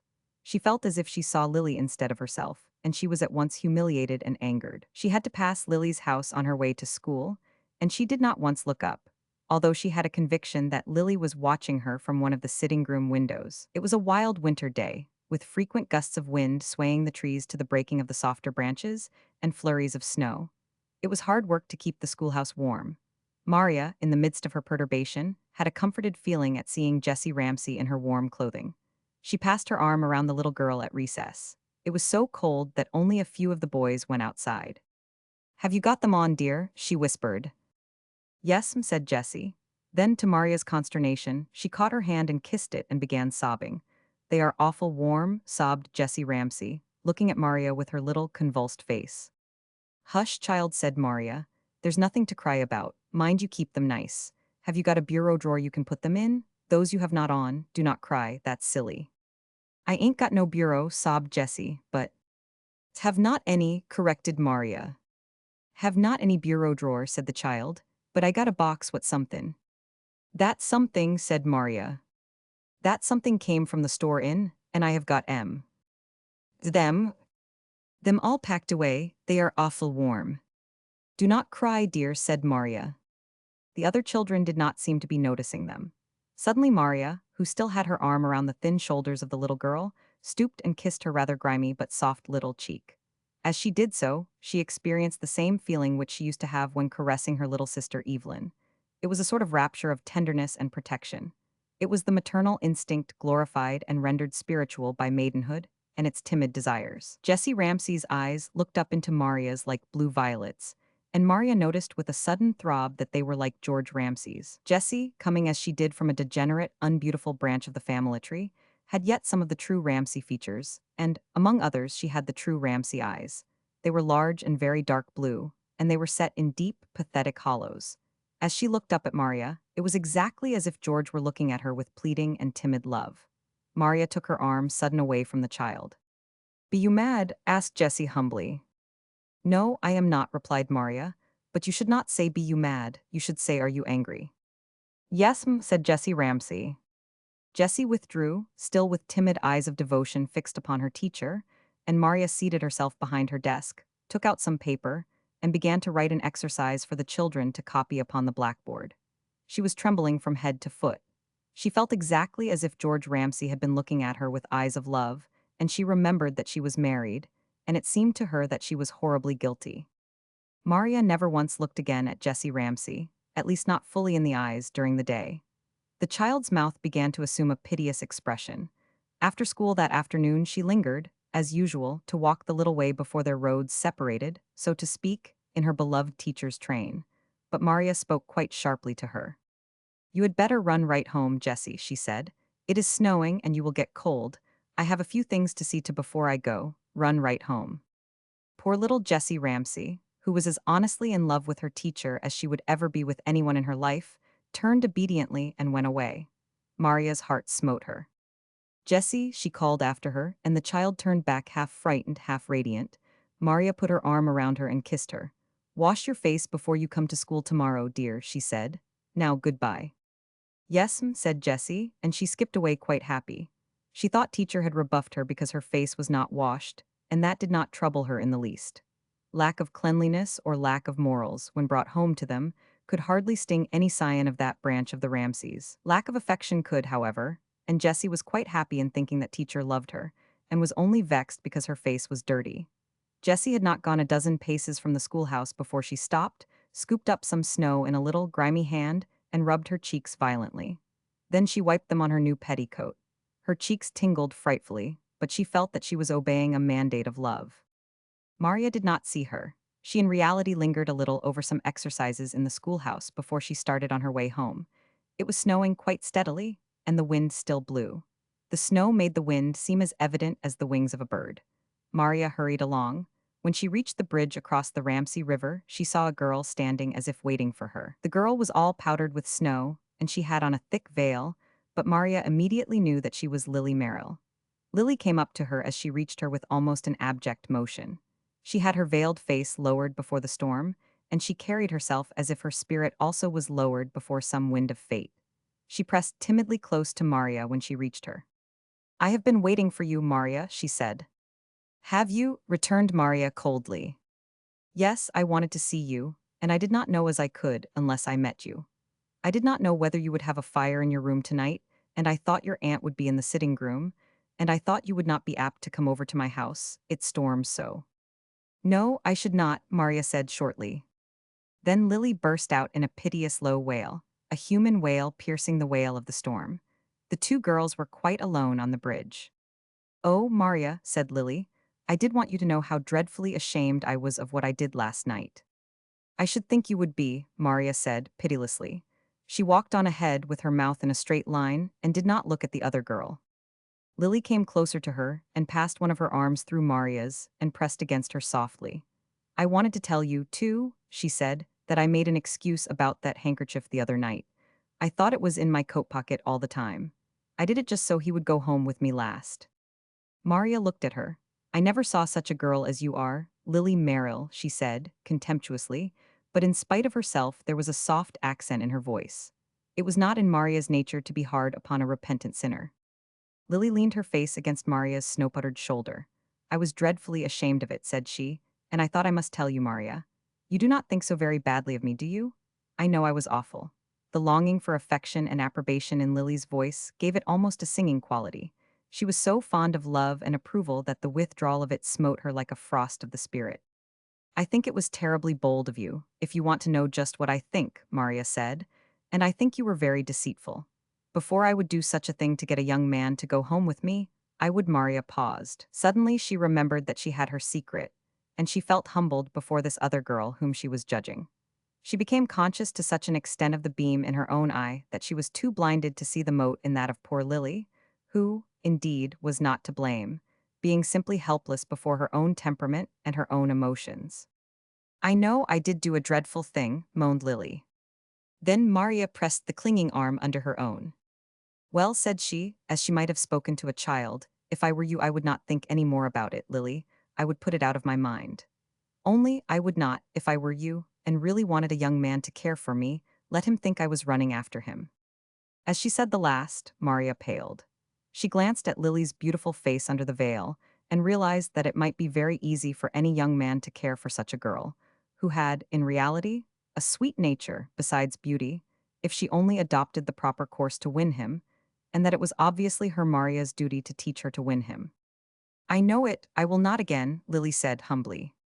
The two girls walked on, they had crossed the bridge. Suddenly Lily plucked up a little spirit.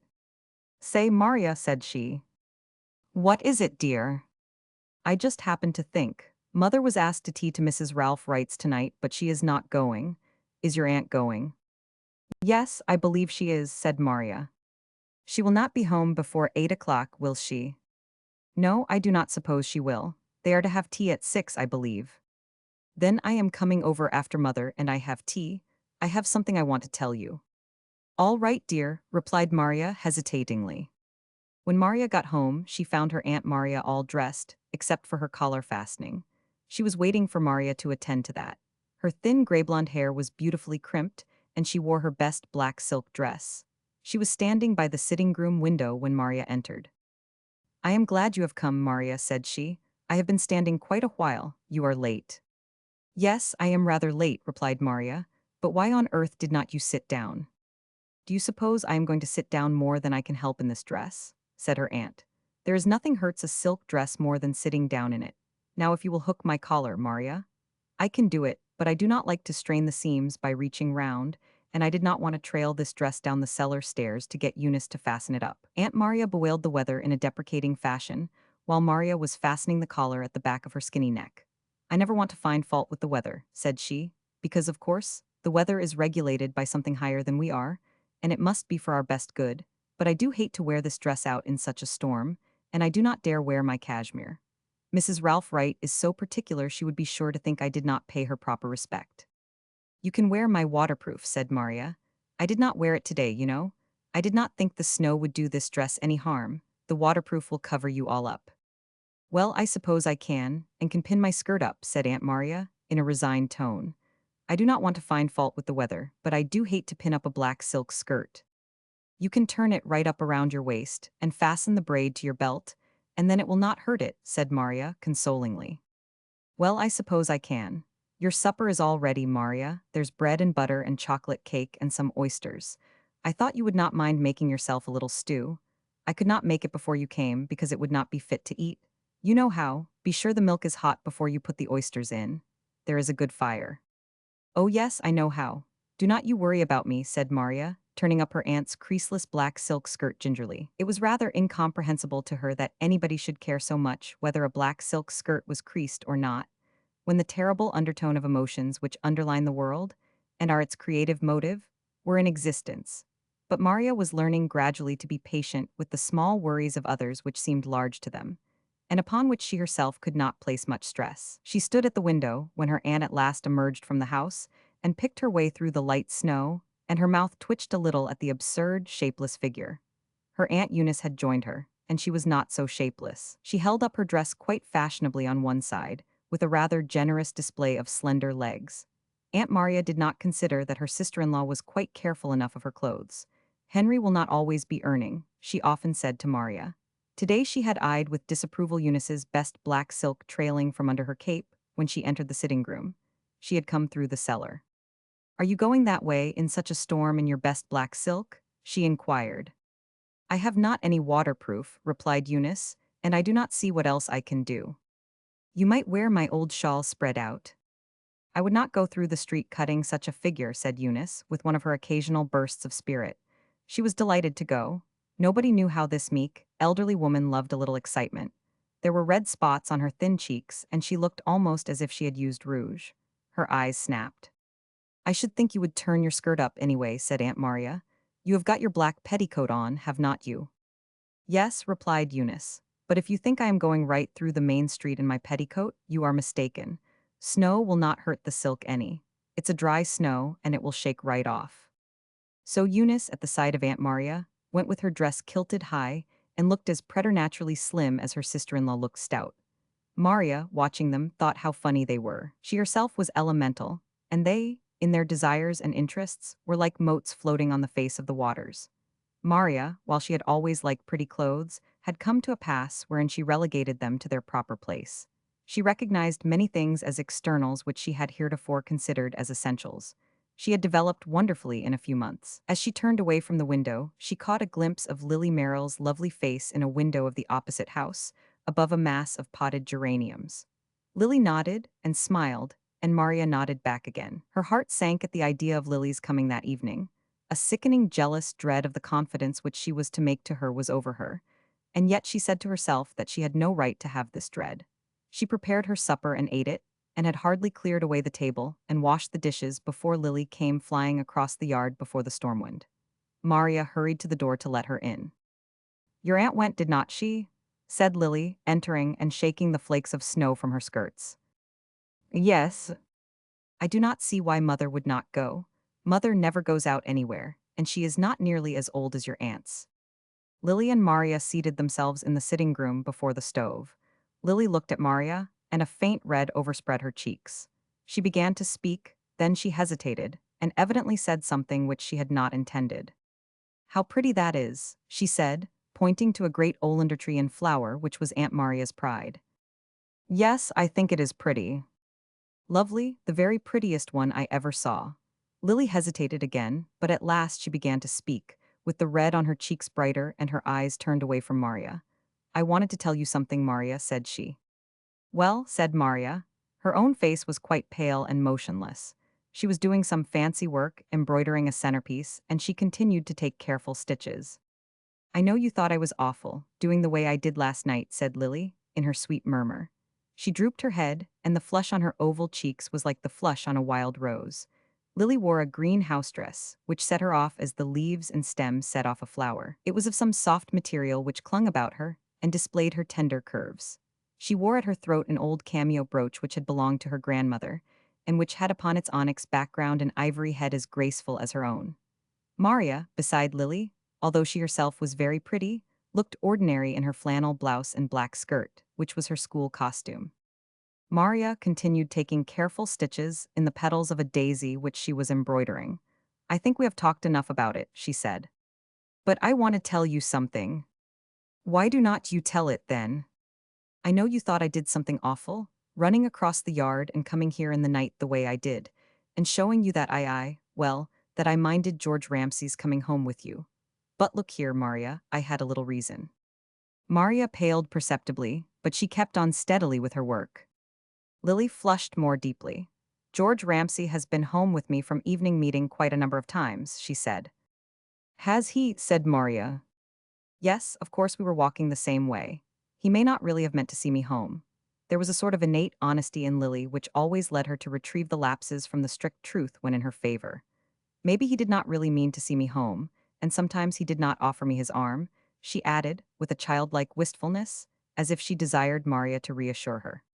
"I dare say he meant to see you home," said Maria rather shortly. "I am not quite sure," said Lily. "But he did walk home with me quite a number of times, first and last, and you know we used to go to the same school, and a number of times then, when we were a good deal younger, he really did see me home, and kissed me good night then. Of course he has not done that lately, because we were older." "I should think not, unless you were engaged," said Maria. "Of course not, but he has said several things to me. Maybe he did not mean anything, but they sounded. I thought I would like to tell you, Maria. I have never told anybody, not even mother. Once he said my name just suited me, and once he asked me if I thought married people were happier, and once he said he thought it was a doubtful experiment for a man to marry and try to live either with his wife's mother or his own. You know, if he married me, it would have to be one way or the other. Do you think he meant anything, Maria?" "I do not know," said Maria. "I did not hear him." "Well, I thought he spoke as if he meant it, but, of course, a girl can never be sure. I suppose men do say so many things they do not mean. Do not you?" "Yes, I suppose they do." "Do you think he did, Maria?" asked Lily piteously. "My dear child, I told you I did not hear him, and I do not see how I can tell," repeated Maria, with a little impatience.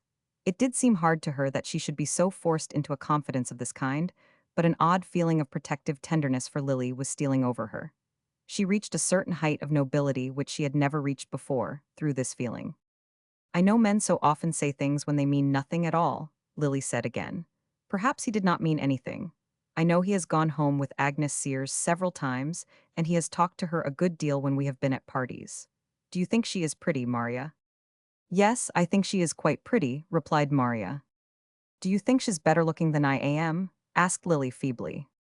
"No, of course I do not," said Maria. "You are a perfect beauty." "Oh, Maria, do you think so?" "Of course I do. You know it yourself as well as I do." "No, honest, I am never quite sure, Maria. Sometimes it does seem to me when I am dressed up that I am really better looking than some girls, but I am never quite sure that it is not because it is I who am looking at myself. A girl wants to think she is pretty, you know, Maria, especially if she wants anybody to like her, and I cannot ever tell." "Well, you can rest easy about that," said Maria. "You are a perfect beauty. There is not a girl in Amity to compare with you. You needn't have any doubt at all." An expression of quite innocent and naive vanity overspread Lily's charming face.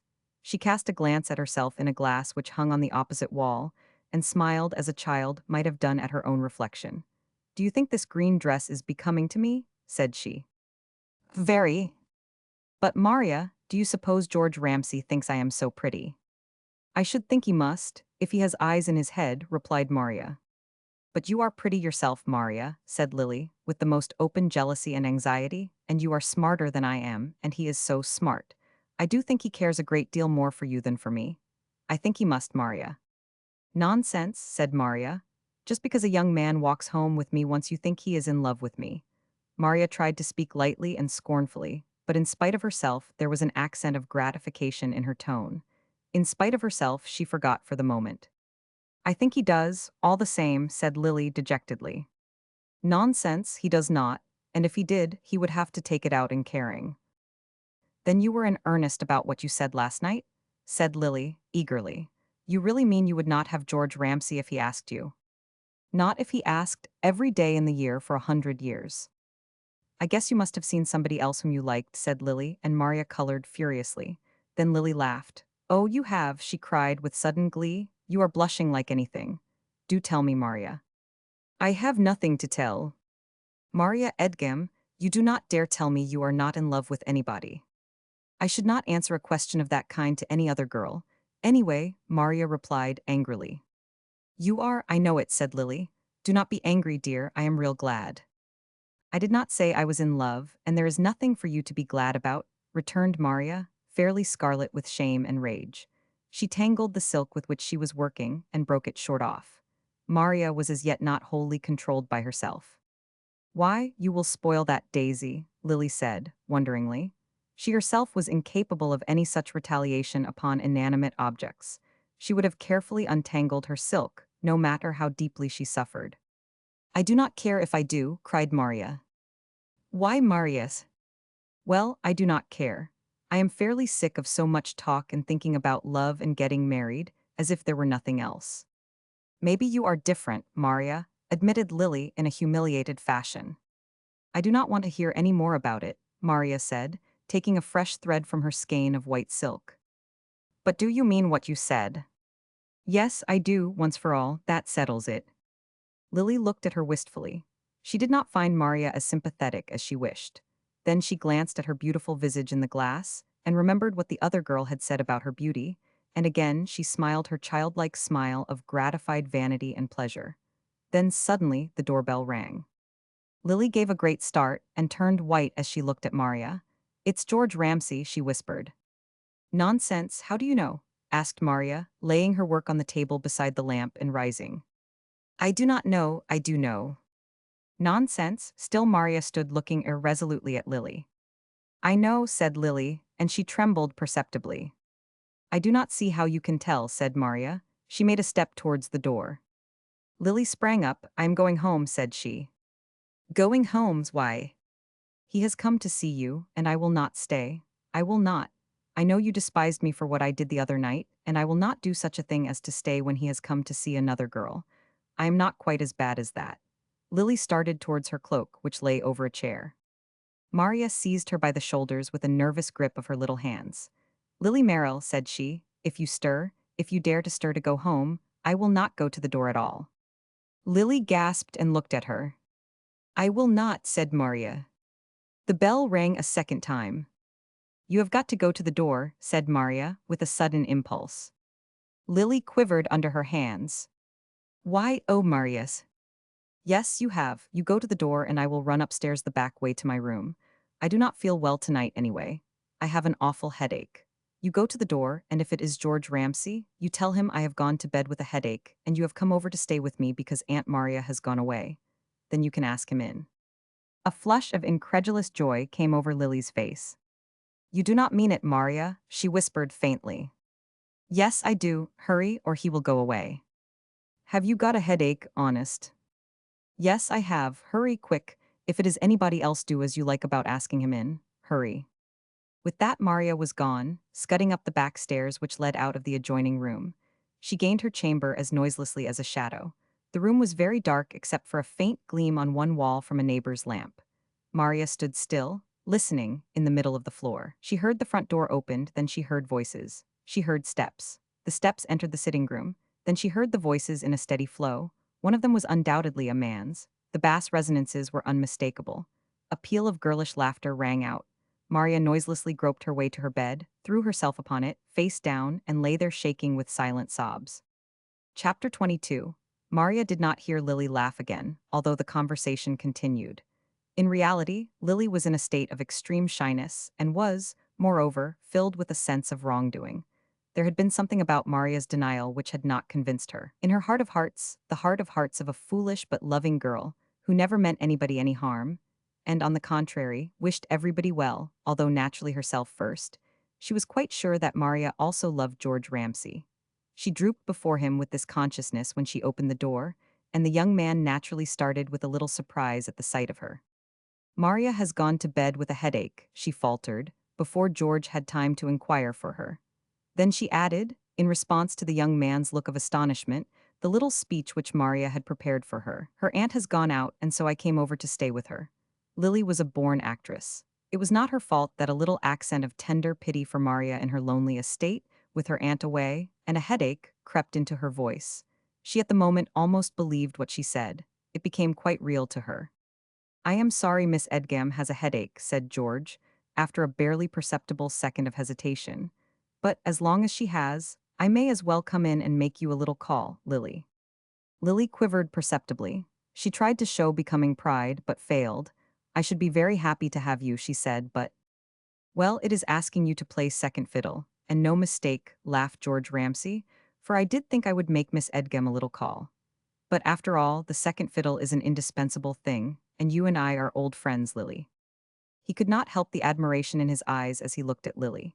She carried a little lamp, and the soft light was thrown upon her lovely face, and her brown hair gleamed gold in it.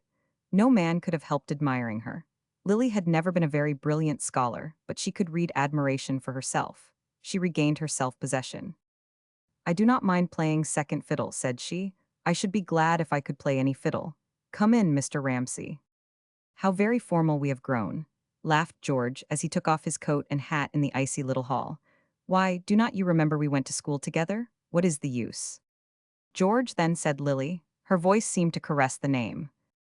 The young man colored. He was of a staunch sort, but he was a man, and the adulation of such a beautiful girl as this touched him. He took the lamp out of her hand. Come in, then, he said, but it is rather funny for me to be calling on you here, is not it? Funnier than it would be for you to call on me at my own house, said Lily demurely, with a faint accent of reproach. Well, I must admit I am not very neighborly, George replied with an apologetic air. But you see, I am really busy a good many evenings with accounts, and I do not go out very much. Lily reflected that he had come to call on Maria, in spite of being busy, but she said nothing. She placed Maria's vacant chair for him beside the sitting-room stove. It is a hard storm, she said. Very. It is a queer night for Miss Edgum's aunt to go out, it seems to me. Mrs. Ralph Wright has a tea party, said Lily. Maria's Aunt Eunice has gone, too. My mother was invited, but mother never goes out in the evening. After these commonplace remarks, Lily seated herself opposite George Ramsay, and there was a little silence. Again the expression of admiration came into the young man's face, and the girl read it with delight. Sitting gracefully, her slender body outlined by the soft green of her dress, her radiant face showing above the ivory cameo brooch at her throat, she was charming. George Ramsay owned to himself that Lily was certainly a great beauty, but all the same he thought regretfully of the other girl, who was not such a beauty but who had somehow appealed to him as no other girl had ever done. Then, too, Maria was in a measure new. He had known Lily all his life. The element of wonder and surprise was lacking in his consciousness of her beauty, and she also lacked something else which Maria had. Lily meant no more to him, that is, her beauty meant no more to him than a symmetrical cherry tree in the south yard, which was a marvel of scented beauty, humming with bees every spring. He had seen that tree ever since he could remember. He always looked upon it with pleasure when it was in blossom, yet it was not to him what a new tree, standing forth unexpectedly with its complement of flowers and bees, would have been. It was very unfortunate for Lily that George had known her all his life. In order really to attract him, it would be necessary for him to discover something entirely new in her. It was very good of you to come in and stay with Miss Edgam while her aunt was gone, said George. He felt terribly at a loss for conversation. He had, without knowing it, a sense of something underneath the externals which put a constraint upon him. Lily had one of the truth-telling impulses which redeemed her from the artifices of her mother. Oh, said she, I wanted to come. I proposed coming myself. It is dull evenings at home, and I did not know that Maria would go to bed or that you would come in. Well, mother has gone to that tea party, too, said George, and I looked over here and saw the light, and I thought I would just run in a minute. For some unexplained reason tears were standing in Lily's eyes, and her mouth quivered a little. George could not see, for the life of him, why she should be on the verge of tears. He felt a little impatient, but at the same time she became more interesting to him. He had never seen Lily weeping since the time when she was a child at school, and used to conceal her weeping little face in a ring of her right arm, as was the fashion among the little girls. This light must shine right in your sitting-room windows, said Lily, in a faint voice. She was considering how pitiful it was that George had not had the impulse to call upon her. Lily, when she was so lovely and loving in her green gown, and how even this little happiness was not really her own, but another girl's. She had not the least realization of how Maria was suffering, lying in her room directly overhead. Maria suffered as she had never suffered before. George Ramsay was her first love, the others had been merely childish playthings. She was strangling love, and that is a desperate deed, and the strangler suffers more than love. Maria, with the memory of that marriage which was, indeed, no marriage, but the absurd travesty of one upon her, was in almost a suicidal frame of mind. She knew perfectly well that if it had not been for that marriage secret which she held always in mind, that George Ramsay would continue to call, that they would become engaged, that her life might be like other women's. And now he was down there with Lily in her green gown. She knew just how Lily would look at him with her beautiful, soft eyes. She hated her, and yet she hated herself more than she hated her. She told herself that she had no good reason for hating another girl, for doing what she herself had done for falling in love with George Ramsay. She knew that she should never have made a confidant of another girl, as Lily had made of her. She realized a righteous contempt because of her weakness, and yet she felt that Lily was the normal girl, that 9 out of 10 would do exactly what she had done. And she also had a sort of pity for her. She could not quite believe that a young man like George Ramsay could like Lily, who, however beautiful she was undeniably silly. But then she reflected how young men were popularly supposed not to mind a girl's being silly if she was beautiful. Then she ceased to pity Lily and hated her again. She became quite convinced that George Ramsay would marry her. She had locked her door and lay on her bed fully dressed. She made up her mind that when Aunt Maria came, she would pretend to be asleep. She felt that she could not face Aunt Maria's wondering questions. Then she reflected that Aunt Maria would be home soon, and a malicious joy seized her that Lily would not have George Ramsay long to herself. Indeed, it was scarcely 8:30 before Maria heard the side door open. Then she heard, quite distinctly, Aunt Maria's voice, although she could not distinguish the words. Maria laughed a little, smothered, hysterical laugh at the absurdity of the situation. It was, in fact, ludicrous. Aunt Maria entered the sitting room, a grotesque figure in her black skirt bundled up under Maria's waterproof, which was powdered with snow. She wore her old black bonnet, and the wind had tipped that rakishly to one side. She stared at Lily and George Ramsay, who both rose with crimson faces. "Good evening," Lily ventured feebly. "Good evening, Miss Stillman," George said, following the girl's lead. Then, as he was more assured, he added that it was a very stormy night. George had been sitting on one side of the stove, Lily on the other, in the chairs which Maria and Lily had occupied before the young man's arrival. They had both sprung up with a guilty motion when Aunt Maria entered. Aunt Maria stood surveying them. She did not return their good evenings, nor George's advance with regard to the weather. Her whole face expressed severe astonishment. Her thin lips gaped slightly, her pale eyes narrowed. She continued to look at them, and they stood before her like culprits. "Where's Maria gone?" said Aunt Maria, finally, in a voice which seemed to have an edge to it. Then Lily spoke with soft and timid volubility. "Maria said her head ached, so she thought she had better go to bed, Miss Stillman," she said. "I did not hear anything about any headache before I went away. Must have come on mighty sudden," said Aunt Maria. "She said it ached very hard," repeated Lily. "And when the doorbell rang, when Mr. Ramsay came." "It's mighty queer she should have had a headache when George Ramsay rang the doorbell," said Aunt Maria. "I guess it must have ached before," said Lily faintly. "I should suppose it must have," Aunt Maria said, sarcastically. "I do not see any reason why Maria's head should begin to ache when the doorbell rang." "Of course," said Lily. "I suppose she just felt she could not talk, that was all." "It's mighty queer," said Aunt Maria. She stood quite immovable. She was so stern that even her rakishly tipped bonnet did not seem at all funny. She looked at Lily and George Ramsay, and did not make a movement to remove her wraps. Lily took a little, faltering step towards her. "You are all covered with snow, Miss Stillman," she said, in her sweet voice. "I do not mind a little snow," said Aunt Maria. "Will not you take this chair?" asked George Ramsay, pointing to the one which he had just vacated. "No, thank you," replied Aunt Maria. "I ain't going to sit down. I have got on my best black silk, and I do not ever sit down in it when I can help it. I am going to take it off and go to bed." Then George Ramsay immediately made a movement towards his coat and hat, which lay on the lounge beside Lily's wraps. "Well," he said, with an attempt to laugh and be easy, "I must be going. I have to take an early car tomorrow." "I must go too," said Lily. They both hustled on their outer garments. They said good evening when they went out, but Aunt Maria did not reply. She immediately took off Maria's waterproof and her bonnet, and slipped off her best black silk gown. Then she took the little lamp which was lighted in the kitchen and went upstairs to Maria's room. She had an old shawl over her shoulders, otherwise she was in her black quilted petticoat. She stepped softly and entered the spare room opposite Maria's. It was icy cold in there. She set the lamp on the bureau and went out, closing the door softly. It was then quite dark in the little passageway between the spare room and Maria's. Aunt Maria stood looking sharply at Maria's door, especially at the threshold, which was separated from the floor quite a space by the shrinkage of the years. The panels, too, had their crevices, through which light might be seen. It was entirely dark. Aunt Maria opened the door of the spare room very softly and got the little lamp off the bureau and tiptoed downstairs. Then she sat down before the sitting room stove and pulled up her quilted petticoat till her thin legs were exposed, to warm herself and not injure the petticoat. She looked unutterably stern and weary. Suddenly, as she sat there, tears began to roll over her ascetic cheeks. "Oh, Lord," she sighed to herself, "to think that child has got to go through the world just the way I have, when she do not need to." Aunt Maria rose and got a handkerchief out of her bureau drawer in her little bedroom. She did not take the one in the pocket of her gown because that was her best one, and very fine.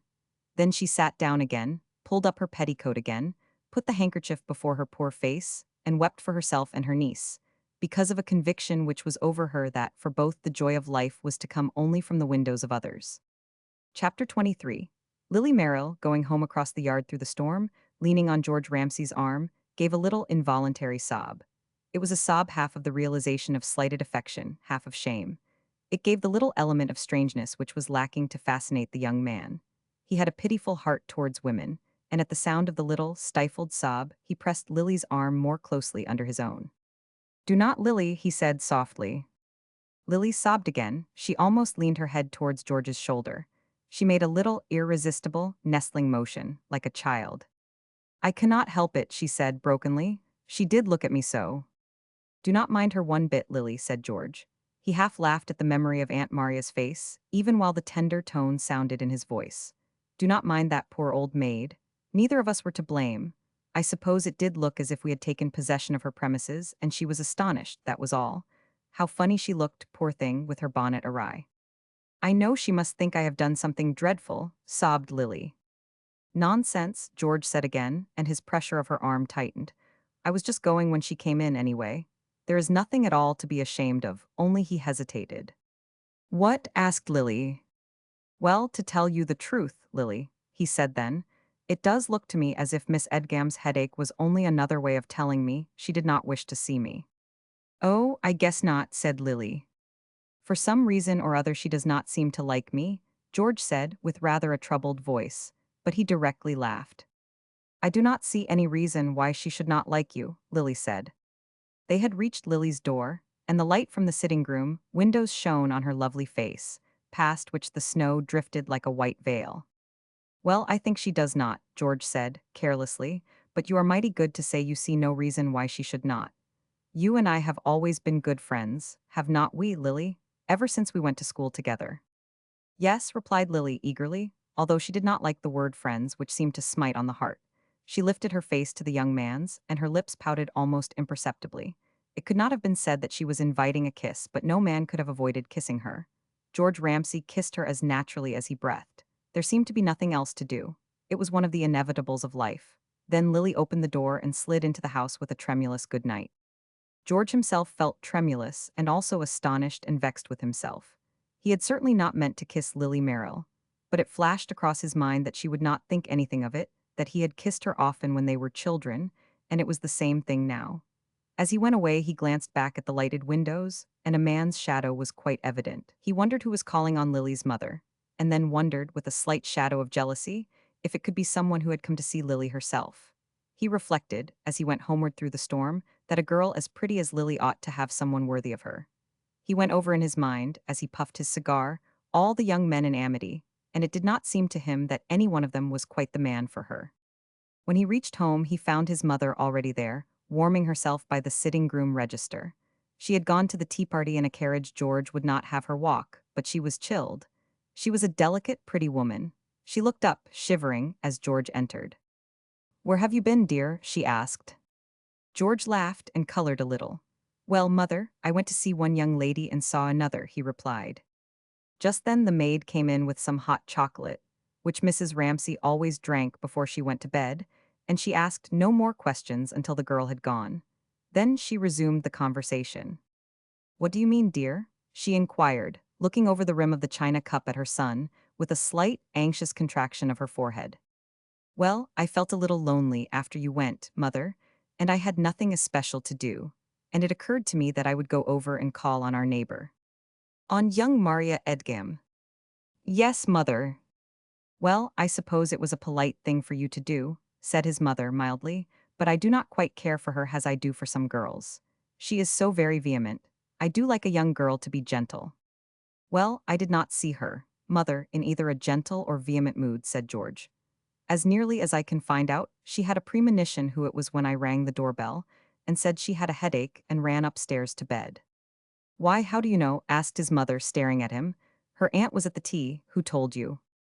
"Lily Merrill was there," replied George, and again he was conscious of coloring. "She had come to stay with Maria because her aunt was going out.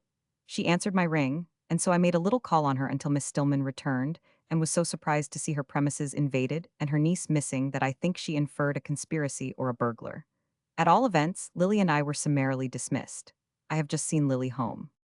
Lily Merrill is pretty, and I think she is a nice, ladylike girl," said Mrs. Ramsay, and she regarded her son more uneasily than before, "but I do not like her mother, George."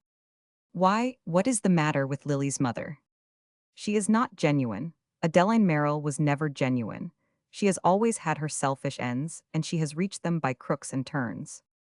"I think Lily is genuine enough," said George, carelessly, putting another lump of sugar in his cup of chocolate.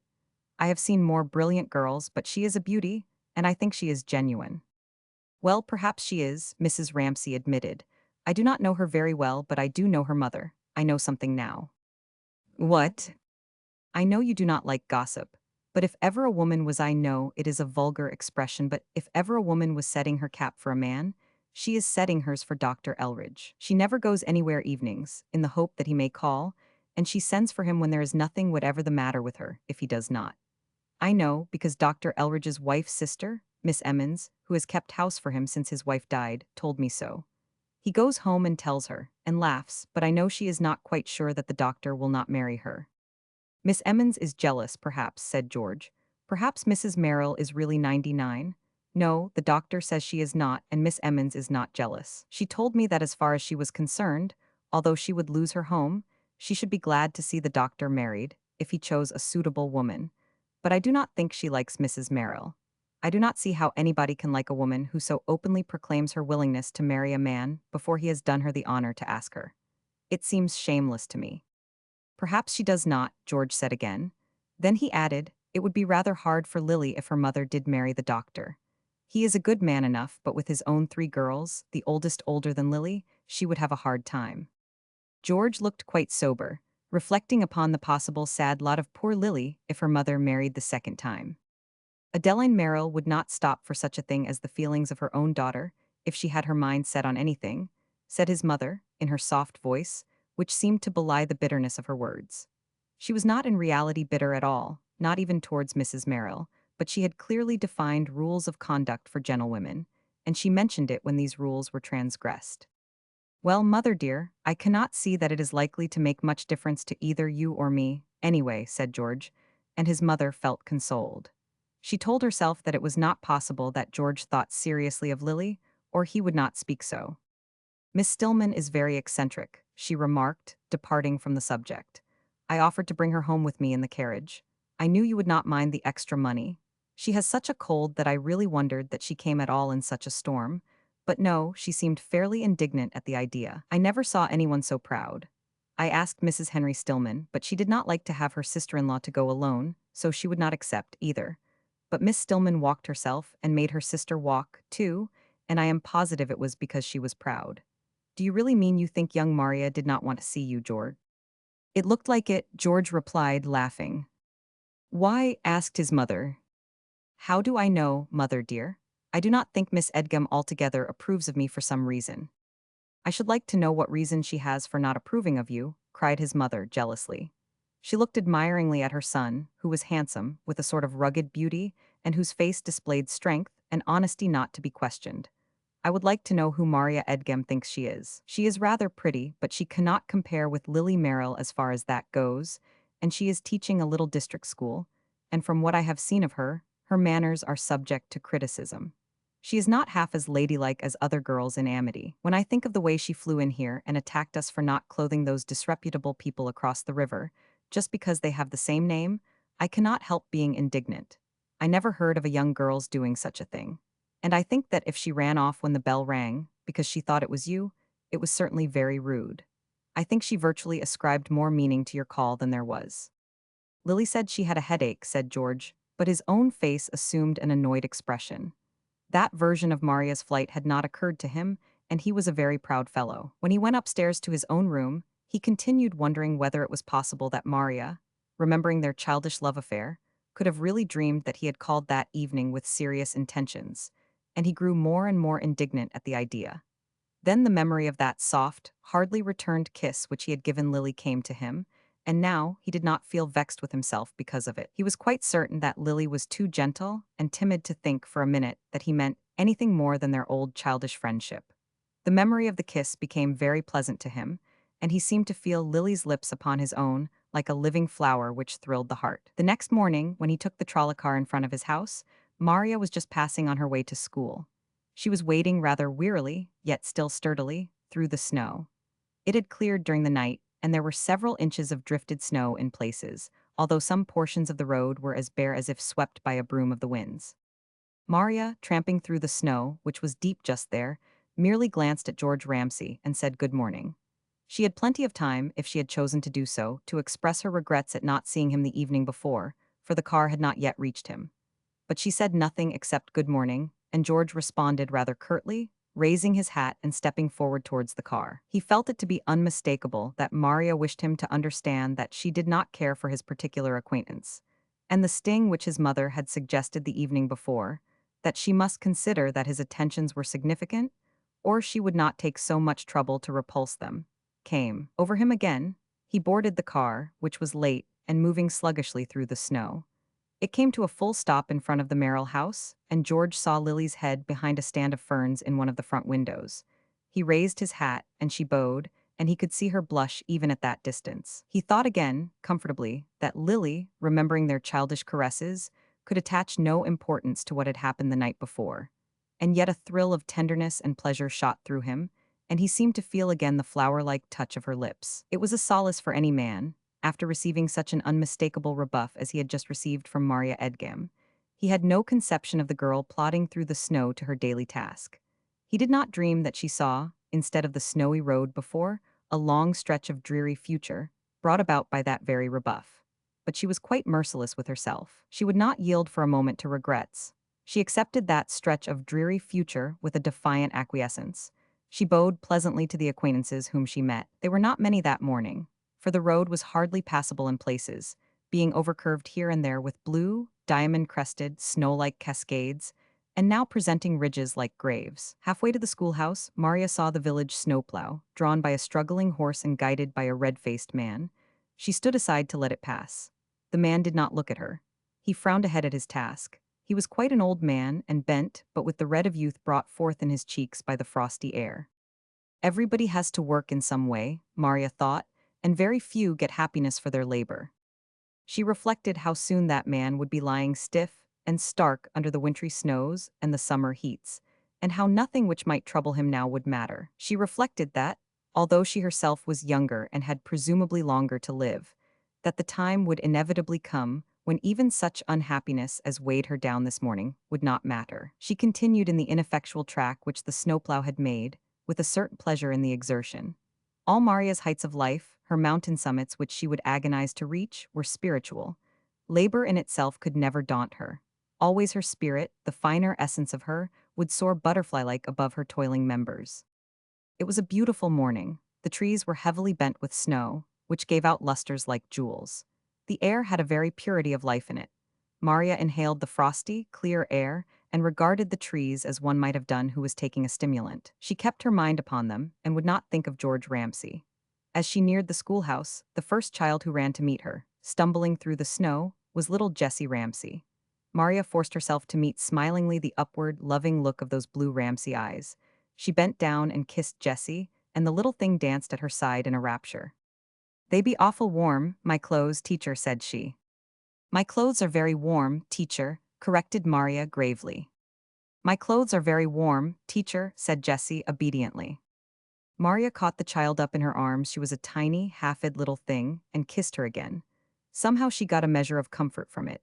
After all, love was love, in whatever guise it came, and this was an innocent love which she could admit with no question. "That's a good little girl, dear," she said, and set Jessie down. Chapter 24. Maria did not go home for the Christmas holidays. She was very anxious to do so, but she received a letter from Ida Edgem, which made her resolve to remain where she was. "We should be so very glad to have you come home for the holidays, dear," wrote Ida, "but of course we know how long the journey is, and how little you are earning, and we are all well. Your father seems quite well, and so we shall send you some little remembrance and try to console ourselves as best we can for your absence." Maria read the letter to her Aunt Maria. "You will not go one step?" said Aunt Maria interrogatively. "No," said Maria. She was quite white. Nobody knew how she had longed to see her father and little Evelyn, and she had planned to go and take Aunt Maria with her, defraying the expenses out of her scanty earnings. "I would not go if you were to offer me $1,000, said Aunt Maria. "I would not either," responded Maria. She opened the stove door and thrust the letter in and watched it burn. "How your father ever came to marry that woman," said Aunt Maria. "There's no use talking about that now," said Maria, arousing to defense of her father. "She was very pretty." "Pretty enough," said Aunt Maria, "and I miss my guess if she did not do most of the courting.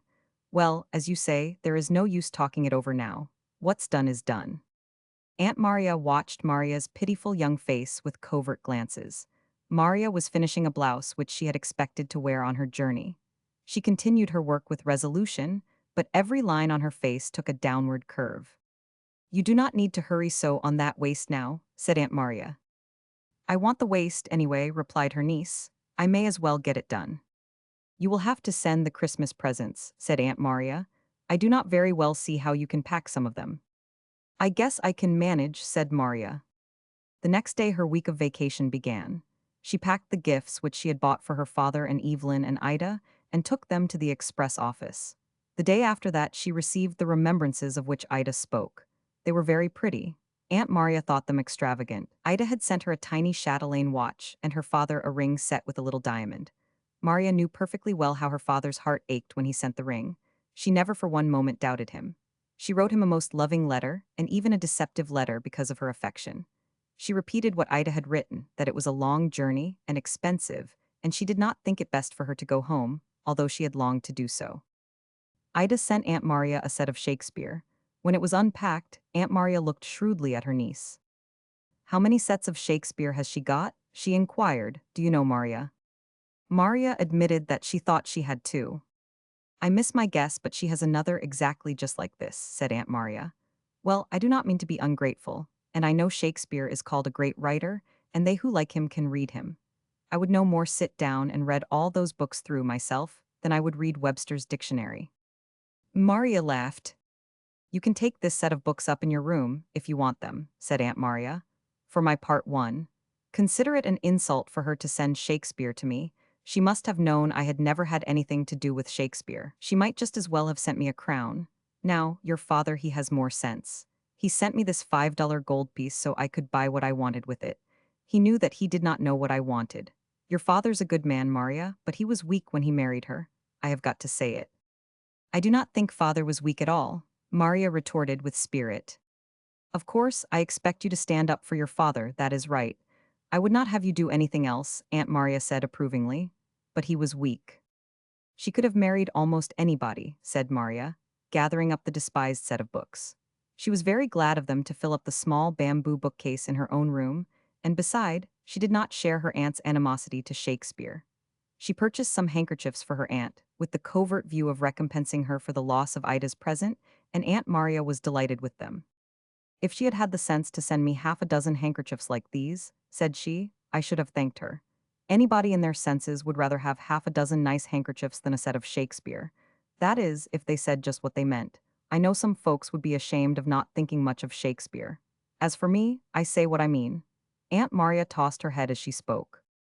She grew daily more like her brother Henry. The family traits in each became more accentuated. Each posed paradoxically as not being a poser. Aunt Maria spoke her mind so freely and arrogantly that she was not much of a favorite in amity, although she commanded a certain measure of respect from her strenuous exertions at her own trumpet, which more than half convinced people of the accuracy of her own opinion of herself. Sometimes Maria herself was irritated by her aunt, but she loved her dearly. She was always aware, too, of Aunt Maria's unspoken but perfect approbation and admiration for herself, Maria, and of a certain sympathy for her, which the elder woman had the delicacy never to speak of. She had become aware that Maria, while she repulsed George Ramsay, was doing so for reasons which she could not divine, and that she suffered because of it. One afternoon, not long after Christmas, when Maria returned from school, almost the first words which her aunt said to her were, "I do hate to see a young man made a fool of." Maria turned pale and looked at her aunt. "George Ramsay went past here sleigh riding with Lily Merrill a little while ago," said Aunt Maria. "That girl's making a fool of him." "Lily is a nice girl, Aunt Maria," Maria said faintly. "Nice enough, but she cannot come up to him. She never can. And when one cannot come up, the other has to go down. I have seen it too many times not to know. There's sleigh bells now. I guess it's them coming back. Yes, it is." Maria did not glance out of the window, and the sleigh, with its singing bells, flew past. She went wearily up to her own room and removed her wraps before supper. Maria had a tiny coal stove in her room now, and that was a great comfort to her. She could get away by herself when she chose, and sometimes the necessity for so doing was strong upon her. She wished to think without Aunt Maria's sharp eyes upon her, searching her thoughts. Emotion in Maria was reaching its high-water mark. The need for concealing, lest it be profaned by other eyes, was over her. Maria felt, although she was conscious of her aunt's covert sympathy for something that troubled her which she did not know about, and grateful for it, that she should die of shame if Aunt Maria did know. After supper that night, she returned to her own room. She said she had some essays to correct. "Well, I guess I will step into the other side a minute," said Aunt Maria. "Eunice went to the sewing meeting this afternoon, and I want to know what they put in that barrel for that minister out west. I do not believe they had enough to half fill it. Of all the things they sent the last time, there was not anything fit to be seen." Maria seated herself in her own room, beside her tiny stove. She had a pink shade on her lamp which stood on her little center table. The exercises were on the table, but she had not touched them when she heard doors opening and shutting below, then a step on the stairs. She knew at once it was Lily. Her room door opened, after a soft knock, and Lily glided gracefully in. "I knew you were up here, dear," she said. "I saw your light, and I saw your aunt's sitting-room lamp go out." Aunt Maria has only gone in Uncle Henry's side. "Sit down, Lily," said Maria, rising and returning Lily's kiss and placing a chair for her. "Does she always put her lamp out when she goes in there?" asked Lily with innocent wonder. "Yes," replied Maria, rather curtly. That was one of poor Aunt Maria's petty economies, and she was sensitive with regard to it. A certain starvation of character, which had resulted from the lack of material wealth, was evident in Aunt Maria, and her niece recognized the fact with exceeding pity and a sense of wrong at the hands of Providence. "How very funny," said Lily. Maria said nothing. Lily had seated herself in the chair placed for her, and as usual had at once relapsed into a pose which would have done credit to an artist's model, a pose of which she was innocently conscious. She cast approving glances at the graceful folds of crimson cashmere, which swept over her knees. She extended one little foot in its pointed shoe. She raised her arms with a gesture peculiar to her, and placed them behind her head in such a fashion that she seemed to embrace herself. Lily in crimson cashmere, which lent its warm glow to her tender cheeks, and even seemed to impart a rosy reflection to the gloss of her hair, was ravishing. Tonight, too, her face wore a new expression, one of triumphant tenderness, which caused her to look fairly luminous. "It has been a lovely day, has not it?" she said. "Very pleasant," said Maria. "Did you know I went sleigh riding this afternoon?" "Did you?" "Yes, George took me out." "That was nice," said Maria. "We went to Wayland. The sleighing is lovely." "I thought it looked so," said Maria. "It is," said Maria. "Well, he said things to me this afternoon that sounded as if he did mean them. He did, really." "Did he?" "Do you want me to tell you?" asked Lily, eyeing Maria happily and yet a little timidly. Maria straightened herself. "If you want to know what I really think, Lily," she said, "I think no girl should repeat anything a man says to her if she does think he really means it. I think it is between the two. I think it should be held sacred. I think the girl cheapens it by repeating it, and I do not think it is fair to the man. I do not care to hear what Mr. Ramsay said, if you want the truth, Lily." Lily looked abashed. "I dare say you are right, Maria," she said meekly. "I will not repeat anything he said if you do not think I ought and do not want to hear it." "Is your new dress done?" asked Maria abruptly. "It is going to be finished this week," said Lily. "Do you think I am horrid, proposing to tell you what he said, Maria?" "No, only I do not care to hear any more about it." "Well, I hope you do not think I am horrid." "I do not, dear," said Maria, with an odd sensation of tenderness for the other, weaker girl, whom she had handled in a measure roughly with her own stronger character. She looked admiringly at her as she spoke. "Nobody can ever really think you horrid," she said. "If they did, I should think I was horrid my own self," said Lily, with the ready acquiescence in the opinion of another which signified the deepest admiration, even to her own detriment, and was the redeeming note in her character. Maria laughed. "I declare, Lily," said she, "I hope you will never be accused of a crime, for I do believe even if you were innocent, you would side with the lawyer for the prosecution." "I do not know, but I should," said Lily. Then she ventured to say something more about George Ramsay, encouraged by Maria's friendliness, but she met with such scanty sympathy that she refrained. She arose soon, and said she thought she must go home. "I am tired tonight, and I think I had better go to bed early," she said. "Do not hurry," Maria said, conventionally, but Lily kissed Maria and went. Maria knew that her manner had driven Lily away, but she did not feel as if she could endure hearing her confidences, and Lily's confidences had all the impetus of a mountain stream. Had she remained, they could not have been finally checked. Maria moved her window curtains slightly and watched Lily flitting across the yard. She saw her enter the door, and also saw, quite distinctly, the shadow of a man upon the white curtain as he rose to greet her when she entered. She wondered whether the man was Dr. Elridge or George Ramsay.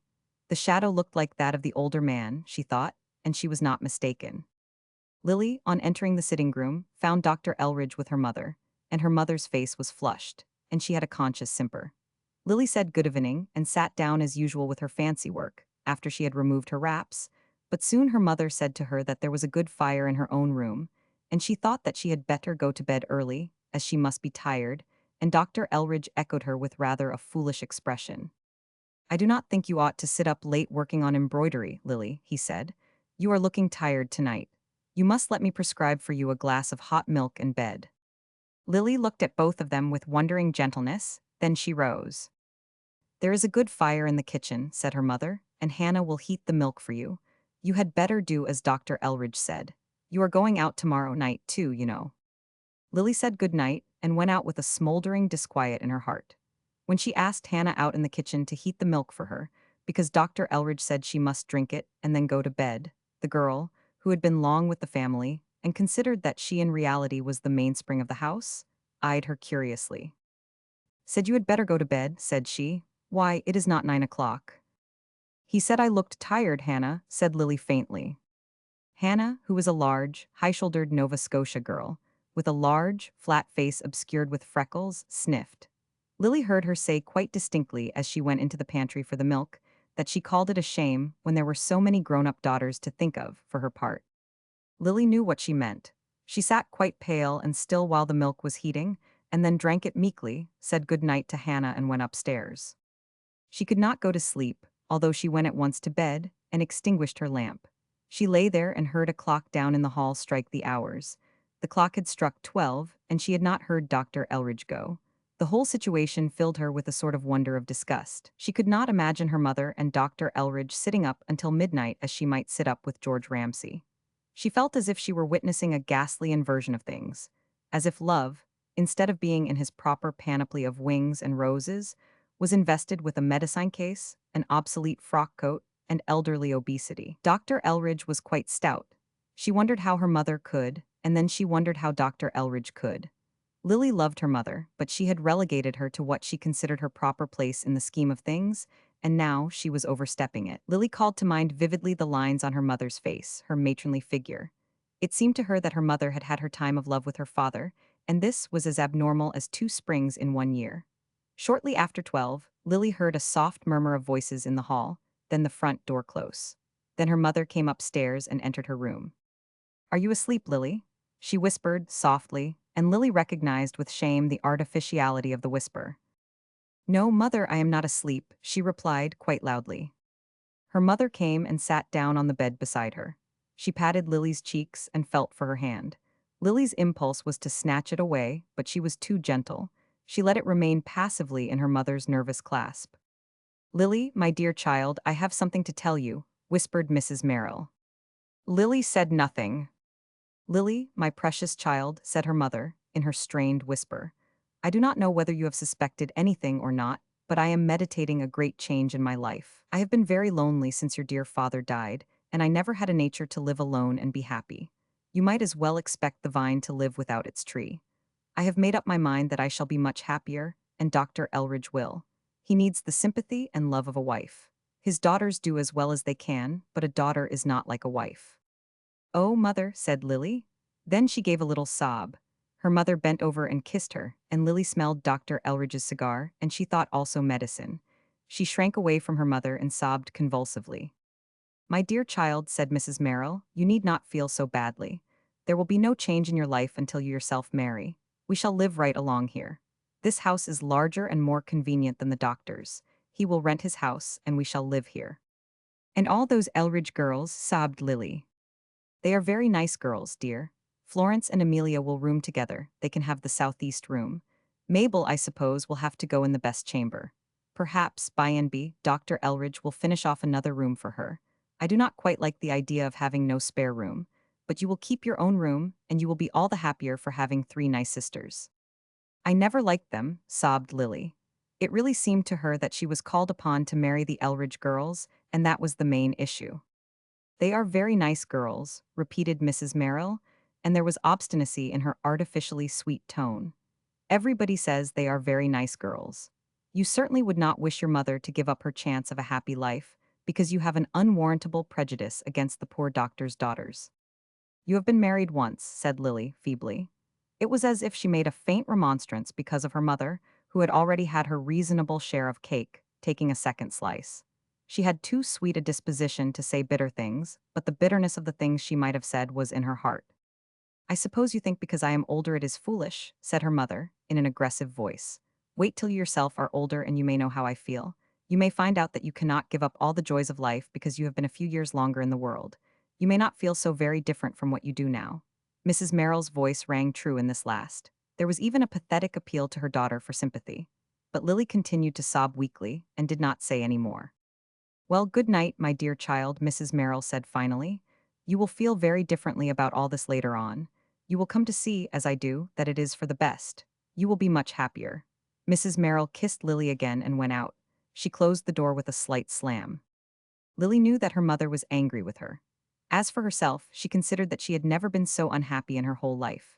She thought of living with the Elridge girls, who were really of a common caste, and always with Dr. Elridge at the head of the table, dictating to her as he had done tonight, in his smooth, slightly satirical way, and her whole soul rose in revolt. She felt sure that Dr. Elridge was not at all in love with her mother, as George Ramsay might be in love with herself. All the romance had been sucked out of them both years before.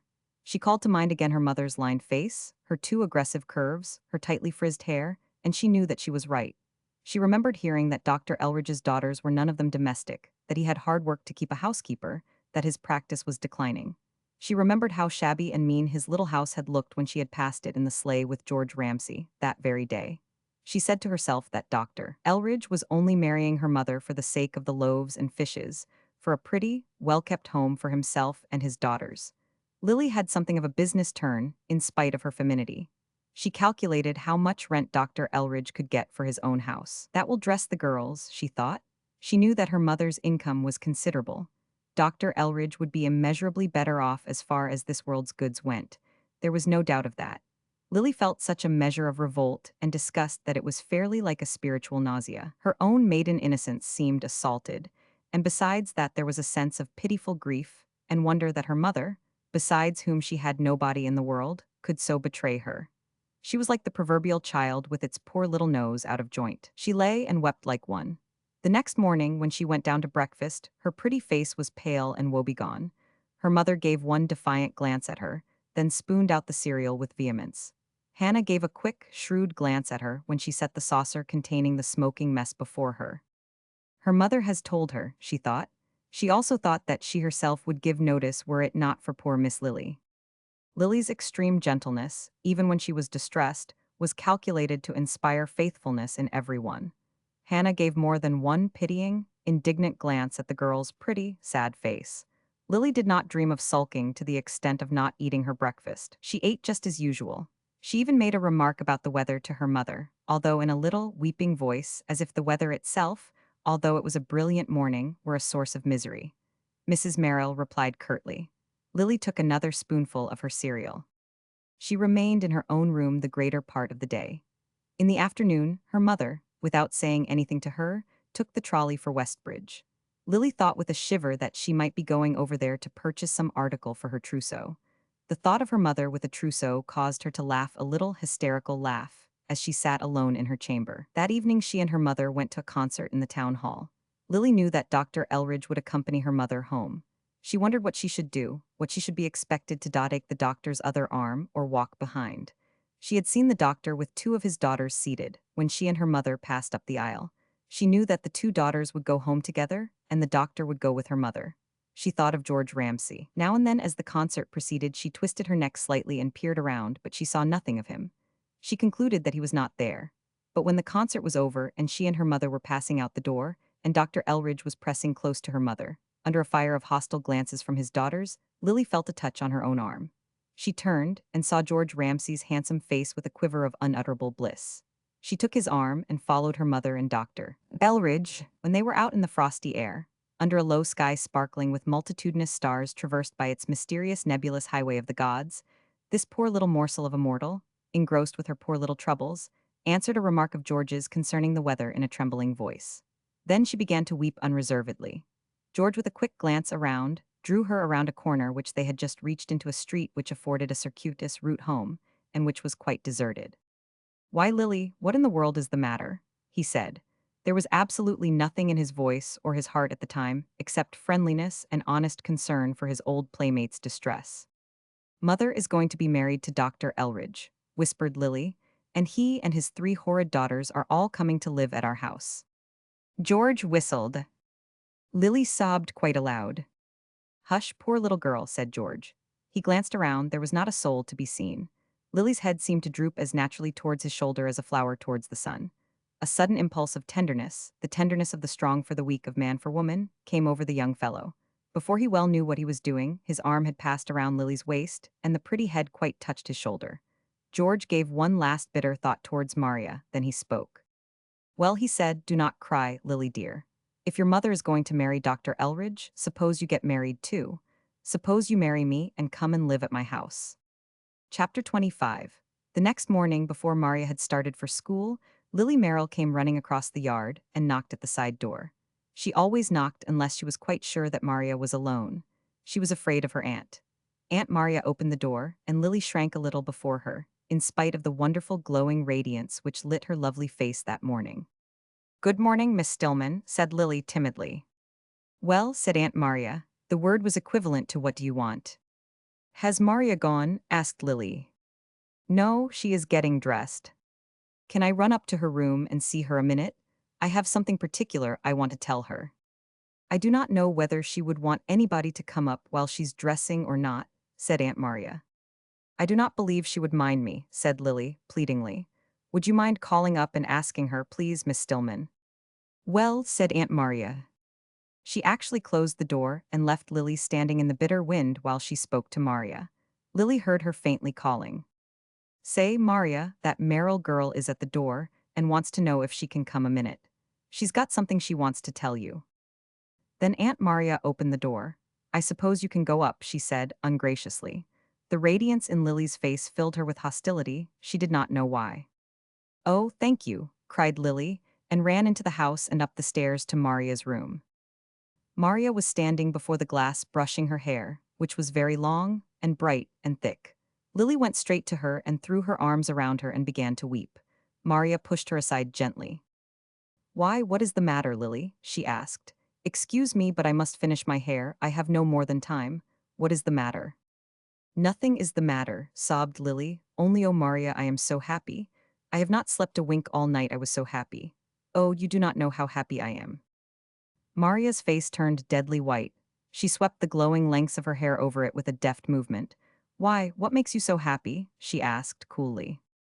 Oh, Maria, he was in earnest, he was. I am engaged to George. Maria brushed her hair. I am very glad, she said, in an unfaltering voice. She bent her head, bringing her hair entirely over her face, preparatory to making a great knot on the top of her head. I hope you will be very happy. Happy, said Lily. Oh, Maria, you do not know how happy I am. I am very glad, Maria repeated, brushing her hair smoothly from her neck. He seems like a very fine young man. I think you have made a wise choice, Lily. Lily flung herself into a chair and looked at Maria. Oh, Maria dear, she said, I wished you were as happy as one. I hope you will be some time. Maria laughed, and there was not a trace of bitterness in her laugh. Well, I shall not cry if I never am, she said. What a little goose you are, Lily, to cry. She swept the hair back from her face, and her color had returned. She looked squarely at Lily's reflection in the glass, and there was an odd, triumphant expression on her face. I cannot help it, sobbed Lily. I always have cried when I was very happy, and I never was so happy as this. And last night, before George asked me, I was so miserable I wanted to die. Only think, Maria, Mother is going to marry Dr. Elridge, and he and his 3 horrid girls are coming to live at our house. I do not know how I could have stood it if George had not asked me. Now I shall live with him in his house, of course, with his mother. I have always liked George's mother. I think she is sweet. Yes, she is a very sweet woman, and I should think you could live very happily with her, said Maria, twisting her hair carefully. Maria had a beautiful neck showing above the lace of her underwaist. Lily looked at it. Her tears had ceased and left not a trace on her smooth cheeks. The lace which Maria's upward-turned hair displayed had set her flexible mind into a new channel. Say, Maria, she said, it is to be a very short engagement. It will have to be, on account of Mother. A double wedding would be too ridiculous, and I want to get away before all those Elridges come into our house. Dr. Elridge cannot let his house before spring, and so I think in a month, if I can get ready. Lily blushed until her face was like the heart of a rose. Well, you have a number of very pretty dresses now, said Maria. I should think you could get ready. I shall have to get a wedding dress made, and a tea gown, and one besides for receiving calls, said Lily. Then I must have some underwear. Will you go shopping with me in Westbridge some Saturday, Maria? I should be very glad to do so, dear, replied Maria. That is a very pretty lace on your waist, Lily said, meditatively. I think I shall get ready-made things. It takes so much time to make them oneself, and besides I think they are just as pretty. Do not you? I think one can buy very pretty ready-made things, Maria said. She slipped on her blouse and fastened her collar. I shall be so much obliged to you if you will go, said Lily. I will not ask Mother. To tell you the truth, Maria, I think it is dreadful that she is going to marry again a widower with 3 grown-up daughters, too. I do not see why, Maria said, dropping her black skirt over her head. You do not see why. No, not if it makes her happy. People have a right to all the happiness they can get, at all ages. I used to think myself that older people were silly to want things like young people, but now I have changed my mind. Dr. Elridge is a good man, and I dare say your mother will be happier, especially if you are going away. Oh, if she had not been going to get married herself, I should rather have lived at home, after I was married, said Lily. She looked reflectively at Maria as she fastened her belt. It's queer, she said, but I do believe my feeling so terribly about Mother's marrying made George ask me sooner. Of course, he must have meant to ask me some time, or he would not have asked me at all. Of course, said Maria, getting her hat from the closet shelf. But he walked home with me from the concert last night, and I could not help crying. I felt so dreadfully. Then he asked me what the matter was, and I told him, and then he asked me right away. I think maybe he had thought of waiting a little, but that hastened him. Oh, Maria, I am so happy. Maria fastened on her hat carefully. I am very glad, dear, she said. She turned from the glass, and Lily's face, smiling at her, seemed to give out light like a star. It might not have been the highest affection which the girl, who was one of clear and limpid shadows rather than depths, felt. It might have had its roots in selfish ends, but it fairly glorified her. Maria, with a sudden impulse, bent over her and kissed her. I am very glad, dear, she said, and now I must run, or I shall be late. My coat is downstairs. Do not say anything before your Aunt Maria, will you? Said Lily, rising and following her. No, of course, if you do not want me to. Of course it will be all over town before night, said Lily, but some way I would rather your Aunt Maria did not hear it from me.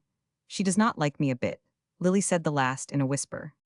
Both girls went downstairs, and Maria took her coat from the rack in the hall. Aunt Maria opened the sitting room door. She had a little satchel with Maria's lunch.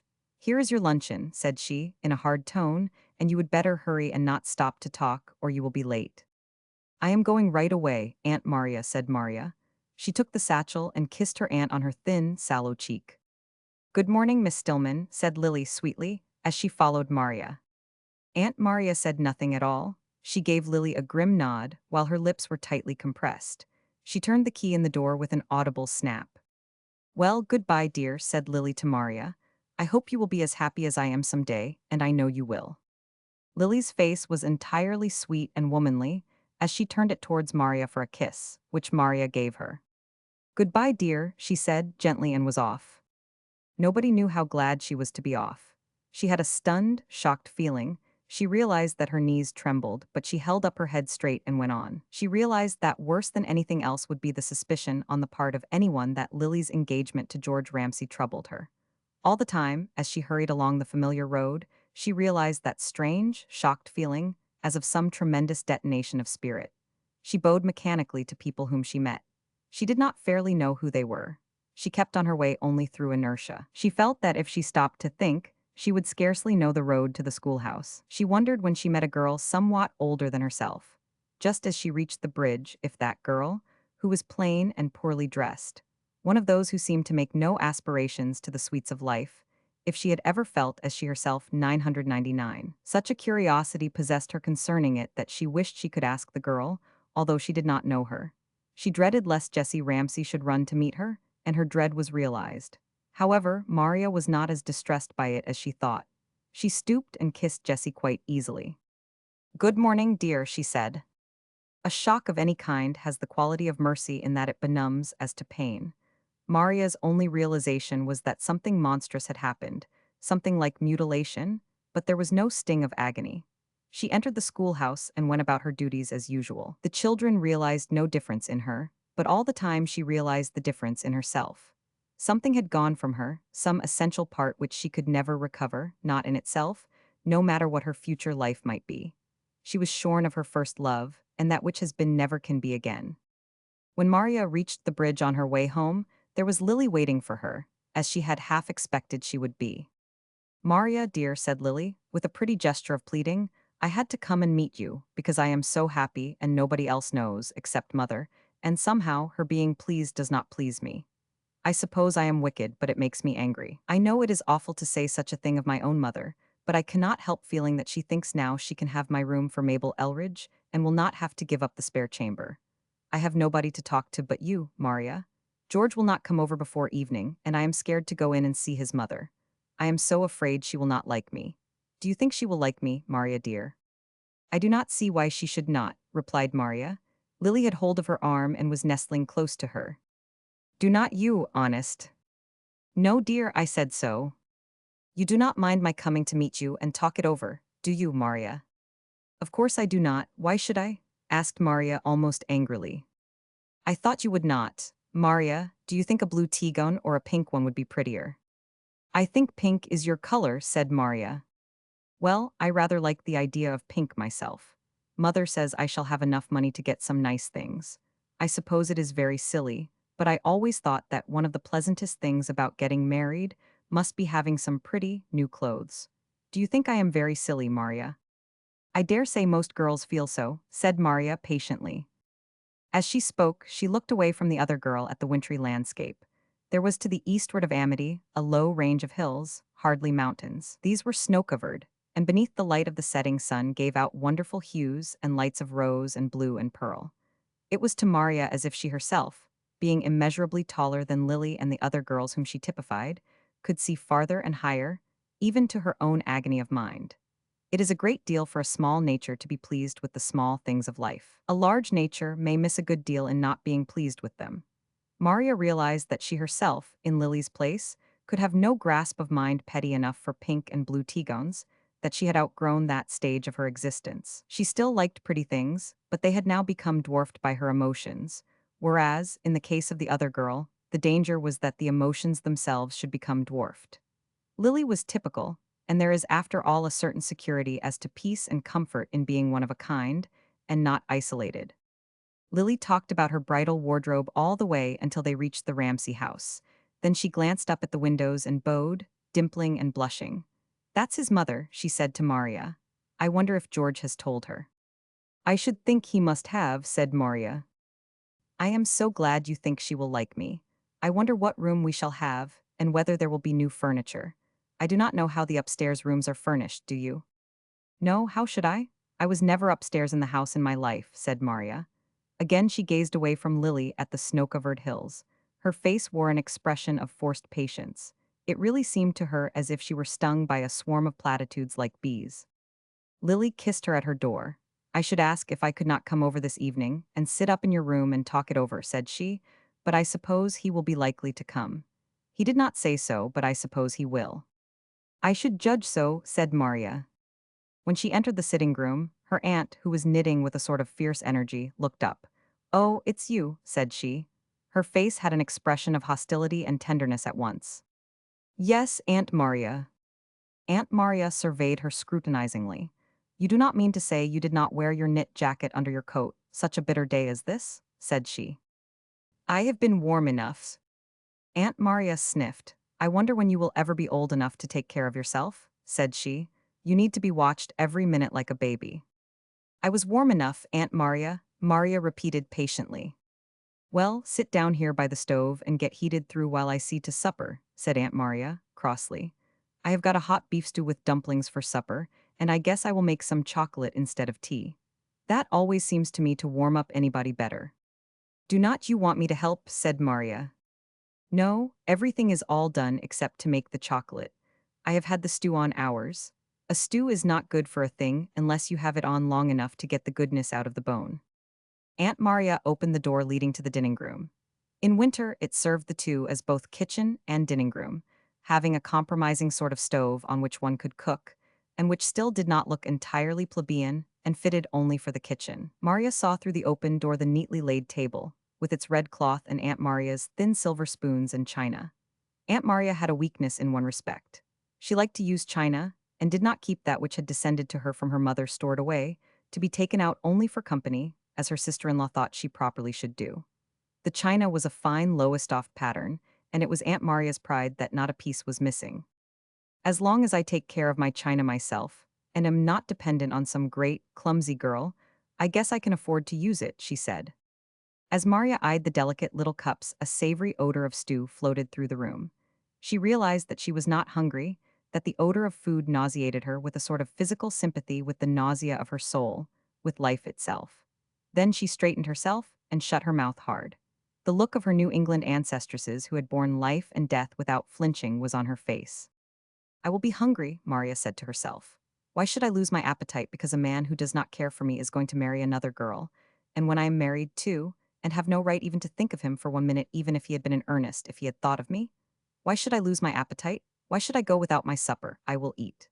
More than that, I will enjoy eating, and neither George Ramsay nor Lily Merrill shall prevent it, neither they nor my own self." Maria sniffed the stew, and she compelled herself, by sheer force of will, to find the combined odor of boiling meat and vegetables inviting. She became hungry. "That stew smells so good," she called out to her aunt, and her voice rang with triumph. "I guess it is a good stew," her aunt called back in reply. "I have had it on 4 hours, and I have made dumplings." "Lovely," cried Maria. She said to herself defiantly and proudly that there were little zests of life which she might have if she could not have the greatest joys, and those little zests she would not be cheated out of by any adverse fate. She said practically to herself that if she could not have love she could have a stew, and it might be worse. She smiled to herself over her whimsical conceit, and her face lost its bitter, strained look which it had worn all day. She reflected that even if she could not marry George Ramsay, and had turned the cold shoulder to him, he had been undeniably fickle, that his fancy had been lightly turned aside by a pretty face which was not accompanied by great mental power. She had felt a contempt for George and scorn for Lily, but now her face cleared, and her attitude of mind. She had gained a petty triumph over herself, and along with that came a clearer view of the situation. When Aunt Maria called her to supper, she jumped up and ran into the dining room and seated herself at the table. "I am as hungry as a bear," said she. Aunt Maria behind her delicate china teacups gave a sniff of satisfaction, and her set face softened. "Well, I am glad you are," said she. "I guess the stew is good." Of course it is, said Maria. She lifted the cover of the dish and began ladling out the stew with a small, thin, silver ladle which had come to Aunt Maria along with the china from her mother. She passed a plate over to her aunt and filled her own and began eating. It is delicious, said she. The stew really pleased her palate, and she had the feeling of a conqueror who has gained one of the outposts in a battle. Aunt Maria passed her a thin china cup filled with frothing chocolate, and Maria praised that too. Your chocolate is so much nicer than our cook used to make, said she, and Aunt Maria beamed. I have got some lemon cake too, said she. I call this a supper fit for a queen, said Maria. I thought I would make the cake this afternoon. I thought maybe you would like it, said Aunt Maria, smiling. Her own pride was appeased. The feeling that Maria, her niece whom she adored, had been slighted had rankled within her all day. Now she told herself that Maria did not care, that she might have been foolish in not caring and taking advantage of such a matrimonial chance, but that she did not care, and that she consequently was not slighted. Well, I suppose Lily told you the news this morning? She said, presently. I suppose that was why she wanted to see you. I suppose she was so tickled she could not wait to tell of it. You mean her engagement to Mr. Ramsay? Said Maria, helping herself to more stew. Yes, Eunice came in and told before you had been gone half an hour. She had been down to the store, and I guess Lily's mother had told it to somebody there. I suppose Adeline Merrill is tickled to death to get Lily out of the way. Now she's going to get married herself. She would have had to give up her spare chamber if she had not.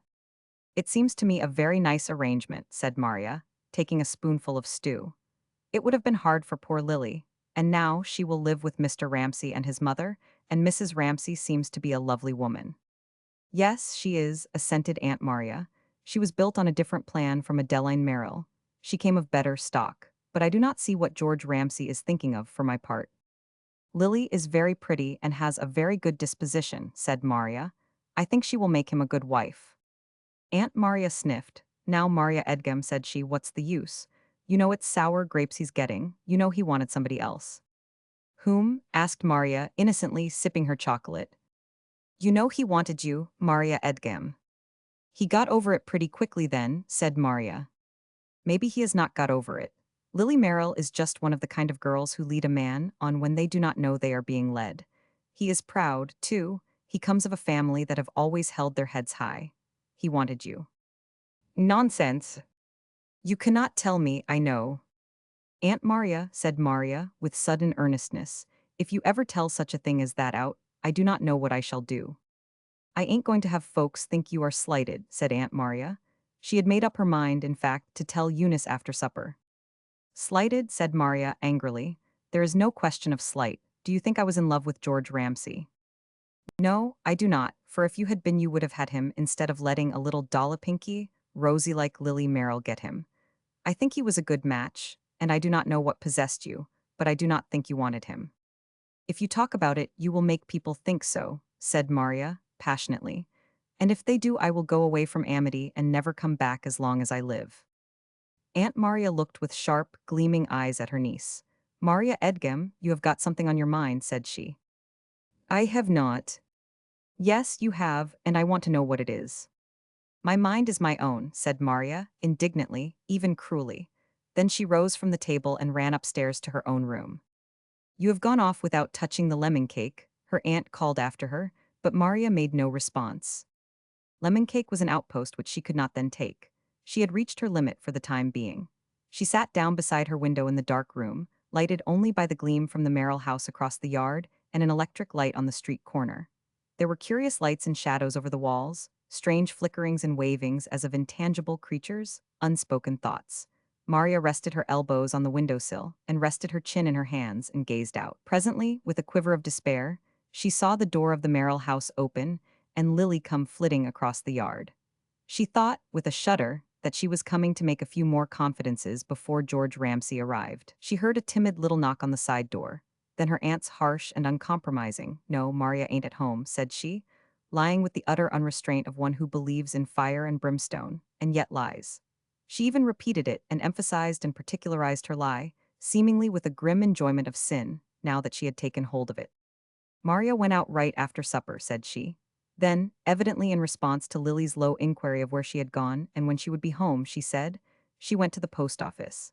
She was expecting a letter from a gentleman in Edgem, I guess, and I should not wonder if she stopped in at the Monroes and played cards. They have been teasing her too. I should not be surprised if she was not home till 10 o'clock. Maria heard her aunt with wonder which savored of horror, but she heard the door close and saw Lily flit back across the yard with a feeling of immeasurable relief. Then she heard her aunt's voice at her door, opened a narrow crack. "Are you warm enough in here?" asked Aunt Maria. "Yes, plenty warm enough." "You would better not light a lamp," said Aunt Maria, coolly. "I just told that Merrill girl that you had gone out." "But I had not," said Maria. "I knew it, but there are times when a lie ain't a lie. It's only the truth upside down. I knew that you did not want that doll-faced thing over here again. She had better stay at home and wait for her new beau. She was all prinked up fit to kill. I told her you had gone out, and I meant to, but you would better not light your lamp for a little while. It will not matter after a little while. I suppose the beau will come, and she will not pay any attention to it. But if you light it right away, she will think you have got back and come tearing over here again." "All right," said Maria. "I will sit here a little while and then I will light my lamp. I have got some work to do." "I am going into the other side, after I have finished the dishes," said Aunt Maria. "You will not." "No, I will not. Let George Ramsay chew his sour grapes if he wants to. I shan't say anything about it. Anybody with any sense cannot help knowing a man of sense would have rather had you than Lily Merrill. I ain't afraid of anybody thinking you are slighted." There was indignant and acrid loyalty in Aunt Maria's tone. She closed the door, as was her wont, with a little slam and went downstairs. Aunt Maria walked very heavily. Her steps jarred the house. Maria continued sitting at her window. Presently a new light, a rosy light of a lamp under a pink shade, flashed in her eyes. The parlor in the Merrill house was lighted. Maria saw Lily draw down the curtain, upon which directly appeared the shadows of growing plants behind it in a delicate grace of tracery. Presently Maria saw a horse and sleigh drive into the Merrill yard. She saw Mrs. Merrill open the side door, and Dr. Elridge enter. Then she watched longer, and presently a dark shadow of a man passed down the street, of which she could see a short stretch from her window, and she saw him go to the front door of the Merrill house.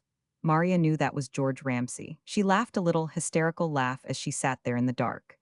It was ridiculous, the two pairs of lovers in the two rooms, the second-hand, warm-it-over, renovated love and the new. After Maria laughed, she sobbed. Then she checked her sobs and sat quite still and fought, and presently a strange thing happened, which is not possible to all but is possible to some. With an effort of the will which shocked her house of life and her very soul, and left marks which she would bear to all eternity, she put this unlawful love for the lover of another out of her heart. She closed all her doors and windows of thought and sense upon him, and the love was gone, and in its place was an awful emptiness which yet filled her with triumph. "I do not love him at all now," she said, quite aloud, and it was true that she did not. She rose, pulled down her curtains, lighted her lamp, and went to work. Chapter 26. Maria, after that, went on her way as before. She saw, without the slightest qualm, incredible as it may seem, George Ramsay devoted to Lily. She even entered without any shrinking into Lily's plans for her trousseau, and repeatedly went shopping with her. She began embroidering a bureau scarf and table cover for Lily's room in the Ramsay house.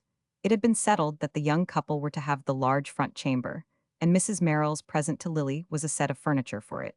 Mrs. Ramsay's old-fashioned walnut set was stowed away. Maria even went with Mrs. Merrill to purchase the furniture. Mrs. Merrill had an idea, which could not be subdued, that Maria would have liked George Ramsay for herself, and she took a covert delight in pressing Maria into the service and descanting upon the pleasant life in store for her daughter. Maria understood with a sort of scorn Mrs. Merrill's thought, but she said to herself that if it gave her pleasure, let her think so. She had a character which could leave people to their mean and malicious delights for very contempt. "Well, I guess Lily's envied by a good many girls in Amity," said Mrs. Merrill, almost undisguisedly, when she and Maria had settled upon a charming set of furniture. "I dare say," replied Maria. "Mr. Ramsay seems a very good young man." "He's the salt of the earth," said Mrs. Merrill. She gave a glance of thwarted malice at Maria's pretty face as they were seated side by side in the trolley car on their way home that day. Her farthest imagination could discern no traces of chagrin, and Maria looked unusually well that day in a new suit. However, she consoled herself by thinking that Maria was undoubtedly like her aunt, who would die before she let on that she was hit, and that the girl, under her calm and smiling face, was stung with envy and slighted affection. Lily asked Maria to be her maid of honor. She planned to be married in church, but George Ramsay unexpectedly vetoed the church wedding.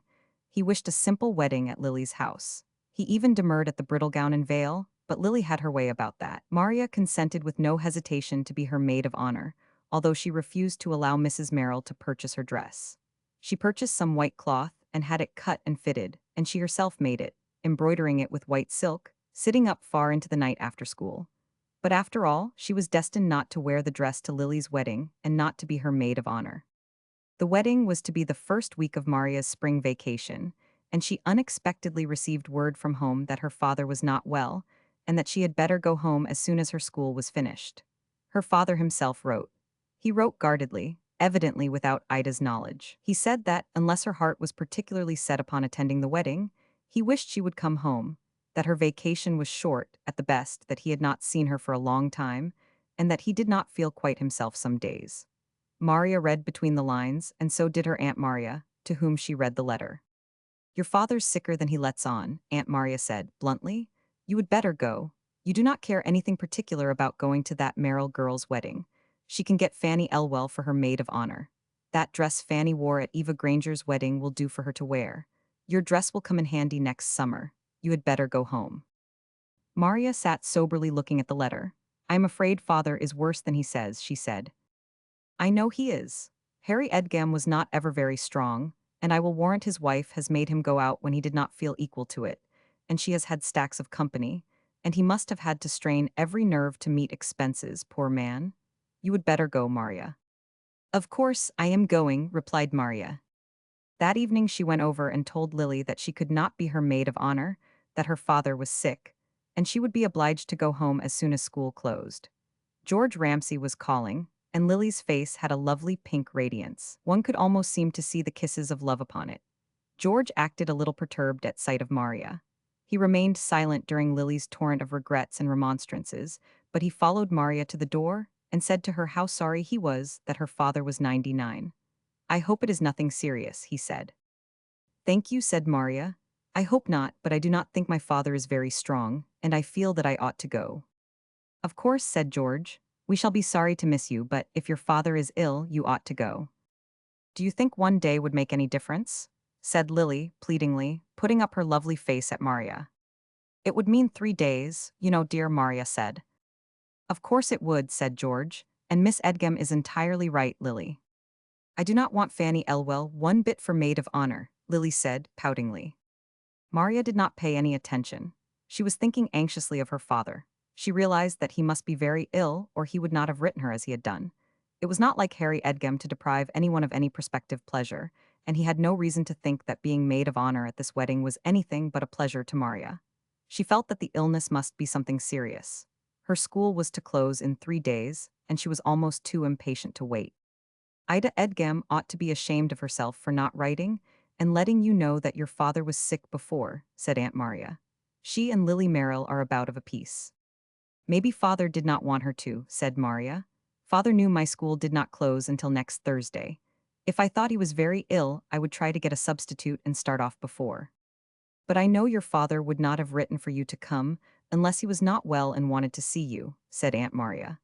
"I should not be a mite surprised, too, if he suspected that Ida would write you not to come and thought he would get ahead of her."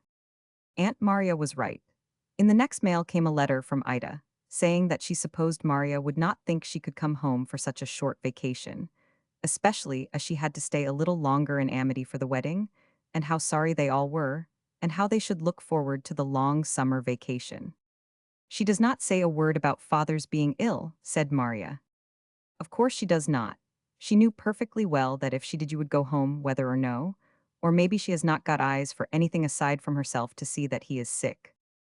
Maria grew so uneasy about her father that she engaged a substitute and went home 2 days before her vacation actually commenced. She sent a telegram, saying that she was coming and on what train she should arrive. Evelyn met her at the station in Edgam. She had grown and was nearly as tall as Maria, although only a child. She was fairly dancing with pleasurable expectation on the platform, with the uncertain grace of a butterfly over a rose, when Maria caught sight of her. Evelyn was a remarkably beautiful little girl. She had her mother's color and dimples, with none of her hardness. Her forehead, for some odd reason, was high and serious, like Maria's own, and Maria's own mother's. Her dark hair was tied with a crisp white bow, and she was charmingly dressed in red from head to foot, a red frock, red coat, and red hat. Ida could at least plead, in extenuation of her faults of life, that she had done her very best to clothe those around her with beauty and grace. When Maria got off the car, Evelyn made one leap towards her, and her slender, red-clad arms went around her neck. She hugged and kissed her with a passionate fervor odd to see in a child. Her charming face was all convulsed with emotion. "Oh, sister," she said, "oh, sister." Maria kissed her fondly. "Sister's darling," she said. Then she put her gently away. "Sister has to get out her trunk check and see to getting a carriage," she said. "Mama has gone to New York," said Evelyn, "and Papa has not got home yet. He comes on the next train. He told me to come and meet you." Maria, after she had seen to her baggage and was seated in the livery carriage with Evelyn, asked how her father was. "Is father ill, dear?" she said. Evelyn looked at her with surprise. "Why, no, sister, I do not think so," she replied. "Mama has not said anything about it, and I have not heard Papa say anything either." "Does he go to New York every day?" "Yes, of course," said Evelyn. The little girl had kept looking at her sister with loving, adoring eyes. Now she suddenly cuddled up close to her and thrust her arm through Maria's. "Oh, sister," she said, half sobbingly again. "There, do not cry, sister's own precious," Maria said, kissing the little glowing face on her shoulder. She realized all at once how hard the separation had been from her sister. "Are you glad to have me home?" she asked. For answer, Evelyn only clung the closer. There was a strange passion in the look of her big eyes as she glanced up at her sister. Maria was too young herself to realize it, but the child had a dangerous temperament. She had inherited none of her mother's hard phlegmaticism. She was glowing and tingling with emotion and life, and feeling in every nerve and vein. As she clung to her sister, she trembled all over her lithe little body, with the violence of her affection for her and her delight at meeting her again. Evelyn had made a sort of heroine of her older sister. Her imagination had glorified her, and now the sight of her did not disappoint her in the least. Evelyn thought Maria, in her brown traveling gown and big, brown-feathered hat, perfectly beautiful. She was proud of her with a pride which reached ecstasy. She loved her with a love which reached ecstasy. "So father goes to New York every day?" said Maria again.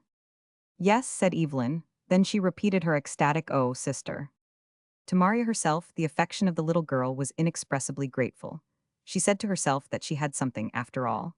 She thought of Lily Merrill, and reflected how much more she loved Evelyn than she had loved George Ramsay, how much more precious a little, innocent, beautiful girl was than a man.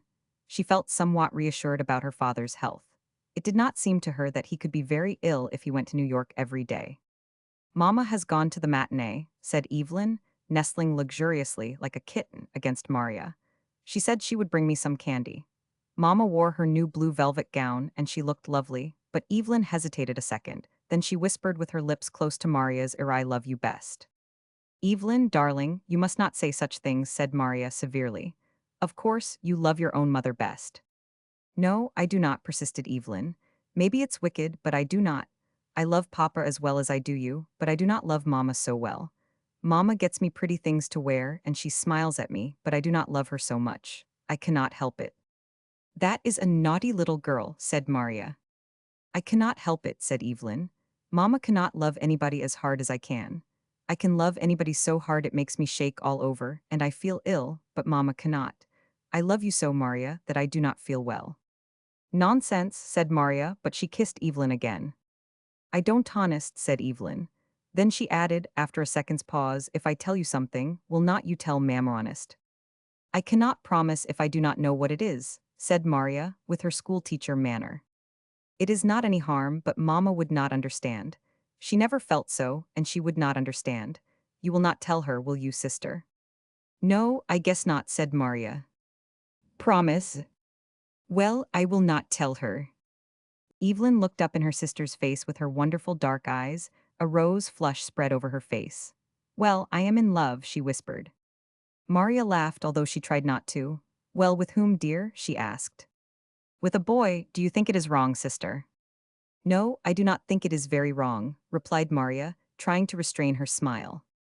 "His first name is pretty, but his last is not so very," Evelyn said, regretfully. "His first name is Ernest. Do not you think that is a pretty name?" "Very pretty." "But his last name is only Jenks," said Evelyn with a mortified air. "That is horrid, is not it?" "Nobody can help his name," said Maria consolingly. "Of course he cannot. Poor Ernest is not to blame because his mother married a man named Jenks, but I wish she had not. If we ever get married, I do not want to be called Mrs. Jenks. Do not people ever change their names, sister? Sometimes, I believe. Well, I shall not marry him unless he changes his name, but he is such a pretty boy. He looks across the schoolroom at me, and once, when I met him in the vestibule and there was nobody else there, he asked me to kiss him, and I 999. I do not think you ought to kiss boys, said Maria. I would rather kiss him than another girl, said Evelyn, looking up at her sister with the most limpid passion, that of a child who has not the faintest conception of what passion means. Well, sister would rather you did not, said Maria. I will not if you do not want me to, said Evelyn meekly. That was quite a long time ago. It is not very likely I shall meet him anywhere where we could kiss each other anyway. Of course, I do not really love him as much as I do you and Papa. I would rather he died than you or Papa, but I am in love with him, you know what I mean, sister. I would not think any more about it, dear, said Maria. I like to think about him, said Evelyn simply. I like to sit whole hours and think about him, and make sort of stories about us. You know how we meet somewhere, and he tells me how much he loves me, and how we kiss each other again. It makes me happy. I go to sleep so. Do you think it is wrong, sister? Maria remembered her own childhood. Perhaps it is not wrong, exactly, dear, she said, but I would not if I were you. I think it is better not. Well, I will try not to, said Evelyn with a sigh. He told Amy Jones I was the prettiest girl in school. Of course we could not be married for a long time, and I would not be Mrs. Jenks. But now you have come home, maybe I shan't want to think so much about him. Maria found new maids when she reached home. Ida did not keep her domestics very long. However, nobody could say that was her fault in this age when manservants and maidservants buzz angrily, like bees, over household tasks and are constantly hungering for new fields. We have had 2 cooks and 2 new second girls since you went away, Evelyn said, when they stood waiting for the front door to be opened, and the man with Maria's trunk stood behind them. The last second girl we had stole, Evelyn said the last in a horrified whisper, and the last cook could not cook. The cook we have now is named Agnes, and the second girl is Irene. Agnes lets me go out in the kitchen and make candy, and she always makes a little cake for me, but I do not like Irene. She says things under her breath when she thinks nobody will hear, and she makes up my bed so it is all wrinkly. I should not be surprised if she stole, too. Then the door opened, and a white-capped maid, with a rather pretty face, evidently of the same class as Gladys Mann, appeared. This is my sister, Miss Maria, Irene, said Evelyn. The maid nodded and said something inarticulate. Maria said how do you do to her and asked her to tell the man where to carry the trunk. When the trunk was in Maria's old room, and Maria had smoothed her hair and washed her face and hands, she and Evelyn sat down in the parlor and waited. The parlor looked to Maria, after poor Aunt Maria's sparse old furnishings, more luxurious than she had remembered it. In fact, it had been improved. There were some splendid palms in the bay window and some new articles of furniture. The windows also had been enlarged and were hung with new curtains of filmy lace with thin, red silk over them. The whole room seemed full of rosy light. I wish you would ask Irene to fix the hearth fire, Evelyn had said to Maria when they entered the room, which did seem somewhat chilly. Maria asked the girl to do so, and when she had gone and the fire was blazing, Evelyn said, I did not like to ask her, sister. She does not realize that I am not a baby, and she does not like it, so I never ask her to do anything except when Mama is here. Irene is afraid of Mama. Maria laughed and looked at the clock. How long will it be before Father comes, do you think, dear? She asked. Papa comes home lately at 5 o'clock. I guess he will be here very soon now, but Mama will not be home before 7:30. She has gone with the Voorhees to the matinee. Do you know the Voorhees, sister? No, dear. I guess they came to Edgem after you went away. They bought that big house on the hill near the church. They are very rich. There are Mr. Voorhees and Mrs. Voorhees and their little boy. He does not wear long stockings in the coldest weather. His legs are quite bare from a little above his shoes to his knees. I should think he would be cold, but Mama says it is very stylish. He is a pretty little boy, but I do not like him. He looks too much like Mr. Voorhees, and I do not like him. He always acts as if he were laughing at something inside, and you do not know what it is. Mrs. Voorhees is very handsome, not quite so handsome as Mama, but very handsome, and she wears beautiful clothes and jewels.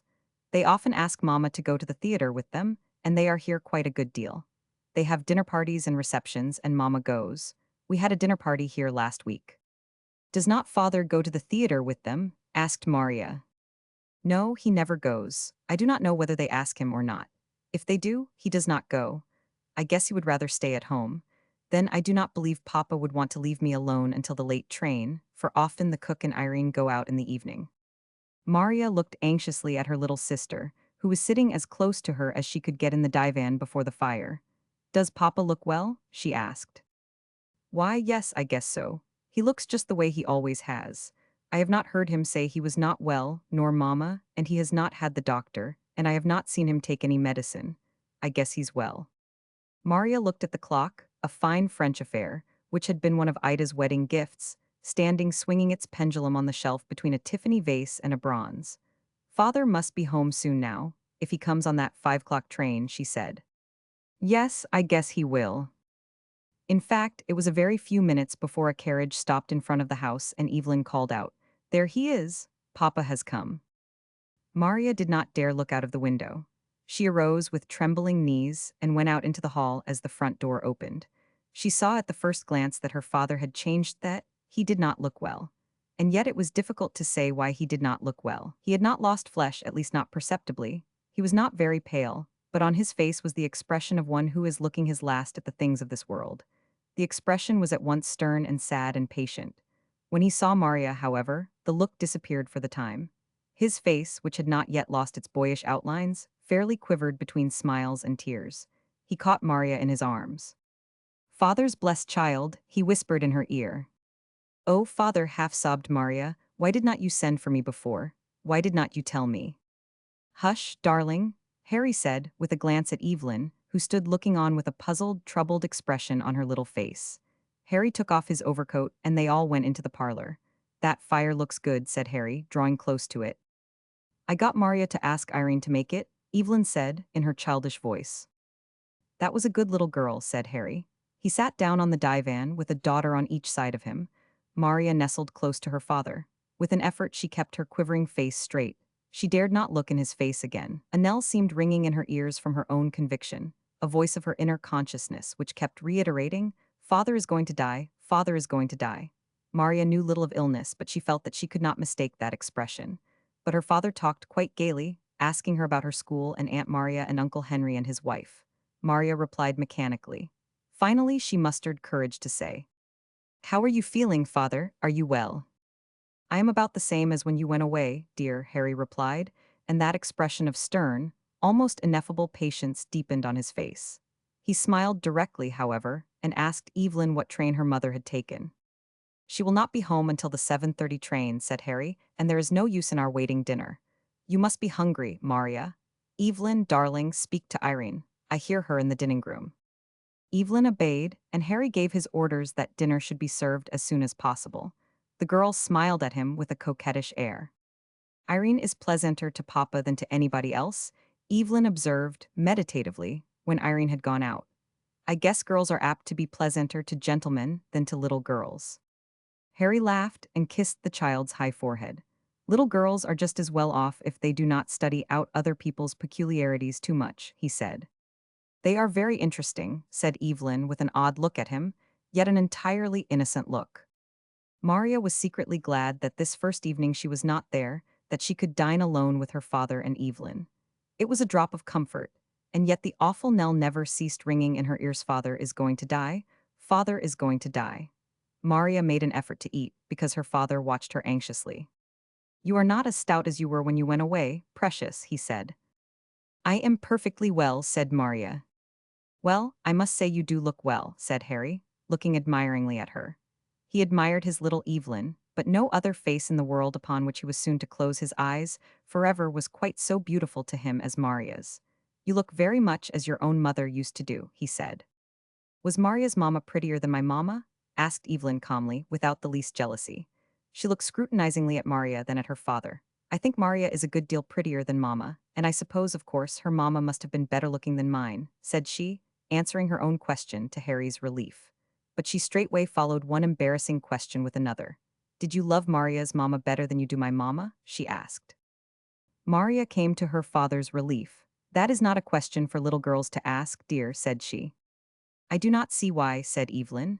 Little girls ought to know things. I suppose that was why I was a little girl, in order to learn to know everything. I should have been born grown up if it had not been for that. But you must not ask such questions, precious, said Maria. When you are grown up you will see why. Harry insisted upon Evelyn's going to bed directly after dinner, although she pleaded hard to be allowed to sit up until her mother returned. Harry wished for at least a few moments alone with Maria. So Evelyn went off upstairs, after teary kisses and good nights, and Maria was left alone with her father in the parlor. You are not well, father, Maria said, immediately after Evelyn had closed the door. No, dear, replied Harry simply. Maria retained her self-composure very much as her mother might have done. A quick sense of the necessity of aiding her father, of supporting him spiritually, came over her.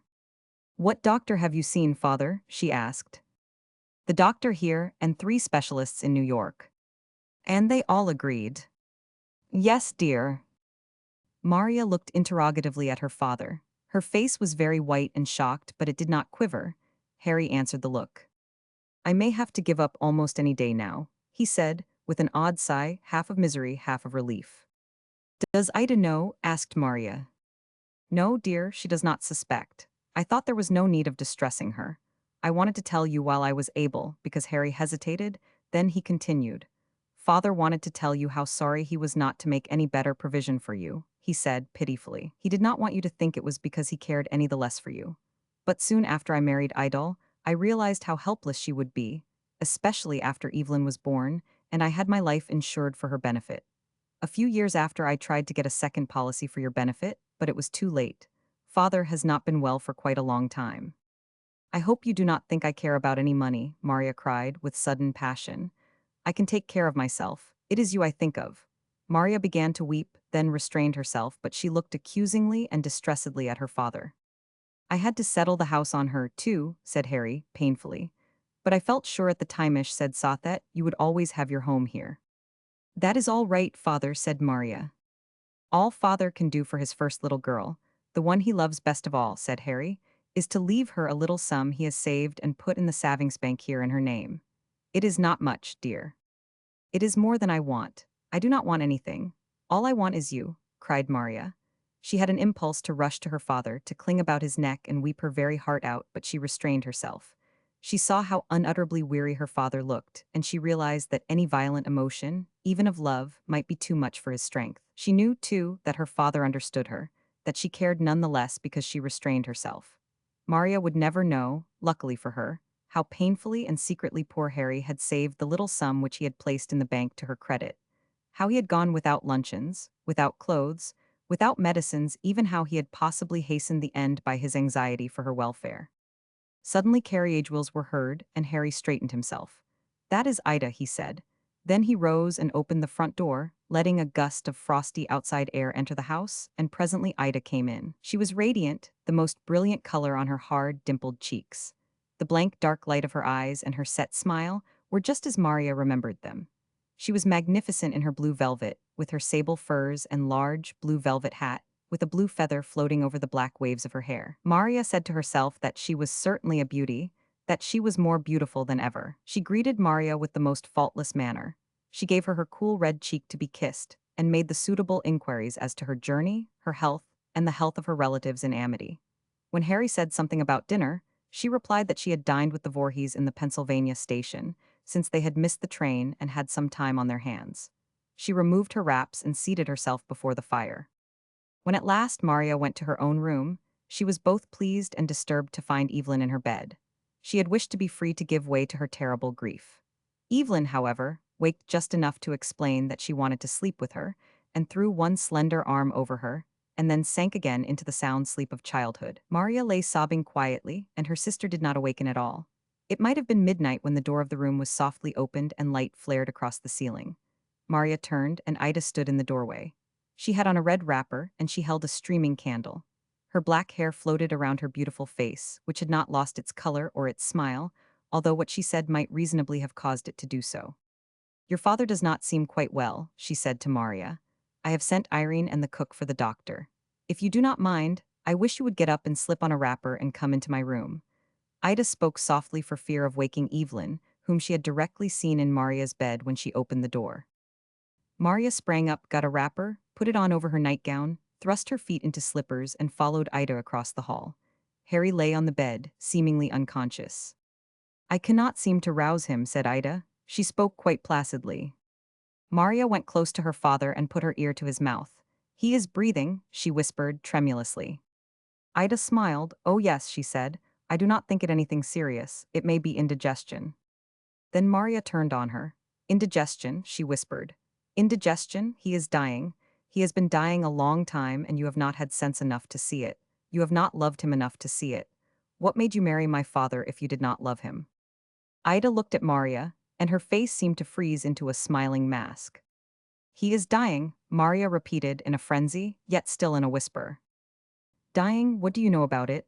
Ida asked with icy emphasis. I know, he has seen 3 specialists besides the doctor here. And he told you instead of me. He told me because he knew I loved him, said Maria. She was as white as death herself, and she trembled from head to foot with strange, stiff tremors. Her blue eyes fairly blazed at her stepmother. Suddenly the sick man began to breathe stertorously. Even Ida started at that.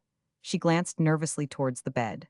Little Evelyn, in her nightgown, her black fleece of hair fluffing around her face like a nimbus of shadow, came and stood in the doorway. What is the matter with Papa? She whispered piteously. He is asleep, that is all, and breathing hard, replied her mother. Go back to bed.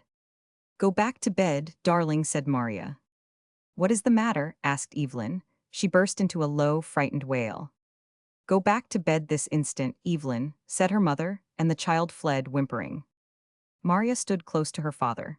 Ida seated herself in a chair beside the table on which the lamp stood. Neither of them spoke again. The dying man continued to breathe his deep, rattling breath, the breath of one who is near the goal of life and pants at the finish of the race. The cook, a large Irish woman, put her face inside the door. The doctor is comin' right away, said she. Then in the same breath she muttered, looking at poor Harry, oh, me God, and fled, doubtless to pray for the poor man's soul.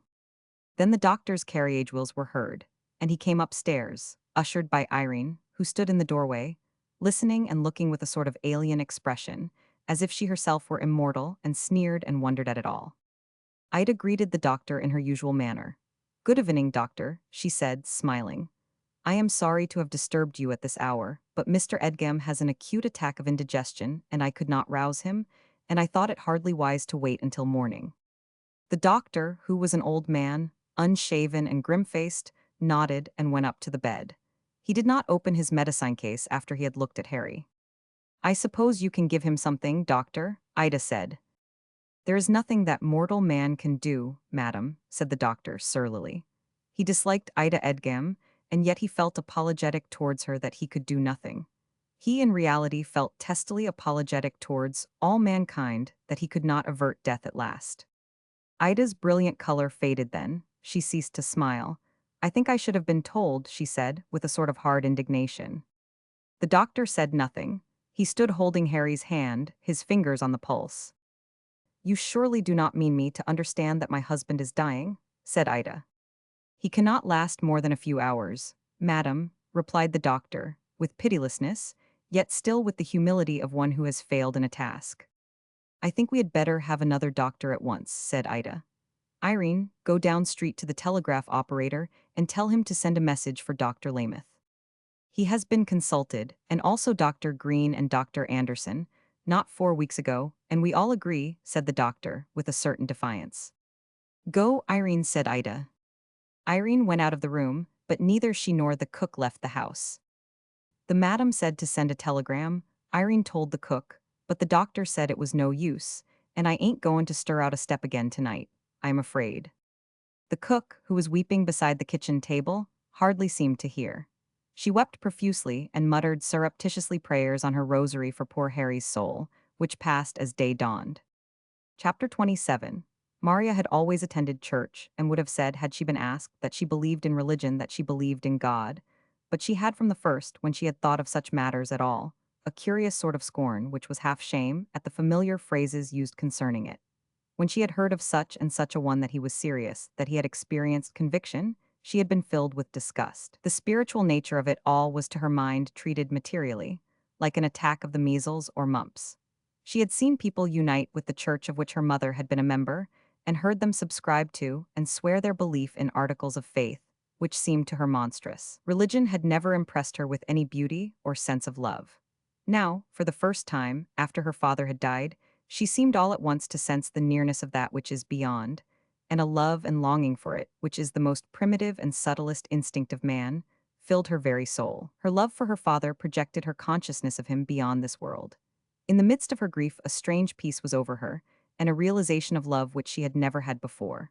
Maria, at this period, had she been a Catholic, might have become a religious devotee. She seemed to have visions of the godman crowned with thorns, the rays of unutterable and eternal love, and sacred agony for love's sake. She said to herself that she loved God, that her father had gone to him. Moreover, she took a certain delight in thinking that her own mother, with her keen tongue and her heart of true gold, had him safe with her. She regarded Ida with a sort of covert triumph during those days after the funeral, when the sweet, sickly fragrance of the funeral flowers still permeated the house. Maria did not weep much after the first. She was not one to whom tears came easily after her childhood. She carried about with her what seemed like an aching weight and sense of loss, along with that strange, new conviction of love and being born for ultimate happiness which had come to her at the time of her father's death. The spring was very early that year. The apple trees were in blossom at an unusual time. There was a tiny orchard back of the Edgem house. Maria used to steal away down there, sit down on the grass, speckled with pink and white petals, and look up through the rosy radiance of bloom at the infinite blue light of the sky. It seemed to her for the first time she laid hold on life in the midst of death. She wondered if she could always feel as she did then. She had a premonition that this state, which bordered on ecstasy, would not endure. Maria does not act natural, poor child, Ida said to Mrs. Voorhees. She hardly sheds a tear. Sometimes I fear that her father's marrying again did wean her a little from him. She may have deep feelings, suggested Mrs. Voorhees. Mrs. Voorhees was an exuberant blonde, with broad shallows of sentimentality overflowing her mind. Perhaps she has, Ida assented, with a peculiar smile curling her lips. Ida looked handsomer than ever in her mourning attire. The black softened her beauty, instead of bringing it into bolder relief, as is sometimes the case. Ida mourned Harry in a curious fashion. She mourned the more pitifully because of the absence of any mourning at all, in its truest sense. Ida had borne in upon her the propriety of deep grief, and she, maintaining that attitude, cramped her very soul because of its unnaturalness. She consoled herself greatly because of what she esteemed her devotion to the man who was gone. She said to herself, with a preen of her funereal crest, that she had been such a wife to poor Harry as few men ever had possessed. "Well, I have the consolation of thinking that I have done my duty," she said to Mrs. Voorhees. "Of course you have, dear, and that is worth everything," responded her friend. "I did all I could to make his home attractive," said Ida, "and he never had to wait for a meal. How pretty he thought those new hangings in the parlor were. Poor Harry had an aesthetic sense, and I did my best to gratify it. It is a consolation." "Of course," said Mrs. Voorhees. If Ida had known how Maria regarded those very red silk parlor hangings, she would have been incredulous. Maria thought to herself how hard her poor father had worked, and how the other hangings, which had been new at the time of Ida's marriage, could not have been worn out. She wanted to tear down the filmy red things and stuff them into the kitchen stove. When she found out that her father had saved up nearly $1,000 for her, which was deposited to her credit in the Edgem Savings Bank, her heart nearly broke because of that. She imagined her father going without things to save that little pittance for her, and she hated the money. She said to herself that she would never touch it, and yet she loved her father for saving it for her with a very anguish of love. Ida was manifestly surprised when Henry's will was read, and she learned of Maria's poor little legacy, but she touched her cool red lips to Maria's cheek and told her how glad she was. "It will be a little nest egg for you," she said, "and it will buy your trousseau. And of course, you will always feel at perfect liberty to come here whenever you wish to do so. Your room will be kept just as it is." Maria thanked her, but she detected an odd ring of insincerity in Ida's voice.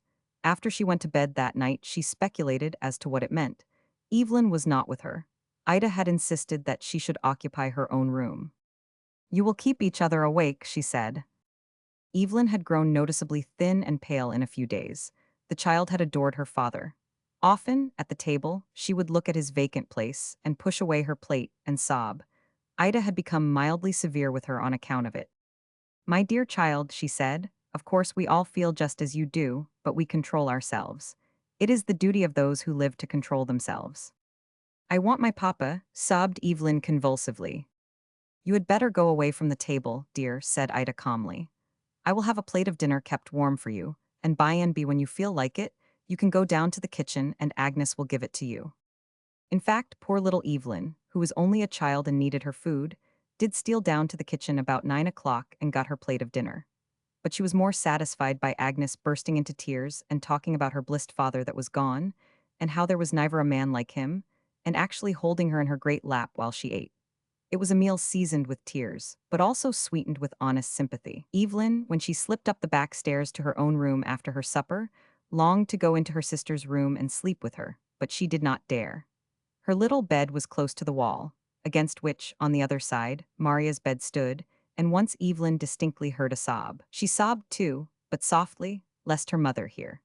Evelyn felt that she and Maria and Agnes were the only ones who really mourned for her father, although she viewed her mother in her mourning robes with a sort of awe, and a feeling that she must believe in a grief on her part far beyond hers and Maria's. Ida had obtained a very handsome mourning wardrobe for both herself and Evelyn, and had superintended Maria's.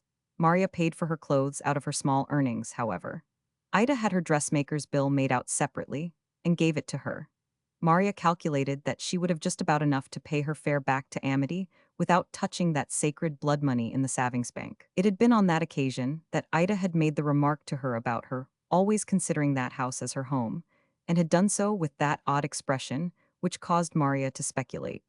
Maria decided that night, as she lay awake in bed, that Ida had something on her mind which she was keeping a secret for the present. The surmise was quite justified, but Maria had not the least suspicion of what it was until 3 days before her vacation was to end, when Ida received a letter with the Amity postmark, directed in Aunt Maria's precise, cramped handwriting.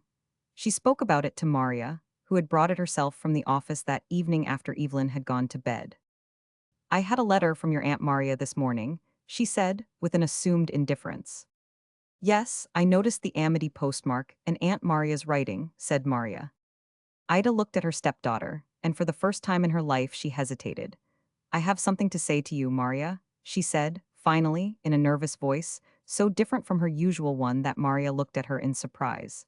She waited for her to speak further. The Voorhees are going abroad, she said abruptly. Are they? Yes, they sail in 3 weeks from next Saturday.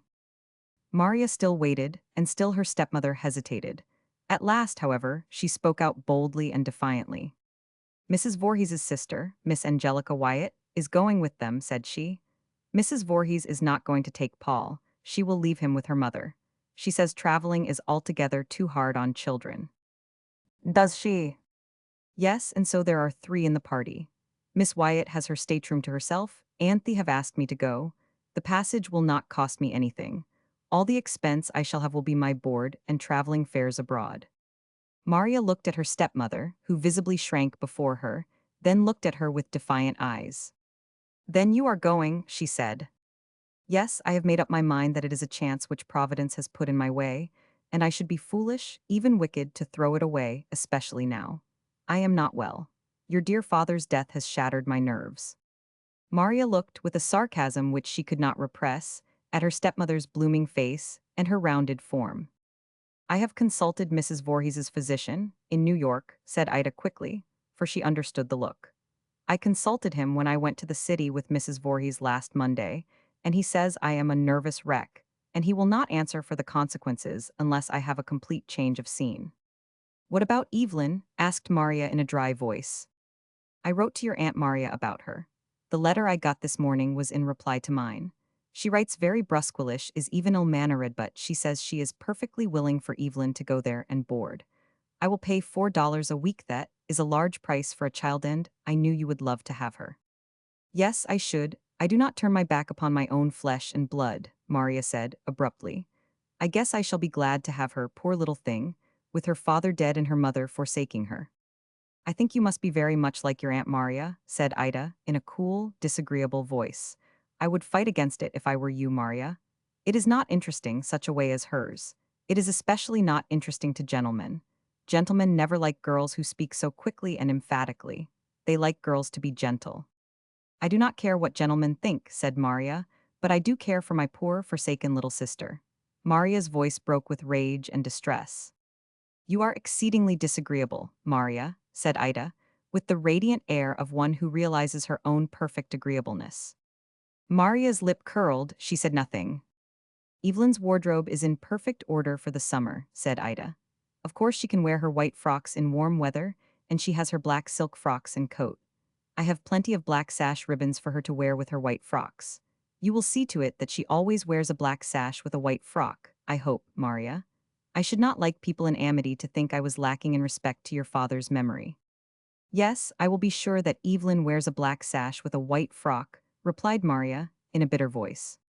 She rose abruptly and left the room. Up in her own chamber, she threw herself face downward upon her bed, and wept the tears of one who is oppressed and helpless at the sight of wrong and disloyalty to one beloved. Maria hardly thought of Evelyn in her own personality at all. She thought of her as her dead father's child, whose mother was going away and leaving her within less than 3 weeks after her father's death. She lost sight of her own happiness in having the child with her, in the bitter reflection over the disloyalty to her father. She never cared at all for father, she muttered to herself never at all, and now she does not really care because he is gone. She is perfectly delighted to be free and have money enough to go to Europe, although she tries to hide it. Maria felt as if she had caught sight of a stone of shame in the place where a wife's and mother's heart should have been.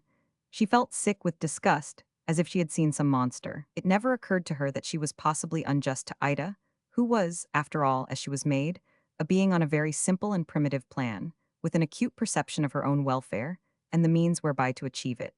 Ida was in reality as innocently self-seeking as a butterfly or a honeybee. She had never really seen anybody in the world except herself. She had been born humanity blind, and it was possibly no more her fault than if she had been born with a hump. The next day, Ida went to New York with Mrs. Voorhees to complete some preparations for her journey and to meet Mrs. Voorhees' sister, who was expected to arrive from the south, where she had been spending the winter. That evening the Voorheeses came over and discussed their purchases, and Miss Wyatt, the sister, came with them. She was typically like Mrs. Voorhees, only younger, and with her figure in better restraint. She had so far successfully fought down an hereditary tendency to avoirdupois. She had brilliant yellow hair and a brilliant complexion, like her sister, and she was as well, even better, dressed. Ida had purchased that day a steamy rug, a close little hat, and a long coat for the voyage, and the women talked over the purchases and their plans for travel with undisguised glee. Once, when Ida met Maria's sarcastic eyes, she colored a little and complained of a headache, which she had been suffering with all day. Yes, there is no doubt that you are simply a nervous wreck, and you would break down entirely without the sea voyage and the change of scene, said Mrs. Voorhees, in her smooth, emotionless voice, and with a covert glance at Maria. Ida had confided to her the attitude which she knew Maria took with reference to her going away.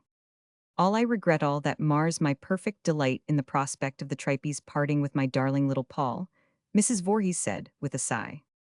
That is the way I feel with regard to Evelyn, said Ida. Maria, who was sewing, took another stitch. She did not seem to hear. The next day but one Maria and Evelyn started for Amity. Ida did not go to the station with them. She was not up when they started. The curtains in her room were down, and she lay in bed, drawing down the corners of her mouth with resolution when Maria and Evelyn entered to bid her goodbye. Maria said goodbye first and bent her cheek to Ida's lips. Then it was Evelyn's turn. The little girl looked at her mother with fixed, solemn eyes, but there were no tears in them. Mama is so sorry she cannot even go to the station with her darling little girl, said Ida, but she is completely exhausted and has not slept all night. Evelyn continued to look at her, and there came into her face an innocent, uncomplaining accusation. Mama cannot tell you how much she feels leaving her precious little daughter, whispered Ida, drawing the little figure, which resisted rigidly, towards her. She would not do it if she were not afraid of losing her health completely. Evelyn remained in her attitude of constrained affection, bending over her mother. Mama will write you very often, continued Ida. Think how nice it will be for you to get letters, and she will bring you some beautiful things when she comes back. Then Ida's voice broke, and she found her handkerchief under her pillow and put it to her eyes. Evelyn, released from her mother's arm, regarded her with that curiosity and unconscious accusation which was more pitiful than grief. The child was getting her first sense, not of loss, for one cannot lose that which one has never had, but of non-possession of something which was her birthright. When at last they were on the train, Evelyn surprised her sister by weeping violently. Maria tried to hush her, but she could not. Evelyn wept convulsively at intervals all the way to New York. When they were in the cab, crossing the city, Maria put her arm around her sister and tried to comfort her. "What is it, precious?" she whispered. "Do you feel so badly about leaving your mother?" "No," sobbed the little girl. "I feel so badly because I do not feel badly." Maria understood. She began talking to her of her future home in Amity and the people whom she would see. All at once, Maria reflected how Lily would be married to George Ramsay when she returned, that she should see George's wife going in and out the door that might have been the door of her own home. And she also had a keen pang of regret for the lack of regret. She no longer loved George Ramsay. It was nothing to her that he was married to Lily, but nevertheless, her emotional nature, the best part of her, had undergone a mutilation. Love can be eradicated, but there remains a void and a scar, and sometimes through their whole lives such scars of some people burn. Chapter 28. Evelyn was happier in Amity, with Maria and her aunt, than she had ever been. It took a little while for her to grow accustomed to the lack of luxury with which she had always been surrounded. Then she did not mind it in the least. Everybody petted her, and she acquired a sense of importance which was not offensive, because she had also a sense of the importance of everybody else. She loved everybody. Love seemed the keynote of her whole nature. It was babyish love as yet, but there were dangerous possibilities which nobody foresaw, except Henry Stillman. "I do not know what will become of that child when she grows up if she cannot have the man she falls in love with," he told Eunice one night, after Maria and Evelyn, who had been in for a few moments, had gone home. Eunice, who was not subtle, looked at him wonderingly, and her husband replied to her unspoken question. "That child's going to take everything hard," he said. "I do not see what makes you think so." "She is like a harp that's overstrung," said Henry. "How queer you talk." "Well, she is, and if she is now, what is she going to be when she's older? Well, I hope the Lord will deal gently with her. He's given her too many feelings, and I hope he will see to it that they ain't tried too hard." Henry said this last with the half-bitter melancholy which was growing upon him. "I guess she will get along all right," said Eunice comfortably. "She's a pretty little girl, and her mother has looked out for her clothes if she did scoot off and leave her. I wonder how long she's going to stay in foreign parts."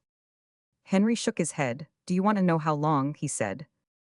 "Yes, what do you mean, Henry?" "She's going to stay just as long as she has a good time there. If she has a good time there, she will stay if it's years." "You do not mean you think she would go off and leave that darling little girl a whole year?" "I said years," replied Henry. "Land, I do not believe it. You are dreadful hard on women, Henry." "Wait and see," said Henry. Time proved that Henry, with his bitter knowledge of the weakness of human nature, was right. Ida remained abroad. After a year's stay, she wrote Maria, from London, that an eminent physician there said that he would not answer for her life if she returned to the scene wherein she had suffered so much. She expressed a great deal of misery at leaving her precious Evelyn so long, but she did not feel that it was right for her to throw her life away. In a postscript to this letter, she informed Maria, as if it were an afterthought, that she had let the house in Edgem furnished. She said it injured a house to remain unoccupied so long, and she felt that she ought to keep the place up for her poor father's sake. He had thought so much of it. She added that the people who rented it had no children except a grown-up daughter, so that everything would be well cared for. When Maria read the letter to her aunt, the elder woman sniffed. "H.M.," said she, "I ain't surprised, not a mite." "It keeps us here quartered on you," said Maria. "So far as that goes, I am tickled to death she has rented the house," replied Aunt Maria. "I had made up my mind that you would feel as if you would want to go to Edgem for your summer vacation anyway, and I thought I would go with you and keep house, though I cannot say that I hankered after it. The older I grow, the more I feel as if I was best off in my own home, but I would have gone. So far as I am concerned, I am glad she has let the house, but I must say I ain't surprised. You mark my words, Maria Edgem, and you see if what I say will not come true." "What is it?" "Ida Sloane will stay over there, if she has a good time. She's got money enough with poor Harry's life insurance, and now she will have her house rent. It do not cost her much to keep Evelyn here, and she's got enough. I do not mean she's got enough to traipse round with duchesses and earls and that sort, but she's got enough. Those folks she went with have settled down there, have not they?" "Yes, I believe so," said Maria.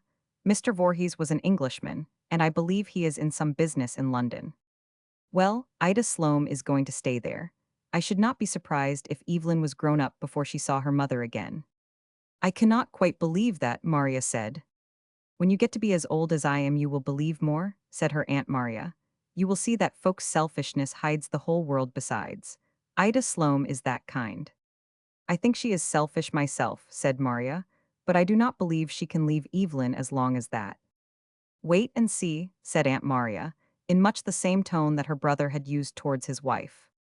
Maria Stillman was right. Evelyn remained in Amity. She outgrew Maria's school and attended the normal school in Westbridge. Maria herself outgrew her little Amity school and obtained a position as teacher in one of the departments of the normal school, and still Ida had not returned. She wrote often, and in nearly every letter spoke of the probability of her speedy return, and in the same breath of her precarious health. She could not, however, avoid telling of her social triumphs in London. Ida was evidently having an aftermath of youth in her splendid maturity. She was evidently flattered and petted, and was thoroughly enjoying herself. Aunt Maria said she guessed she would marry again. "She's too old," said Maria. "Wait till you are old yourself, and you will not be so ready to judge," said her aunt. "I ain't so sure she will not." Evelyn was a young lady, and was to graduate the next year, and still her mother had not returned. She was the sweetest young creature in the world at that time. She was such a beauty that people used to turn and stare after her. Evelyn never seemed to notice it, but she was quite conscious, in a happy, childlike fashion, of her beauty. She resembled her mother to a certain extent, but she had nothing of Ida's hardness. Where her mother froze, she flamed. Two-thirds of the boys in the normal school were madly in love with her. But Evelyn, in spite of her temperament, was slow in development as to her emotions. She was very childish, although she was full of enthusiasms and nervous energy. Maria had long learned that when Evelyn told her she was in love, as she frequently did, it did not in the least mean that she was, in the ordinary acceptation of the term. Evelyn was very imaginative. She loved her dreams, and she often raised, as it were, a radiance of rainbows about some boy of her acquaintance, but the brightness vanished the instant the boy made advances. She had an almost fierce virginity of spirit in spite of her loving heart. She did not wish to touch her butterflies of life. She used to walk between her aunt and Maria when they were coming out of church, so that no boy would ask leave to go home with her. She clung to the girls in her class for protection when she went to any entertainment. Consequently, her beautiful face, about which clustered her dark, fine hair like mist, aroused no envy. The other girls said that Evelyn Edgem was such a beauty, and she did not know it. But Evelyn did know it perfectly.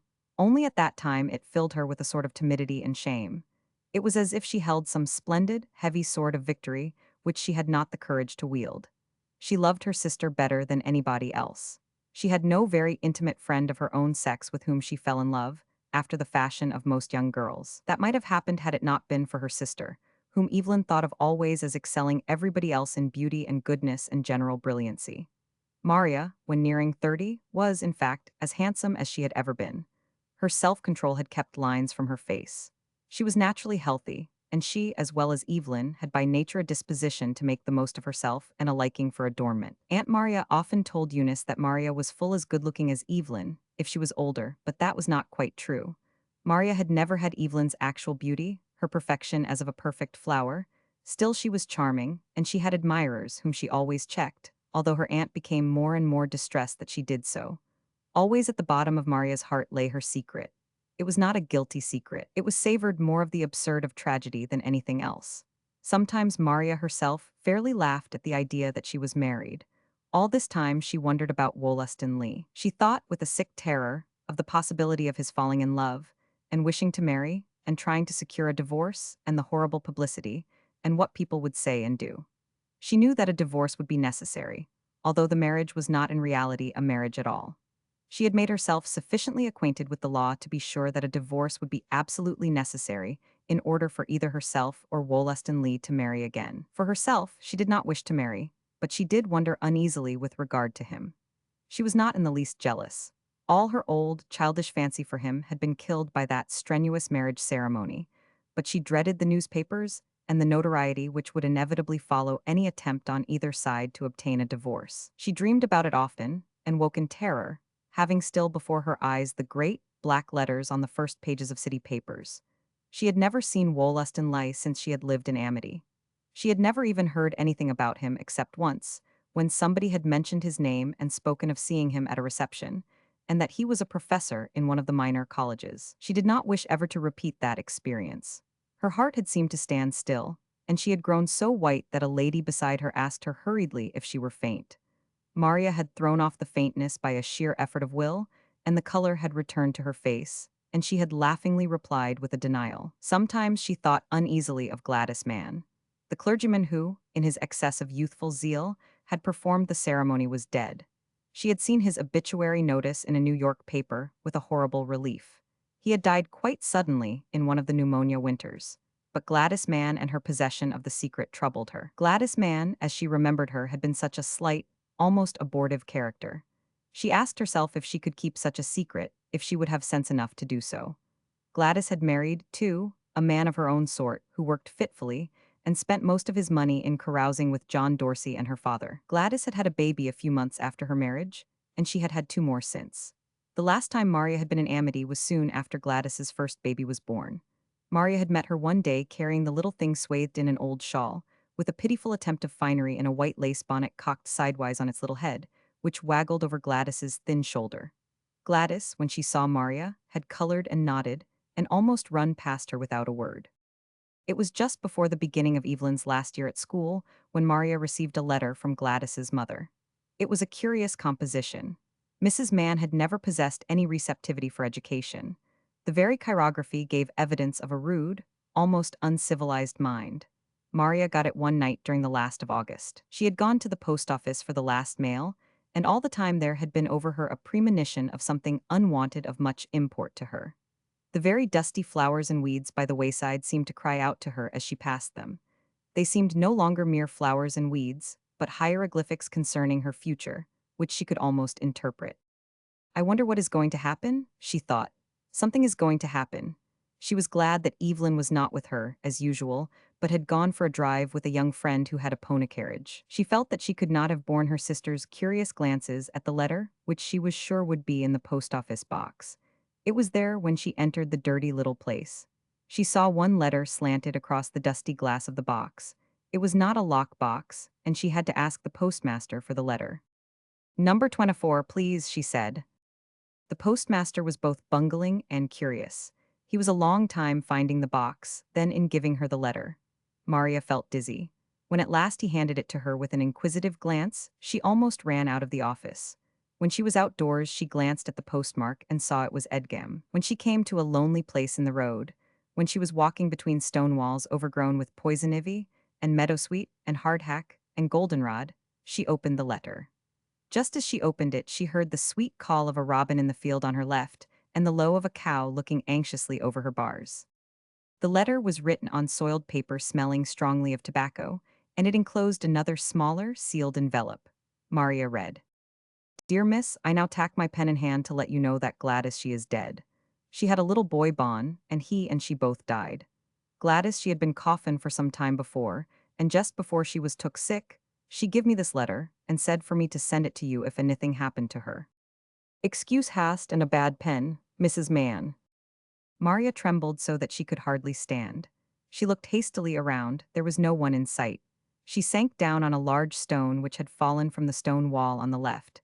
Then she opened the little, sealed letter. It was very short. It contained only one word of the vulgar slang to which poor Gladys had become habituated through her miserable life, and yet this one word of slang had a meaning of faithfulness and honor which dignified it. Maria read, "Knit," and she knew that Gladys had died and had not told. Chapter 29. It is frequently a chain of sequences whose beginnings are lost in obscurity which lead to events. The principal of the normal school in Westbridge, which Evelyn attended and in which Maria taught, had been a certain Professor Lane. If he had not gone to Boston one morning, when the weather was unusually sultry for the season, and if an east wind had not come up, causing him, being thinly clad, to take cold, which cold meant the beginning of a rapid consumption which hurried him off to Colorado, and a year later to death, if these east winds had not made it impossible for Wollaston Lee's mother, now widowed, to live with him in the college town where he had been stationed, a great deal which happened might not have come to pass at all. It was the wind which bloweth where it listeth, and no man knoweth whence it cometh and whither it goeth, which precipitated the small tragedy of a human life. The Saturday before the fall term commenced, Evelyn came home from Westbridge, where she had been for some shopping, and she had a piece of news. She did not wait to remove her hat, but stood before Maria and her aunt, who were sewing in the sitting room, with the roses nestling against the soft, flying tendrils of her black hair. It was still so warm that she wore her summer hat. "What do you think?" said she. "I have such a piece of news." "What is it, dear?" asked Maria. Aunt Maria looked up curiously. "Why, Professor Lane has had to give up. He starts for Colorado Monday. He kept hoping he could stay here, but he went to a specialist who told him he could not live 6 months in this climate, so he is starting right off. And we are to have a new principal." "Who is he?" asked Maria. She felt herself trembling for no reason that she could define. "Addie Hemingway says he is a handsome young man. He has been a professor in some college, but his mother lives with him, and the climate did not agree with her. And so he had resigned and was out of a position, and they have sent right away for him, and he is coming. In fact, Addie says she thinks he has come, and that he and his mother are at Mrs. Land's boarding house, but they are going to keep house. Addie says she has heard he is a young man and very handsome." "What is his name?" asked Maria faintly. Evelyn looked at her and laughed. "The funniest thing about it all is," said she, "that he comes originally from Edgam, and you must have known him, Maria. I do not remember him at all, but I guess you must. His name is Lee, and his first name I cannot remember his first name. Did you know a young man about your age in Edgam named Lee?" "Wollaston?" asked Maria. She hardly knew her own voice. "Yes, that is it, Wollaston. It is an odd name. How queer it will seem to have a handsome young man for principal, instead of poor old Professor Lane. I am sorry, for my part, I liked Professor Lane. I went to the bookstore in Westbridge and bought a book for him to read on the journey and left it at the door. I sent in my remembrances and told the girl how sorry I was that Professor Lane was not well." "That was a good girl," said Maria. "I am glad you 999. She was as white as death, but she continued sewing steadily." Evelyn went to the looking-glass and removed her hat, and readjusted her flying hair around her glowing face. She did not notice her sister's pallor and expression of shock, almost of horror, but Aunt Maria 999. Finally, she spoke. "What on earth ails you, Maria Edgam?" she said harshly. When Aunt Maria was anxious, she was always harsh, and seemed to regard the object of her solicitude as a culprit. Evelyn turned abruptly and saw her sister's face, then she ran to her and threw her arms around her neck and pulled her head against her shoulder. "What is it? What is it?" she cried in her sobbing, emotional voice which any stress aroused. Maria raised her head and pushed Evelyn gently away. "Nothing whatever is the matter, dear," she said firmly, and took up her work again. "Folks do not turn as white as sheets if nothing is the matter," said Aunt Maria, still in her harsh, accusing voice. "I want to know what is the matter. Did your dinner hurt you? You ate that lemon pie." "I feel perfectly well, Aunt Maria," replied Maria, making one of her tremendous efforts of will, which actually sent the color back to her face. She smiled as she spoke. "You do look better," said Aunt Maria doubtfully. "Yes, you do," said Evelyn. "Maybe it was the light," said Aunt Maria in a reassured tone. "There is not much light to see to sew by, I know that," Maria said in an offhand tone. "I believe I will take a little run down to the post office for the night mail. Evelyn, you can help Aunt Maria get supper, cannot you, dear?" "Of course I can," said Evelyn, "but are you sure you are well enough to go alone?" "Nonsense," said Maria, rising and folding her work. "Do you think anything is the matter with sister?" Evelyn asked Aunt Maria after Maria had gone. "Do not ask me," replied Aunt Maria curtly. "Aunt Maria. Well, Professor Lane is not married, you do not suppose, sister." "What a little goose you are, Evelyn Edgam," cried Aunt Maria, almost fiercely turning upon her. "Do you suppose if Maria Edgam had wanted any man she could not have got him?" "I suppose she could," said Evelyn meekly. "And I know Professor Lane is so much older, but he always seemed to like sister, and I did not know but she felt badly because he was so 99. "Stuff," said Aunt Maria. "Come, you had better set the table. I have got to make some biscuits for supper. They will not be any more than done by the time Maria gets back." "Did you think she looked so very pale?" asked Evelyn, following her aunt out of the room. "No, I did not think she looked pale at all when I came to look at her," said Aunt Maria sharply. "She looked just as she always does. It was the light." Aunt Maria unhesitatingly lied. She knew that her niece had been pale, and she believed that it was on account of Professor Lane. She thought to herself what fools girls were. Their Maria had thrown away such a chance as George Ramsay, and was very likely breaking her heart in secret over this consumptive, old enough to be her father. Evelyn also believed, in her heart of hearts, that her sister was in love with Professor Lane, but she took a more sentimental view of the matter. She was of the firm opinion that love has no age, and then Professor Lane had never seemed exactly old to her, and he was a very handsome man. She thought of poor Maria with the tenderest pity and sympathy. It almost seemed to her that she herself was in love with Professor Lane, and that his going so far away to recover his health was a cruel blow to her. She thought of poor Maria walking to the post office and brooding over her trouble, and her tender heart ached so hard that it might have been Maria's own. But Maria, walking to the post office, realized not so much an ache in her heart as utter horror and terror. She asked herself how could she possibly continue teaching in that school if Wollaston Lee were principal? How could she endure the daily contact with him, which would be inevitable? She wondered if he could possibly have known that she was teaching in that school when he accepted the position. Such a deadly fear was over her that her classroom and the great pile of school buildings seemed to her fancy as horrible as a cage of wild beasts. She felt such a loathing of the man who was legally, although not really, her husband, that the loathing itself filled her with shame and disgust at herself. She told herself that it was horrible, horrible, that she could not endure it, that it was impossible. She was in a fairly desperate mood. She had a sudden impulse to run away and leave everybody and everything, even Evelyn and her aunt, whom she loved so well. She felt pitiless towards everybody except herself. She took out her pocketbook and counted the money which it contained. There were $15 and some loose change. The railroad station was on a road parallel to the one on which she was walking. An express train flashed by as she stood there. Suddenly, Maria became possessed of one of those impulses which come to everybody, but to which comparatively few yield in lifetimes. The girl gathered up her skirts and broke into a run for the railroad station. She knew that there was an accommodation train due soon after the express. She reached the dusty platform, in fact, just as the train came in. There were no other passengers from Amity, except a woman whom she did not know, dragging a stout child by the arm. The child was enveloped in clothing to such an extent that it could scarcely walk. It stumbled over its voluminous white coat. Nobody could have told its sex. It cast a look of stupid discomfort at Maria, then its rasped little face opened for a wail. "Shut up," said the mother, and she dragged more forcibly at the podgy little arm, and the child broke into a lopsided run towards the cars. Maria had no time to get a ticket. She only had time for that one glance at the helpless, miserable child before she climbed up the steep car steps. She found an empty seat and shrugged close to the window. She did not think very much of what she was doing. She thought more of the absurdly uncomfortable child, overswathed in clothing, and overdisciplined with mother love. She could not have told why.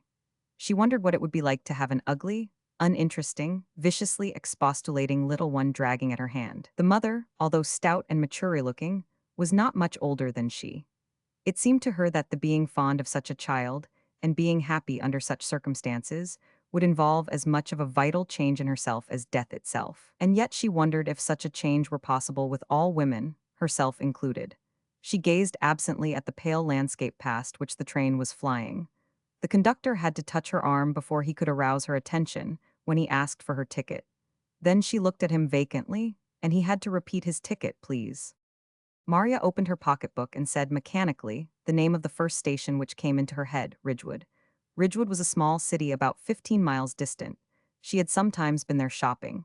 She gave the conductor a $5 bill, and he went away, murmuring something about the change. When he returned with the rebate slip and the change, he had to touch her shoulder again to arrest her attention.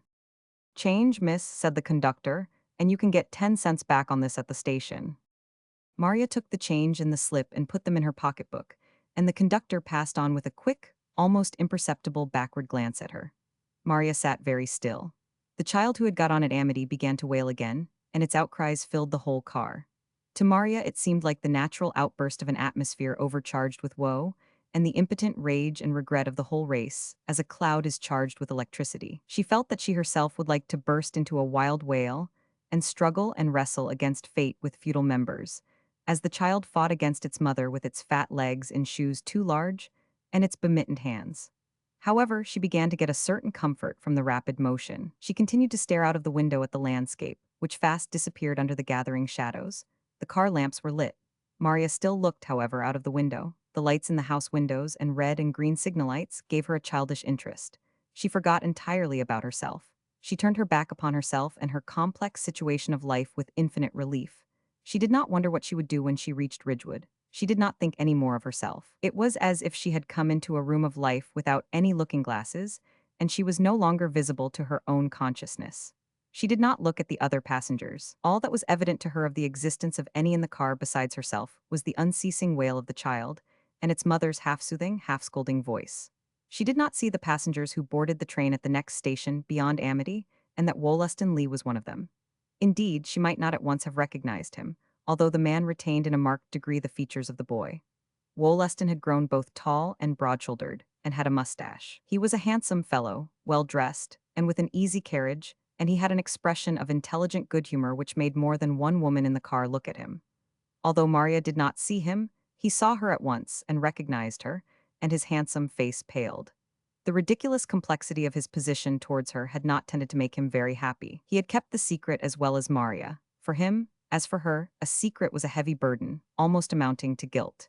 He continued to glance furtively at her from time to time.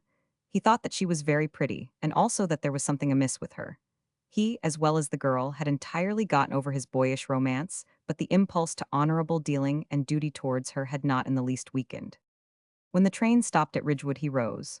Maria did not stir. Wollaston stopped and saw the conductor touch Maria and heard him say, "This is your station, lady." Maria rose mechanically and followed the conductor through the car. When she had descended the steps, Wollaston, who had gotten off just in advance, stood aside and waited. He felt uneasy without just knowing why. It seemed to him that there was something strange about the girl's bearing. He thought so the more when she stood motionless on the platform and remained there a moment or more after the train had moved out. Then she went towards a bench outside the station and sat down. Wollaston made up his mind that there was something strange and that he must speak to her. He approached her and he could hear his heart beat. He stood in front of her and raised his hat. Maria did not look up. Her eyes seemed fixed on a fringe of wood across the track in which some katydids were calling, late as it was. That wood, with its persistent voices of unseen things, served to turn her thought from herself, just as the cry of the child had done. "Miss Edgem," said Wollaston, in a strained voice. It suddenly occurred to him that that was not the girl's name at all, that she was in reality Mrs. Lee, not Miss Edgem. Maria did not seem to see him until he had repeated her name again. Then she gave a sudden start and looked up. An electric light on the platform made his face quite plain. She knew him at once.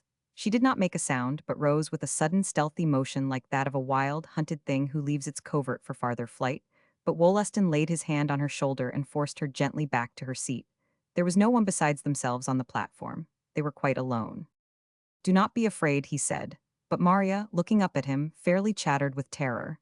Her lips were open, she made inarticulate noises like a frightened little monkey. Her eyes dilated. This seemed to her incredibly monstrous, that in fleeing she should have come to that from which she fled. All at once the species of mental coma in which she had been cleared away, and she saw herself and the horrible situation in which her flight had placed her. The man looked down at her with the utmost kindness, concern, and pity. "Do not be afraid," he said again, but Maria continued to look at him with that cowering, hunted look. "Where are you going?" asked Wollaston, and suddenly his voice became masterful. He realized that there was something strange, undoubtedly, about all this. "I do not know," Maria said dully. "You do not know?" "No, I do not." Maria raised her head and looked down the track. "I am going on the train," said she, with another wild impulse. "What train?" "The next train." "The next train to where?" "The next train to Springfield," said Maria, mentioning the first city which came into her mind. "What are you going to Springfield for so late? Have you friends there?" "No," said Maria, in a hopeless voice. Wollaston sat down beside her.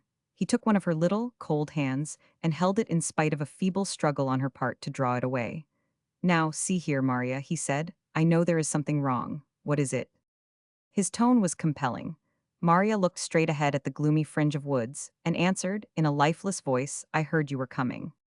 "And that is the reason you were going away?" "Yes." "See here, Maria," said Wollaston, eagerly. "Upon my honor, I did not know myself until this very afternoon that you were one of the teachers in the Westbridge Academy. If I had known, I would have refused the position, although my mother was very anxious for me to accept it. I would refuse it now if it were not too late, but I promise you to resign very soon if you wish it." "I do not care," said Maria, still in the same lifeless tone. "I am going away."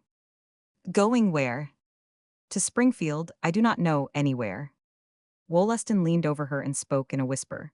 Maria, do you want me to take steps to have it annulled? He asked. It could be very easily done. There was, after all, no marriage. It is simply a question of legality. No moral question is involved. A burning blush spread over Maria's face. She snatched her hand away from his. Do you think I could bear it? She whispered back fiercely. Bear what? Asked the young man in a puzzled tone. The publicity, the newspapers. Nobody has known, not one of my relatives. Do you think I could bear it? I will keep the secret as long as you desire, said Wollaston. I only wish to act honorably and for your happiness. There is only one reason which could induce me to give my consent to the terrible publicity, said Maria. What is that? If you wished to marry anybody else. I do not, said Wollaston, with a half-bitter laugh. You can have your mind easy on that score. I have not thought of such a thing as possible for me. Maria cast a look of quick interest at him. Suddenly she saw his possible view of the matter, that it might be hard for him to forgo the happiness which other young men had. I would not shrink at all, she said, gently, if at any time you saw anybody whom you wished to marry. You need not hesitate. I am not so selfish as that. I do not wish your life spoiled. Wollaston laughed pleasantly. My life is not to be spoiled because of any such reason as that, he said, and I have not seen anybody whom I wish to marry. You know I have mother to look out for, and she makes a pleasant home for me. You need not worry about me, but sometimes I have worried a little about you, poor child. You need not, so far as that is concerned, cried Maria, almost angrily. A sense of shame and humiliation was over her. She did not love Wollaston Lee. She felt the same old terror and disgust at him, but it mortified her to have him think that she might wish to marry anybody else. Well, I am glad of that, said Wollaston. I suppose you like your work. Yes. After all, work is the main thing, said Wollaston. Yes, assented Maria, eagerly. Wollaston returned suddenly to the original topic. Were you actually running away because you heard I was coming? He said. Yes, I suppose I was, Maria replied, in a hopeless, defiant sort of fashion. Do you actually know anybody in Springfield? No. Have you much money with you? I had $15 and a few cents before I paid my fare here. Good God, cried Wollaston. Then he added, after a pause of dismay, almost of terror, during which he looked at the pale little figure beside him, do you realize what might have happened to you? I do not think I realized much of anything except to get away, replied Maria. Wollaston took her hand again and held it firmly. Now listen to me, Maria, he said. On Monday I shall have to begin teaching in the Westbridge Academy. I do not see how I can do anything else. But now listen. I give you my word of honor, I will not show by word or deed that you are anything to me except a young lady who used to live in the same village with me. I shall have to admit that. I am not anything else to you, Maria flashed out. Of course not, Wollaston responded, quietly. But I give you my word of honor that I will make no claim upon you, that I will resign my position when you say the word, that I will keep the wretched, absurd secret until you yourself tell me that you wish for an annulment of the fictitious tie between us. Maria sat still. You will not think of running away now, will you? Wollaston said, and there was a caressing tone in his voice, as if he were addressing a child. Maria did not reply at once. Tell me, Maria, said Wollaston. You will not think of doing such a desperate thing, which might ruin your whole life, when I have promised you that there is no reason. No, I will not, Maria said. Wollaston rose and went nearer the electric light and looked at his watch. Then he came back. Now, Maria, listen to me again, he said. I have some business in Ridgewood. I would not attend to it tonight, but I have made an appointment with a man, and I do not see my way out of breaking it. It is about a house which I want to rent. Mother does not like the boarding house at Westbridge, and in fact our furniture is on the road, and I have no place to store it, and I am afraid there are other parties who want to rent this house, that I shall lose it if I do not keep the appointment. But I have only a little way to go, and it will not keep me long. I can be back easily inside of half an hour. The next train to Amity stops here in about 37 minutes. Now I want you to go into the waiting room and sit there until I come back. Can I trust you? Yes, said Maria with a curious docility. She rose. You had better buy your ticket back to Amity, and when I come into the station, I think it is better that I should only bow to you, especially if others should happen to be there.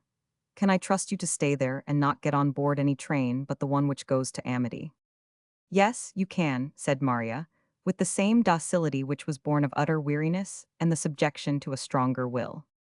She went into the waiting room and bought her ticket, then sat down on a settee in the dusty, desolate place and waited. There were two women there besides herself, and they conversed very audibly about their family affairs.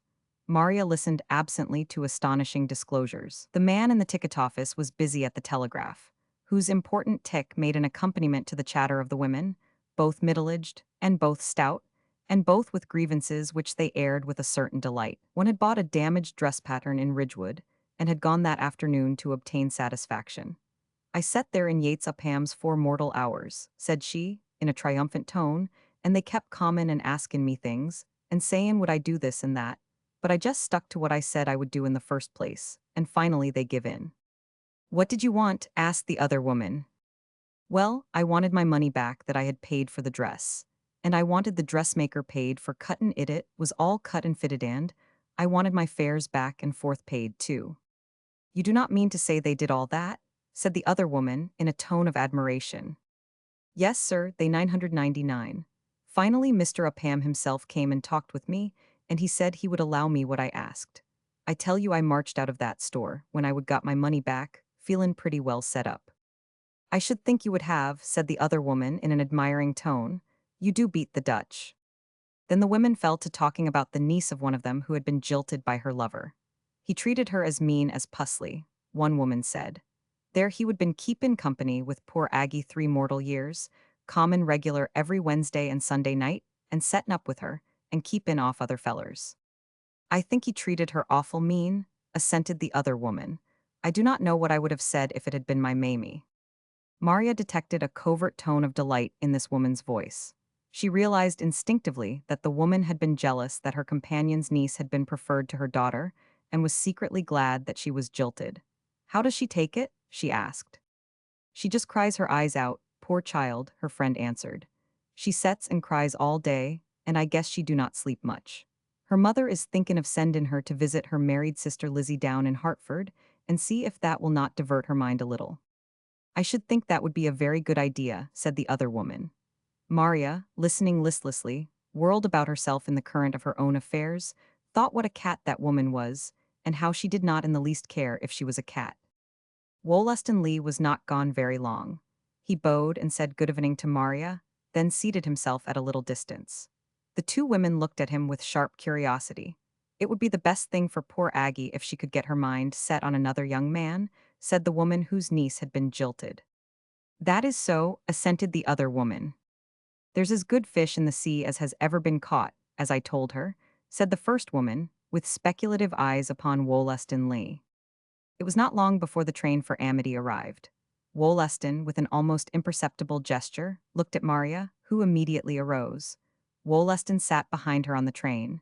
Just before they reached Amity, he came forward and spoke to her in a low voice. I have to go on to Westbridge, he said. Will there be a carriage at the station? There always is, Maria replied. Do not think of walking up at this hour. It is too late. What Wollaston hesitated a second, then he continued, in a whisper, What are you going to tell your aunt? He said. Nothing, replied Maria.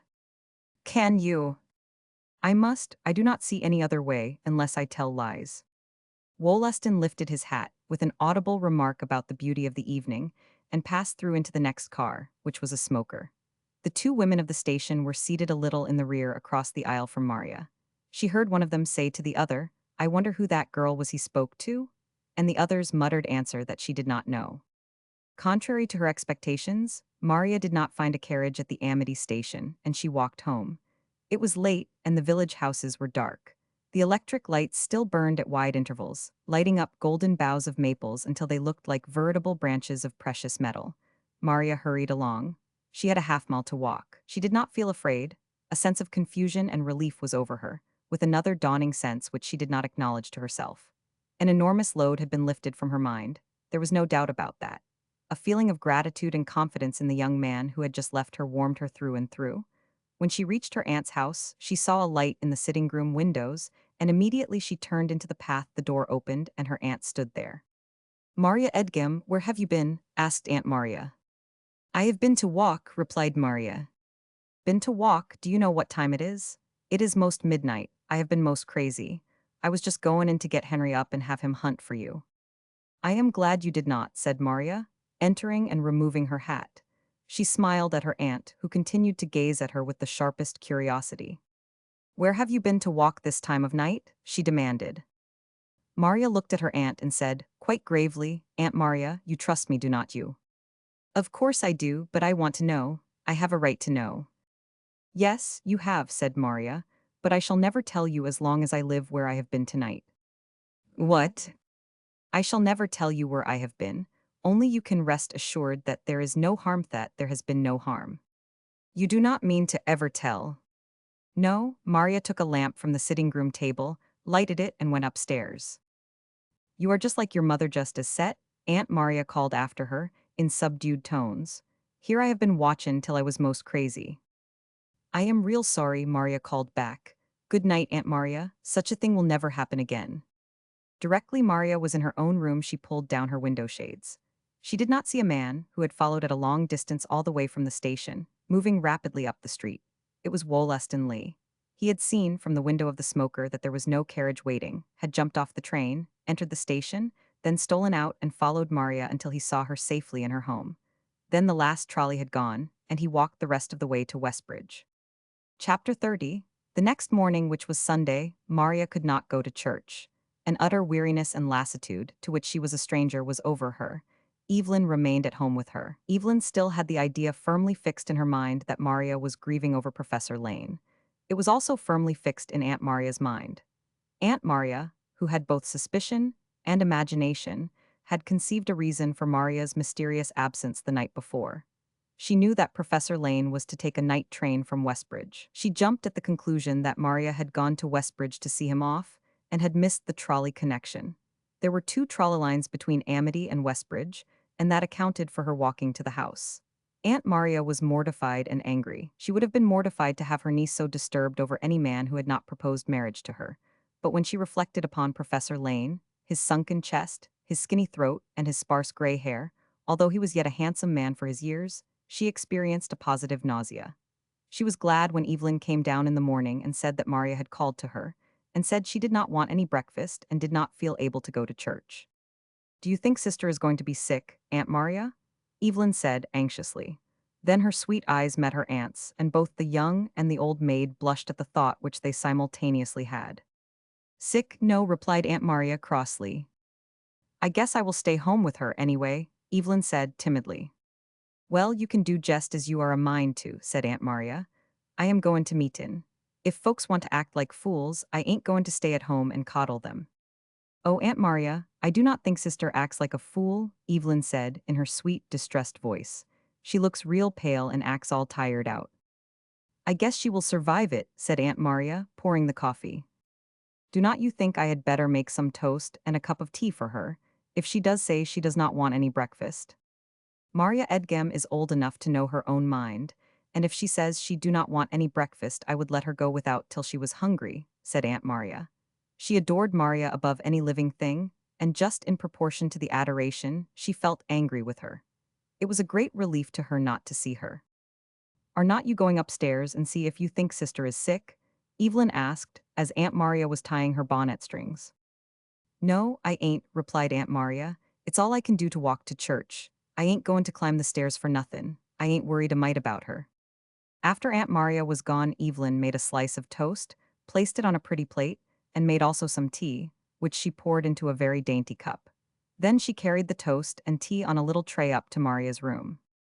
"Please sit up and drink this tea and eat this toast, sister," she said pleadingly. "Thank you, dear," said Maria, "but I do not feel as if I could eat anything." "It's real nice," said Evelyn, looking with a childish wistfulness from her sister to the toast. Maria could not withstand the look. She raised herself in bed and let Evelyn place the tray on her knees.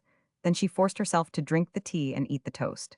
Evelyn all the time watched her with that sweet wistfulness of expression, which was one of her chief charms. Evelyn, when she looked that way, was irresistible. There was so much anxious love in her tender face that it made it fairly angelic.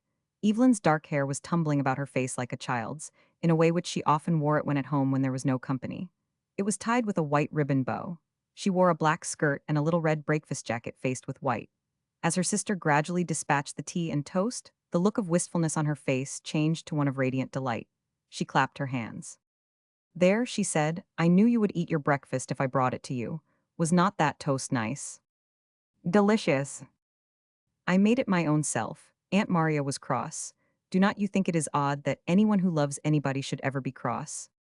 It often happens, said Maria, laying back on her pillows.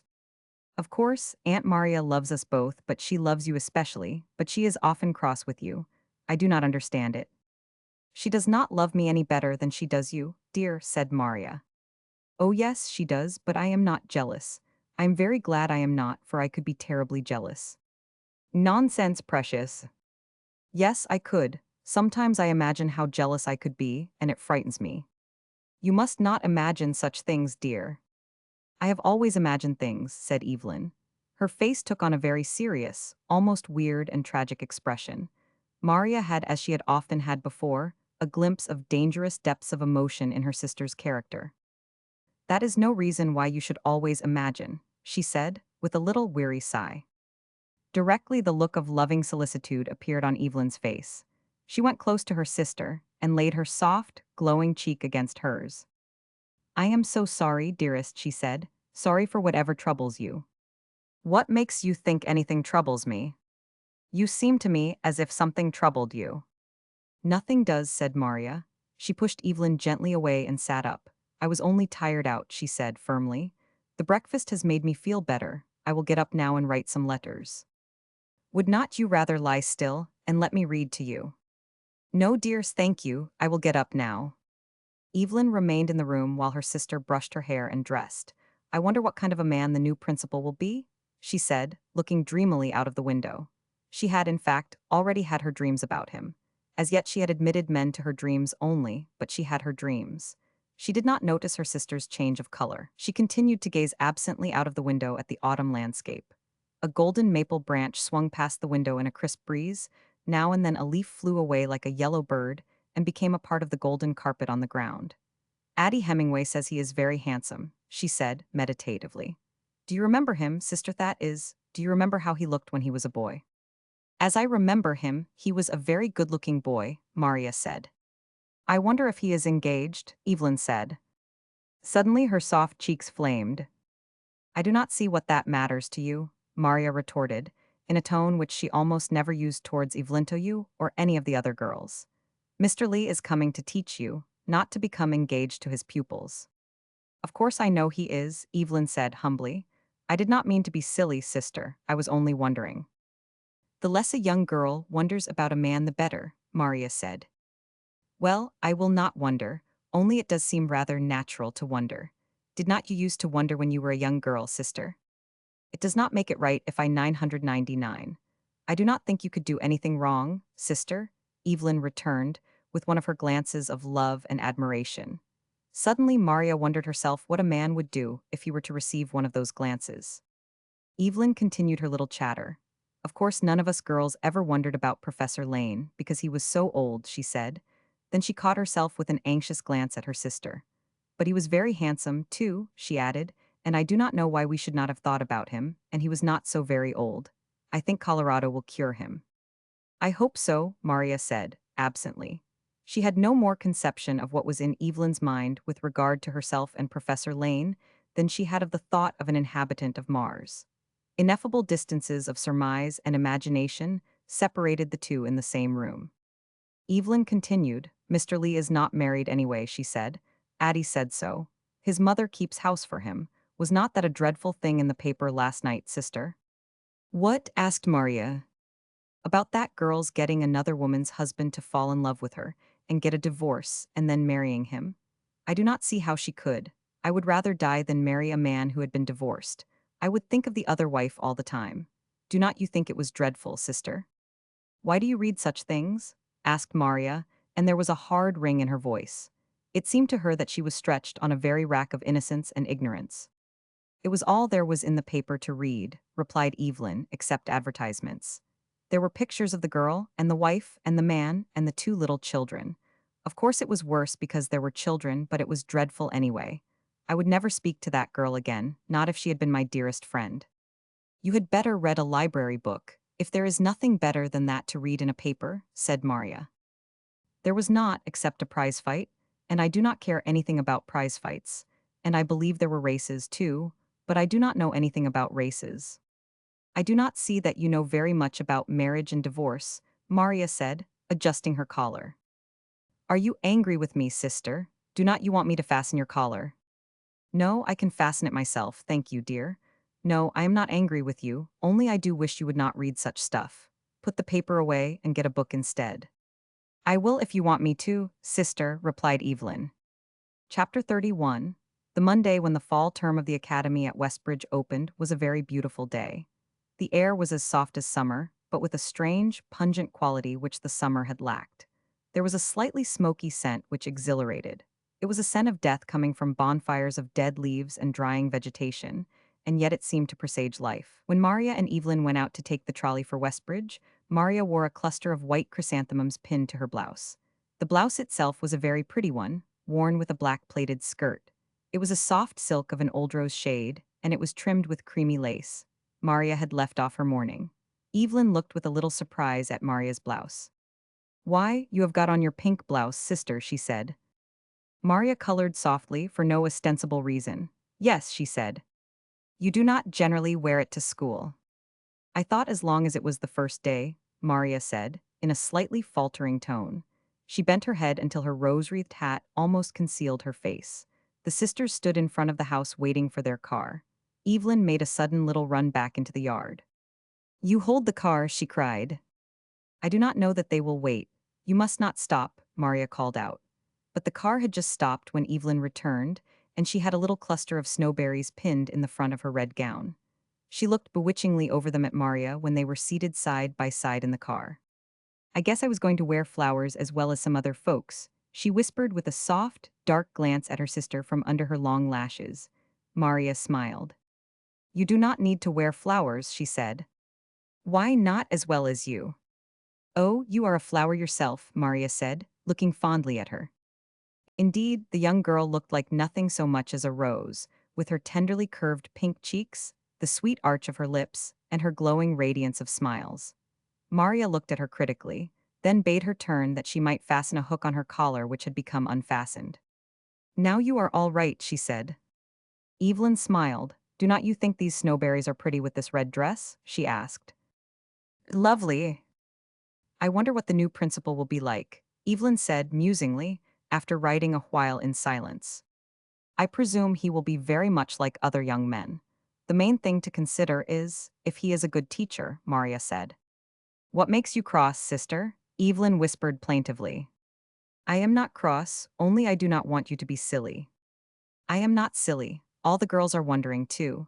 I am only like other girls. You cannot expect me to be just like you, Maria. Of course you are older and you do not wonder, and then, too, you knew him when he was a boy. Is he light or dark? Light, Maria replied, looking out of the window.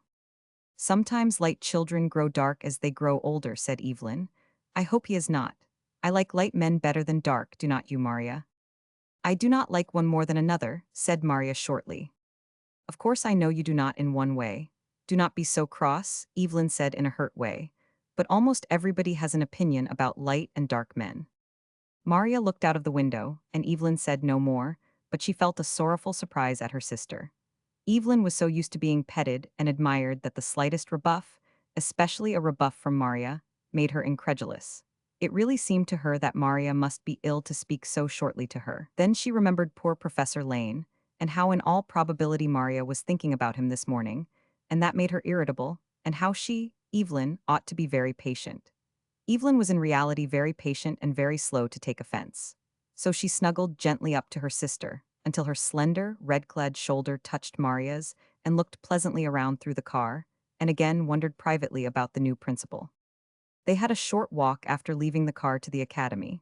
As they turned into the academy grounds, which were quite beautiful with trees and shrubs, a young man was mounting the broad flight of granite steps which led to the main entrance. Evelyn touched Maria agitatedly on the arm. Oh, Maria, said she. What? Is Thade? I think so. I saw only his back, but I should think so. I do not see what other young man could be going into the building. It was certainly not the janitor, nor Mr. Hughes. Mr. Hughes was the music teacher, replied Maria calmly, although she was pale. "Oh, if that was he, I think he is splendid," whispered Evelyn. Maria said nothing as the two proceeded along the fine gravel walk between hydrangeas and inverted beech trees, and symmetrically trimmed firs. "He is light," Evelyn said meditatively. "I am glad of that." As she spoke, she put her hand to her head and adjusted her hair, then her hat. She threw back her shoulders. She preened herself, innocently and unconsciously, like a little bird. Maria did not notice it. She had her own thoughts, and she was using all her power of self-control to conceal her agitation.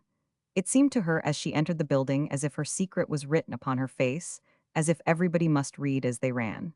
But she removed her coat and hat and took her place with the other assistants upon the platform in the chapel of the academy where the morning exercises were held.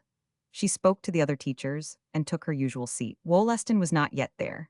The pupils were flocking into the room, which was picturesque with a dome-shaped ceiling and really fine frescoed panels on the walls. Directly opposite the platform was a large oriel window of stained glass, the gift of the founder. Rays of gold and green and blue and crimson light filtered through, over the assembling school. Maria saw Evelyn with her face turned towards the platform, eagerly watching. She was not looking at Maria, but was evidently expecting the advent of the new principal. It did not at that time occur to Maria to attribute any serious meaning to the girl's attitude. She merely felt a sort of impatience with her, concerning her attitude, when she herself knew what she knew. Suddenly, a sort of suppressed stir was evident among those of the pupils who were seated. Maria felt a breeze from an open door and knew that Wollaston had entered. He spoke first to her, calling her by name and bidding her good morning, then to the other teachers. The others were either residents of Westbridge or boarded there, and he had evidently been introduced to them before. Then he took his seat and waited quietly for the pupils to become seated. It lacked only a few minutes of the time for opening the school. It was not long before the seats were filled, and Maria heard Wollaston's voice reading a selection from the Bible. Then she bent her head and heard him offering prayer. She felt a sort of incredulity now. It seemed to her inconceivable that the boy whom she had known could be actually conducting the opening exercises of a school with such imperturbability and self-possession. All at once a great pride of possession seized her. She glanced covertly at him between her fingers. The secret which had been her shame suddenly filled her with the possibility of pride. Wollaston Lee, standing there, seemed to her the very grandest man whom she had ever seen.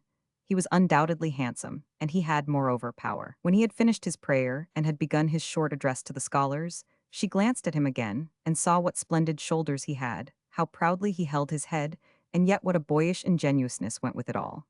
Maria did not look at Evelyn at all. Had she done so, she would have been startled. Evelyn was gazing at the new principal with the utmost unreserve, the unreserve of awakened passion, which does not know itself because of innocence and ignorance. Evelyn, gazing at the young man, had never been so unconscious of herself, and at the same time she had never been so conscious. She felt a life to which she had been hitherto a stranger tingling through every vein and nerve of her young body, through every emotion of her young soul. She gazed with wide open eyes like a child. The rose flush deepened on her cheeks, her parted lips became moist and deep crimson, pulses throbbed in her throat. She smiled involuntarily, a smile of purest delight and admiration. Love twofold had awakened within her emotional nature. Love of herself, as she might be seen in another's eyes, and love of another. And yet she did not know it was love, and she felt no shame and no fright, nothing but rapture. She was in the broad light of the present, under the direct rays of a firmament of life and love. Another girl, Addie Hemingway, who was no older than Evelyn, but shrewd beyond her years with a taint of coarseness, noticed her and nudged the girl at her right. "Just look at Evelyn Edgam," she whispered. The other girl looked. "I suppose she thinks she will catch him. She's so awful pretty," whispered Addie maliciously. "I do not think she is so very pretty," whispered back the other girl, who was pretty herself and disposed to assert her own claims to attention. "She thinks she is," whispered back Addie. "Just see how bold she looks at him. I should think she would be ashamed of herself." "So should I," nodded the other girl. But Evelyn had no more conception of the propriety of shame than nature itself. She was pure nature. Presently Wollaston himself, who had been making his address to his pupils with a vague sense of an upturned expanse of fresh young faces of boys and girls, without any especial face arresting his attention, saw Evelyn with a start which nobody, man or woman, could have helped. She was so beautiful that she could no more be passed unnoticed than a star. Wollaston made an almost imperceptible pause in his discourse. Then he continued, fixing his eyes upon the oriel window opposite. He realized himself as surprised and stirred but he was not a young man whom a girl's beauty can rouse at once to love. He had, moreover, a strong sense of honor and duty. He realized Maria was his legal wife. He was, although he had gotten over his boyish romance, which had been shocked out of him at the time of his absurd marriage, in an attitude of soul which was ready for love, and love for his wife. He had often said to himself that no other honorable course was possible for either Maria or himself, that it was decidedly best that they should fall in love with each other and make their marriage a reality. At the same time, something more than delicacy and shyness restrained him from making advances. He was convinced that Maria not only disliked but feared him. A great pity for her was in his heart, and also pride, which shrank from exposing itself to rebuffs. Yet he did not underestimate himself. He considered that he had as good a chance as any man of winning her affection and overcoming her present attitude towards him. He saw no reason why he should not. While he was not conceited, he knew perfectly well his advantages as to personal appearance. He also was conscious of the integrity of his purpose as far as she was concerned. He knew that, whenever she should be willing to accept him, he should make her a good husband, and he recognized his readiness and ability to love her should she seem ready to welcome his love. He, however, was very proud even while conscious of his advantages, and consequently easily wounded. He could not forget Maria's look of horror when she had recognized him the Saturday before. A certain resentment towards her because of it was over him in spite of himself. He said to himself that he had not deserved that look, that he had done all that mortal man could do to shield her from a childish tragedy, for which he had not been to blame in any greater degree than she. He said to himself that she might at least have had confidence in his honor and his generosity. However, pity for her and that readiness to do his due love her were uppermost. The quick glance which he had given Maria that morning had filled him with pleasure. Maria, in her dull rose blouse with her cluster of chrysanthemums, with her fair, emotional face held by sheer force of will in a mold of serenity, with her soft yellow coils of hair and her still childish figure, was charming. After that one glance at Evelyn, with her astonishing beauty, he thought no more about her. When his address was finished, the usual routine of the school began. He did not see Maria again all day. She had her own classroom, and at noon she and Evelyn ate their luncheon together there. Evelyn did not say a word about the new principal. She was very quiet. She did not eat as usual. "Do not you feel well, dear?" asked Maria. "Yes, sister," replied Evelyn. Then suddenly her lips quivered and a tear rolled down the lovely curve of her cheek. "Why, Evelyn precious, what is the matter?" asked Maria. "Nothing," muttered Evelyn. Then suddenly, to her sister's utter astonishment, the young girl sprang up and ran out of the room. Maria was sure that she heard a muffled sob. She thought for a second of following her, then she had some work to do before the afternoon session, and she also had a respect for others' desires for secrecy, possibly because of her long carrying about of her own secret. She sat at her table with her forehead frowning uneasily, and wrote, and did not move to follow Evelyn.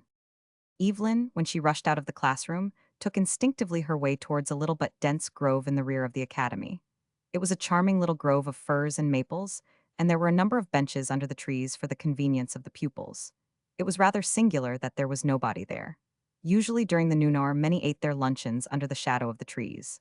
However, the wind had changed, and it was cool. Then, too, the reunions among the old pupils were probably going on to better advantage in the academy, and many had their luncheons at a nearby restaurant. However it happened, Evelyn, running with the tears in her eyes, her heart torn with strange, new emotion which as yet she could not determine the nature of, whether it was pain or joy, found the grove quite deserted.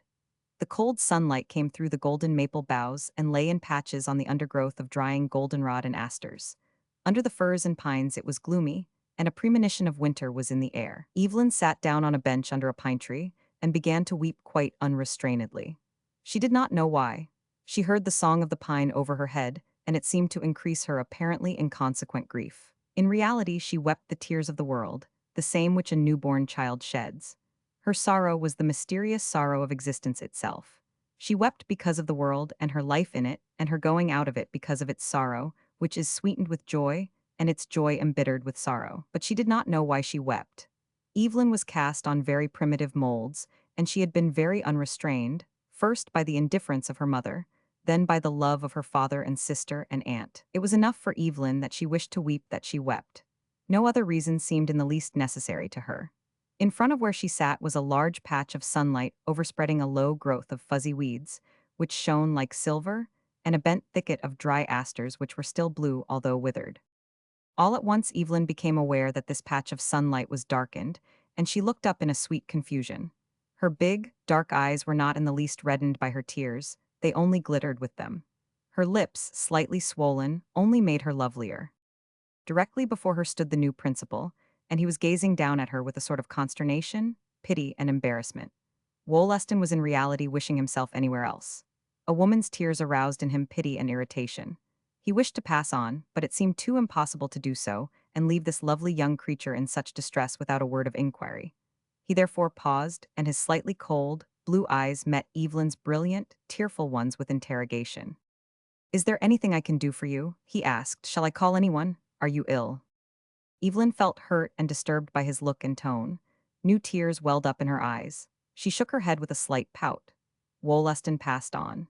Evelyn raised her head and gazed after him with an indescribable motion, the motion of a timid, wild thing of the woods which pursues but whose true instinct is to be pursued. Suddenly she rose and ran after him and was by his side. "I am ashamed you should have seen," she said brokenly. "I was crying for nothing." Wollaston looked down at her and smiled. She also was smiling through her tears. "Young ladies should not cry for nothing," he said, with a whimsical, schoolmaster manner. "It seems to me that nothing is the most terrible thing in the whole world to cry for," replied Evelyn, with unconscious wisdom, but she still smiled. Again her eyes met the young man's, and her innocently admiring gaze was full upon his, and that happened which was inevitable, one of the chain of sequences of life itself. His own eyes responded ardently, and the girl's eyes fell before the man's. At the same time, there was no ulterior significance in the man's look, which was merely an evidence of a passing emotion to which he was involuntarily subject. He had not the slightest thought of any love, which his look seemed to express for this little beauty of a girl, whose name he did not even know. But he slackened his pace, and Evelyn walked timidly beside him over the golden network of sunlight in the path. Evelyn spoke first. "You came from Edgam, Mr. Lee," she said. Wollaston looked at her. "Yes, do you know anybody there?" Evelyn laughed. "I came from there myself," she said, "and so did my sister, Maria. Maria is one of the teachers, you know." Evelyn wondered why Mr. Lee's face changed, not so much color but expression. "Oh, you are Miss Edgam's sister," he exclaimed. "Yes, I am her sister, her half-sister." "Let me see, you are in the senior class." "Yes," replied Evelyn. Then she added, "Did you remember my sister?" "Oh, yes," replied Wollaston. "We used to go to school together." "She cannot have altered," said Evelyn. "She always looks just the same to me anyway." "She does to me," said Lee, and there was an inflection in his voice which caused Evelyn to give a startled glance at him. But he continued, quite naturally, "Your sister looks just as I remember her, only, of course, a little taller and more dignified." "Maria is dignified," said Evelyn, "but of course she has taught school a long time, and a schoolteacher has to be dignified." "Are you intending to teach school?" asked Lee, and even as he asked the question he felt amused. The idea of this flower-like thing teaching school, or teaching anything, was absurd. She was one of the pupils of life, not one of the expounders. "No, I think not," said Evelyn. Then she said, "I have never thought about it." Then an incomprehensible little blush flamed upon her cheeks. Evelyn was thinking that she should be married instead of doing anything else, but that the man did not consider. He was singularly unversed in feminine nature. A bell rang from the academy, and Evelyn turned about with reluctance. "There is the bell," said she. She was secretly proud, although somewhat abashed at being seen walking back to the academy with the new principal. Addie Hemingway was looking out of a window, and she said to the other girl, the same whom she had addressed in the chapel, "See, Evelyn Edgam has got him in tow already." That night when Maria and Evelyn arrived home, Aunt Maria asked Evelyn how she liked the new principal. "Oh, he's perfectly splendid," replied Evelyn. Then she blushed vividly. Aunt Maria noticed it and gave a swift glance at Maria, but Maria did not notice it at all. She was so wrapped in her own dreams that she was abstracted. After she went to bed that night, she lay awake a long time dreaming, just as she had done when she had been a little girl. Her youth seemed to rush back upon her like a backflood. She caught herself dreaming of love scenes in that same little wood where Wollaston and Evelyn had walked that day. She never thought of Evelyn and the possibility of her thinking of Wollaston. But Evelyn, in her little white maiden bed, was awake and dreaming too. Outside the wind was blowing, and the leaves dropping, and the eternal stars shining overhead. It seemed as if so much maiden dreaming in the house should make it sound with song, but it was silent and dark to the night. Only the reflection of the street lamp made it evident at all to occasional passers. It is well that the consciousness of human beings is deaf to such emotions, or all individual dreams would cease because of the multiple din. Chapter 32. Evelyn, as the weeks went on, did not talk as much as she had been accustomed to do. She did not pour her confidences into her sister's ears. She never spoke of the new principal. She studied assiduously and stood exceedingly well in all her classes. She had never taken so much pains with her pretty costumes. When her mother sent her a Christmas present of a Paris gown, she danced with delight. There was to be a Christmas tree in the Academy chapel, and she planned to wear it. Although it was a Paris gown, it was simple enough. A pretty, girlish frock of soft white cloth with touches of red. I can wear holly in my hair, and it will be perfectly lovely, Evelyn said. But she came down with such a severe cold and sore throat at the very beginning of the holidays that going to Westbridge was out of the question. Evelyn lamented over the necessity of her staying at home like a child. She even cried.